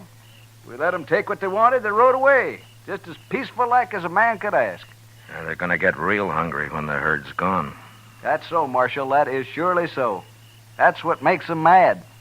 Don't you think that's reason enough? Fella told me a couple of weeks ago he run into a bunch west of here. He was looking for scalps, all right, but good buffalo man with his old Sharps 50 can pick off Indians at 1,500 yards. They're no match for him at all. Not unless they stalk him. Oh, they've done that, sure. Hey, here come my skinners. Let's go get outside some of that stew. Good. All of it. Don't you ever feed this man, Marshal? Only when he works, Mr. Mercer. Oh, now, Mr. Dillon.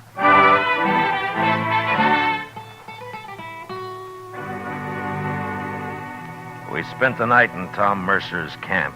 And at dawn, just after breakfast, we said goodbye and rode on west. There was a lot of country out there, and all we could do was ride through it till we ran into him. In the next 2 days, we met plenty of hunters, but we didn't find Gatliff. About noon of the third day, we cut the trail of a wagon train and figured that it'd be that of a hide buyer's agent who'd come into the field to do business on the spot. And an hour or two later, we saw him. A long string of ox-drawn wagons piled high with buffalo hides. And there was a man on horseback leading the train. We rode up to him. Hello there. Well, that's quite a load you got, mister. 10,000 so far. But what are you doing way out here, Marshal? I'm looking for a hunter named Gatliff. You know him? Sure I do. Just picked up a load from his rick early this morning. Is he in trouble? Yeah, he sure is. Where is he? Straight south here a couple of miles. Can't tell you exactly. He moves around a lot. Well, that's close enough for us. Thanks a lot, mister. Sure, Marshal. I never did like him anyway.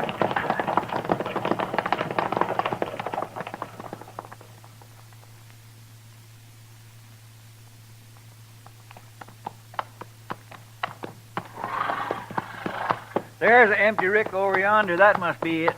Yeah, but he's moved his camp. Not far if it was just this morning. Chester, what's that out there? Where? Hey, that looks like a man. Come on. There.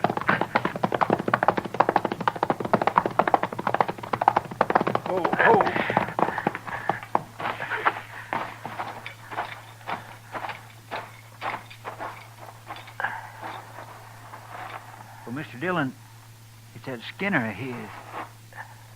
Get some water, Chester. Yes. Toby? Toby, can you hear me? He's been shot. Yes, sir. Here's the water. Yeah. Oh. Toby? It's Marshal Dillon. Give me a drink. Here you are.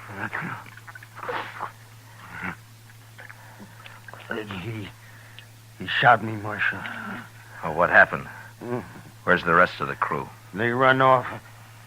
He took his wagon and the horses. He went kind of crazy when he found out. That's why he shot me. You know where he is now? No, I don't know, Marshal. He shot me, and then he said he was going hunting. He's going loco.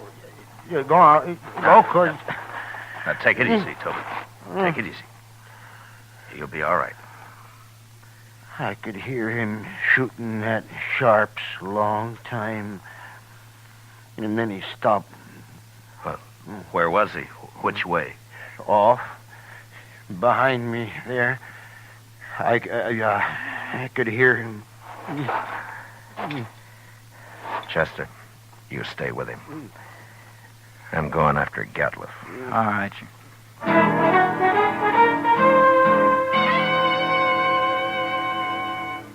Off in the direction Toby had indicated, there lay a large, isolated hollow surrounded by low ridges. When I reached it, I dismounted, and I crawled up to where I could look down into it. There was no sign of Gatliff, but lying on the prairie floor were the bodies of countless fresh-killed buffalo. It was a strange sight. The old bulls, the cows, the little calves lying there blackening the prairie grass. I got up and stood, looking at it for a long time. And then suddenly, out in the middle, I thought I saw a slight movement. And a second later, there came the familiar boom of a Sharps 50. And I dropped behind a ridge and waited. And then Chester rode up. Have you found him, Mr. Dillon? Yeah. I thought I'd better come along. You see... Toby's dead, is that it? Yes, sir. All right. Gatliff's down there in the middle of the hollow. But we can't get anywhere near him as long as he's got that Sharps rifle. He's killed a small herd of buffalo in there, and now he's lying out in the center of them. Well, that's the darndest thing I ever heard of, Mr. Dillon. He must have gone crazy, just like Toby said. Yeah. What's he shooting at now?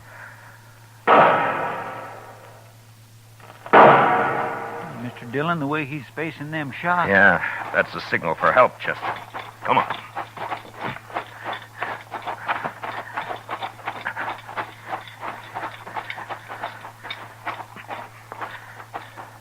Say, maybe this is a trap.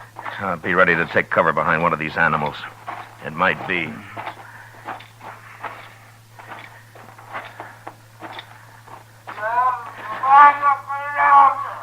Sounds like he's been hurt. Yeah. Keep your head up.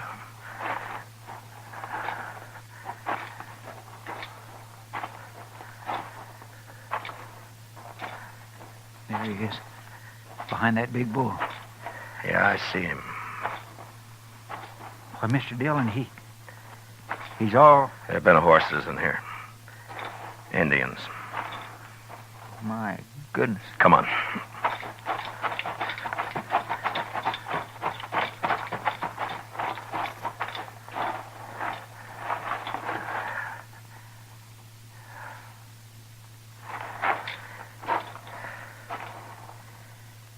Well, that was his last effort, Chester. He's dead now. Mr. Dillon, that's awful. Yeah. Come on, let's get out of here.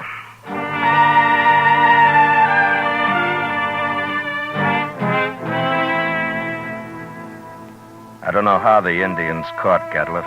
He'd gone a little mad, and maybe that made it easy for him. But they finally got themselves a buffalo hunter. And into their unbelievably savage torture of him had gone all the hatred and desperation of a race being slowly starved and driven from their homeland. And then they'd put him there surrounded by his own bloody slaughter. And they'd gone off with a gesture of contempt, leaving his rifle and his ammunition by his side. And having seen what they did to him, I'll never know how he managed to fire even one of those shots. For all of his evil, Gatliff had died harder than any man I'd ever seen. Chester and I rode back to Dodge, and it was never mentioned between us again.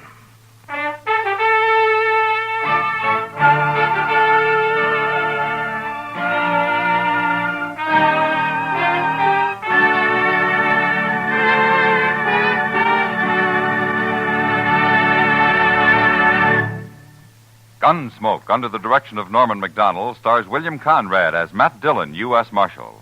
Tonight's story was especially written for Gunsmoke by John Meston, with music composed and conducted by Rex Corey. Featured in the cast were Lawrence Dobkin, John Daner, Harry Bartell, Richard Beals, and William Euler. Parley Bear is Chester, and Georgia Ellis is Kitty. Gunsmoke is heard by our troops overseas through the facilities of the Armed Forces Radio Service. Join us again next week as Matt Dillon, U.S. Marshal, fights to bring law and order out of the wild violence of the West in Gunsmoke.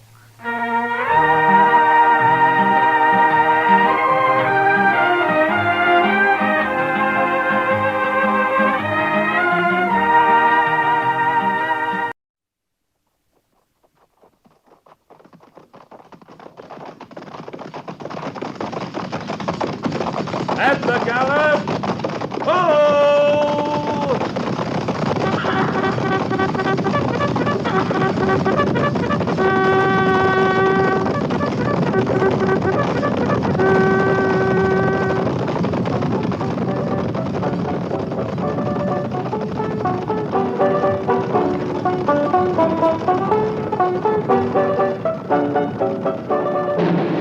Fort Laramie.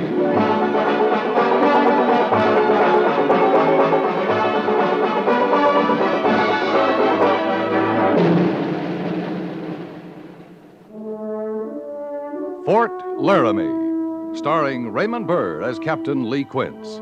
Specially transcribed tales of the dark and tragic ground of the wild frontier, the saga of fighting men who rode the rim of empire, and the dramatic story of Lee Quince, Captain of Cavalry.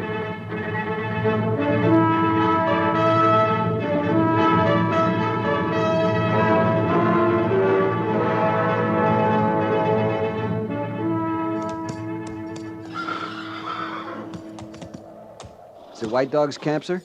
It's Shoshone. That'd make it White Dogs, unless there's more of a Shoshone migration than we know about. You can tell from here it's Shoshone? Look at their huts down there, Mr. Seiberts. Made of grass and brush woven together, not skins like the Sioux and Cheyenne. Doesn't look like there are any lodge poles. There aren't. They don't have any roofs, any lodge poles, just a half circle of woven grass.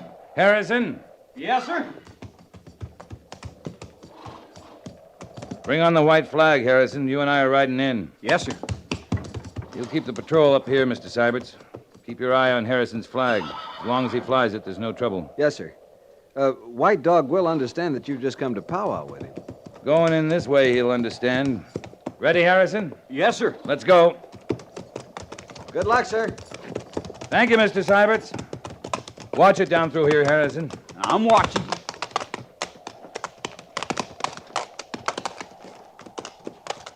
The Major said a couple of hundred Shoshone. Looks smaller than that to me, Harrison. I'll eat every one over 100 we find, Captain. I don't have your appetite, but 100's nearer right.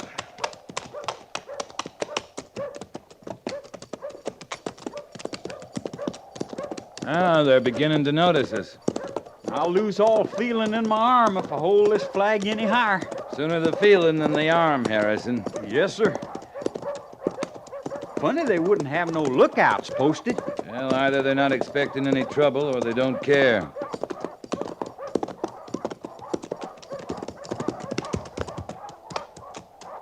You lead me to White Dog? White Dog in council. In his hut? Why White Army come? We come in peace to powwow with White Dog. Your flags say that. Will you lead me to your chief? He talk with Ninambia. I not talk to White Dog when he talk with Ninambia. Just show me where he is. You know Shoshone legend? Yes, I know. There. In small canyon out by stream. Follow it. You find White Dog. You going up into that canyon, Captain Quince? Yep. You stay here and keep that flag in plain sight. Feel it in your arm or not. Yes, sir. You shouldn't have any trouble, unless it bothers you to be outnumbered by squaws and kids. Long's they're not mine, they don't fret me, Captain. Who's White Dog talking to? Ninambia. Little people. The Shoshone believe they live in mountain canyons. Their medicine men counsel with them. They can see 'em? They believe they can. You see any of 'em, you tell me, Captain? I see any. It might be something I'd want to keep to myself. Stand fast, Harrison. Yes, sir.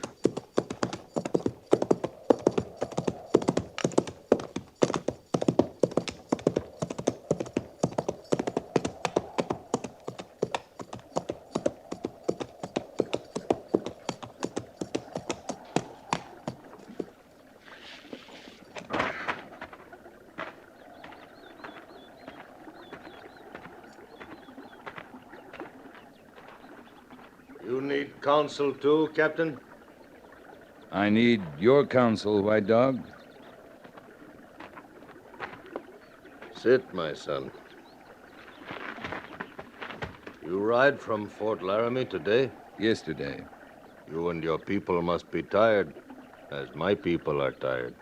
Your journey has been longer than ours, White Dog, and harder. A journey is hard when a heart is heavy, Captain. We go to our home. This lightens our load. You are moving your people without permission, White Dog. Shoshone cannot live in country meant for Ute, Hopi, Apache, Paiute. We are not root eaters. We know that. I think my people made a mistake putting Shoshone so far to the south in desert country. Yeah. But you have left the reservation, White Dog. You come to take us back? No. No, we have come in peace. And you find us in peace, Captain. You have told me your people are tired, White Dog. Tired people, hungry people, sometimes break the peace. Then you come to make us less tired? To feed us? We have come to find out your needs and to arrange for your safe passage to your home in the Wind River Mountains. Good. Ninambia told me of your coming. It was too much to believe. There is no trick. You have always believed me before, White Dog. You, yes. How long have you made your camp here? 2 suns have risen since my people put their hut by the stream. Is it a good camp? You have water? Is the hunting good? My braves find game. Not buffalo, on which my people grow strong. They find bear, antelope, deer. In our camp, Captain, are many squaw, many papoose. And not many braves. Our number was more when we left Apache Reservation. But our journey was hot, dry. Now our burial ground is the length of these great mountains. You have traveled too fast, White Dog. Two enemies have pursued us. A blazing sun, and the fear that when the White Army came, it would not come in peace.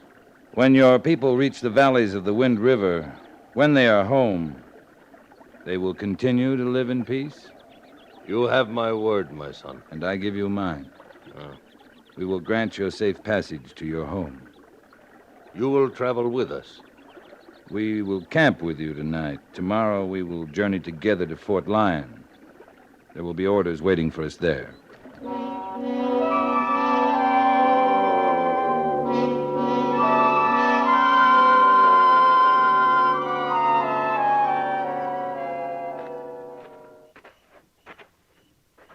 You turning in, Captain? A beautiful night, Mr. Syberts. You write about nights like this in your journal? How can you put the Rocky Mountains into a journal, sir? It's kind of hard even to set 'em good in your mind and believe 'em. I never see 'em. I don't feel small, trifling. Well, the sky that clear and the stars so bright. I'm sure it must all have a meaning. There's meaning in tonight, all right. Down there by the stream in White Dog's camp, the old man's telling his people that we've come to take 'em home. That the Ninambia told them of our coming. There's peace in their hearts tonight, Mr. Syberts. That has meaning. I think it does. I think the men feel it, too, sir.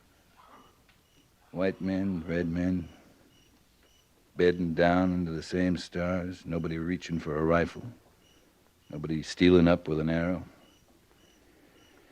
Yeah, that's the way it ought to be. And every time it isn't, I get blazing mad inside. Are you a religious man, Captain? I have things I believe, Mr. Syberts. This, tonight. Challenge of the mountains, peace of the stars, men living under 'em without fear. Guess that's pretty close to what I believe in. It's a lot to believe, sir. I believe something else, Mr. Syberts. Yes, sir? I've been working my jaw like an old woman. Must have used up a couple of years' words for me. I was thinking I'll be able to put some of this night into my journal after all. Night, Mr. Syberts. Night, sir.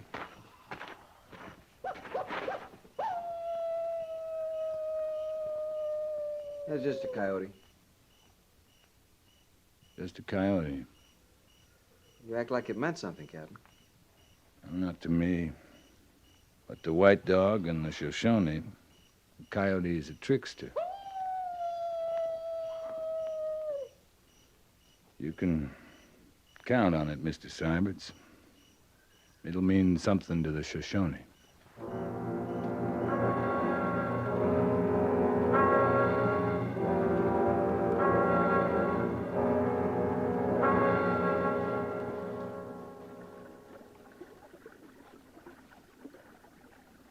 We made counsel through the night, my son. My people will not follow White Soldier. I heard the coyote, White Dog. My people heard, and I heard. In the legend of the Shoshone, it was Coyote the trickster who changed the color of our skin. Shoshone skin once was white, Captain. You've told me. In the story of creation, when the Creator first breathed life into tufts of grass, the people called Shoshone were born with skin white as snow. Until one day, Coyote the trickster gave fruit to the white Shoshone woman. And since that day, the color of your skin has been brown. And since that day, Captain, Shoshone has known fear of Coyote the trickster and men whose skin is white. Yesterday, White Dog, we spoke words of peace, you and I.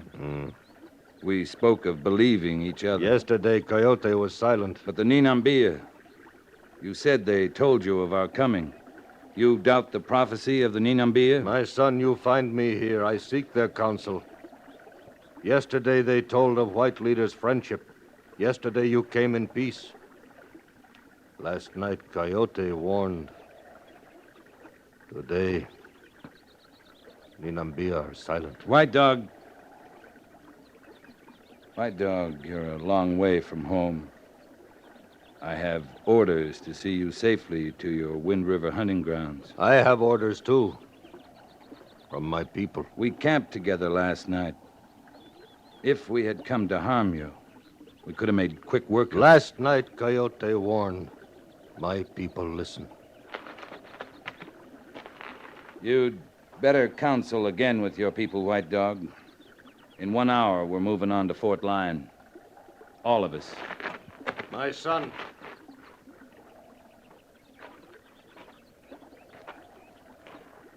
You will take us by force? I don't want to. Let us move our own way.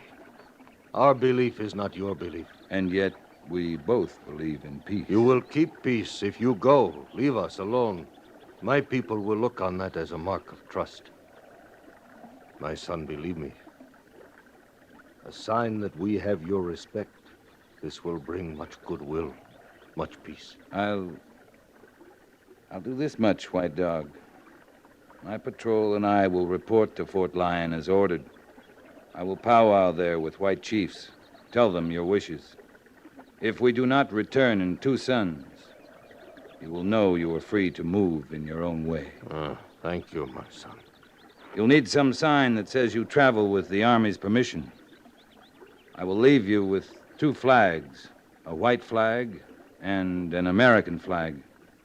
When you march, see your braves hold them high. When you make camp, fly them in full view above your huts. We will accept the flags. A totem of trust between men. You will not be sorry, my son. I hope neither of us will have cause to be sorry, White Dog.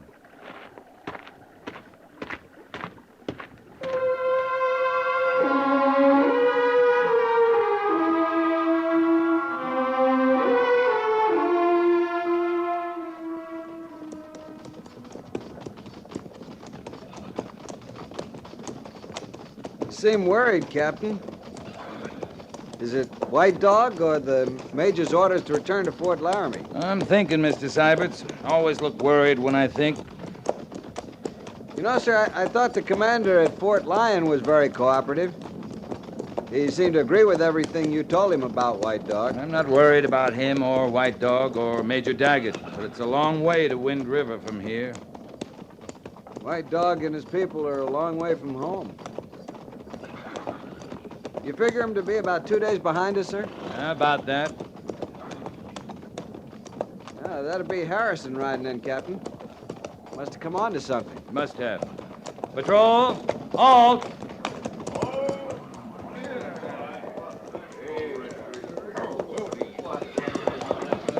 Captain Quint, sir. What is it, Harrison? Up ahead, sir, in the basin. Cavalry. Must be a full company of them. They camped? Well, more like they've just stopped for a while. No real camps, sir. No pickets out. Wonder what company it is, sir. Well, it's not from Fort Laramie or Fort Lyon. We'd know about them. Might be someone from Kansas or Nebraska. I'll ride on ahead with Harrison for a check. Move the patrol up after us. Right, sir. Let's go, Harrison. Yes, sir.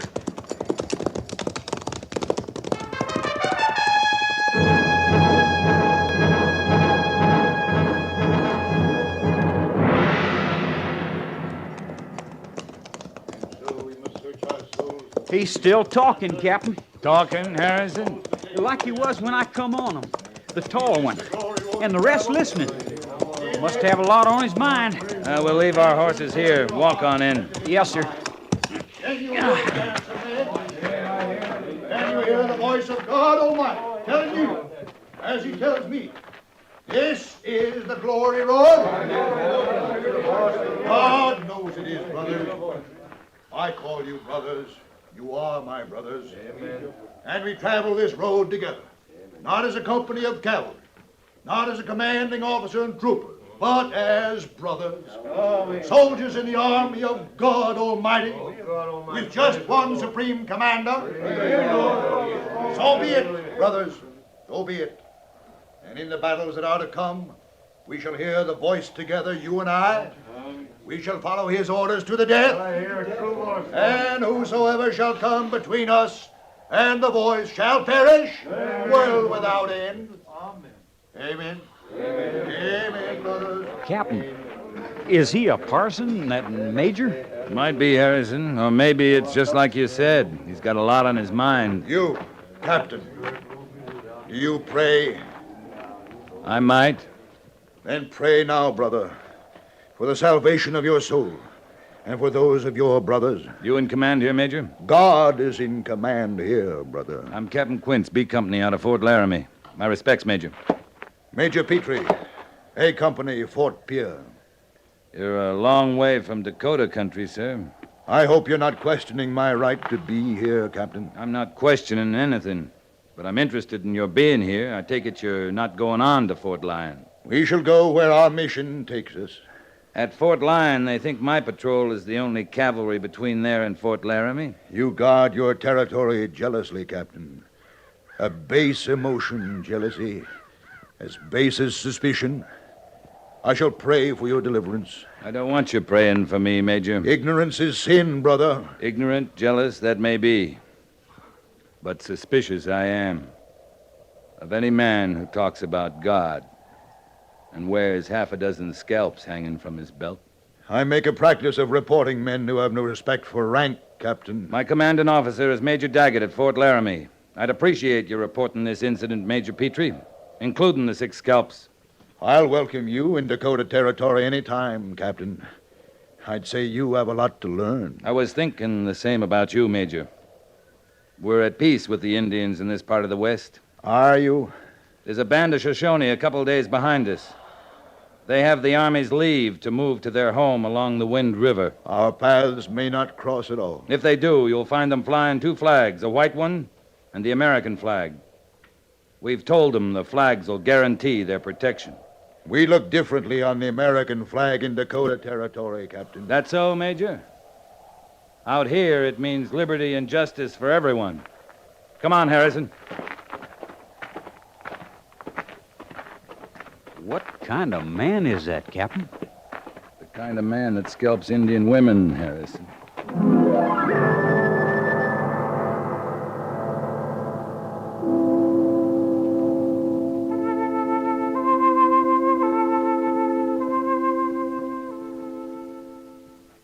Well, here's all the answer we can get out of Fort Pierre, Captain.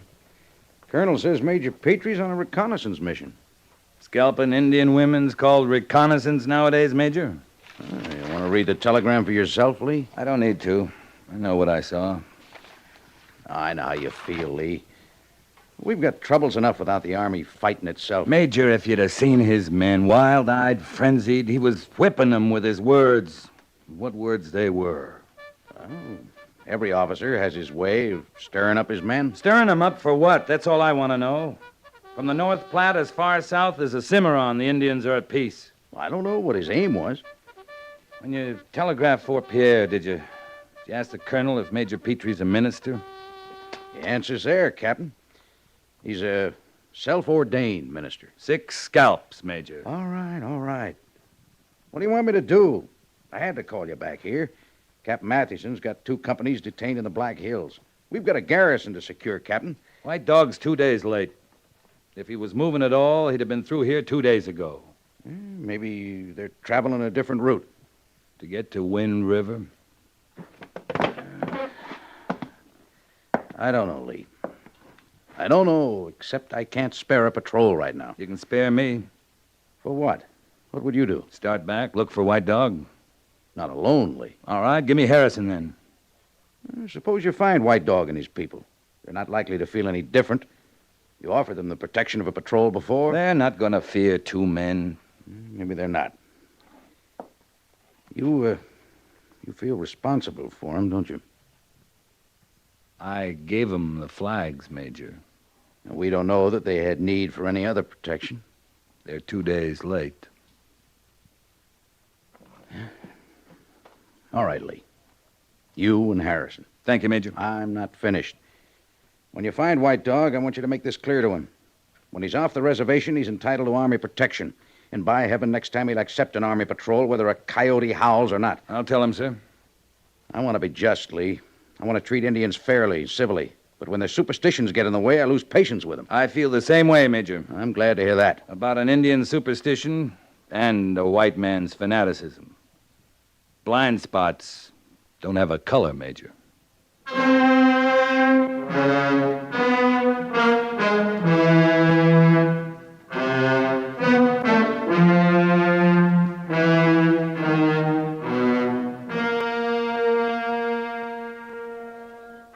And I don't mind telling you, Captain, gave me a turn at first, seeing them come straggling up and make their camp right there on our creek. They didn't bother you? No bother at all, excepting just that they was there, and they was Indians. It don't make a man feel real comfortable. My woman now, she just let out one long war whoop and made for the fruit cellar. Like never got her out of there. She feeling better about it now? Yeah, fine. Yeah, we just sat by and watched them. They was cooking, cleaning their young in the creek. Never made a move toward us, nor us toward them. Well, now, I got to be honest about one thing. What's that? I said we just sat by and watched. That ain't the whole truth. My woman turned her head more than one time. Them braves don't wear much more than they're born with, do they? Not much, mister. Yeah. Well, sir, yeah, the sight to end 'em all for me was when they first come in. Now, right away, they run up them flags as high as they could. I tell you, Captain, that flag looks mighty good, no matter who's flying it. You say they left here day before yesterday? Now, let's see. Yes, sir, I'm sure of it. Heading north? North along the creek. Well, thanks very much, mister. We must have passed their camp during the night, Harrison. Don't seem like we could have, Captain. Well, it doesn't. Is it just the two of you after 'em this time? This time, mister? Yes. Now, yesterday, there was lots more troopers. And the major who talked to me, I think he said it was a major. Well, anyways, he asked the same kind of questions. Only what? Only when I told him about the Indians, he didn't smile the way you did, kind-like. This major, he didn't smile at all. Let's go, Harrison. Our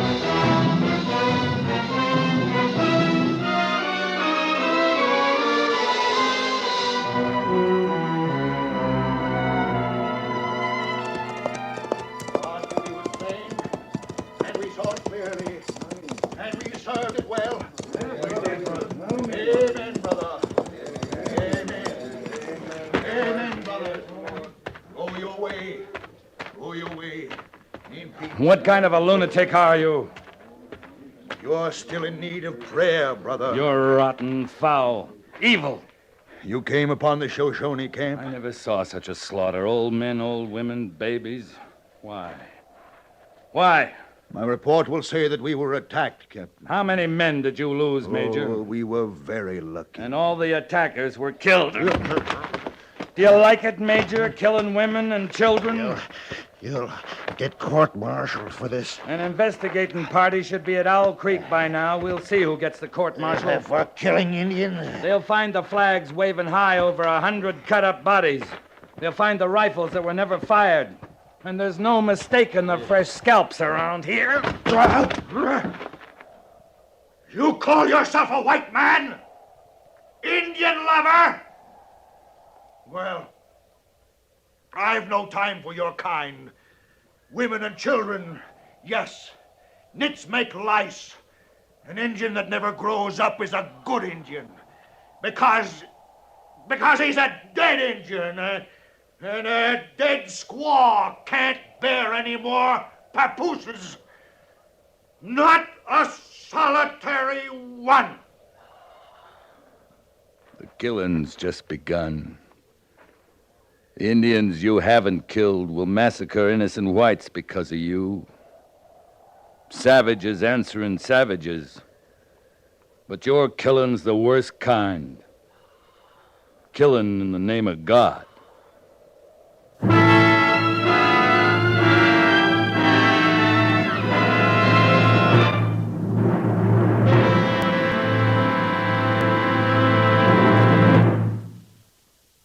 Fort Laramie is produced and directed by Norman MacDonald and stars Raymond Burr as Lee Quince, Captain of Cavalry. The script was specially written for Fort Laramie by Kathleen Height, with sound patterns by Bill James and Tom Henley. Musical supervision by Amerigo Marino. Featured in the cast were John Daner, Lawrence Dobkin, Sam Edwards, Lou Krugman, and Tim Graham. Jack Moyles is Major Daggett, and Harry Bartell is Lieutenant Seiberts.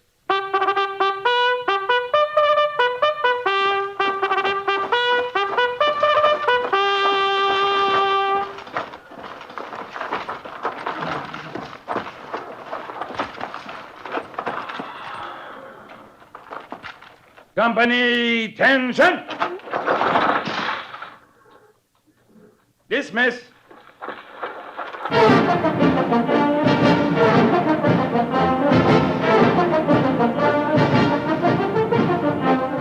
Next week, another transcribed story of the Northwest frontier and the troopers who fought under Lee Quince, Captain of Cavalry.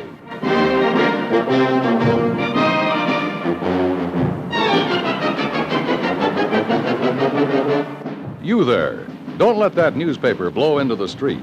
It costs us millions of dollars each year to hire people who will go around picking up after you. That us includes you. For trash collecting and rubbish disposal come right out of your pockets in Texas. CBS Radio urges you to help keep our streets and countryside neat and clean and less expensive to maintain.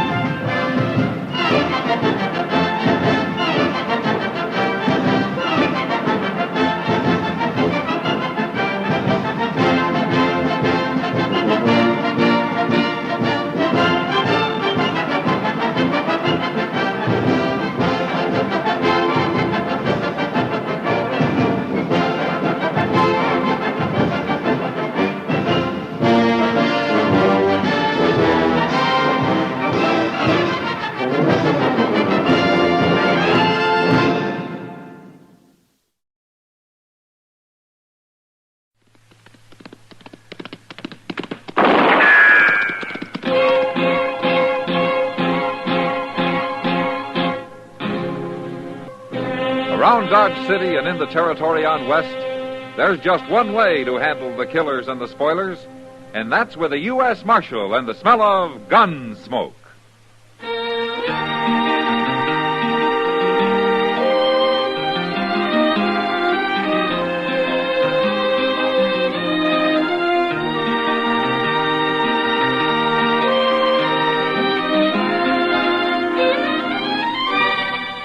Gunsmoke, starring William Conrad, a transcribed story of the violence that moved west with young America, and the story of a man who moved with it.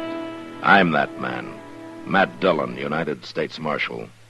The first man they look for and the last they want to meet. It's a chancy job, and it makes a man watchful and a little lonely.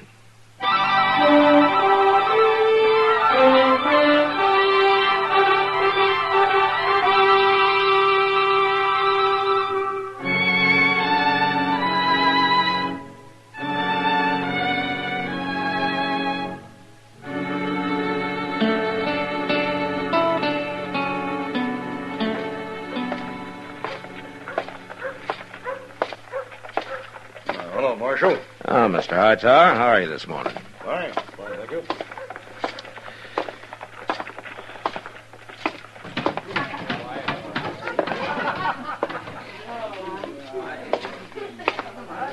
Hello, Matt. Ah, hello, Kitty. What are you doing in here this time of day? Just looking for a little shelter What? from the sun. Oh, Yeah, I figure I can keep the peace in here as well as out there in that heat. well, you're that lazy. We better go sit down. You know, that's a good idea. Oh, there's a table over there next to Olive and Kate. Oh, okay. Say, who's the old man they're sitting with? Well, I don't know. He came in just before you did. Hey, Kitty. Kitty, you're missing all the fun. I don't hear your friend laughing. Oh, he's crazy. Hello, Marshal. Hello, Olive. Kate. Marshal, sit down. No, thanks, Kate. We're Oh, gonna sit come on, Marshal. Kitty. Shall we, Kitty? Okay.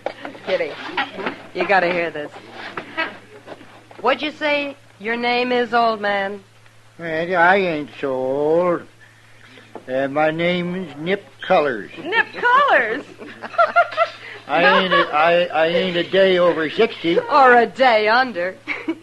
Tell me, how come you never been to Dodge before? I only just bought me a ranch down on Crooked Creek. What's that got to do with it? I ain't never been in Kansas before. I made my money mining out in Arizona. I'm rich now, and my ma died. You mean your wife? No, Ma, my mama. Mama, she was real old. She kind of crippled up, but she died, and now I can get married. You mean that a man your age has never been married? I was, but she died a long time ago. You have any kids? Some, but they all run off soon as they got big enough. Well, this is kind of sad, Matt. Yeah. So you come to Dodge looking for a wife, huh? Yeah, I'm going to find me one, too. What makes you think you're going to find one here? Well, there's women here. I figured I'd look 'em over. And take your pick. Well, how else? Listen, there isn't enough gold in the world to get me to marry an old, ugly coot like you. Me either. You're about as romantic as a turkey buzzard. Why, I've seen water dogs I'd sooner cuddle. I wouldn't get any closer to you than I am now to save me from hanging. Olive, that's mean. Well, look at him. Oh, he can't help it. I mean, you don't have to talk to him like that. He's an old fool. He isn't doing you any harm, Kate. No. I don't mean to do no harm. But I gotta find a wife. You don't need a wife. You need a bell around your neck and one leg tied up. I've had enough of this. Now, Kitty. I'll handle this. Olive, you and Kate get out of here and leave him alone. What? You heard me? Get out, both of you. Since when did you start running things around here? You ever see me fight? Kitty, will you take it easy? You girls will look like scarecrows when I'm done with you. You're first, Olive. Get up. Look, I don't want any trouble with you, Kitty.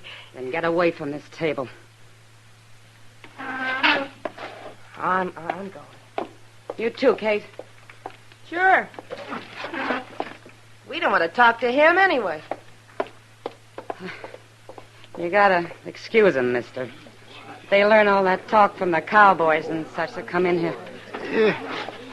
They said that your name is Kitty? Yeah, that's right. Well, you're very nice, Kitty. Oh, sometimes a woman can handle women better than a man can. You're pretty, too. Yeah. Well, you better stay out of here, Nip. Go look for a wife someplace else. Well, I don't have to. What? Not now. I found one.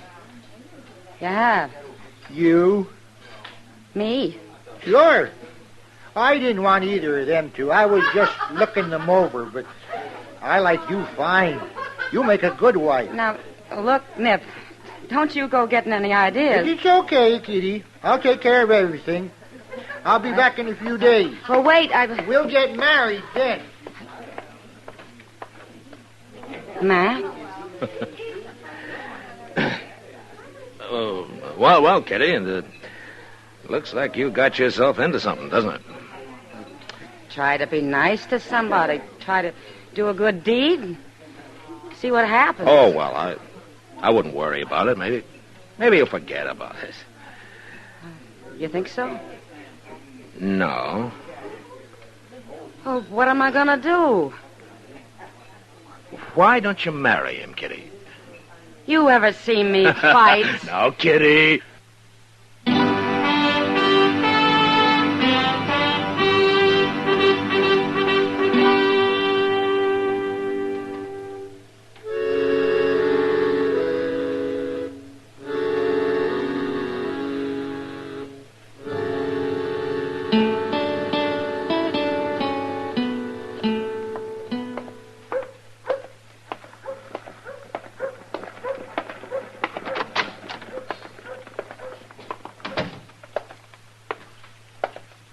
the stage come in, Mr. Dillon. Oh? No, didn't you think it would, Chester? Oh, yes, sir. Sure, I knew it would. It was awful late, though. Oh, was it? Huh. Yes, sir, it was late. Oh, why? Well, I declare, I don't know. I didn't bother to ask. Oh, I see. Well, what else is new, Chester? Well, sir, nothing I know of. You know, Chester, you ought to stay in the office more and keep out of the sun. Oh, well, the sun's already went down, Mr. Dillon. Well, now, that's something new. I hadn't noticed that. Well, yes, sir, you're right. It has. Well, yes, sir, it sure has. Matt? Oh, hello, Kitty. Come on in. Evening, Miss Kitty. Chester. Matt, you gotta do something. What? Well, what's the trouble? That Nip Colors is back. Say, I want to get a look at him. Yeah, well, you will, Chester. He's back already, huh? It's been 3 days, and he's sure been busy. Well, what do you mean? Well, first he's gone and bought a lot of new clothes. Got himself all duded up. Well, he needed it. Well, that's not the point. They're wedding clothes. Oh? He came into the Long Branch wearing them. He's over there now buying drinks for the house. Celebrating. I nearly died of shame, Matt. Everybody laughing at him and at me. I left. I got out. Well, that's funny, Kitty. I'd have thought you'd have got mad or laughed it off yourself. Matt, he's serious. I don't know how to stop him. And what's more, I am mad now. That's why I came here. Oh? I ran into the preacher on the street. And you know what he said? He's real pleased he's going to marry me and Nip Colors tomorrow. That old fool's gone and set up a wedding. Oh, my goodness. It's got to stop. It's got to stop, Matt. You've got to help me. Well, Kitty, Please, Matt. Oh, sure, Kitty. Of course I will. I'll go over there now and see what I can do. Well, I'm going with you. Well, you don't have to, Kitty. I want to.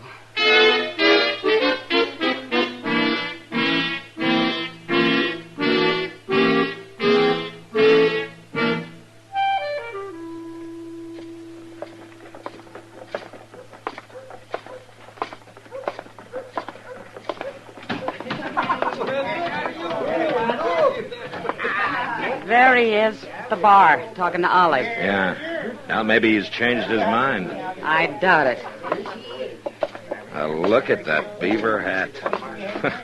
He must be rich. Matt, he's crazy. He's awful crazy. Oh. Easy now, Kitty. It's going to be all right.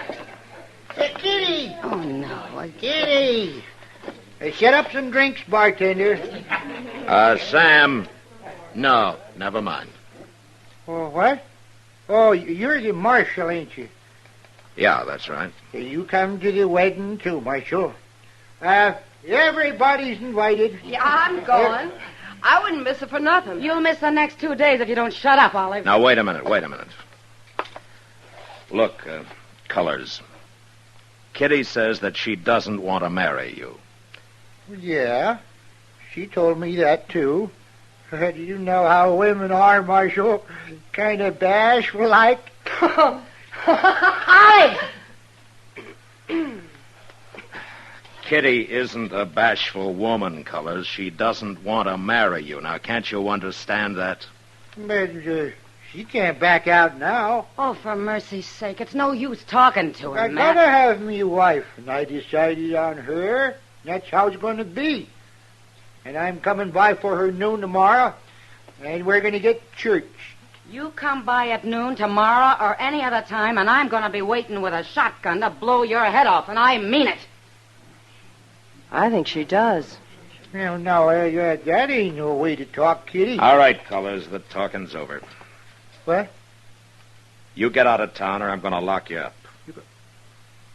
Lock me up? In jail, and you'll stay there till you're ready to quit bothering people. Well, now, whoever heard of going to jail for wanting to get married? You see? I'm not going to argue with you, Colors. Now you take your choice right now.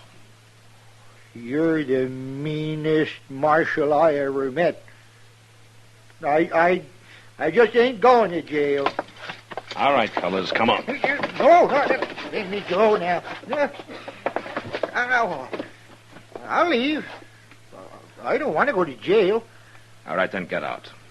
Well, I'm going. But I'll be back, Kitty. You'll see. And I'll be waiting with a shotgun. Oh, Kitty. Oh.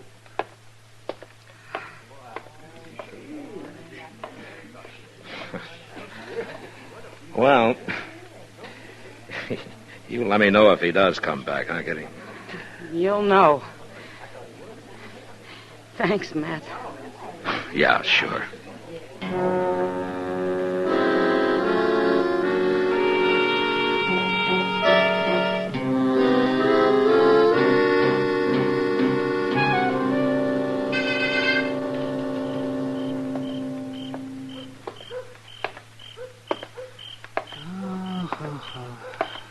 I'm kind of tired tonight. Well, it was a good dinner, though. Turkey and chocolate sauce. Well, can you imagine that? Turkey and chocolate. Doc. Yeah, huh? Hey, Doc. What? Over here. Oh! I didn't see you standing there, Matt. Well, I don't like standing in the light very much. Oh, no, I don't blame you. Oh, where you been? On a call? No, I had a late supper. I was busy until, after 10 o'clock tonight. No? Have supper at Delmonico's? No, I wasn't. I went to that new Mexican place. I had some of their turkey and chocolate sauce. Say, you tried that? Yeah, it's good, too. Yes, it is. Yeah, well, I think I'll turn in now. Okay. Wait a minute, Doc. Why, it's Chester. Mr. Dillon, you better come too, Doc. What's the trouble, Chester? Out back the stable. Old Nip Color, she's been shot. What? Yes, sir. With a shotgun.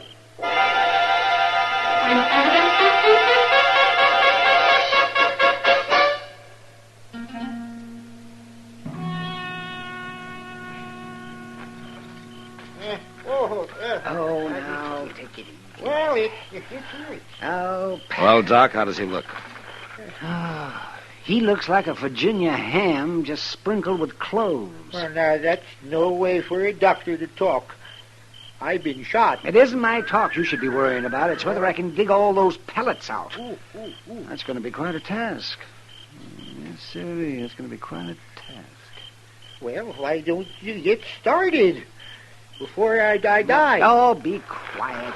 You better get him up to my office, Matt. I'll need better light than that lantern of Chester's. Well, one lantern's all I could get, Doc. You know, I ain't in the habit of carrying more than half a dozen around with me. Never mind, Chester. Excuse me, Doc. Would you let me get on there, please? Yes. Colors, what happened? Who shot you?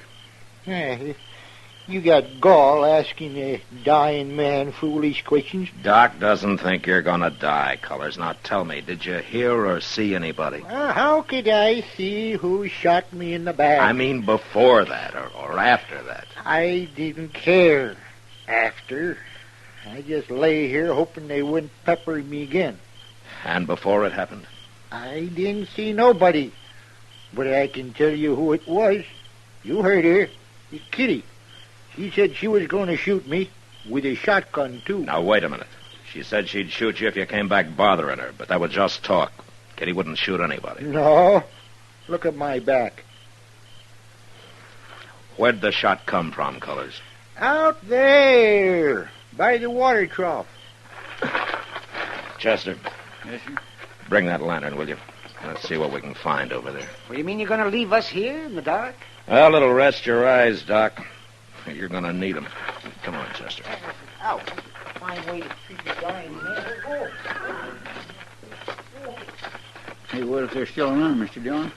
Won't they take a shot at us? That's not us they're after, Chester. Here, hold that lantern down by the ground here where it's muddy, will you? Okay.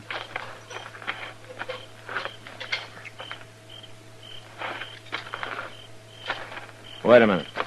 No, back here, Chester. There. Look at that. Well, I do declare, Mr. Dillon, them is woman footprints. Yeah.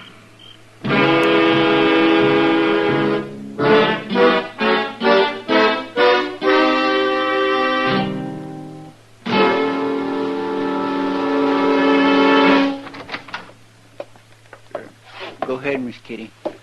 Come on in, Kitty. What's this all about, Matt? Chester won't tell me a thing. Well, sit down and I'll tell you. Must be serious to have me dragged away from work at midnight. Yes, it is, Kitty. It hasn't got something to do with old nipped colors again, has it? Have you heard anything? No. What, Matt? He got shot Got shot? about a half hour ago by a woman. She used a shotgun. You're thinking I did it. Well, you were talking about doing it, weren't you? I sure was. And you know something else? I went out to get some air about an hour ago. I took a walk. Alone. And I got back just before Chester came in. I don't even have an alibi. Yeah.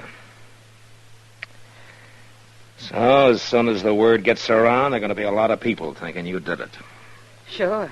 Olive was there, too. She heard you threaten him. She'll be real pleased to testify against me. Yeah.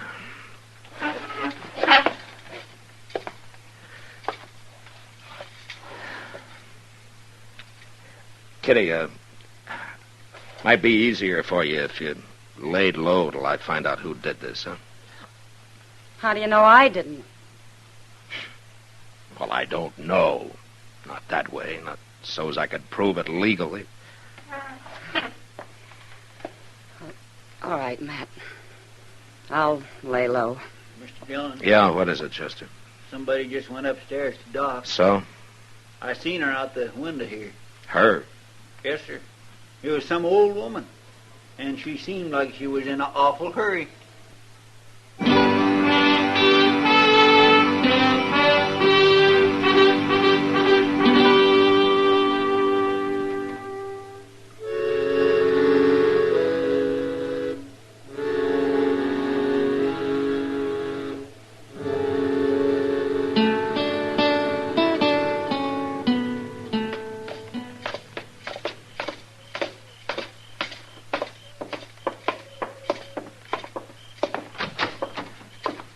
Hello. Where is he? Are you looking for Doc? They told me he was here. Man at the stable did. They said the doctor brought him here. You mean Nip Colors? Where is he? Well, Doc's working on him in the back room there. He got shot. I know he got shot. Here, now, wait a minute. Oh. You're the marshal, ain't you? Who is she, man? Well, we'd all like to know that. Who are you, ma'am? I'm Nettie Beecher. Now, let me go, Marshal. I got to see him. He's not going to die. You sure? Well, I thought maybe you'd come to finish him off. No, I come to see him and tell him I'm sorry. I got mad when I said he was going to get married. Oh? Well, were you engaged to him or something? Well, I thought I was.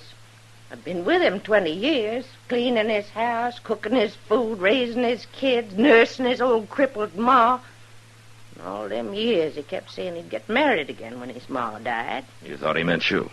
Who else would have him? Him and his crazy ways.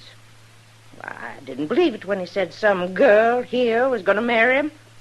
I didn't believe a word of it. Nettie, I'm the girl he was talking about. No, well, I'm right, ain't I? A girl like you marrying him? I told him no. If you didn't believe it, why did you shoot him? Oh, I didn't aim to kill him. I only wanted to hurt him some. But why? Because he never looked at me. 20 years, and he never once looked at me. But I'm sorry now, and that's why I'll come here. What's going on in here? I will tell you later, Doc. Right now, this lady'd like to see Colors. Can she come in? Well, does she have to? Yeah, she has to. All right, but you come with her. I don't want any trouble in there.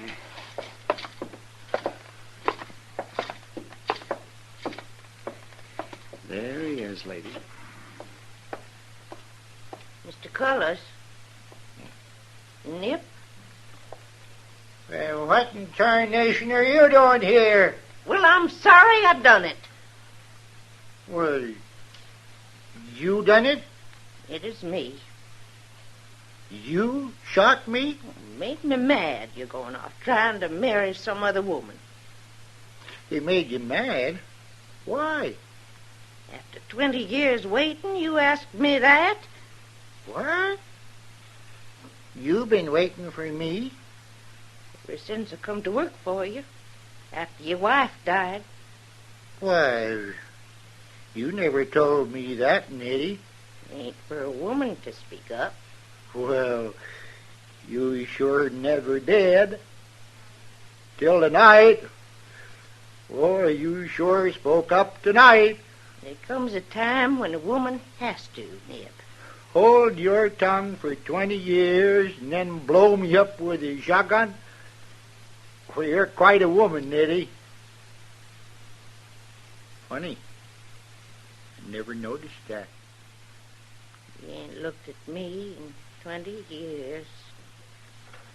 I'm looking at you now. Doc. Yes? There isn't going to be any trouble. No. Come on. Well, what happened? Oh, they're talking, Kitty. Well, of course they're talking. What about? Well, let's say that you just lost yourself a bridegroom. Well, I can't say I'm sorry. But you know something, Matt? What? I lost him to a pretty good woman.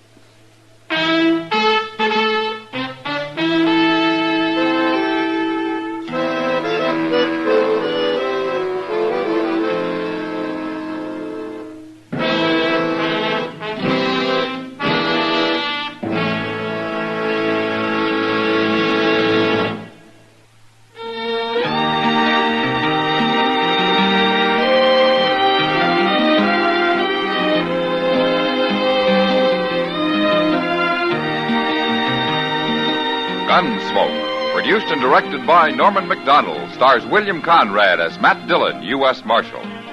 Our story was specially written for Gunsmoke by John Meston, with music composed and conducted by Rex Corey. Sound patterns by Tom Hanley and Bill James. Featured in the cast were John Daner, Michael Ann Barrett, and Virginia Gregg. Parley Bear is Chester, Howard McNear is Doc, and Georgia Ellis is Kitty.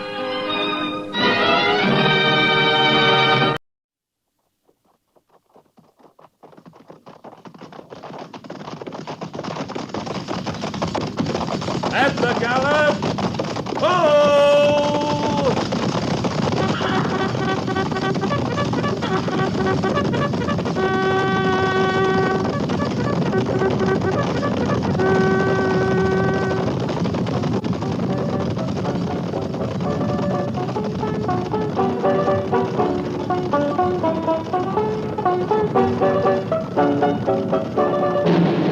Fort Laramie.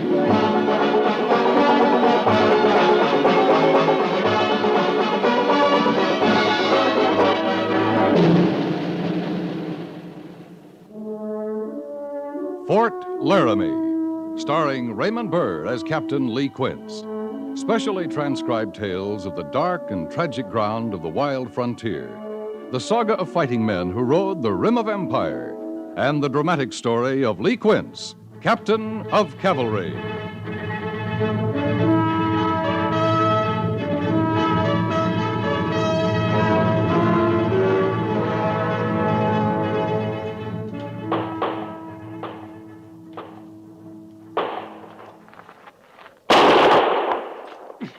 You see that, Monk? I blew the top of his head clean off. Beginning where? Right at the eyebrows. Sliced him just as clean. You figure that killed him then, huh? Oh, sure, he's dead. Well, I declare that makes a fair morning shooting, Harrison. Let me see now. You killed Crazy Horse, Blackleg, and American Horse just since I've been watching. You ain't forgetting Roman Nose. You shoot him, too? Oh, yeah, the last one. He was Roman Nose. Well, now, ain't that peculiar? I'd have swore he was killed at the Rickery a year or two back. No, I just now killed him. Hey, you think maybe they'll give me a stripe for that, Monk? Oh, I don't know, boy. Seeing he's been dead that long, they might not figure it's worth no stripe. Yeah. You ain't practicing much, Monk. Oh, well, didn't you know? I was killed a while back whilst I took the time to reload my Springfield. Now, get me another.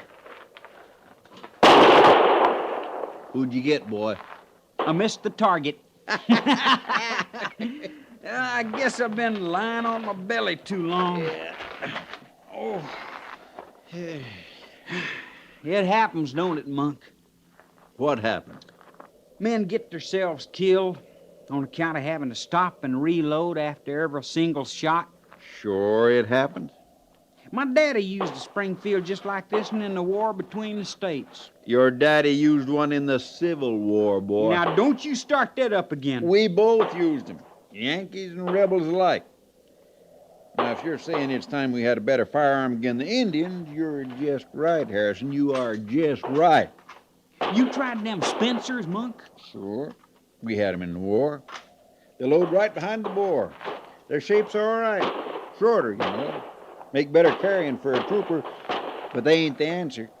I'd sure admire to try one. Captain Quince, him and them other officers, they got the answer, boy.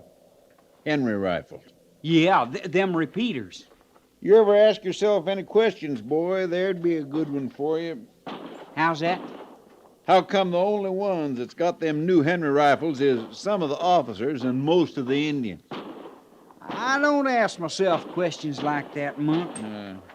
Make mighty interesting answers, questions like that. Monk, you better hold your tongue. We ain't exactly alone. Boy, you ain't never alone in the Army. Don't stop talking in my account, man. I'm very interested in what you're saying. Must be, seeing you was writing most of it down. Oh, just making a few notes. Go on about the rifles.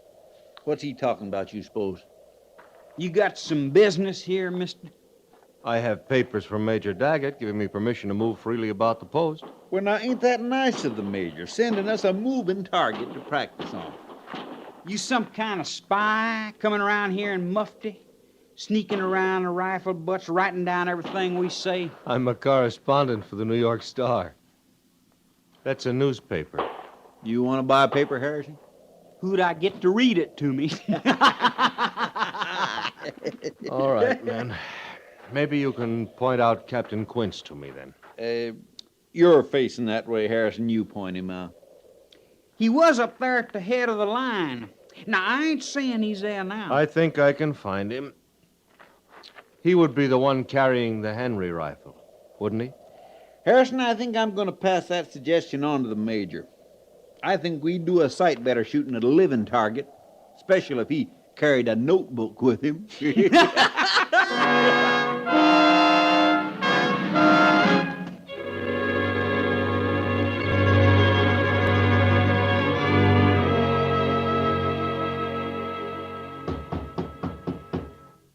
Yes? Captain Quince? That's right. You're sure you are Captain Quince? Something on your mind, mister? I'll just take your word for it. I don't think I can walk anymore. Oh. My name is Harkness, David Harkness. I'm a correspondent from the New York Star. That is a newspaper. Yes, I know. Did you walk out from New York, Mr. Harkness? It feels like it. I think I have just been initiated into the Army, Captain. Initiated? Mm-hmm. The Major told me I would find you on the firing range. I walked there. A sergeant said you might be at the cavalry stables. I walked there. From there, I walked to the saddlery on someone's advice, then to the corral, and to the post office. And finally here to old what is it? Old Bedlam. Old Bedlam. I think maybe your men wanted to be sure I had a long walk. Mm-hmm. The men wanted to know who was listening in on private conversations, writing down what they said. I told them who I was. After you made your notes. That's right. The Major gave me a free hand on the post. Guess I used it a little too freely. I didn't mean any harm, Captain. Men will talk freer once they know you and trust you. Well, then you don't have any objection to my talking with the men? No, not if they don't. Oh. Captain Quince, one thing I overheard, bothers me. Can I ask you about it?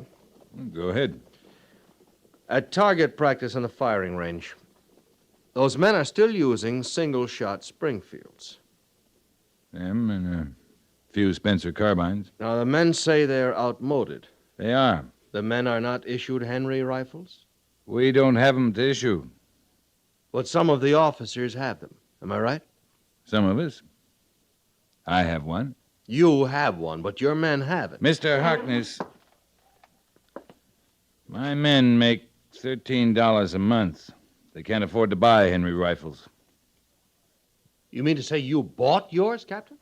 Like the rest of the officers who have them. At the sutler's store. Well, shouldn't the Army equip itself with the best possible arms? Of course it should, but guns cost money, Mr. Harkness. So far, we can't afford the kind of guns we need. Well, now, in Washington, they talk of nothing but appropriations for the Army in the West. Talk doesn't send us any guns. Well, these Henry rifles, they are to be had. I mean, providing the Army gets the money to pay for them, they're not in short supply? A lot of the Indians have them, Mr. Harkness. I heard that, too. I couldn't believe it. I've seen it. How do the Indians get them? Who in the world would sell guns the Army needs to the Indians? Oh, renegade whites, traitors, kind of men who get rich on other men's blood. I am a long way from home, Captain Quince. It's another world. I've got an awful lot to learn. You never stop learning out here, mister. Well, Captain, I'm here for a month. Can I learn enough in that time to give me a fair picture? Well, you got a good start. You admit you got a lot to learn.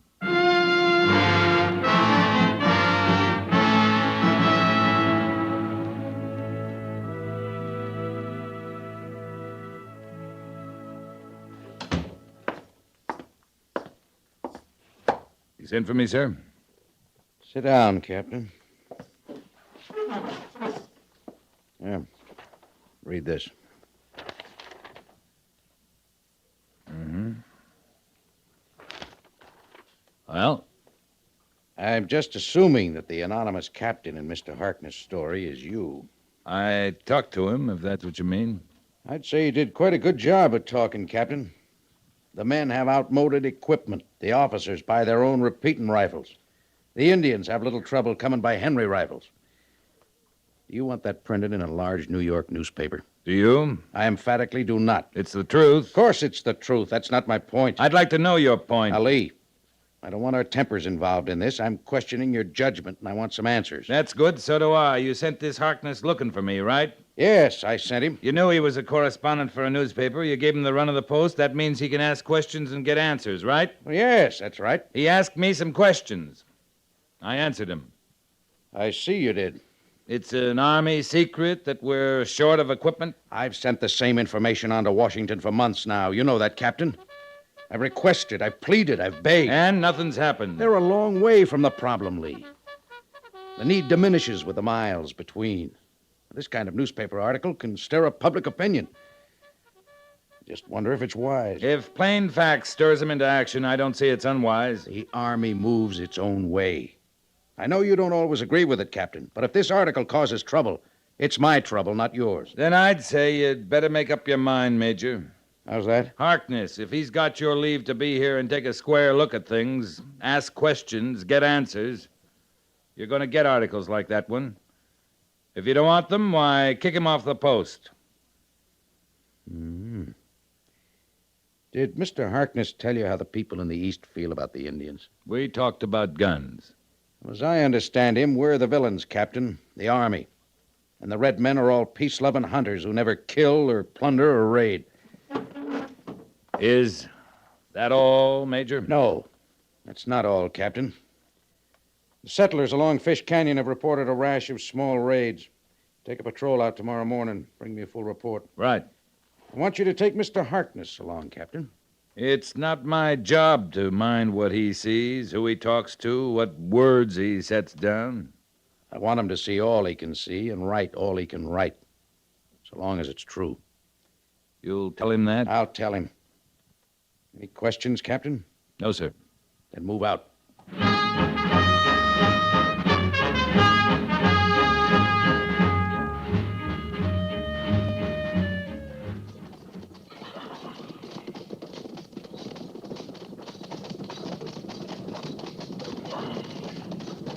Well, how you riding, Mr. Harkness?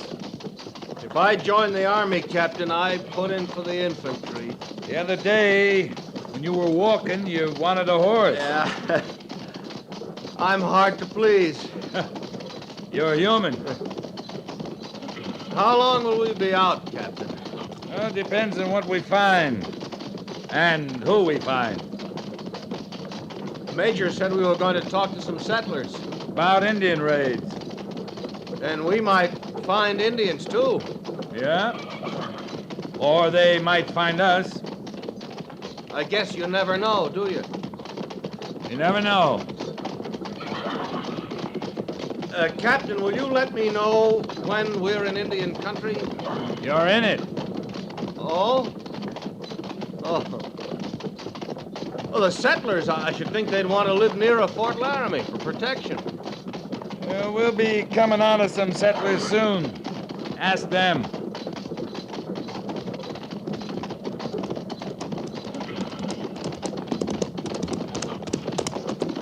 That was a deserted cabin along the creek, Captain. No Indian signs around. What about the calendar place, Mr. Syberts? Straight ahead, sir. Fish Canyon. Straight ahead? How far, Mr. Syberts? I'd say about 2 miles, sir. Fine. Mr. Calendar's the one I was telling you about. I remember, Mr. Syberts. Oh, you know Mr. Harkness? We met last night. Lieutenant Syberts was a big help, Captain. That so? I didn't do much, really. What do you mean, Lieutenant? Those diaries of yours gave me a lot of valuable background. Diaries, Mr. Syberts? They're not much, sir. Well, it just gives me something to do sometimes. I'd like to read yours sometime, Captain. I'd have to write it first. You don't keep any written record of your experiences out here? No. Well, I think there'd be a lot you'd want to remember, Captain. Well, there's more I want to forget. 2 miles, Mr. Syberts? 2 miles, sir.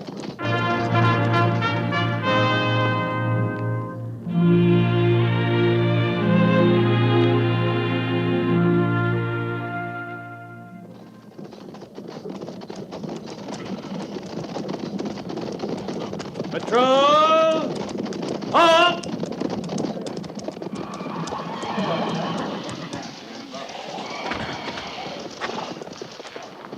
You want to meet a settler, Mr. Harkness? I sure do. Well, climb down then. All right. Oh. Ooh.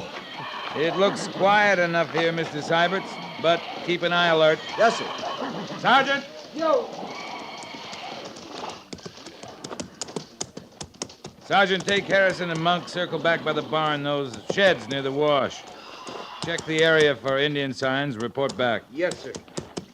Harrison, you. Monk, come on, follow me.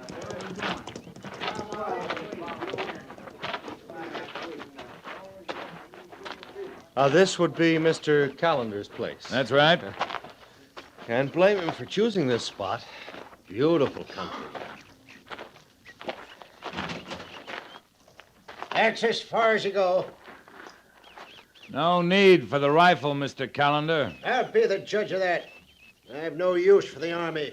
Said so the last time. Say it again. Now get off my land. Guess you haven't been raided along here.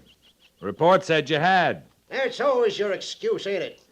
Come snooping around a man's property, claiming to look for Indians. Seen any Indians, Mr. Callender? Seen nothing. Now, you don't frighten me, riding up in numbers. I got my rights and you're trespassing. You don't have any trouble with the Indians? Don't have no trouble with anyone, save the Army. That one out there, young one, sitting his horse so proud. Lieutenant Syberts? Their name's no matter. Caught him here a week or so back, fired on him for snooping, sneaking up on a man's own land. Told him not to come back. I know that. That one more bar you wear don't make you any more welcome. You're still the Army. Heard enough, Mr. Harkness? No, I haven't. The Army is out here to protect people like you, Mr. Callender.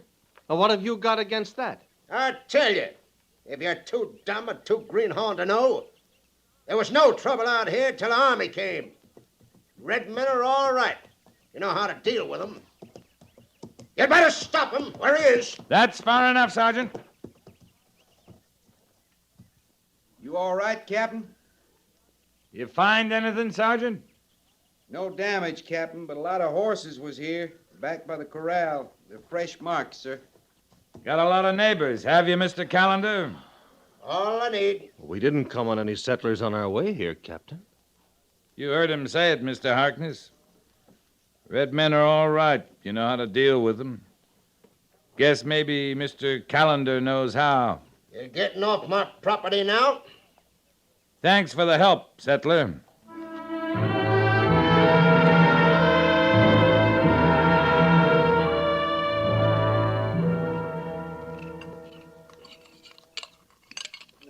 You better eat something, Mr. Harkness.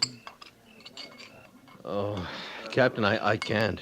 There's too much that just doesn't set well in my stomach. Yeah, coffee then. It goes down when nothing else will. Thank you. Where are we camped? Still in Fish Canyon? North end of it. We did a good job of covering the canyon today. And tomorrow? Well, we'll head back to Fort Laramie and report to Major Daggett. 5 families slaughtered. And that's your report, isn't it? That's about it. How do I do it, Captain? How do I show what I saw today to the people back east? I don't know your job, Mr. Harkness. If I can write it just as I found it, maybe it'd jar them out of their complacency. Persecuted red men, peaceful hunters. Oh, they're nothing but savages. They're butchers. These Indians, yes. What do you mean? And I'll tell you, I saw a slaughter once, the remains of one. 80 men, women, and children huddled beneath a flag that was supposed to give them immunity. But they were killed anyway. Ridden down, slaughtered, hacked, shot. Indians don't put much value on human life, do they? This was white men's work, Mr. Harkness. White men's? White army men. You saw this happen? Yeah, some of us were sent out after it happened to move the dead to burial grounds. Yeah, a savage is a savage, Mr. Harkness. Color of his skin's no matter. I'll try to remember that, Captain. Once you see it, you don't forget. Now, what about a man like Callender? Indians have been at his place, too. Yeah, we think so. But he wasn't killed. His cabin still stands. Could be he trades with them. Horses, grain. Henry rifles. Might be. Well, if you thought he did... I'd have to know he did, Mr. Harkness. Yeah, you would, wouldn't you? The day of riding ahead. You better get some sleep.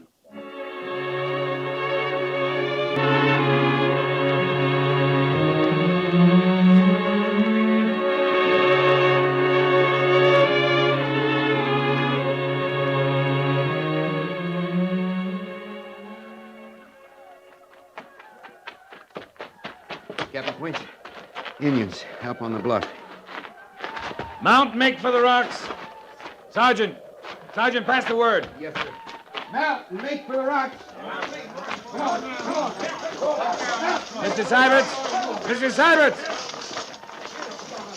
Here, Captain. Harkness in your tent? No, sir. You better mount, sir. Harkness! Harkness! Mount and make for the rocks! You see him, Mr. Syberts? No, sir, but he's armed, Captain. Yeah, he'd better be. Now, let's go.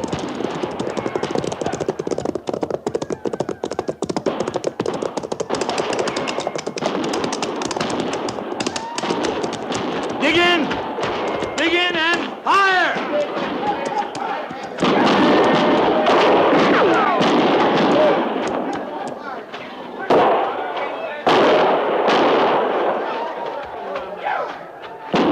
Give him a steady load of it! They're firing the camp, sir. They can have the camp.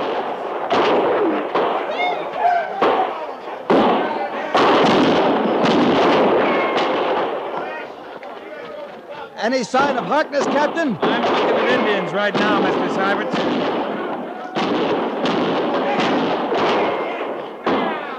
Hold your fire, men. They're out of range. Hold your fire!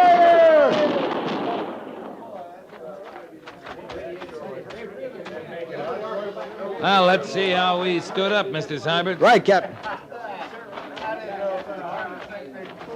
You all right, Harrison? Captain, I'd like to wake up this way every morning. That's the prettiest sight in the world. Indians riding away from you. Ain't that right, Captain? Yeah, just right, Monk. I'll look on ahead, Mr. Syberts. You check the other way. Yes, sir.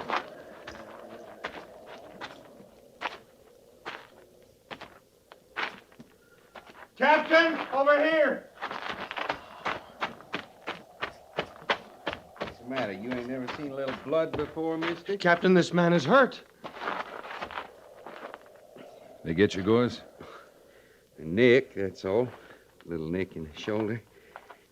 Like we had 1,000 times, Captain. Yeah, let's have a look. Oh. Mm-hmm. He's lost a lot of blood. He's gonna make somebody a wonderful mother, Captain. I think you'll live, Gores. I don't know. This sure ought to get me a couple of days in the hospital, don't you think? A couple of days of sleeping, spoon feeding, maybe. You gonna live till you get to the hospital? I can see I better save my real suffering for the medical officer.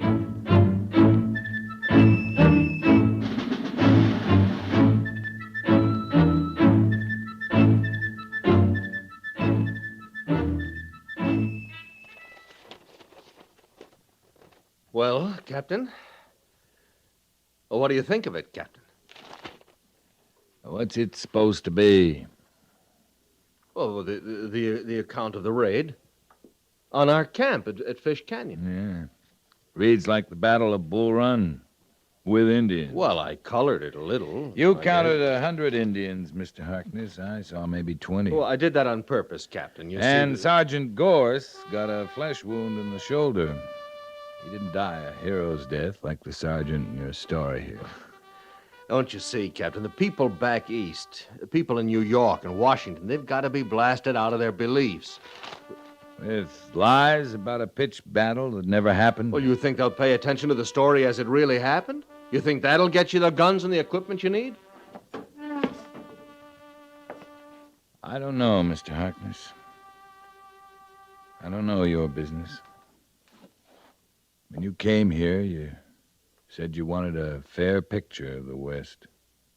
I still do. You're getting it. We got settlers who get massacred. Well, like the 5 families you saw in Fish Canyon. We get settlers like Mr. Callender who don't. We got red men who slaughter innocent whites, and we got red men who sit down at treaty tables and try to make peace. Well, all that doesn't make exciting reading, Captain. It makes life and death out here. You're quite a realist, aren't you? I live here, Mr. Harkness.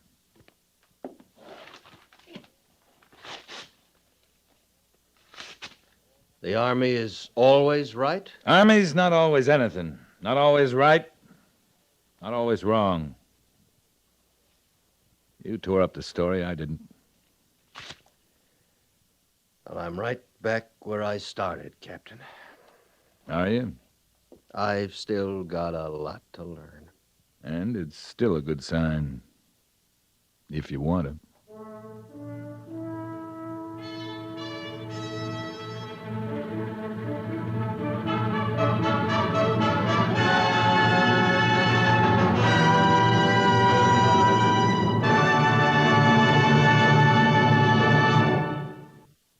Fort Laramie is produced and directed by Norman MacDonald and stars Raymond Burr as Lee Quince, Captain of Cavalry, with Vic Perrin as Sergeant Gorse.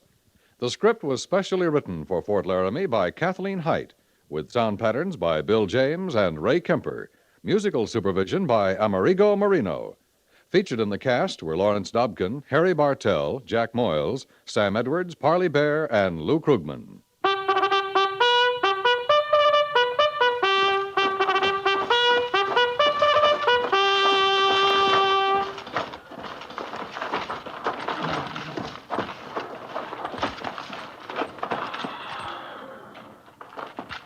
Company, attention! Dismiss.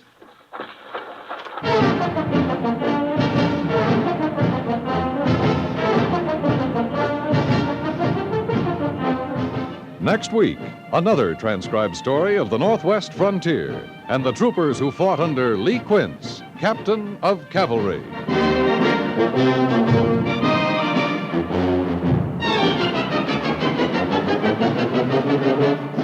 Many people who should know better sometimes use their automobiles to take out whatever is bothering them on other people. Keep this in mind. Driving too fast or trying to beat traffic lights doesn't prove you're better than the other guy. You can prove your superiority by setting a new safety record. Not only that, but you'll be around to enjoy it.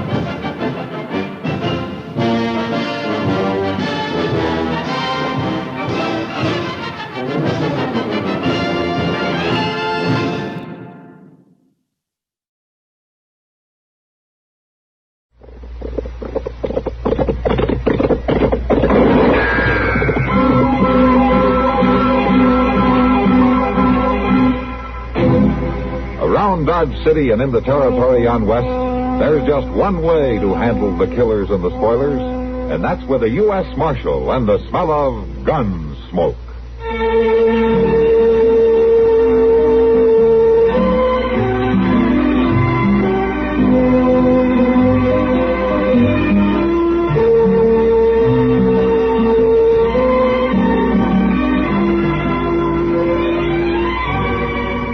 Gunsmoke, starring William Conrad, the story of the violence that moved west with young America, and the story of a man who moved with it. I'm that man, Matt Dillon, United States Marshal. The first man they look for and the last they want to meet. It's a chancy job, and it makes a man watchful and a little lonely.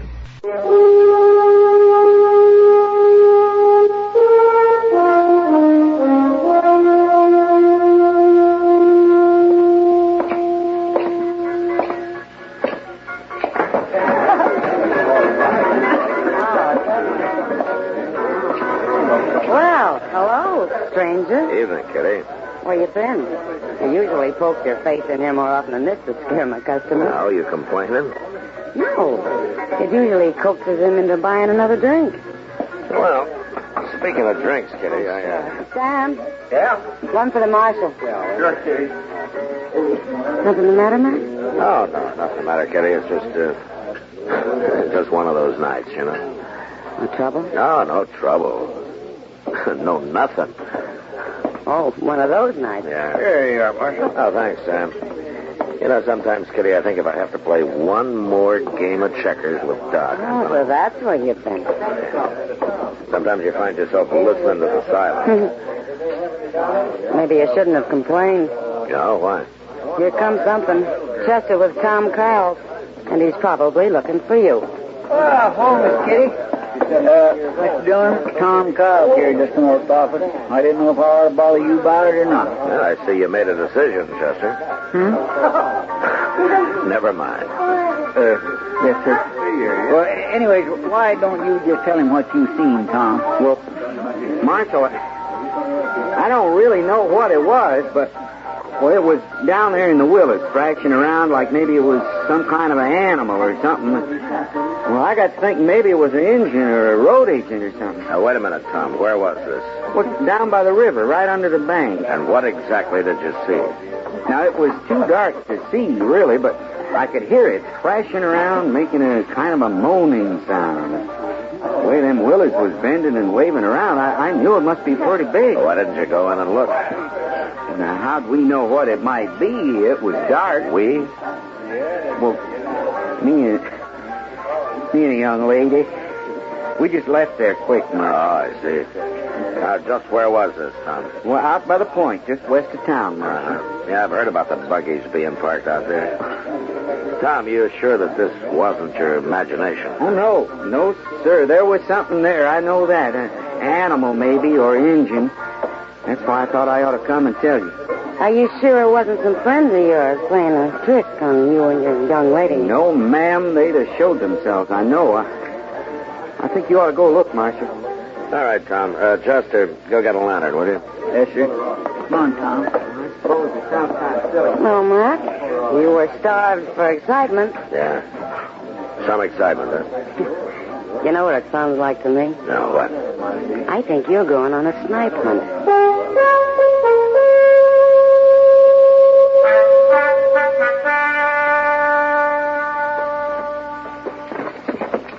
Over this way, Marshal. Come on, Doc. It's a fine thing to get a man out of bed for. And he said there was a moaning sound. You might be needed. Yeah, probably some blame drunken cowboy. You had nothing better to do. What about sleeping? It's near midnight. Now, you're always complaining about not being able to sleep anyway, Doc. Right down there, Marshal.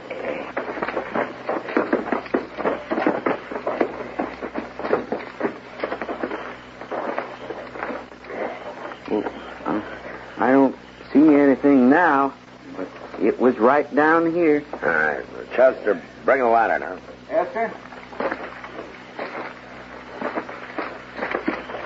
Where we're going to get wet feet. And you can catch his death on that like this. Over here, Chester.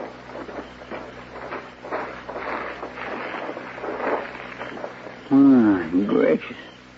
You find something, Matt? Yeah, something for you, Doc. Come over here. Oh, my God, Mr. Dillon. You recognize him? Yeah. It's old Tug Marsh, that trapper who went through here with his partner last fall. Did you hold that lantern a little bit higher there, will you, Chester? Sure now.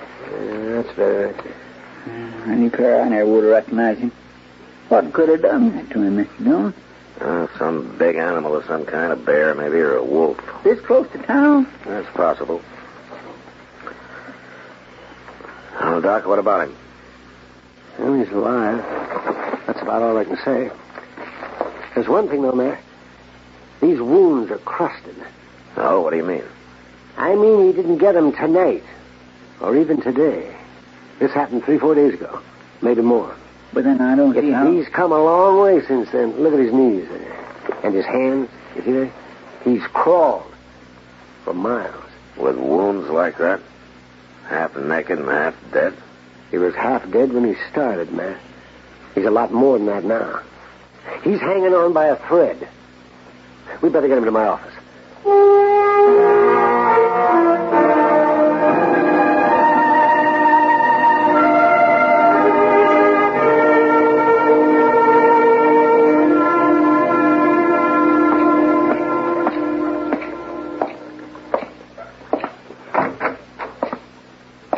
Morning, Matt. Morning, Doc. How's the patient? Well, I don't know how, but he's alive. And not just alive, but kicking, too. Oh? Hey, Doc, I'm hungry. See what I mean, Matt? You saw how he was not 12 hours ago. Who'd have believed it? Yeah. Can I talk to him? Why not? I can't keep him quiet anyway. Hello, Tug. Howdy, Marshal. Why don't you make that dang doctor give me something to eat? I'm making you some soup. Now shut up. Soup? I ain't eaten in a week, and he gives me dishwater. You couldn't keep anything else down, and you need nourishment. Oh, dang it, if I could just get out of this darn bed. Take it easy, Tug. You've been through an awful lot. You're telling me what I've been through? Now I'm asking you. You want to tell me about it? It ain't no affair of the law. Maybe not. I just happen to be curious. Well, if you had any brains, you could see. I tangled with a bear, that's all. When was this and where? Oh, maybe 6, 7 days. Down the Nations, out toward the Cimarron. Here you go. Now, you eat this, Tug. Dishwater. It's good for you. You need something warm in you. Hey, Doc, you ain't told me. You think you can fix me up? There's nothing to fix up. The scar tissue's already forming. I ain't going to be so pretty, huh? Oh, well, that bear took half your scalp and a good part of your face. So there's nothing I can do about that, Tug. Yeah, I never was too handsome anyways. But that's all right. I'm a trapper, not a drummer. And them Cheyenne squaws ain't scared off by a few scars. What about my arm? You lost some muscle, but you'll have some movement left. Tug, the main thing is that you're alive and mending. Here, now, take some of that soup. Yeah. With rest and a little food, you'll be walking around again in a few days. Maybe trapping again in a month. I got something to do first. Tug, tell me what happened, huh? I told you I tangled with a grizzly. Walked into him in this thicket, and the critter attacked me before I get my gun up. Finally killed him with my knife, but not before he chawed me. What about your partner, Billy Adams? Yeah, he couldn't wait. Couldn't wait? Yeah, found me near dead. Done what he could, but wasn't much. We both figured I was a goner. And there's hostiles around, Comanches. He's nervous, I guess, sitting beaver alone with a dying man on his hands. Only I wouldn't die for him so as he could bury me and have done with. You mean he left you? Next morning. He took everything. Didn't even leave me a knife to slip between my ribs. Now, you wouldn't do that to an animal, now, would you, Marshal? Just leave him to die alone in the wilderness? You'd slit his throat for him at least. But Billy wouldn't do that for me. And that's when I decided... What? That I wouldn't die. That I'd come after him. I'd live to find him. So I started crawling. 5 days on my hands and knees without food or water. And when I find him, I'm going to kill him. But not fast. No, slow. Real slow. Well, I can't say I blame you much, Tug. But there is one thing I'm thankful for. What's that? Billy Adams isn't in Dodge. I'd hate to have to arrest you for murder. Well, then as long as I'm here, you better see he stayed away.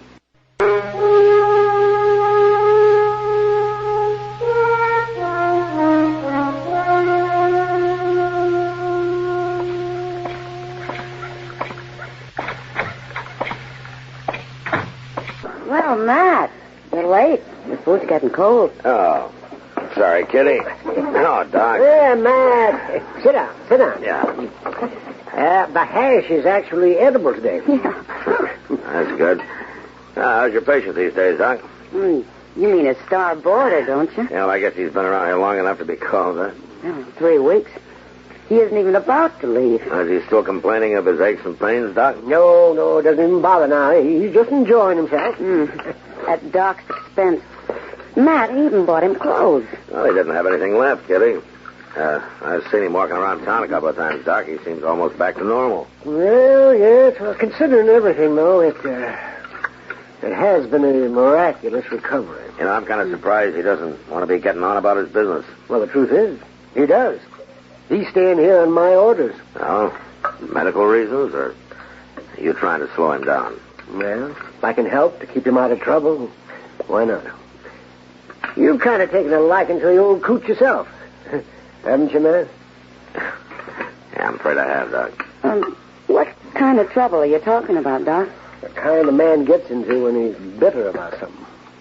You mean Billy Adams? Yeah. Maybe we could keep Tug here long enough. He could cool down, Kitty, but I don't know how long Doc can afford the expense. Mr. Dillon? Yeah, what is it, Chester? You know who just rode into town? He's down at Moss Grimmich's right now. Oh, who? Billy Adams. Good, eh? Just goes to show you I'm not as smart as I thought. I should have sent Tug packing. It's Billy Adams who's going to be sent packing, Doc. And right now.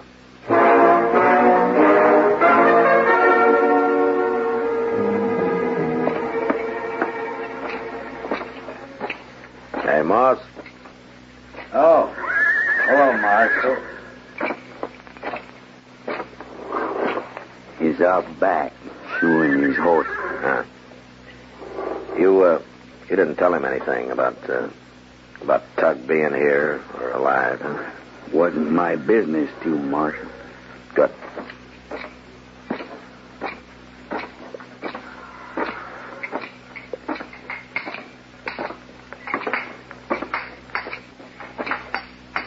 Billy? Oh, Marshal.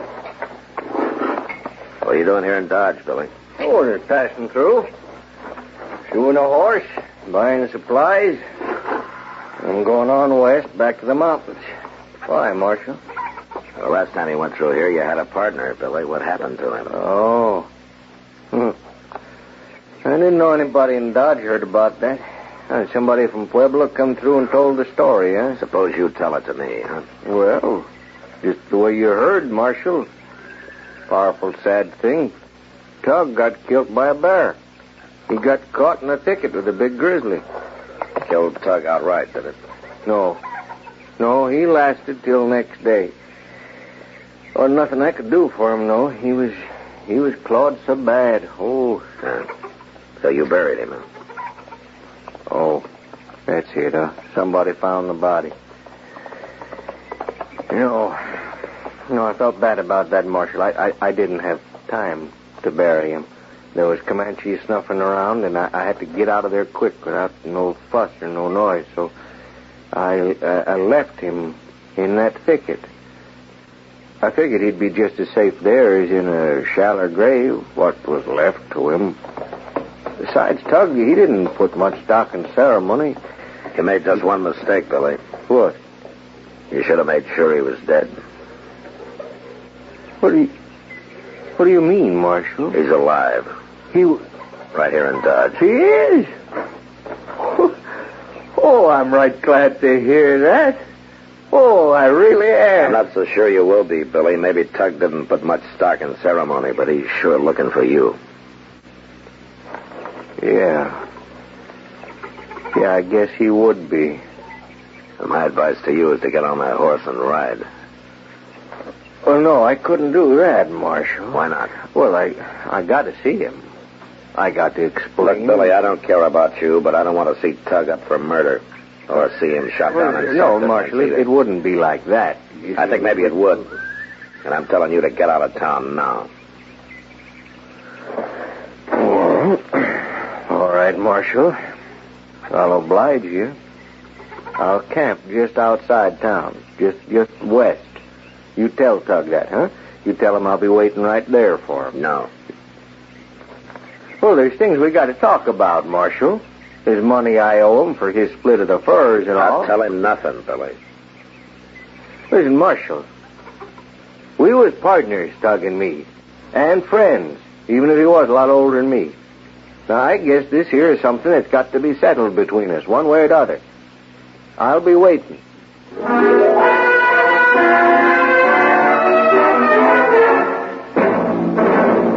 Mr. Dillon! Yeah, Chester. Did you see Billy? Did you tell him? Yeah, I told him. Well, the whole town's outside, Mr. Dillon, holding their breath to see what's going to happen. Chester, you didn't tell him. I didn't have to tell nobody. Plenty of folks seen him riding right down Front Street. Well, I suppose Tug knows. I don't know. He's up there, Doc. Is that where you're going? Yeah.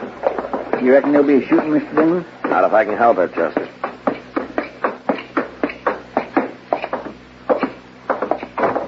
Now, wait a minute. Now, you let go of me. Now, no, wait. No. Oh, Matt. Oh, I'm glad you're here. Now, don't try to stop me, Marshal. Get out of my way. I see you've heard the news, Tug. Yeah, I heard all right. Ain't nobody going to stop me. You don't even have a gun. You're going to tackle him with your bare hand? Maybe you will. I could break him in two. Well, he's got a gun, so maybe you better think it over, huh? Nothing you can say is going to stop me, Marshal. Now, wait a minute, you obstinate old fool. Billy was your partner. He was your friend, so he deserted you. All right, maybe you got a cause for a grudge. Maybe. All right. But what good's it going to do for one of you to get killed just to satisfy your need for revenge? Tug, he wants to give you your half of the profits from the furs and trapping outfit. You talked to him? Yeah, I did. And he told me his side of it. He thought you were already dead. That's a lie. Maybe it is. But he seemed mighty surprised that you were alive. Sure. And he was glad, too. Glad? I bet. It's true. And he wouldn't take my advice to run away. He's waiting for you outside town. He told me to tell you that he wants to see you, Tug. Yeah. I'll see him all right as soon as I get me a gun. Tug, isn't there anything I can say that'll stop you? Ain't none of your business, Marshal. I got a right to go after him, Ada. Yeah, I guess maybe you have. All right, then. I'm going to find me a gun. Maxwell, what are you going to do? Not much I can do, Doc. We'll tangle sooner or later. I'm just going to be there to see that whatever happens fair.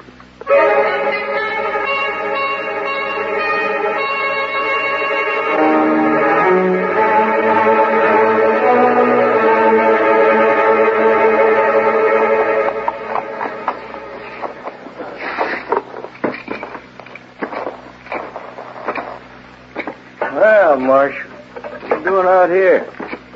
I came to warn you, Billy. Tug's on his way. Yeah.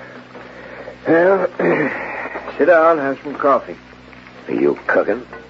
Well, I might as well. I take it you're going to stay for the show.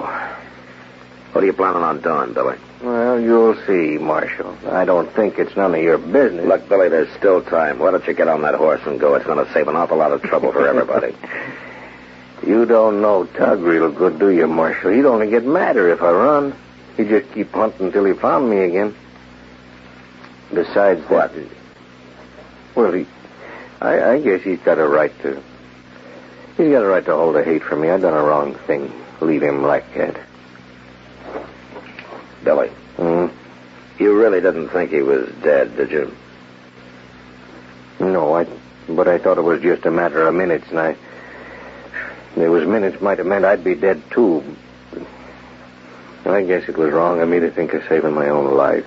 Well, at least that was a human mistake to me. I'm just glad now I didn't go ahead and do what I almost did, what I thought I should have done. What do you mean? Well, you know what you do for any dying animal. Took out my knife, I held it up to his throat. I couldn't bring myself to it, and I'm glad now. Yeah. In a way, me being a coward that way, that saved his life, and I'm glad of that. He done a lot for me, Marshal. He was like a father, Tug. He taught me all I know. How could you go up and leave him, Billy? Maybe I just couldn't stay and see him die. I don't know it. Well, he's out there. What? Where? You sure? Oh. Marshal, him and me living the way we do, we hear things, we see things that town folks miss there. Don't you worry now. It'll come out the way you want. What do you mean? Well, I can't fight him, Marshal. But I'll make it look all right so you won't have to arrest him. Now, wait a minute, Billy. Tug? Come on in. Coffee's hot. Hello, Billy. Biscuits be ready directly, Tug. Now, listen, Tug. Don't worry, Marshal. I didn't even get a gun. I guess I couldn't have used it if I had. Billy, a trapper needs a partner. Good ones is hard to find. You can't expect them to be perfect, not make a mistake or two. Tug. Now just pour the coffee, Billy. Plenty of time for talk later. Oh, sure, Tug, sure. Won't you have some coffee, Marshal? I don't mind if I do.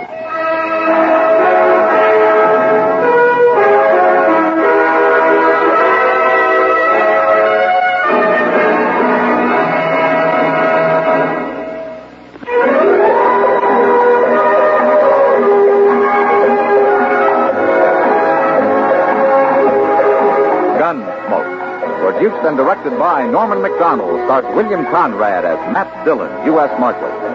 The story was specially written for Gunsmoke by John Dunkel, with editorial supervision by John Meston. Featured in the cast were Ralph Moody, Lawrence Dobkin, and Vic Perrin. Harley Bear as Chester, Howard McNear as Doc, and Georgia Ellis as Kitty.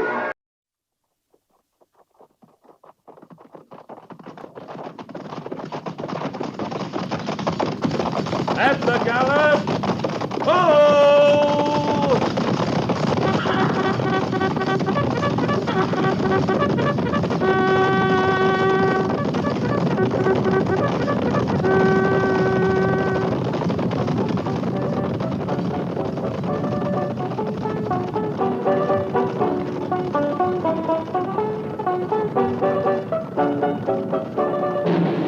Fort Laramie.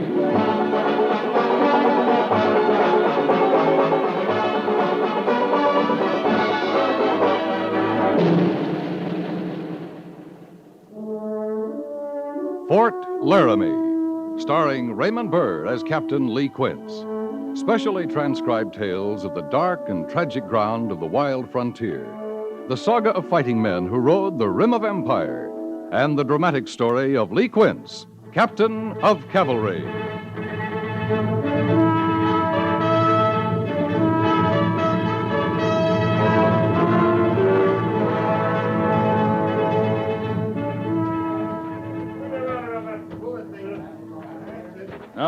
No spikes on this side of the rail at all. How about over there, Mr. Syberts? Haven't run into one in 20 yards, Captain. They sure weren't taking any chances, were they?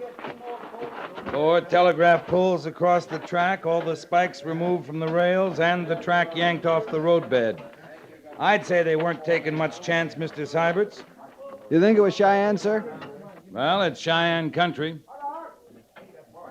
Why'd they do it? Derail a train, kill all those innocent people? Oh, fear. That's why most men kill. But fear of what? The trainmen were armed, sure, but 20 of those dead back there are women and children. The iron horse makes a lot of noise, Mr. Syberts, and puffs a lot of steam. If you saw it cutting through your country, you might not stop to think it was carrying women and children. You must think it'll discourage folks from coming west on the railroads. If I was standing in the Omaha station waiting to board a train, it might discourage me. Not you, Captain. Things don't seem to bother you.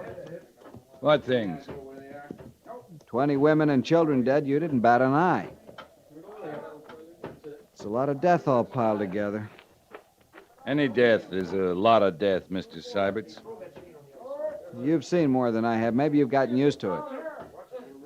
We've a job of burying to do back there. Sir, I can't go back just yet. Doesn't get any better waiting, nor any easier. People die or they get killed. Either way, they got to be buried. Yes, sir. And the train's got to be set right on the tracks where it belongs, and the tracks got to be laid again and spiked so the next train will stand a chance of getting through. Captain, would they have stood a better chance if the Army had been riding with them? Wouldn't that make it safer? Mr. Syberts, this train was derailed by Indians. It wasn't attacked. Nobody was massacred. If half a troop was riding with them, we'd be burying them. I guess you're right. It's just not easy, is it? What drew you to the Army, Mr. Syberts? The uniform? Sergeant Gorse has the first car righted, sir. Yes, I see he has.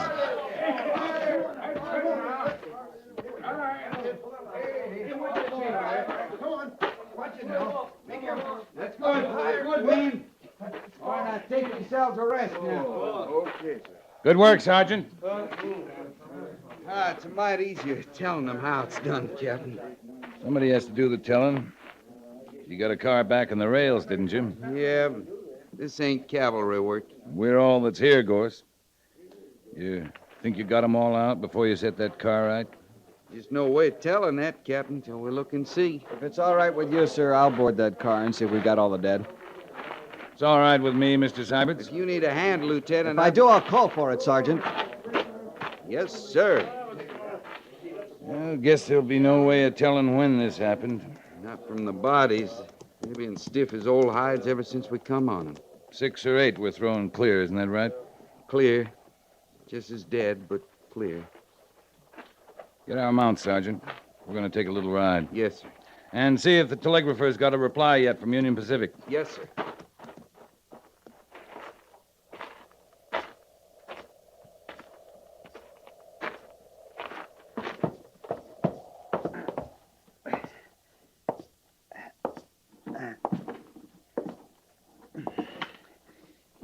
Need any help, Mr. Sabbats? Not a bit, sir. How many did you find? 3 so far. I'm leaving you in charge, Mr. Sabbats. Sergeant Gorse and I are going to take a little ride. If anyone lived through this, they might have made it to one of the settlers. How could anyone live through this? I don't know.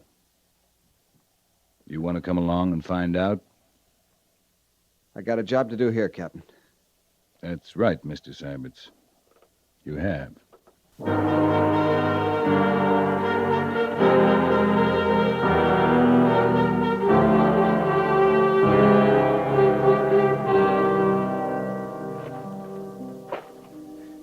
I ain't had much time to look around good.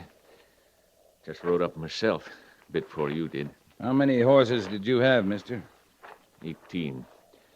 Not counting the one I was riding. I wonder how come they left the house standing.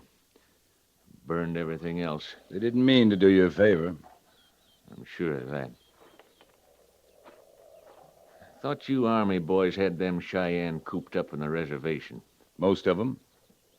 Not all of them. That's not good enough. Not near good enough. Nobody in the house, Captain. I could have told you that. Nobody here at all. Took my woman down to Crow Creek near a week ago now. Just come back. You left your stock untended all week? I got laid up down there. Grip. Too aching to come back sooner. Besides, I spoke to Nate before I left. He said he'd mind them for me. Who's Nate? Neighbor. Over the rise there. Nate Cotter.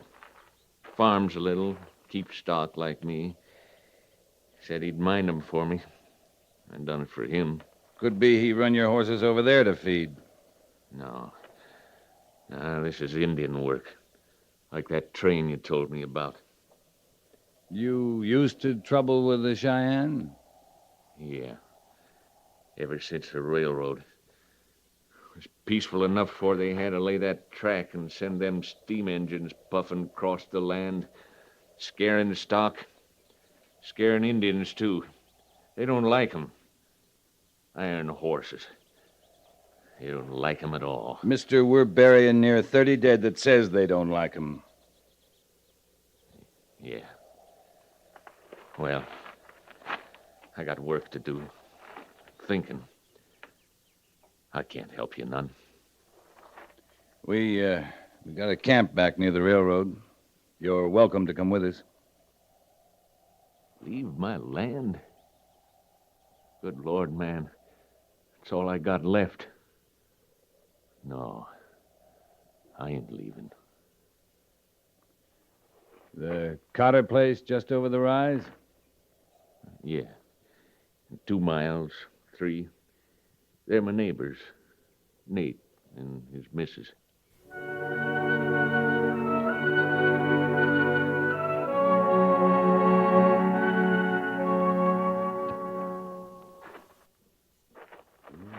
Nothing to chance here, Captain.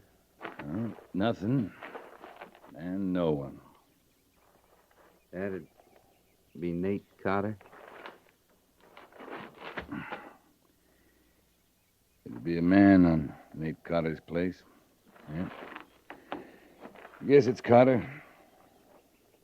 Crazy thought I get every time we find one like this. Can't help wondering what they died of first. Of course, it doesn't make much difference. No, sir, it doesn't, but I get the thought just the same. Well, I'll look around for something to dig with, Captain. Guess there's no need to look for his woman. They carried her off, sure. Yeah. Hold it, Gorse. Something else, Captain? Yeah, I thought I heard something. I sure don't. Listen. Over there, where that clump of trees is. Something, maybe only the wind, though.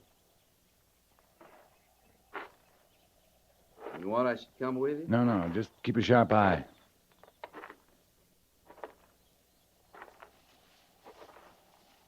Don't shoot me, mister. Come out in the clearing where I can see you.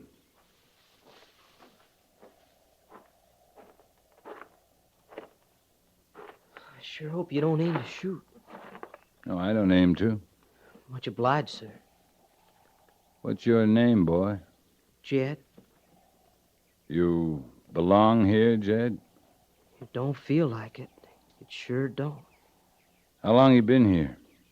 Seems like a long time, mister. A long time. No cause to be afraid now, Jed. It's over. The burning, everything. It's all over. Yes, sir. I see it is. Where's he from, Captain? Just the trees, that's all. I ain't done nothing. You better come back to camp with us, Jed. Some hot food, a cot. You'll feel a sight better. You're army folks, ain't you? Yeah. This is Sergeant Gorse. I'm Captain Quince. Hello, boy.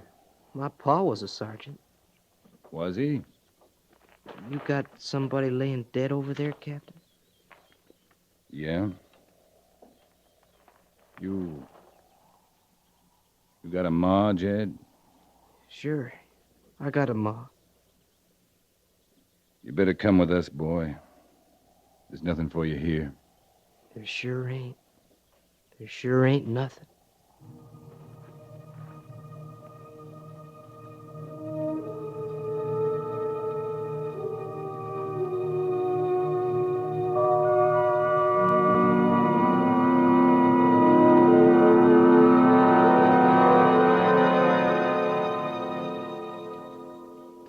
Never seen a young'un with such a fright, Captain. You think he saw it all? Yeah, he saw it all. Sure would be a fright, watching your pa killed and your ma carried off that way. You won't forget that soon. Gorse, he won't forget it ever. He ate like he was starving. I don't know as he'll sleep, though. Funny thing. You talk to him, ask him questions, and the answers ain't answers at all, just words. Send him back to me. I'll bed him down here. Yes, sir. Still no word from Union Pacific? No more than we had. They're sending another crew out, but no one says when they'll get here. They hear anything at the telegrapher's tent, I want to know it right away. Yes, sir. I'll get the boy. I'm just coming for you, Jed. Captain Quince wants to see you. I want to talk to him, Sergeant. Young fellow wants a hearing, Captain. Oh, come on in, Jed. Sit down. Yes, sir. I thought maybe we could talk. Sergeant? Just leaving, sir. I like him. I like him fine. Best cavalry sergeant I know. My pa was a sergeant. Yeah, you said that. I don't recollect it myself. But he told me lots of times. He was a sergeant in the war. Ma says he never got over it. The war? No, sir, being a sergeant. She meant bossy-like, you know. He'd give orders to her, to me, horses, everything. They're just the three of you? You, your ma, and pa? That's all. Ma laid it on as being a sergeant, telling you what to tote, what to plant, how he wanted things just so. I'm talking too much? No, Jed. It's good sometimes, talking too much. Yes, sir. Now, Sergeant Gorse, he don't seem so bossy to me. You're not in the cavalry, Jed. I'm a hand with horses. Well, that's a start. You all alone, Captain? How do you mean? You got nobody? Just you? I got nobody. And Sergeant Gorse, he's got nobody. It's a good life, ain't it? For a man alone. Yeah. For a man, Jed. You're going by my face, ain't you? I can't help my face. Nothing wrong with your face. Just it looks awful young, Jed. I can't help that. Now, how old are you? I'm big enough, strong enough. Some of them men, when we was eating, I was bigger than them. How old are you? 18. 18? Near 19, actual. Well, a boy that old ought to recollect when his pa was a sergeant in the war. I can't help what I recollect, like I can't help my face. You going by my face, that's all. I want to be in the Army, Captain. Most particular, I want to be a cavalry trooper. Well, you better get some sleep first. Don't set me by that way, Captain. I can't give you no proof about me being as old as I am. It was in the Bible with all the rest. Them as didn't live, and me. Ma read it there herself. Now you know I can't show you that Bible, Captain. Now, easy, Jed, easy. I know you can't. It's what's inside makes a man. My pa said that, and I know it's true. Message from the telegraphist, Captain.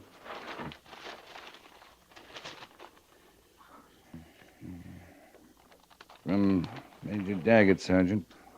He's sending laborers and our replacements down from Fort Laramie. As soon as we were relieved, our orders are to return to the fort. Yes, sir.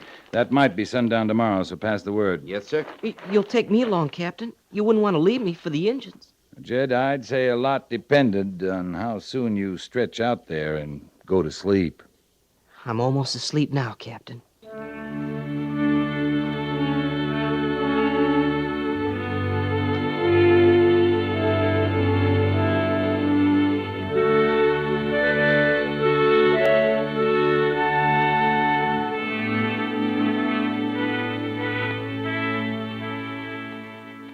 We just had some idea of how many Cheyenne we're up against. A few of them could have done it all. Doesn't take many to derail a train, pull the spikes out of track. A few good riders can run horses off a ranch, fire another, kill a settler, carry off a woman. You think it's a small band, then? I didn't see a single Cheyenne, Major. What do the scouts say? Well, here's the last report. No sign of camps. No Cheyenne activity. I sent Pete Hazen out yesterday morning. Well, if there's still Cheyenne in the west, Pete will find them. When he does, we'll have to engage them, Captain. When he does, we will. That rail line has to stay open. Big shipments of Army supplies have already left the east. It's a matter of days till those trains cross the same spot where this last one was derailed. Any people on these trains, Major? You mean troops? I mean any kind of people. We left nearly 30 graves by that roadbed. It's a little fresh in my mind. You think I don't know that? I just know I know it. That's enough for me. We couldn't have stopped this last disaster, Lee. There's no way. There's one way. We could have been there in time. What kind of scouts we got between here and Cheyenne? Poor ones. You know, we can get some good scouts. Get some squaws off the reservation. You couldn't do worse. All right, Lee, that's enough. Well, we're the best scouts in the world. The Army's not big enough to patrol every inch of rail line to the coast. Remember when they were laying this track? I was on General Augur's staff. The 30th Infantry, part of the 4th, part of the 36th, 4 companies of cavalry, 4 companies of Pawnee scouts, just to protect the grading and working parties. And General Dodge was chief engineer of the road. I know that. Doesn't change a thing. Yeah, I see it doesn't. That all, sir? That's all, Captain. Oh, Captain. Yes, sir? Lieutenant Syberts tells me you brought back a boy, an orphan from one of the ranches. That's right, Major. What do you think of him? He's young, scared. Syberts thinks he'll make a good trooper. Does he? I'm asking what you think, Lee. I turned him over to Sergeant Gorse. If there's any trooper in him, he'll bring it out. Yes. Yes, he will. That's all, Captain. Dismissed. Yes, sir.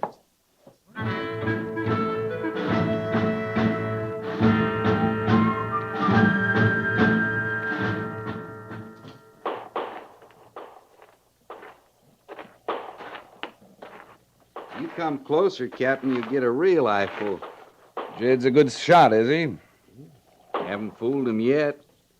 Started him on sidearms, worked up through Springfield, Spencer's.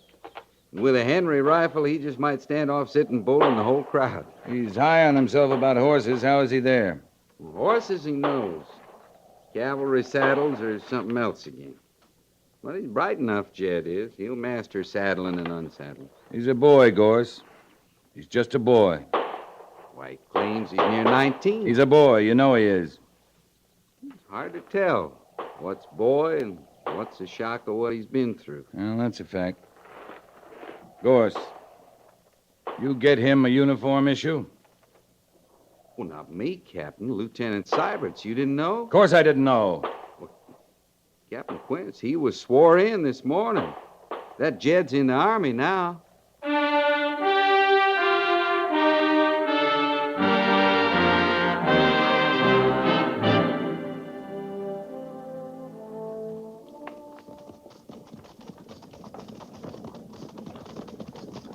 Rendezvous point ahead, Captain.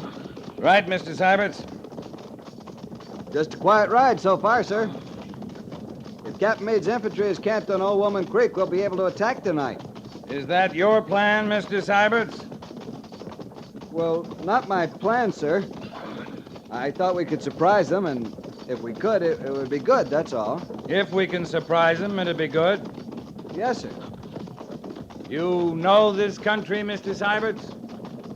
Not this part of it, sir. Make out those foothills just ahead? Yes, sir. Full of rocks and crags. Maybe Cheyenne. Those hills are between us and Meade's infantry. But the scouts report put the Cheyenne on the other side of Old Woman Creek. Well, what I mean is they're not supposed to be in those foothills. I hope the Cheyenne know that, Mr. Syberts. Yes, sir. One thing, Captain, this will be a good experience for our young trooper. You mean Jed?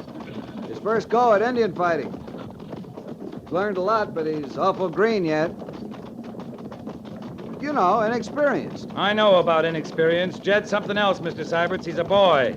Just a boy. Cheyenne ahead, Captain. Breaking out of them foothills and making straight for us. Left front in the line. Left front in the line. At the gallop. At the gallop. Follow!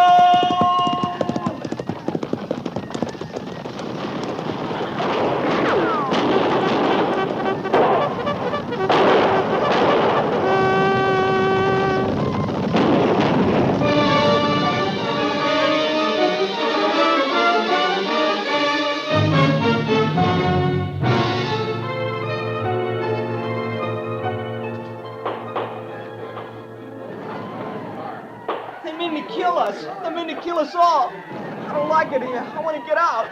But you can sit around these rocks you want to. Man your rifle and shut up, trooper. No, sir, I ain't going to take that up again. I ain't shooting. It ain't going to get shot at. Not anymore. It ain't right. You're all right, Jed. Just keep quiet. You're all right. They're standing around, all around. That's quiet enough. I ain't keeping quiet. I'm talking so I can hear I'm still alive. I said shut up, trooper. You go right ahead and kill me, you want to. But I got to talk. Can't you see? All I got is talk. I got to hear I'm still alive. Oh, shut up. Captain Quince. I want to go home, Captain. Please, I want to go home. Yes, son. I know. Just home. I'm sorry, Captain. Man your gun, Mr. Syberts.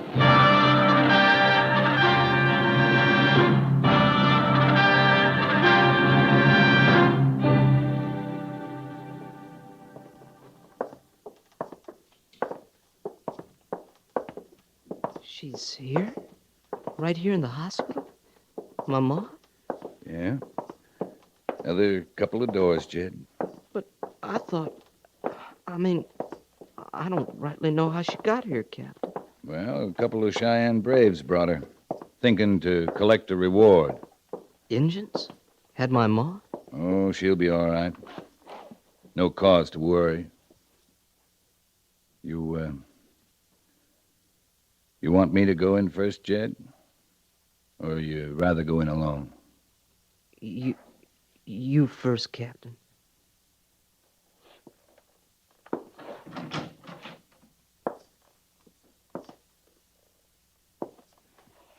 You awake, ma'am? Mrs. Carter? I'm awake. Jed's right outside, ma'am. Jed? Your son, Mrs. Carter. I got no son. Me and the mister, we was alone. I got no son. I'm sorry, ma'am. Truly, I'm sorry. Fine-looking boy, though. Wished he was mine. We could have used a son, me and the mister. I was wrong. I meant you no harm. No hurt, ma'am. No hurt left in me, Captain. Boy, Yes'm? you got no ma of your own? Yes'm. I got a ma. Got a pa, too. Much obliged for your asking, ma'am. You never asked me, Captain.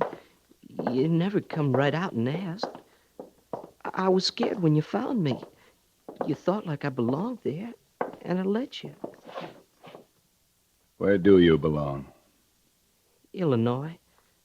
I ran away, worked a spell from my keep along the way, till I got to Omaha. Then I got on that train. The one you found with all them dead. Jed, I don't believe you. Anything you say goes down right hard. It was night when we hit. I was throwed clean out of that train, Captain. I think I must have lit running. I never stopped till you found me. I didn't lie, Captain. You just took for granted. Your pa was a sergeant? Don't you know he was? Ordering Ma and me around, telling us what to tote, how to plant, how to do everything just so. He told you something else, Jed. Yes, sir? It's what's inside makes a man. My pa said that, and I know it's true. You better go home, boy. I mean to. Yes, sir, I mean to do that right away. I'm obliged, Captain.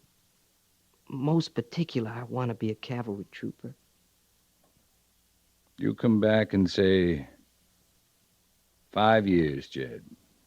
When I'm 18? Actual? Yeah, we'll be waiting for you.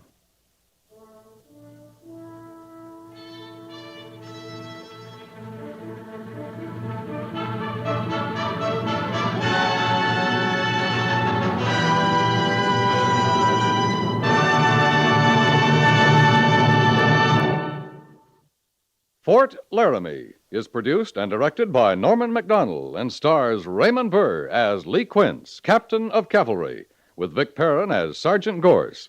The script was specially written for Fort Laramie by Kathleen Height, with sound patterns by Bill James and Ray Kemper.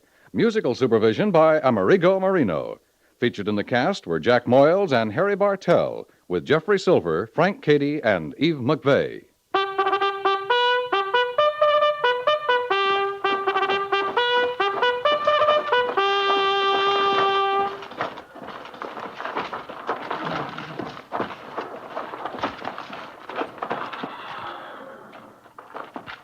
Company, attention!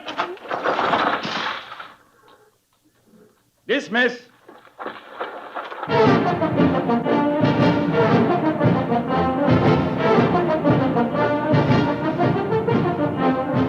Next week, another transcribed story of the Northwest frontier and the troopers who fought under Lee Quince, Captain of Cavalry.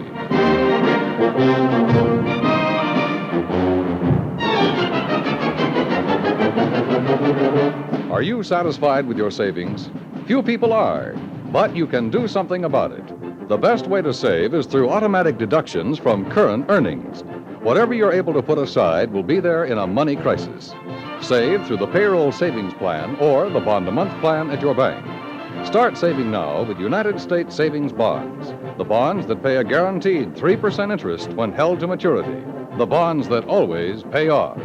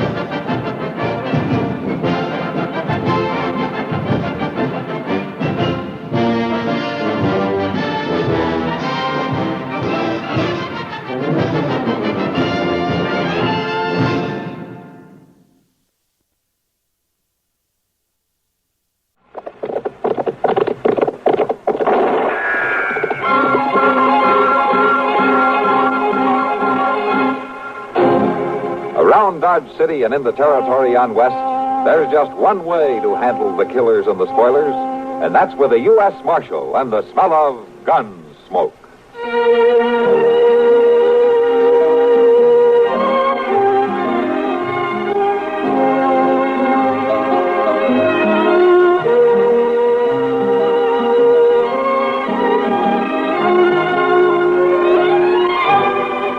Gunsmoke, starring William Conrad. The story of the violence that moved west with young America. And the story of a man who moved with it. I'm that man. Matt Dillon, United States Marshal. The first man they look for and the last they want to meet. It's a chancy job, and it makes a man watchful. And a little lonely.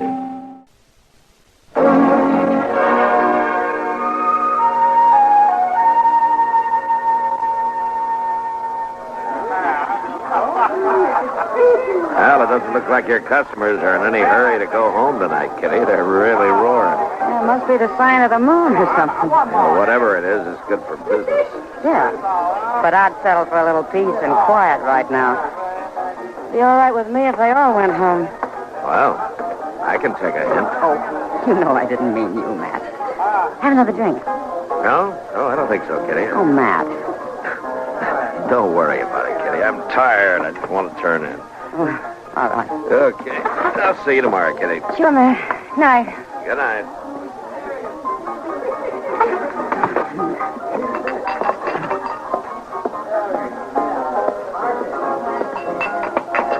Oh, I could have come for them glasses, Miss Kitty. It's all right, Sam. Doesn't look like you've had much chance to get away from behind this bar. Oh, they get me pretty busy pouring, that's a fact. Yeah. Hello, Kitty. Oh, hello, Arnie. Glad to see that hard-nosed marshal go out of here. That's so? I've been waiting to sit with you. Well, now, Arnie, it's late. Seemed like he never was going to move along. Time you went on home, too, isn't it, Arnie? I've been waiting a long time. Well, you come back another time, huh? He ain't no more of a man than me. Matt's an old friend. I'm hankering to be friends, too, Kitty. You and me, we could have a good time. Now, listen. I had my eye on you for a long time, Kitty. Huh? You're a pretty gal. Real pretty. Well, that's nice, Arnie, but I'm going home now. Just a little glass of whiskey. No, Arnie, I said I'm going home. You better go home, too. Well, now, you ain't being very friendly. Well, I can be a lot worse. Now, go on home, Arnie, before there's trouble.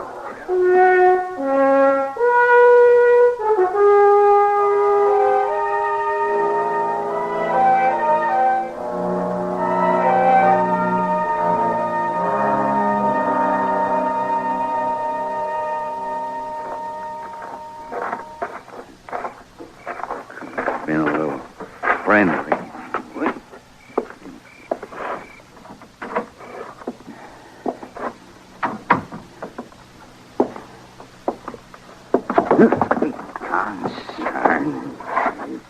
Never mind, pussyfooting, Arnie. I hear you. I just didn't want to disturb your sleep, Hattie. I reckon you didn't. I didn't figure to be so late. You never do. Turn up that lamp. Ain't no sense in you sitting up. I got no feel for sleep when you're with that woman. Oh, now, Hattie, there ain't nothing. I've watched you making cow eyes at her every time I've been in town. There ain't nothing to it. There's enough to it, so you haven't been home to supper in a week. Oh, now, Hattie, let's not... Set out on the table for you night after night. A man has business to tend to. Business. Well, I'll tell you something, Arnie Grimes. It's the kind of business I ain't about to stand for. I come out here with you to this misbegotten country. I parch and peel and wrinkle up, taking care of you and tending to your place. Well, it ain't an easy country, Hattie. I ain't expecting it to be easy. But I got a right to expect you to pay me some mind. A man's got a right to go into town. And take up with every saloon woman he meets, I Now, suppose. there ain't no harm in what I do. I seen her with her fancy clothes, her painted mouth, tempting a man away from his wife. I ain't left you, Hattie. Well, you may not have left our house, but you left me all right. You left me a long time ago.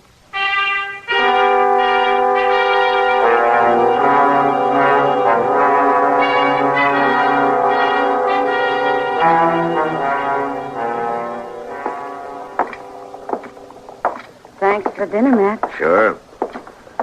Maybe I should have eaten more while I had the chance. Now, what do you mean? I'm not going to have you around to buy my meals for me. You'll make out. Now, Matt. I was joking, Kitty. How long do you expect to be gone? Oh, 3-4 days, I imagine. At least till Sally's back on her feet again. I don't expect she'll stay in bed too long. She never does when she has a baby. She and Hank are getting to have quite a family, aren't they? Yeah, 7 of them, I think. No, this will make 8. You know, marriage is a good thing, Matt. Huh? You thinking about it? I said it was good. I didn't say I was going to do it. I better get you back to your place. The stage leaves around 2 o'clock. I'm all packed. And I'll carry your bags down to the depot for you. All right. Look there. A couple of your friends. What? Arnie Grimes and his wife. That man gives me the creeps. You know, the way I heard it, he's kind of sweet on you. No, Matt. Wonder what they're doing in town this time of day. I don't know, but it looks like they're heading for the stage depot. Yeah, they sure are. Well, where in the world would they... Oh, Matt, you don't suppose they're going to take the stage out, do you? It could be. Well, why in the world would they be going to Fort Larned? Maybe they got a friend having a baby, too. Matt, this isn't funny. I was looking forward to this trip. It's half ruined before I even start. Cheer up. Maybe they're only riding out to the crossroads. I probably won't be that lucky. Come on, we better get you back to your place so you can change, or you won't be making that trip at all.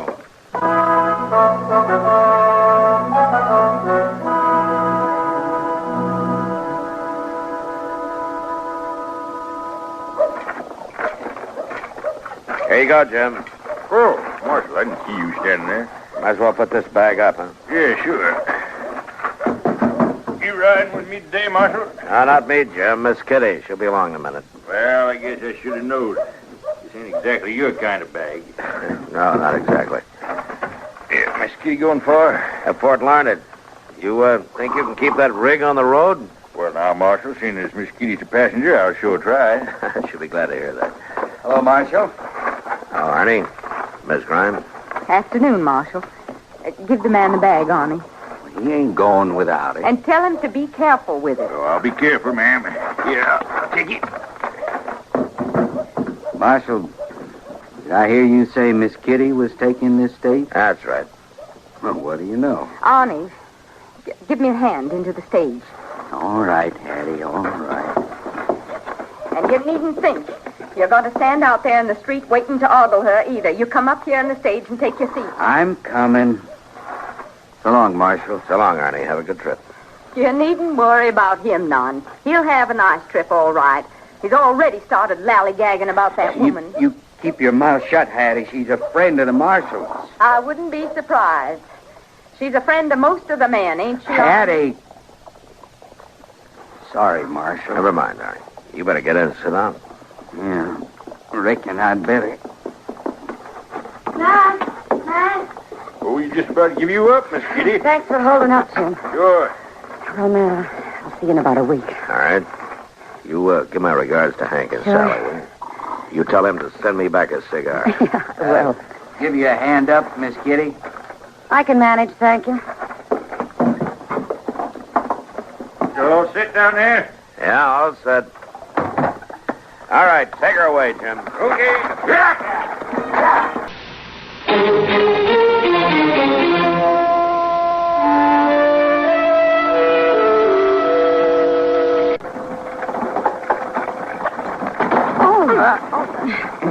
Seems like that driver could at least miss the biggest holes in the road.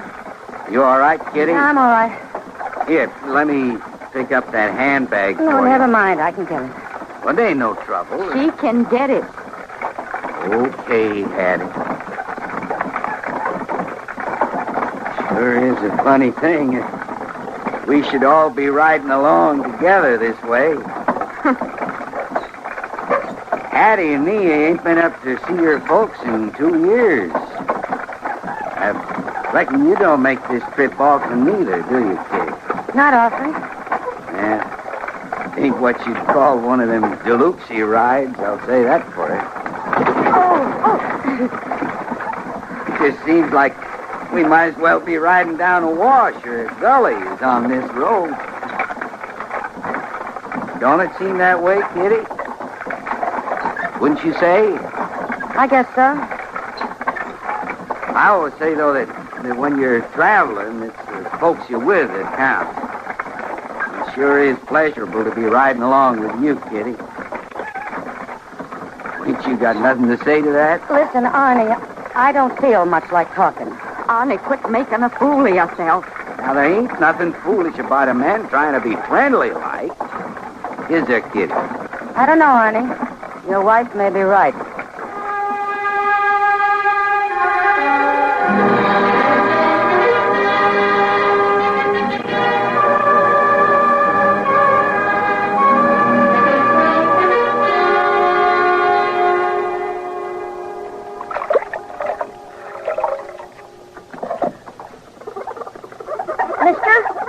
Don't bother me, boy. I'll get these windows clean and get in out of the sun. Mister? I told you to quit bothering me. Go on now, get. You aiming to get them windows clean? Well, and yes, I'm aiming to get them clean. What do you think I'm scrubbing at them for? You ain't got that top one over there. Yeah. Now, look, you listen to me, boy. I can see it just as plain. You left a big smear. I told you once before. I ain't telling you again. Now, get. You ain't done it right. I don't care if there's a big old smear up there. Boy, I'm going to bang your head in a minute. Now, get. Well, I did miss a smear or two. Bad enough. Body has to bother such chores. Not some smart like kid come along smart enough and let me. Well, hello there, Miss Grimes. I want to see the marshal. Oh, yes, ma'am, but he ain't in there right this minute, Miss Grimes. He ought to be back any time. I'll wait for him. Inside there. Oh, well, all right, ma'am. I ain't trying to stop you. Never seen you take time to eat like other folks. Best on these windows anyway. You've got more water on you than you got on the windows, Chester. Oh, Mr. Dillon. If you keep on scrubbing, we'll almost be able to see out of that window again. It don't seem to me there's much worth seeing around here. You may be right. Mr. Dillon, you better get on in there. Oh? Well, what's the trouble? I don't know what the trouble is, but Arnie Grimes, his wife, is waiting to see, and she don't look like no patient woman to me. Oh. Well, I just soon wash windows. Hello, Miss Grimes. You, wanted to see me? I want you to make an arrest. Well, you better tell me what it's about. That's your business, isn't it, arresting folks? When they've done something wrong. Wrong's been done. And when there's proof. There's proof, all right. Well, who do you want me to arrest? That woman, Kitty. Kitty? Kitty Russell? That's the one, that saloon girl. Miss Grimes accusing a person is pretty serious business. It certainly is, Marshal, and I want you to lock her up. Well, what's she done? She stole. Stole? Kitty stole? My pin, my diamond pin. I want you to go get it, Marshal, and then I want you to lock her up. Now, Miss Grimes, Kitty had no reason to steal. No reason. She don't mind stealing anything at all. Look, Miss Grimes, I know Kitty pretty well. Maybe you better go home and think this over, huh? I've been thinking, Marshal, a good deal, and I want you to get to the bottom of this. That's your job, isn't it, to protect honest folks? Yeah. Yeah, that's my job. All right, then. You do something about that woman.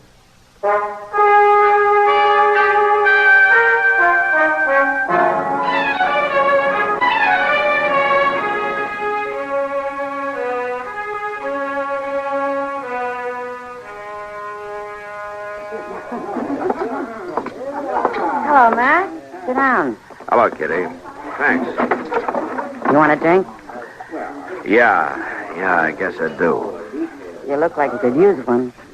Sam, Yeah, Miss Kitty. bring Matt a drink, will you? Sure, Miss Kitty. You're not having one? No, it's a little early for me. Thanks, Sam. Sure. Now, what's got you worn down at this time of day? Well, Kitty, you wouldn't believe it. Try me. I have spent the last 2 hours with Hattie Grimes. That'd wear anybody down. What's wrong with you? That's about that stage ride you took together. You remember? I'll never forget it. Poor Hattie sitting there like a crow on a barn roof with Arnie acting like a darn fool. It was a miserable trip. Yeah, I can imagine. What'd she want?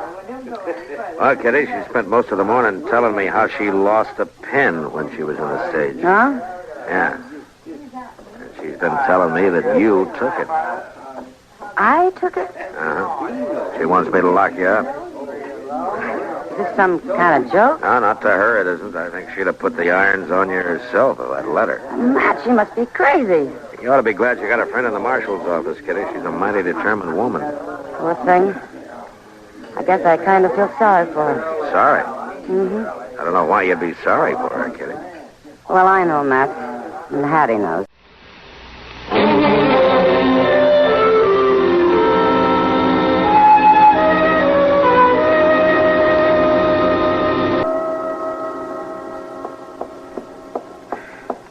Well, hello there, Miss Kitty. Hello, Chester. Matt in his office? Oh, yes, ma'am, he is. I was just going for the mail, but I could walk along back to the office No, with Chester, you. never mind. You go on for the mail. Well, all right, Miss Kitty. If you're sure you don't want me, it ain't far. I'm sure, Chester. Matt? Hello, Kitty. Come on in. Sit down.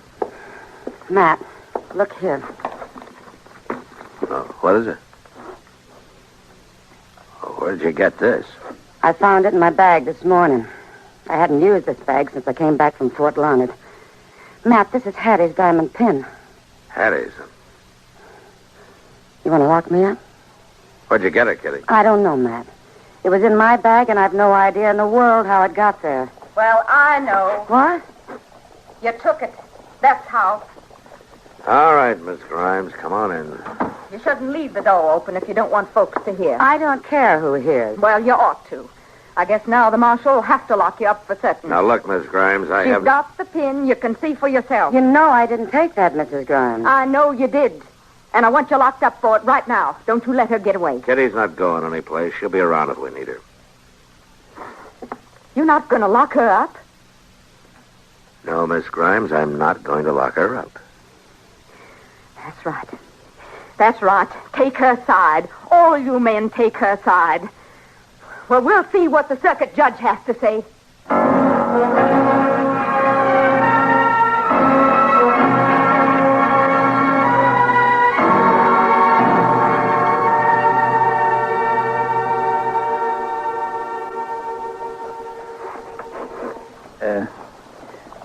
Miss Dillon? Yeah, Chester. It's all seemed to you. I'd rather you didn't lean your chair back against the window. I cleaned hard yesterday. Huh? I'm sorry, Chester. I forgot about your house cleanup. Yes, well, it's mean enough to have to do it without somebody... Well, I do declare. Look at that, Miss Dillon. What? Doc's been out already. Yeah.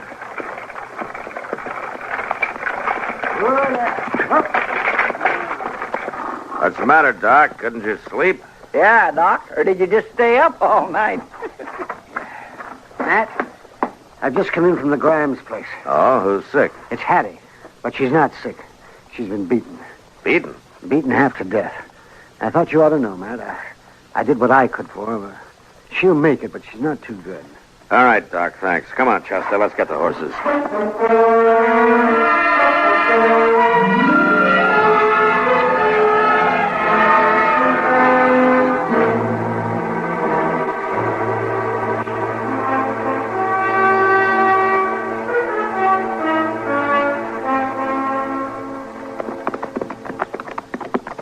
This land around Arnie Grimes' place is good growing land, ain't it, Miss Dillon? Yeah, it's rich soil around here. You'd think a man and his wife could live contented out here, now couldn't you? You need more than good crops for that, Chester. Yes, I suppose you're right. You reckon Arnie done it? Hattie could have. Looks like we're going to get a chance to ask him. Yeah. That is him riding his way. Uh-huh. Let's wait for him.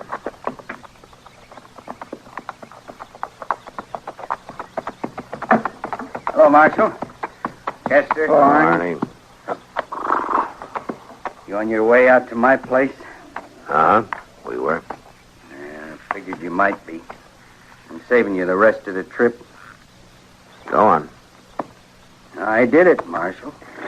I beat her. I figured you did. I ain't proud of it. I ain't never hit a woman before. She had to tell me, Marshal. She had to tell me true.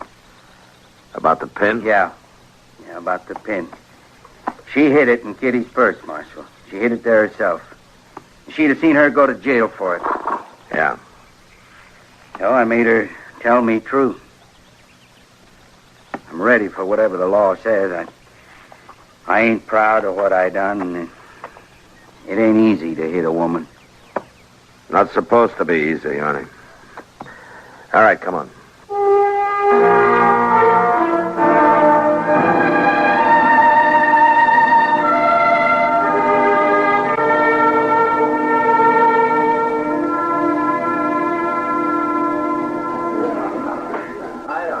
So that's the way it was, Kitty. Sometime during the trip, she slipped a pin in your purse. I don't know how she managed it, but she did. Oh, it doesn't matter. No, I guess it doesn't. It's all over now. No, Matt, it's not over. No? What do you mean? It's not ever going to be over as long as men bring their women out to this country and then forget about them. They let them live on year after year, getting older and tireder and lonelier, and never even think about making their lives pleasant or interesting or even bearable. Hey, hold on. You're beginning to sound like a regular prairie preacher. Well, I might take it up. I'd sure never lack for things to preach about. Yeah, I guess you're right, Kitty. Only don't take it up till tomorrow. I'm sorry, Matt. I think I know how you feel, Kitty. Yeah, I think maybe you do, Matt. I think maybe you do.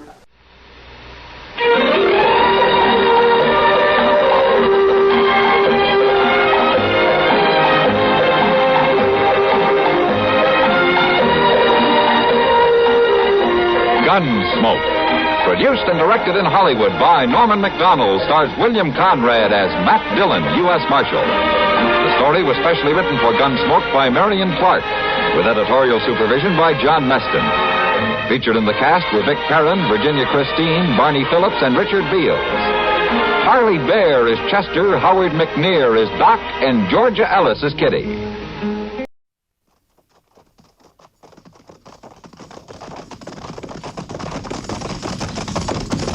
At the gallop! Pull!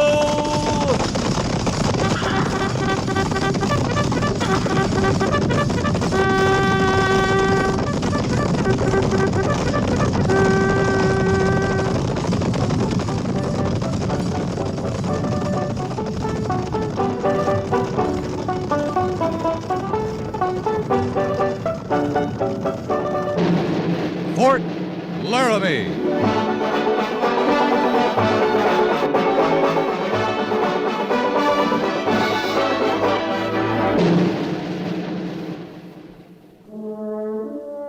Fort Laramie, starring Raymond Burr as Captain Lee Quince.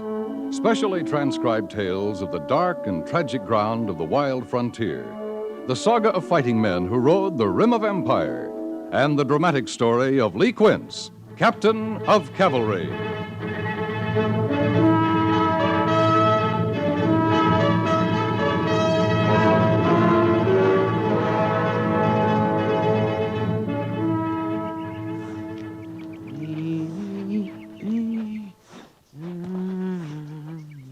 Easy, boy.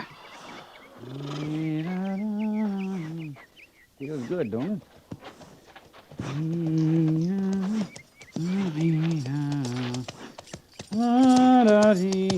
You got the whole day, Harrison? Oh, I'm moving, Sergeant. Well, that mount will chill and die of pneumonia. You don't rub 'em brisk and get some elbow grease behind it. Yes, sir, Sergeant. Why you suppose he does it, Sergeant? Who does what? Captain Quince. Up for Reveille he was, and off and riding. Habit, maybe. It was a clean morning, had a feel to it. Riding off alone? I'd like that myself. Ooh-wee. There's a touch of spring in there, all right. Buffalo grass as green as can be. I was down at the corral this morning, and even at low water, the old Laramie was rippling along like it had a song in it. Harrison. Yes, Sergeant? You think you could manage to blanket that mount before you write your next poem? Oh, I guess I'm holding you up. Captain says he threw a nail. I told him I'd see the farrier got a look at it. Right forefoot, looks like.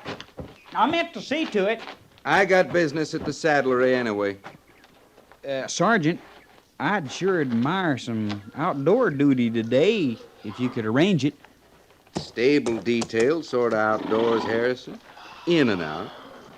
I was thinking more like the hay yard, or lending a hand in the post garden, or like that. I'd be obliged. Anything outdoors? Anything at all, Sergeant. You see up there on the bluff by the old cemetery?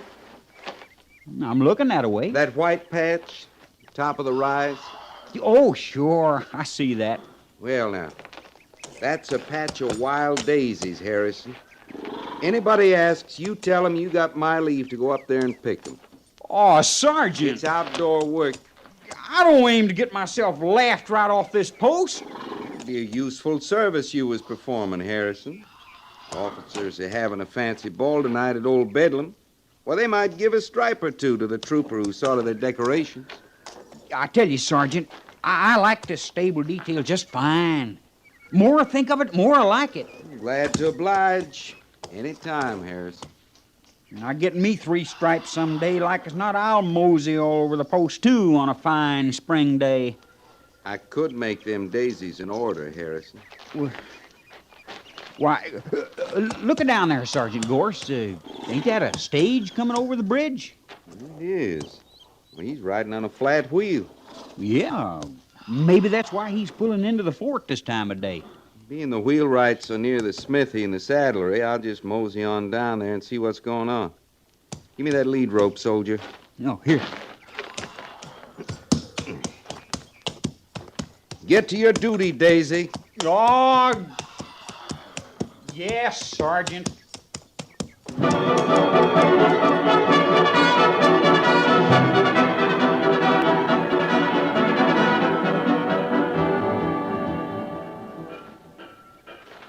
Well, what do you mean we'll have to put up here for the night? This is an army post. Now, Opie, settle yourself this minute. There's nothing but men here. Now, ma'am, there ain't a stage built that'll run on 3 wheels. But an army post? Why, we're women. Well, be that as it may, we gotta put up here. It took all I had and then some to bring us clean to the fort. Now, the wheelwright tells me he can put us on the trail by sunup, and that's the level best we can do. I declare, I don't know what.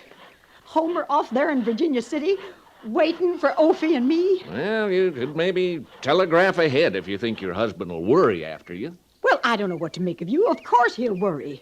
Homer's bound to worry. His wife and baby girl spending the night in the middle of nowhere at an army post. Oh, Ma. Opie, if you Ma me once more, I'll bang you with my umbrella. Oh, but there's one, Ma, coming right up to us. One what? A soldier, Ma. Oh, Sergeant Gorse. Stand right behind me, Opie. Wheelwright says you got trouble, Clay. Yeah, all kinds, Sergeant. Oh, meet up with Mrs. Kleinhexel. Her daughter, Miss Opie, Sergeant Gorse. Ma'am? Miss Opie? Are you in charge here, young man? No, ma'am. Not exactly. Then I demand to be taken to whoever is. I want to telegraph Homer. I want to see with my own eyes the quarters for my daughter and me. Homer, ma'am? That's Mr. Kleinhexel. He's in Virginia City. Oh. Are you listening to me, young man? Why, yes, ma'am. I do. Clay, where you going? Well, I'm pretty sure that wheelwright needs a hand. I sure thank you for taking over this way, Sergeant. Hey, now, Clay, We've had no food since breakfast, young man. That'll have to be taken care of. Now, those carpet bags over there are ours, and they were brand new when we left Omaha. So, mind you, tend them easy. Who did you say was in charge here? I didn't say, ma'am, but offhand I'd say you was. Opie, simmer down.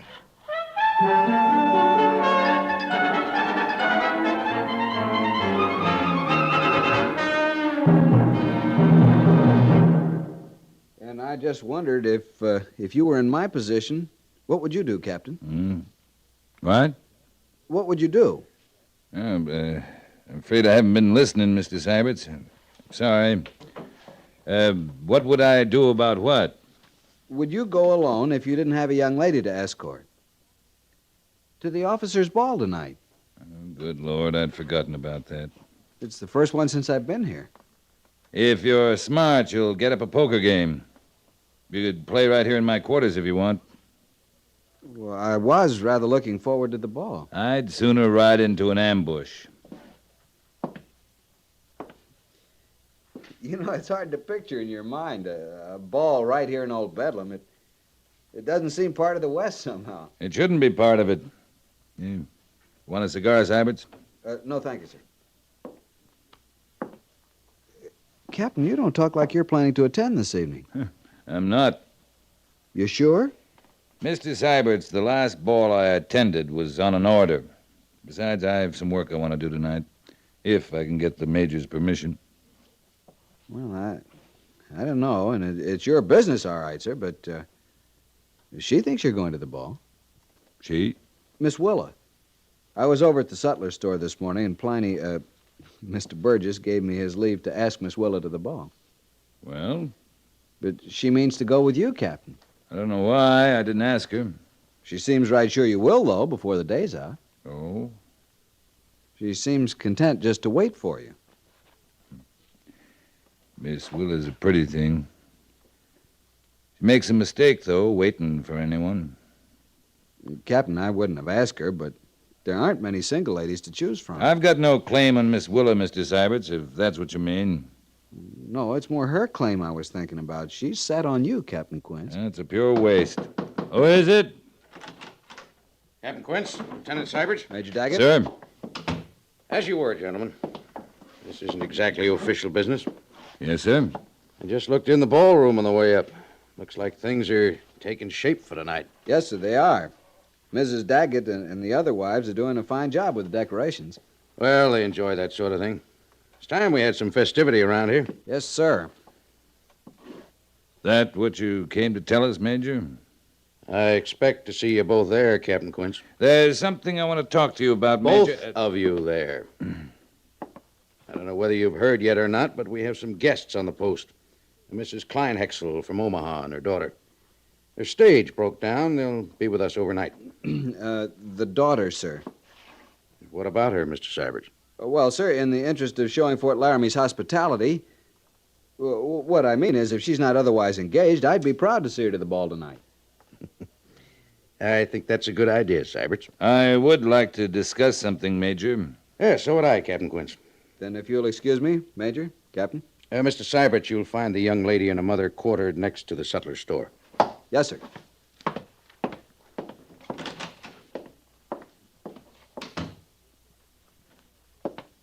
Well, Lee? If we can forget that pink tea a while, Major. I told you, Lee, I expect you at that ball tonight. This is no mere whim of mine, and if I have to order you to be there, I will. We're not going to see eye to eye on that ever. You understand all about troop morale in the field. I never knew an officer to show greater concern for his men. But I think you owe something to your fellow officers, Captain. What do you mean? There's such a thing as post morale, too. The junior officers admire you, they respect you. It'll mean something to them to see you sharing their off-duty entertainment, relaxation. You're a hard man to know, Lee. Especially at a ball. I wouldn't insist if I didn't think it was important. I've been trying to tell you what I think's important ever since you came in. All right. Yellow Horse. He's still in the stockade. Yes, I know that. But I can't send him to Leavenworth till I receive orders from Washington. So far, they haven't come through. Can't you telegraph Washington? In an emergency. His renegade band of Sioux is still marauding. Tell me, does this have any connection with the fact that you left the post alone before Reveille this morning? I rode out to the reservation. Had a long talk with Eagle Wing. I hope he understood it was unofficial, Captain. Eagle Wing and I talked only as men interested in peace. Well, at least he isn't a hostile. And no great friend of Yellow Horse, as I remember. He says a few of Yellow Horse's old band have come onto the reservation in the last few weeks. That could mean trouble, Major. A few hostiles on a reservation of 4,000? I don't think so, Captain. I'm not talking about a Sioux uprising. I'm talking about maybe 6 hostiles thinking to set Yellow Horse free. Eagle Wing said this? I say it. It could happen. Suppose it could. I don't think it's likely. I do. This band's never had a leader like Yellow Horse. He never killed for gain or because the whites invaded his hunting grounds. He killed to kill because he loved to kill. He's their inspirational leader. They'll come after him. All right, Lee. What is it you want? Move Yellow Horse. Move him? Yeah, over to Fort Kearney. Small details starting at dusk. I don't like it, Lee. He'd be that much closer to Leavenworth. No, I can't risk it. I'm on orders to secure Yellow Horse at Fort Laramie. I'd need more reason than you give me to go against them. Then I've said my piece, Major. Lee, you feel pretty keenly about this. Why? Maybe it's not important. I asked you a question. All right. Call it a symbol. We could have killed him when we took him. But we held something out to the Indians. A fair trial. White man's justice. Yellow Horse was tried fairly. And sentenced fairly. The Indians know that. Yellow Horse should pay for his killing. Legally. If an escape is arranged, even if he's killed in the attempt, he's a martyr to every red man because a white man killed him. Sure, I don't disagree with any of that, Lee. But your answer's still the same. It has to be. My orders are clear. I have to respect them. I wish I could count on your understanding. I wish I could give it to you, Major. All right, Captain. We both had our say. Now let's forget it. I'd like you to join my party this evening. That an invitation, sir? That is an order, Captain. Yes, sir.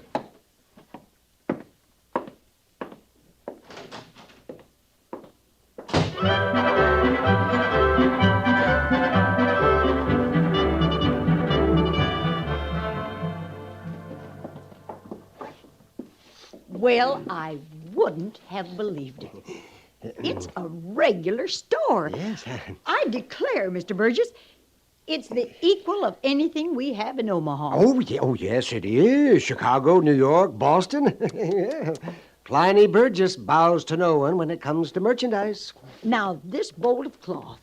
Ophi, just look at the quality. Those threads. Pure gold, madam. Pure gold. Why, there's no such thing. Well, in color, I mean. Yes, pure gold. Oh, well, yes. I see they are. Oh, Ophi, will you stop clutching me so? Look, Ma, it's another one. Oh, my. Well, he's just another soldier, Ophi. You'd best get used to the sight of them. They're all over out here. Afternoon to you, Captain Quince. Miss Willow around, Pliny? To the back, with the account books as usual, Captain. Thank you. My sakes, he's a big one. Yeah, oh, yes, he is. Now, Ophi, you stop making eyes this minute. You've been spoke for by that other one, and he's a lieutenant. Lovely girl. Shy, but she's a lovely girl. Miss Willa. Well, yes. I have a good Hello, Lee. Hello. Well, come on in. If you're busy, why, we can forget about it. No, you'll not get off that easy. I'm not busy, and I've been expecting you.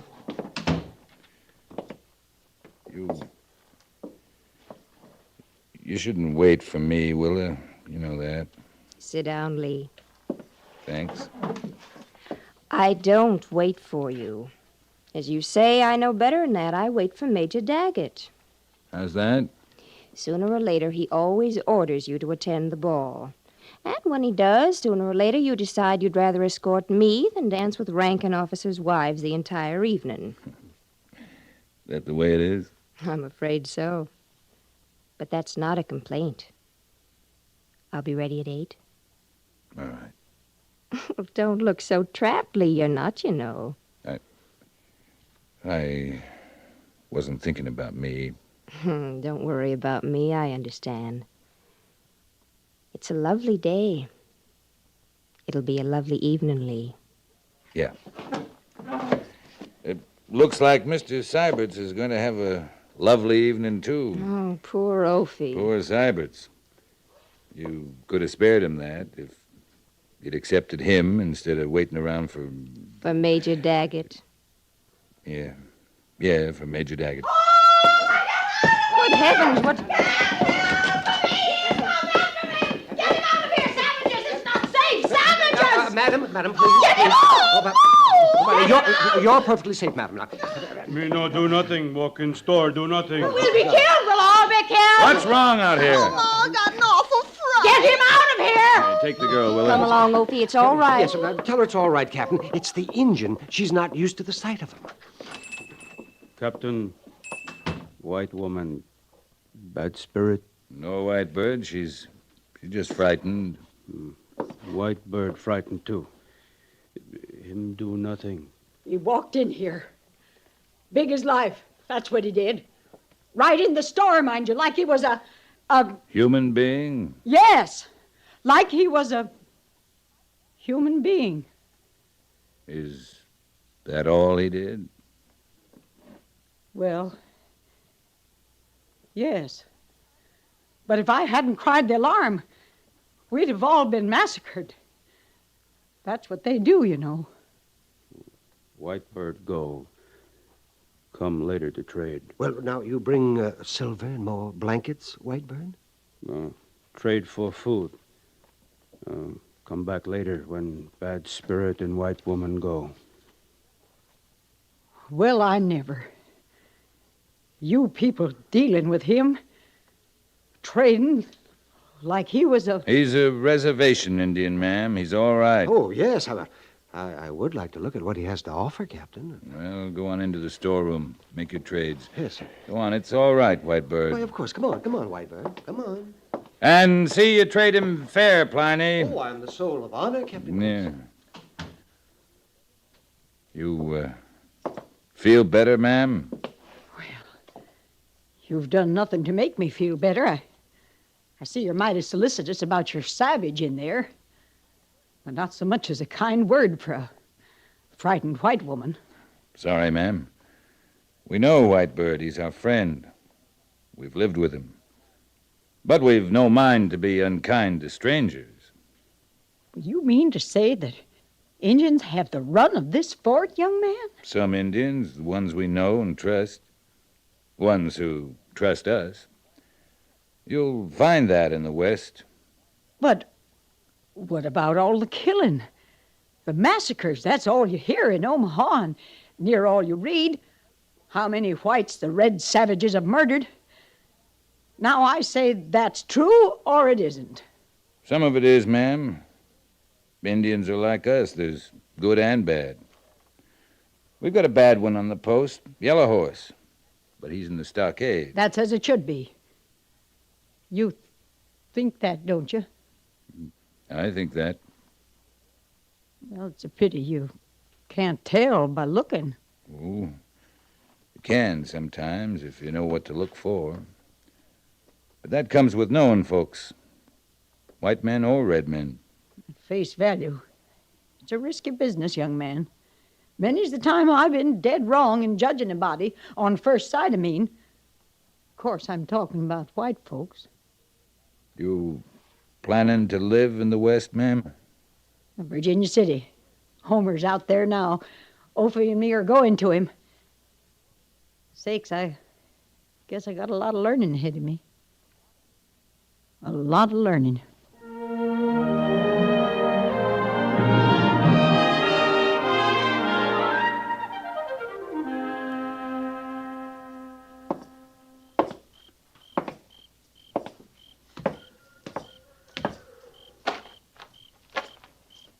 Sergeant? Over here, Sergeant. Oh, yes, sir. Captain? Finished eating, Gores? Yes, sir. Ate plenty, too. Good thing I got no bars on my shoulders. I'd be right too stuffed to waltz tonight. That's so? Fine spring evening for a flock of fancy waltzes, though. All right, Sergeant, you're making your point. Yes, sir. You, got any plans for tonight after tattoo? Oh, I drew some duty, Captain. Duty? Kind of special duty, too. Orders come down from Major Daggett to double the guard at the stockade. I figured you'd know that. No. No, I didn't. Ain't they sending Yellow Horse on to Leavenworth before long? That's up to Washington. Yeah. Sure got a lot of time back there, ain't they, Captain? Seems like it. Sometimes. Did you have something you wanted me to do tonight? No. No, nothing. Well, before I told you about the duty, you asked about my plans, Captain. You answered my questions. Yes, sir. That's all, Sergeant. If anything comes up at the stockade, I'll see you hear about it, sir. You'll report to Major Daggett. Yes, sir. Good night, Gores. Captain? Yeah? It's a right smart sash you're wearing. Good night, Gores. Yes, sir.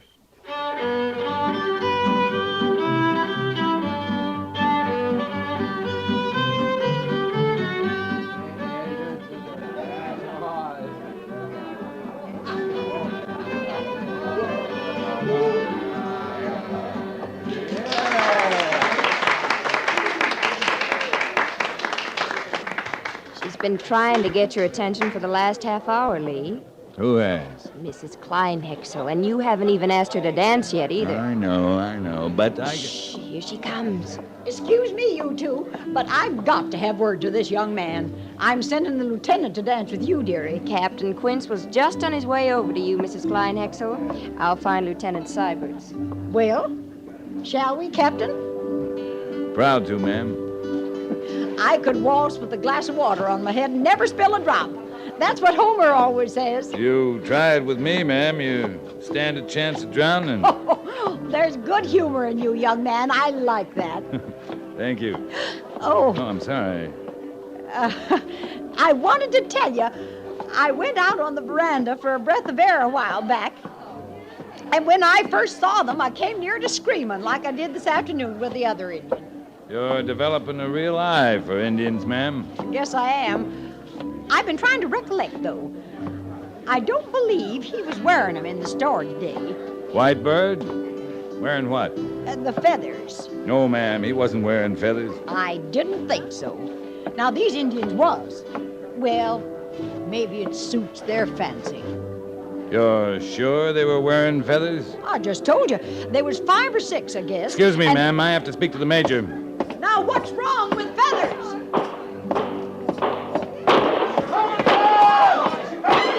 Major Daggett, sir! Where are those shots coming from, Captain? That's a stockade, Major. Syberts! Lawson! Let's go!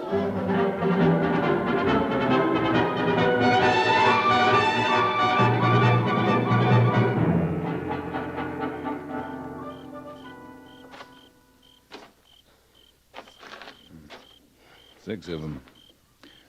All dead, Sergeant? Dead Injuns, Captain. Good thing you doubled the guard, Major. What about Yellow Horse? Oh, he was whooping for a while. But I checked him. He's got his health, all of it. Captain. Yes, sir? Fall in a detail. I want Yellow Horse on his way to Leavenworth no later than noon tomorrow. Any questions? Just one, sir. What about Washington? I'll telegraph Washington tonight. Oh, Captain. Yes, Major. Thank you.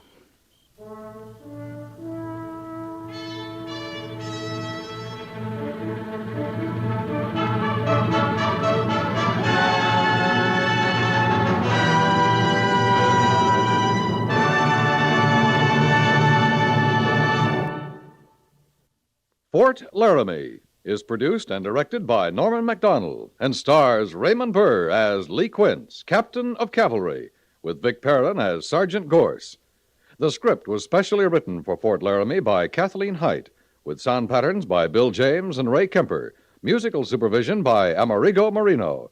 Featured in the cast were Jeanette Nolan, Sam Edwards, Eleanor Tannen, Harry Bartell, Jack Moyles, Shirley Mitchell, Howard McNear, Frank Cady, and Jack Crucian.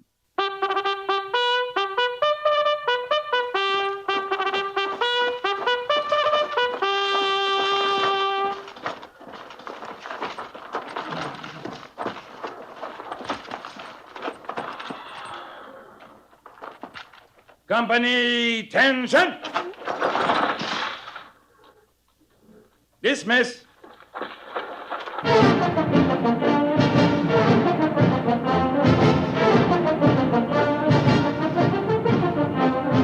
Next week, another transcribed story of the Northwest frontier and the troopers who fought under Lee Quince, Captain of Cavalry.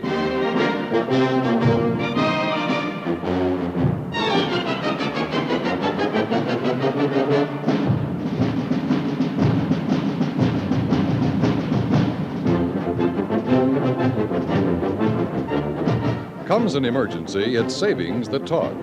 When sickness strikes, in time of accident or emergency, it helps to be in good financial shape.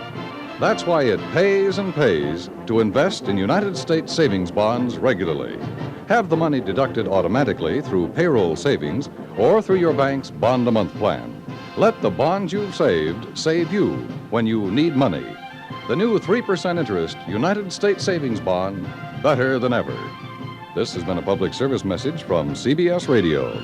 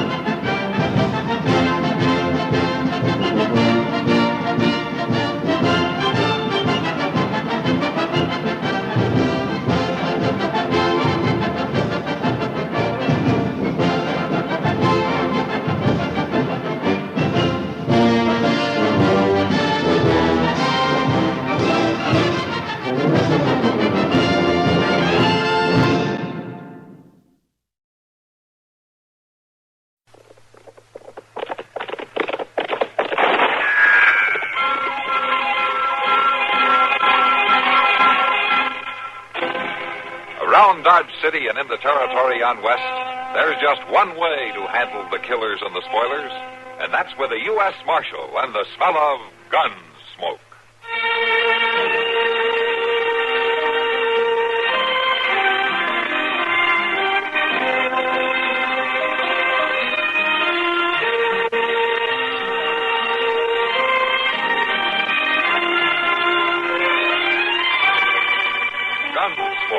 Starring William Conrad, the story of the violence that moved west with young America, and the story of a man who moved with it. I'm that man, Matt Dillon, United States Marshal. The first man they look for and the last they want to meet. It's a chancy job, and it makes a man watchful and a little lonely.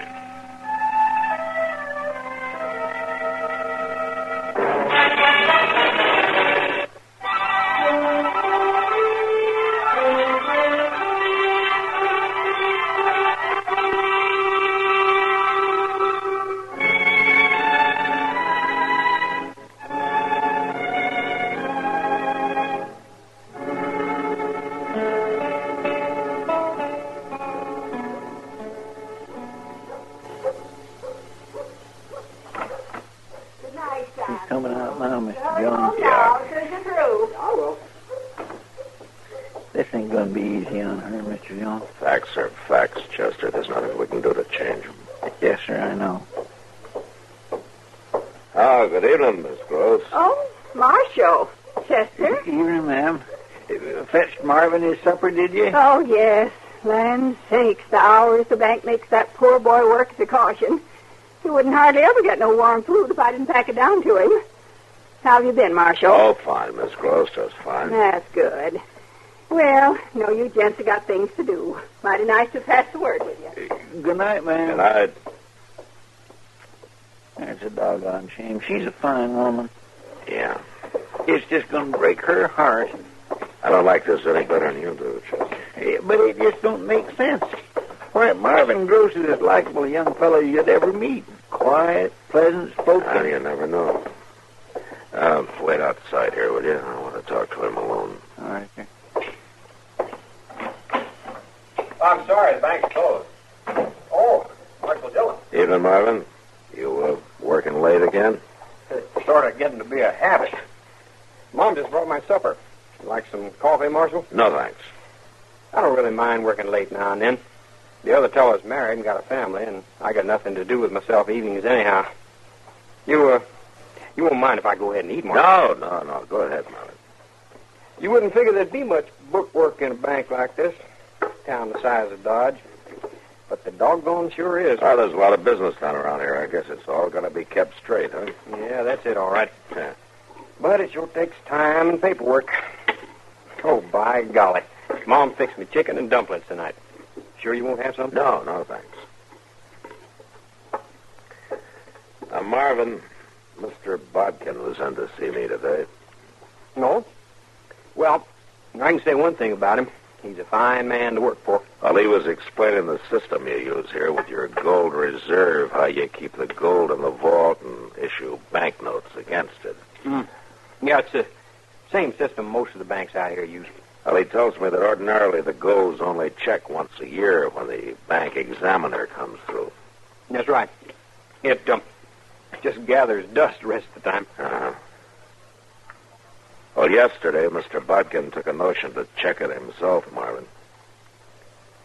There's $20,000 missing. What? He says that you're the only man in the bank who had any chance to take it.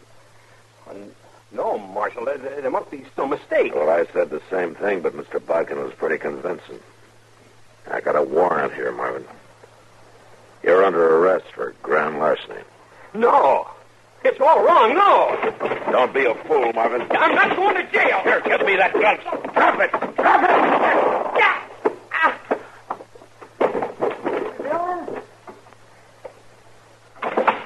Are you all right, Mr. Dillon?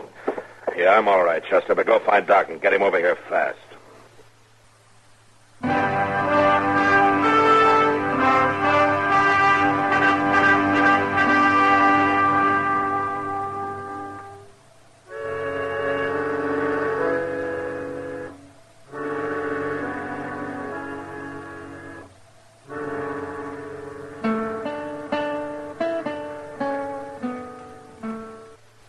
You must be in mighty bad shape, Mr. Dillon. Doc's been in there pretty near half hour. Well, I guess a bank office isn't the best operating room in the world. Marshal, when he grabbed that gun out of the drawer, was he trying to shoot you or himself? I don't know, Mr. Bodkin. I'm not sure that he knew. He was caught off guard, and he acted without even stopping to think. You think somebody ought to go tell his mother, Mr. Dillon? Now, Doc said to wait. He's got a tough job to do, and he figures that Miss Gross being here to just make it harder. Yeah, she's a fine woman. Waits on that boy hand and foot. There's going to be a terrible shock to her. Yeah. For her sake, I hated to bring charges against Marvin, but there just wasn't any choice. Mr. Bodkin, is there any chance at all that, somebody else could have taken the gold out of the vault? We went over all that when I signed the warrant. Yeah, I know we did. The bullion safe is inside the vault. The other teller, Oscar Dreeley, has access to the vault, but only Marvin and myself have the combination of the safe. I wish there were some other explanation, but there just isn't. I guess not. This thing is just as unbelievable to me as it is to you, Marshal. My boy's been with the bank nearly 2 years now. And I thought I knew him. Trusted him completely. Well, anybody would have, Mr. Bodkin. Quiet fellow like him, not gambling or hanging around the saloon, just living to home with his ma. Well, gentlemen, the job's done. Oh, good. Good. How soon can I talk to him? I said the job's done. I got the bullet out. The boy's dead, though. Dead? He didn't have a chance. Yeah.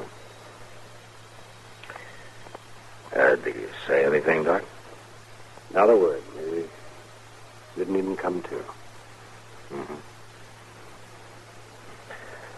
All right, Chester, let's get to work. Well, it appears to me the job's over, Mr. There's $20,000 worth of gold still missing. And even worse, somebody's got to tell his mother.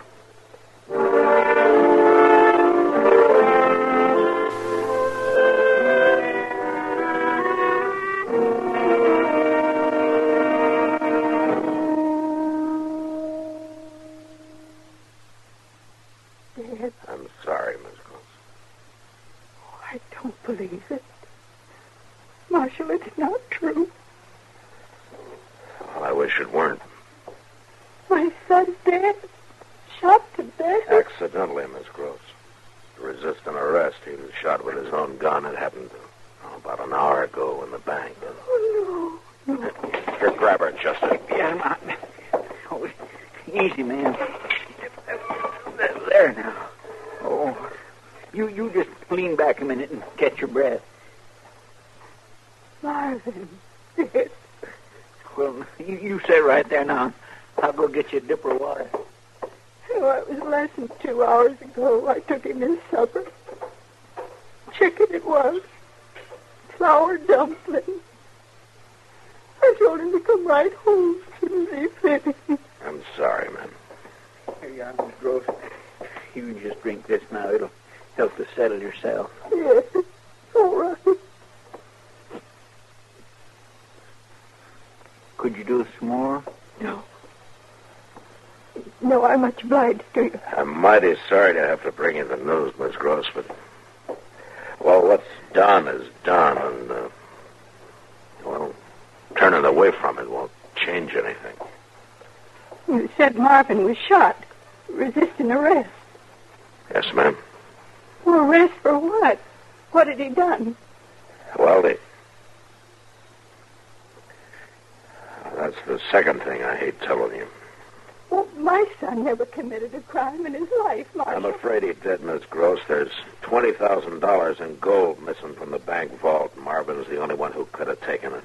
Oh, it's a lie. Well, if it were, there'd have been no reason for Marvin trying to resist arrest, now would there? Well, I've always known everything he thought or done. He told me everything. I'd have known if he'd done anything like that. Maybe this was the one thing he didn't tell you. Did he say he done it? No, ma'am. Oh, did you catch him with it? Did anybody see him take it? No, ma'am, nobody saw him. Now, we haven't found the gold, but Well, then I say it again. It's a lie. Look, Miss Gross, I hate to do this, but we're going to have to search your house. He's bound to have hidden it somewhere. All right, Marshal, search it. Tear out the walls and dig up the floor if you want. But you won't find nothing because there's nothing to find. I know my son. I know my son. Yes, ma'am. All right, Chester, let's get at it.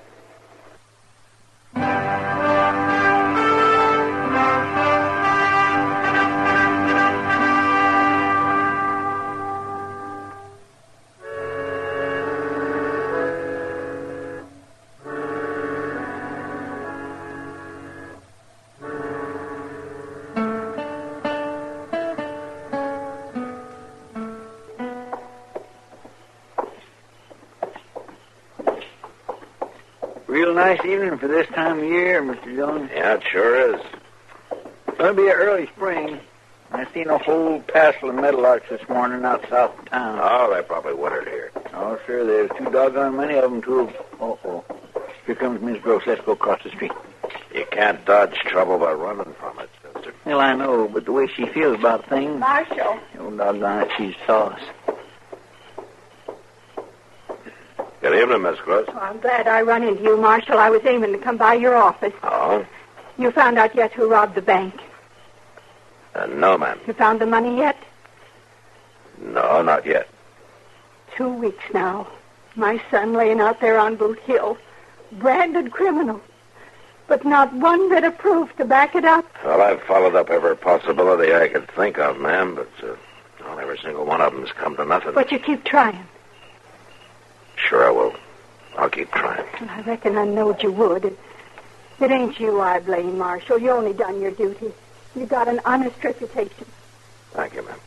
But I'll never forgive Mr. Botkin, never in this life. He knowed my boy. He knowed he wasn't that kind, but he went ahead and swore to that warrant. He caused Marvin's death just like he pulled that trigger himself. Now, Miss Gross, No. that's not... I ain't going to talk about it no more. I already talked myself out and cried myself out. I'm on my way to the depot, Marshal. I was coming around to tell you goodbye. I'm leaving on the 11 o'clock train. Oh, you I'm are? going back east to my kinfolk for a while. But I'll be back in a few months. Right now, there are just too many things in this town to remind me of my boy. Yes, ma'am. Well, I wish you a good trip, Miss Gross.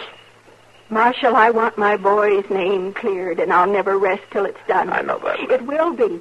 You'll see. Well, I hope you're right. And, you take good care of yourself, huh? Oh, I will. Goodbye, Marshal. Chester? Goodbye. Bye, ma'am. My, she just won't give up, will she? Now, she's his mother, Chester. And even closer than most. For Marvin wouldn't hardly take a breath without her say so. Yeah, I know. Well, hey, how'd you like to have a drink, huh? Well, I'm buying. Come on. Well, sir, now, I thank you. You know, she'll feel better once she gets out of Dodge, won't she? Back there with her own kin. Sure she will. Miss Grove's a fine old lady. It's just too bad. Yeah.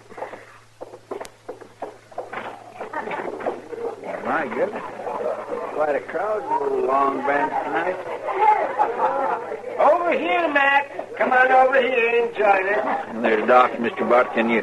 You want to join him, Mr.? Yeah, might as well. Would you pardon me, please? Hello, Matt. Good to see you. Hello, Kitty. Can I get you something? Yeah, as a matter of fact, you can. The usual, if you don't mind. The same for me, Miss Kitty. We'll be over at the table there with Doc. All right, fine. I'll join you. Good. Pull up a chair, Matt. Chester. Join us solid, respectable citizens for a change. Well, there's some who would agree with you, Doc. How are you, Mr. Botkin? Fine, Marshal. Can I buy you a drink? Well, I got one coming, thanks. I just saw Miss Gross outside. She tells me she's going back east. Well, I can't say I'm sorry to hear it. For some reason, she seems to blame me for what her son did. Yeah. As a matter of fact, she just suggested that maybe you'd rob the bank yourself. You search my house, Marshal. You surely don't. No, of course not. She was just talking out her hurts. Well, she knows there's no sense to it. Well, I hope you don't put any stock in anything she says. Oh, I don't. The boy was guilty. His whole reaction going for that gun and all. Well, it showed he was. She just won't accept the fact, that's all. Well, a mother's relation to her son gets to be a funny kind of a thing sometimes. Especially when it's as close as that one was. Yes, I've thought time and again how odd it was that that boy kept to himself so much. Well, she never gave him a chance to get out and mix, to grow. She ran his whole life on him, 24 hours a day. Well, they must have found some time, Doc. He thought up that robbery and then carried it out. Well, that's true, but I got a theory about that man. I think he did it to hit back at her, sort of. It was a way to rebel. Oh? Yeah, but Marvin wasn't never one to rebel much. Not against nobody. But he finally did. Oh, where you going, man? Wait a minute. Maybe he didn't rebel, Doc. What time have you got? Well, let me see here. It's 10:38, according to my gold watching chair. 10:38. Chester. Well, here, I got a drink order. Later. Come on.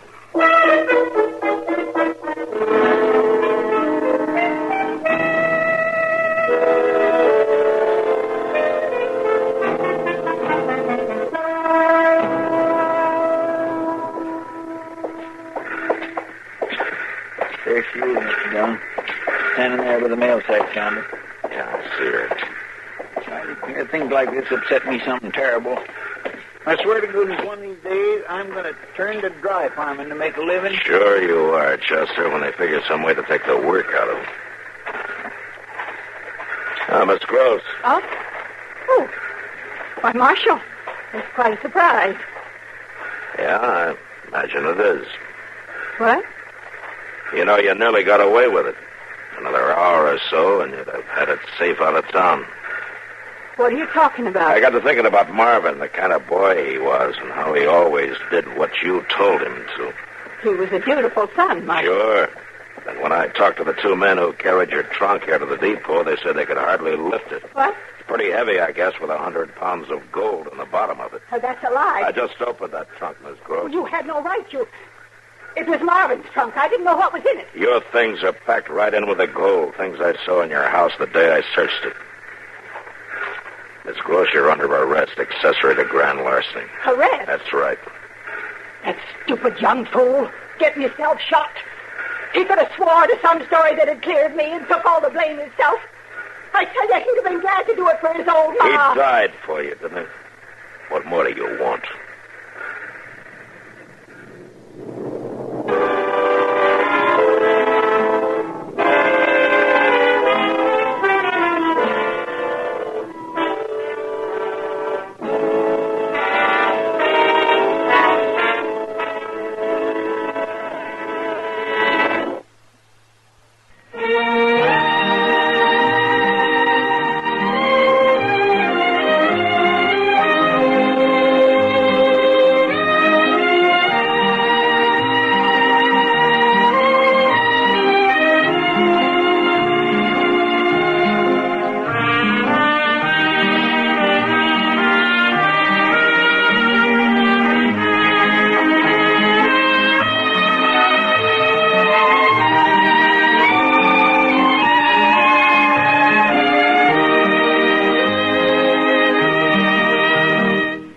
Gunsmoke. Produced and directed by Norman McDonald.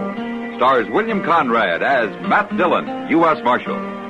Featured in the cast were Parley Bear as Chester, Howard McNear as Doc, and Georgia Ellis as Kitty.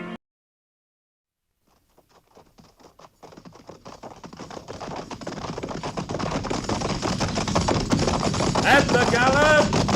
Follow!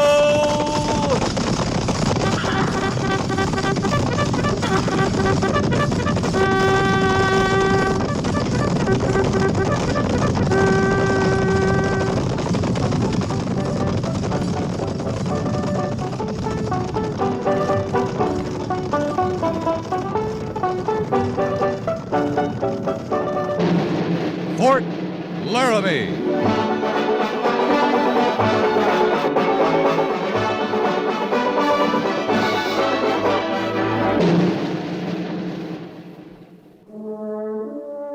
Fort Laramie, starring Raymond Burr as Captain Lee Quince. Specially transcribed tales of the dark and tragic ground of the wild frontier. The saga of fighting men who rode the rim of empire. And the dramatic story of Lee Quince, Captain of Cavalry.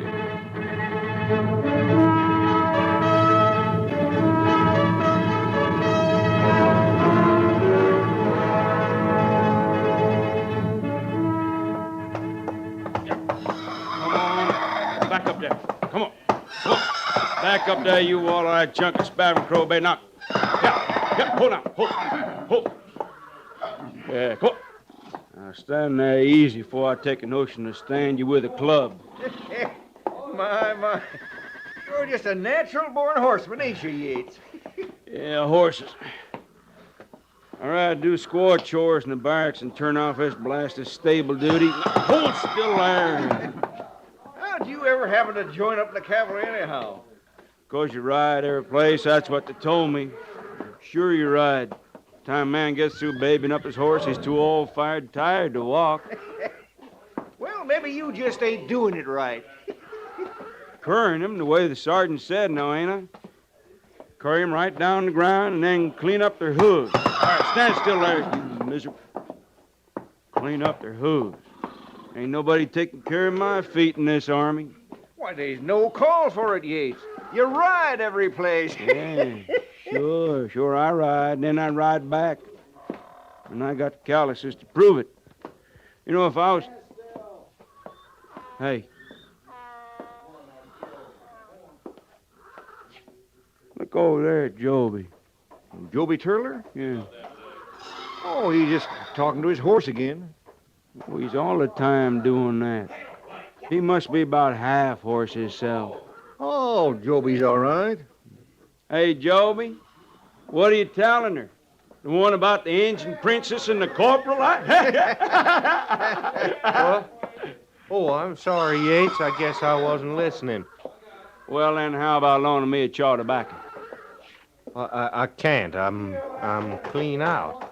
You sure got out mighty fast. I seen you with a plug of red mule in your hand, not more. Oh, that ain't mine.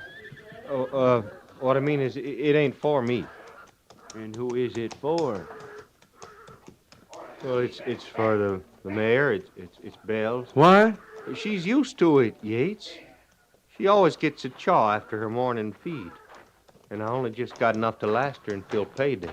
A horse. Getting their daily chaw pretty as you please with me going without. Well, you know, it's good for her, Yates. It keeps her cleaned out real good. Besides, I'm going without, too. I got none for myself. Just what kind of man are you, Joby?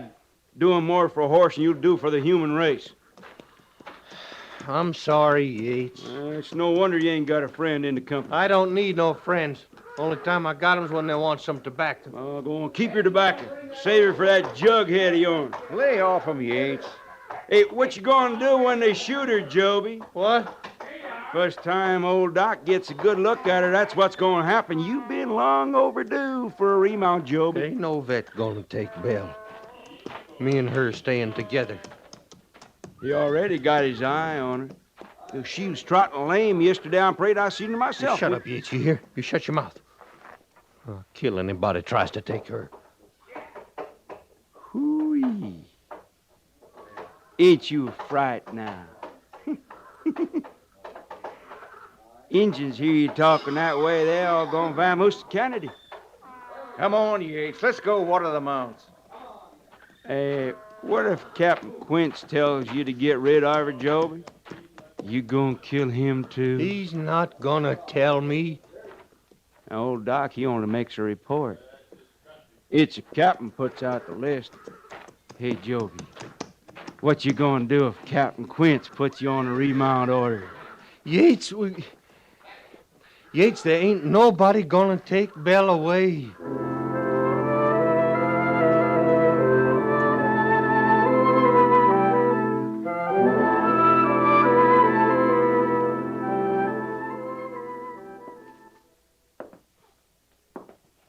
Well, in a way, it's a routine patrol, and in a way, it's not. Yeah.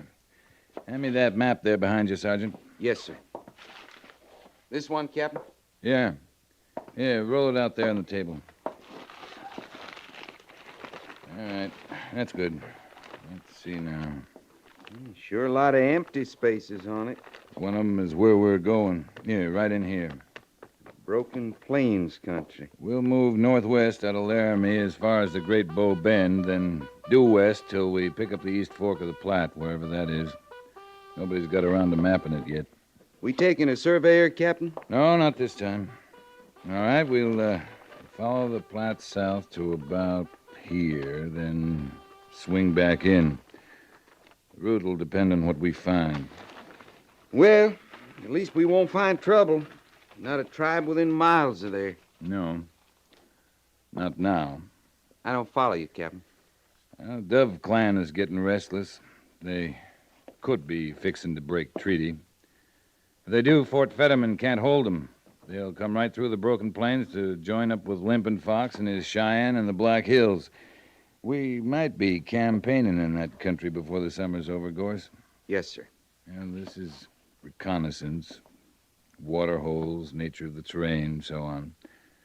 I'm taking Lieutenant Seiberts, you, Corporal Dittman, and whatever troopers you've picked. Oh, I got the list right here, Captain. Oh, good. We'll Move out at dawn. I'm figuring about 6 days. You can't do it, sir. You just can't do it. You come to attention, soldier. I did. Just what are you doing in the orderly room, soldier? Private Joby Turler, I want to talk to the captain. How long you been in the Army, Turley? Sergeant, this is my third hitch. Hadn't anybody ever told you how to request an audience with the commanding officer? Permission of the first sergeant. All right. Then why did you come busting in here this way? Well, there wasn't time, Sergeant. I got to talk to the captain right away. I just got to. Sergeant. Yes, sir. Sergeant, is Private Turler requesting an audience? It sort of seems that way, sir. Then it's granted. Eddie, soldier. Yes, sir. Turler. Second platoon, around 10 years service, all in cavalry. That's right, sir. I've always wondered about that first name of yours, Joby. Well, that's scriptural, Captain. It's really Job. Oh, I see.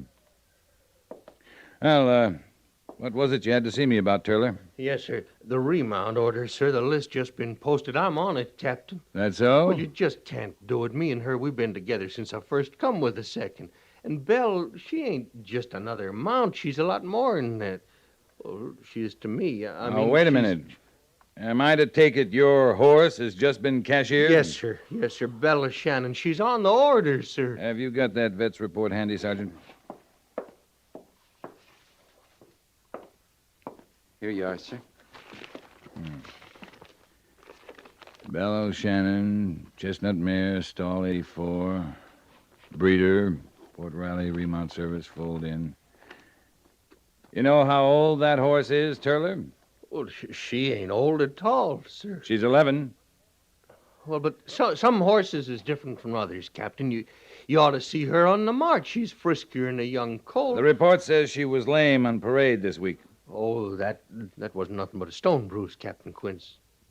Yes, sir. A little rock worked up in the frog. I took it right out. She's as good as ever, sir. There ain't nothing wrong with her legs. No, sir, not at all, sir. Well, she's 11 years old. Oh, but, Captain, Captain, you can't send her away. All right, Turler. Understand I'm not promising anything, but I'll take her off the order for the present.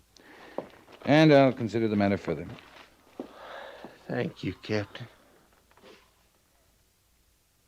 That's all, Turler. Oh, yes, sir.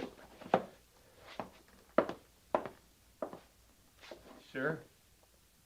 Thank you. I had him on that list to go with us, Captain.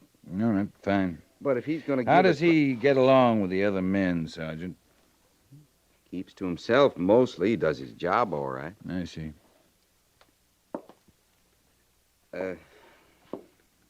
May I say something, Captain? Go ahead. I know how you feel, sir, but you gotta do it. That horse is 11 years old and she's showing lame. What's there to consider? Nothing much. Just how to go about cutting out a man's heart without hurting him too bad.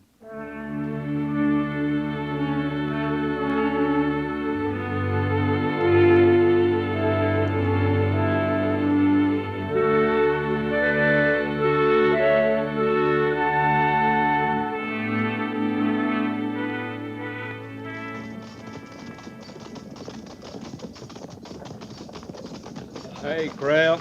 Yeah? You ever been in Africa? Sure, I've been in Africa. Been every place there is to be. Why do you want to know about it? How hot'd you get over there? Oh, 120 maybe. More in some parts. Well, then I'm right. It's just what I figured. What's what you figured? We done gone and taken a wrong turn back there somewhere. We are in Africa, Creel. Last night in camp, he was bellyaching about the cold. And there you are. Freezes you to death at night, burns you up in the daytime. Boy, it can't puzzle me out what the government wants with a country like this. Well, ain't you heard the news, Yates? What news? The devil's getting overcrowded. He's aiming to put in an annex out here. It's so. Well, he can... Oh, here comes Captain. Captain? Yeah? What is it? Well, sir, me and Krell was just saying, Captain, this is sure a mighty poor country to fight over. Oh, you think so? Yeah. And it ain't the friendliest place we've been, sir. Oh, I wouldn't worry about that, soldier. For the next few years, you got a home in the Army. Yes, sir. Captain Quince. What is it, Mr. Seibert? We got some trouble at the rear of the column, sir. Huh? Patrol! Halt!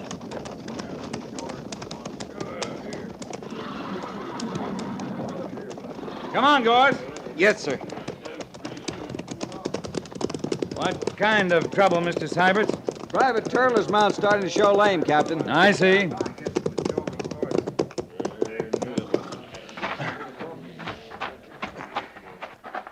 I reckon it don't amount to nothing, sir. It may be at their stone bruise again. Well, let's take a look.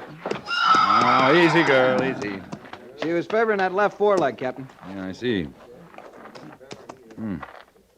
It's hot, fevered. And it's starting to fill. It's a pulled tendon, Captain. There's no question about it. Well, Captain, sir, it ain't so bad I can wrap that. No, I agree with Sergeant Gorse. It's a tendon, no doubt of it. Mr. Seibert. Yes, sir. How do we stand? Well, steady on the pace, sir. We're an hour and a half from tonight's bivouac, an hour and a half from sundown. I see. Corporal. Yes, sir. Corporal, you were out in the point earlier. What's around us here? Mostly open, a little rolling, a few cutbacks. General Falls to the south, with a watercourse there to the west. Yeah, how far? Oh, about 20 minutes, sir. 30 maybe, with a lame horse. Water and forage? Yes, sir, plenty. No steady flow, but a lot of pools. There's a high bank on the far side and a heavy sweetgrass all along the stream bed. Yeah, thank you, Corporal. That's all. Yes, sir. Mr. Seibert, yes, we'll bear west and bivouac at the watercourse. Right, sir. All right, Sergeant. Move him at a walk. Yes, sir. Now, see, I can plaster that leg with mud tonight, Captain. She'll be all right in the morning. Well, we'll see. I'm sorry, sir. So am I, soldier. At the walk! Ho!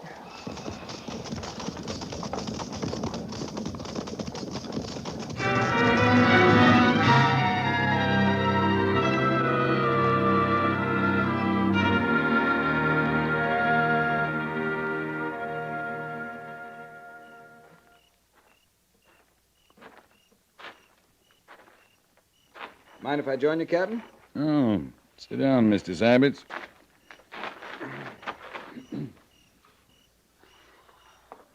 It's a fine night, isn't it, sir? Yeah. About as perfect as they come. Cool, peaceful, clear as a bell. It's funny when you think about it. What is it? Well, the way things work out. This country we're in, 5 days now we haven't seen another soul. And chances are, the next time we come through, we'll have to fight our way. Maybe not. Sioux may stand by their treaty. I hope so. So do I, Mr. Seibert. For all our sakes. I know what you mean, sir. I didn't when I first came out from the point. We all start green, Mr. Seibert. I suppose. Beg pardon, Captain. Yes, Sergeant? Sir, what are we going to do about that horse at Turler's? Why, you know what we're going to do, Gorse. When, sir? I figured first thing in the morning, we'll shift the loads and give him one of the pack horses. Does he know you're aiming to destroy her? Well, he ought to. He's had 10 years in the cavalry. Well, I don't think he does, sir. Oh?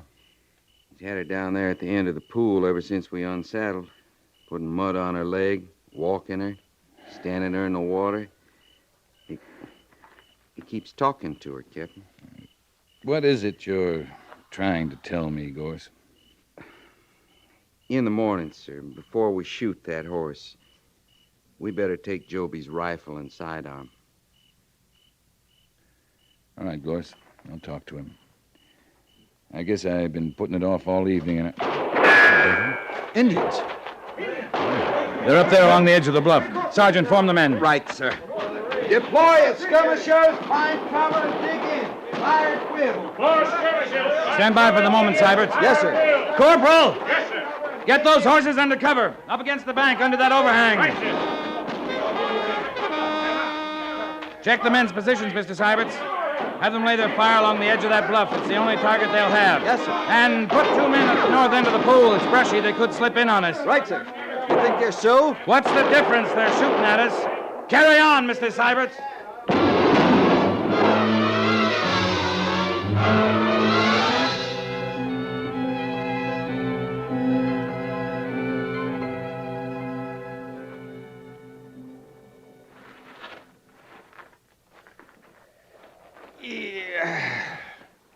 Pretty near dawn, Yates. Another half hour it will be. That's when they're going to hit us, too.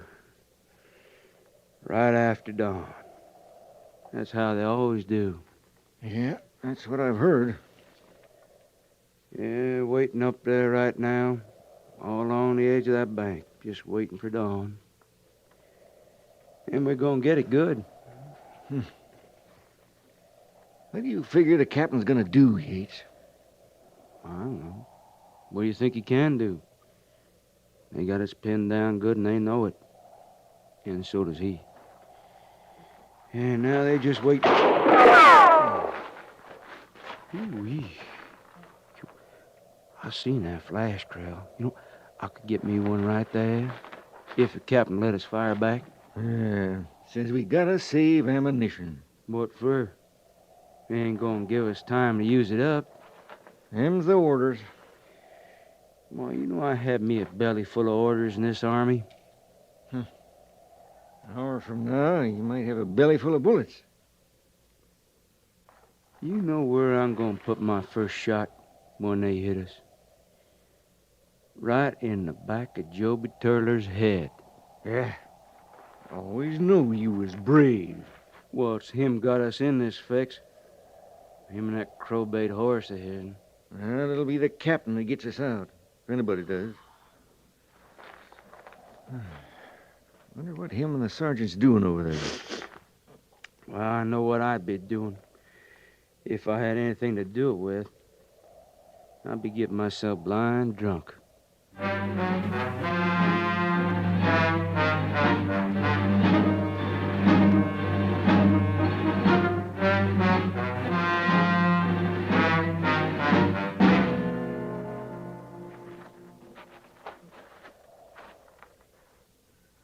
Let's see his face, Gorse.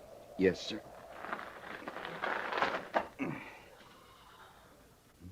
Black circle painted there on his forehead.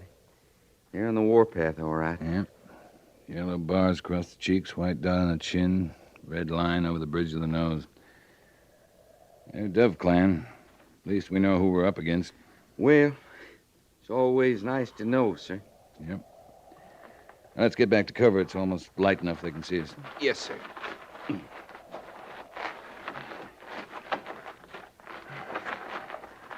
Captain, sir? Yeah?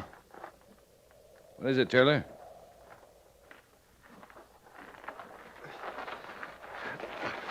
Captain, I heard the men talking. They're saying I'm to blame for all this. Who's your commanding officer, Turler? Huh? Well, you are, sir. Who do you get your orders from?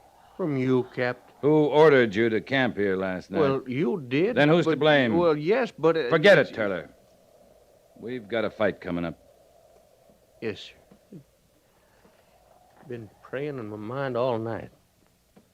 Yeah, I know. Come on, Gorse.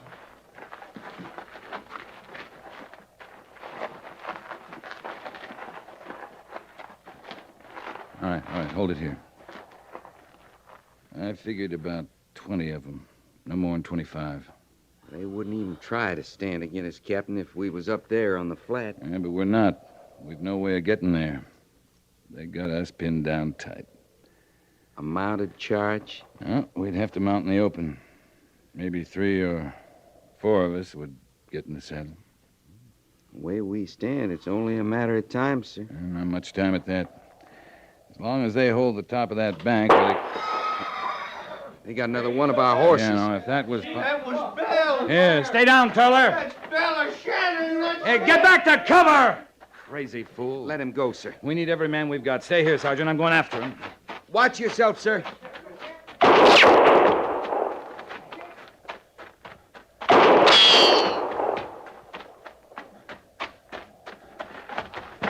The shotters.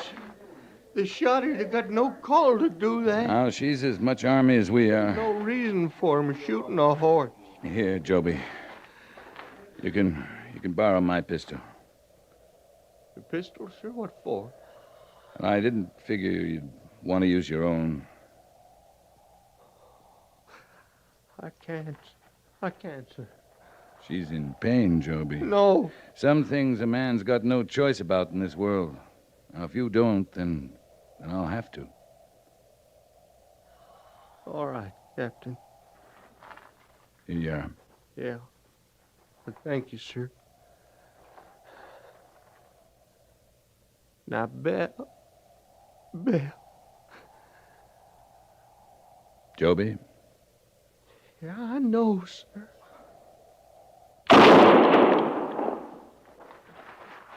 Oh.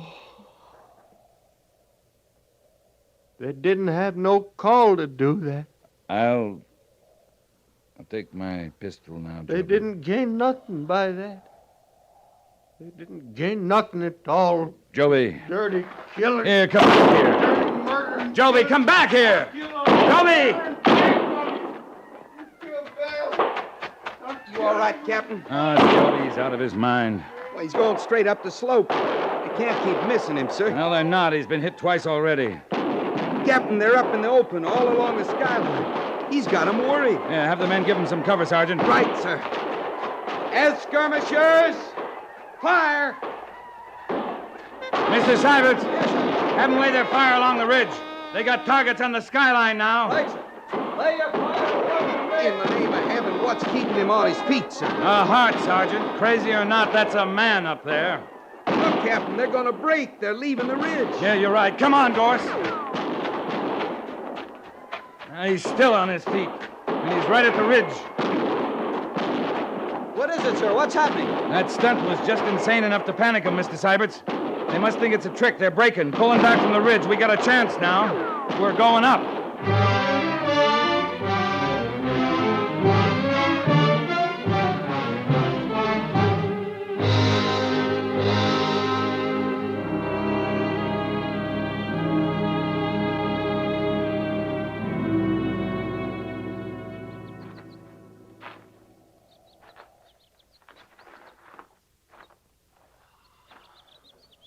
I don't know. I'll never understand it, sir. Understand what, Mr. Syberts?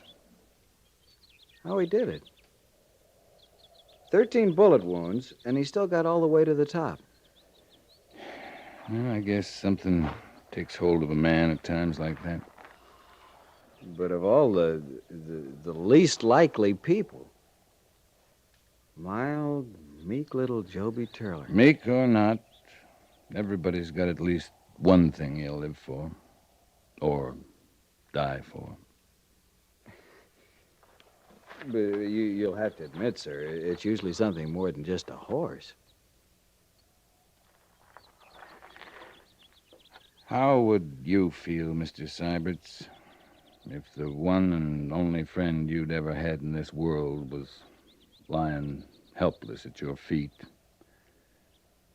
The only thing that you could do for him was to put a bullet in his brain.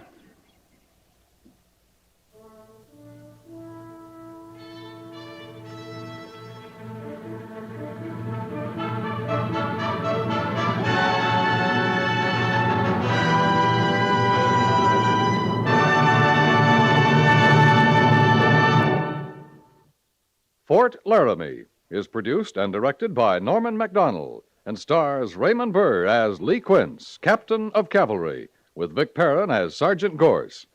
The script was specially written for Fort Laramie by Les Crutchfield, with sound patterns by Bill James and Ray Kemper. Musical supervision by Amerigo Marino. Featured in the cast were Harry Bartell, Lawrence Dobkin, Jack Crucian, Tim Graham, and Barney Phillips.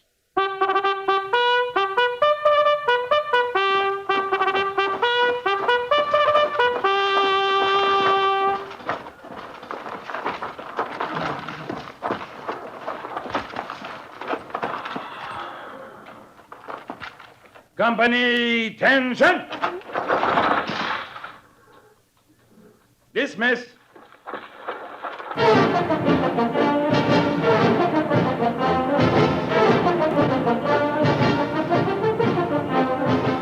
Next week, another transcribed story of the Northwest frontier and the troopers who fought under Lee Quince, Captain of Cavalry.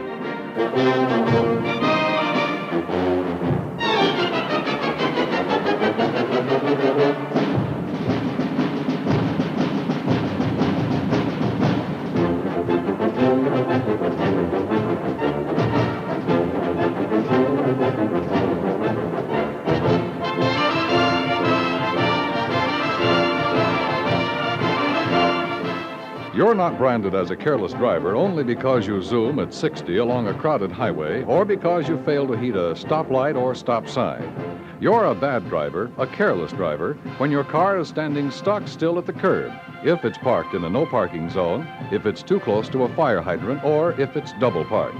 Are you a reckless driver even when your car is standing still? Remember, it's kid stuff to try to get away with something.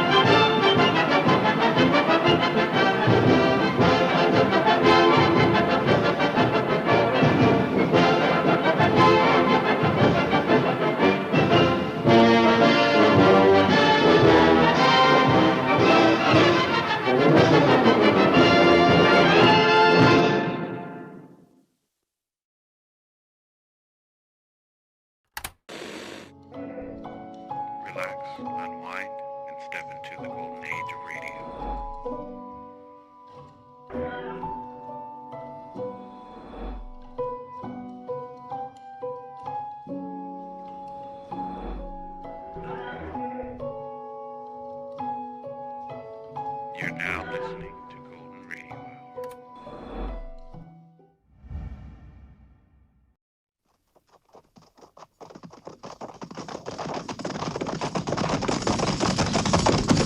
At the gallop! Oh!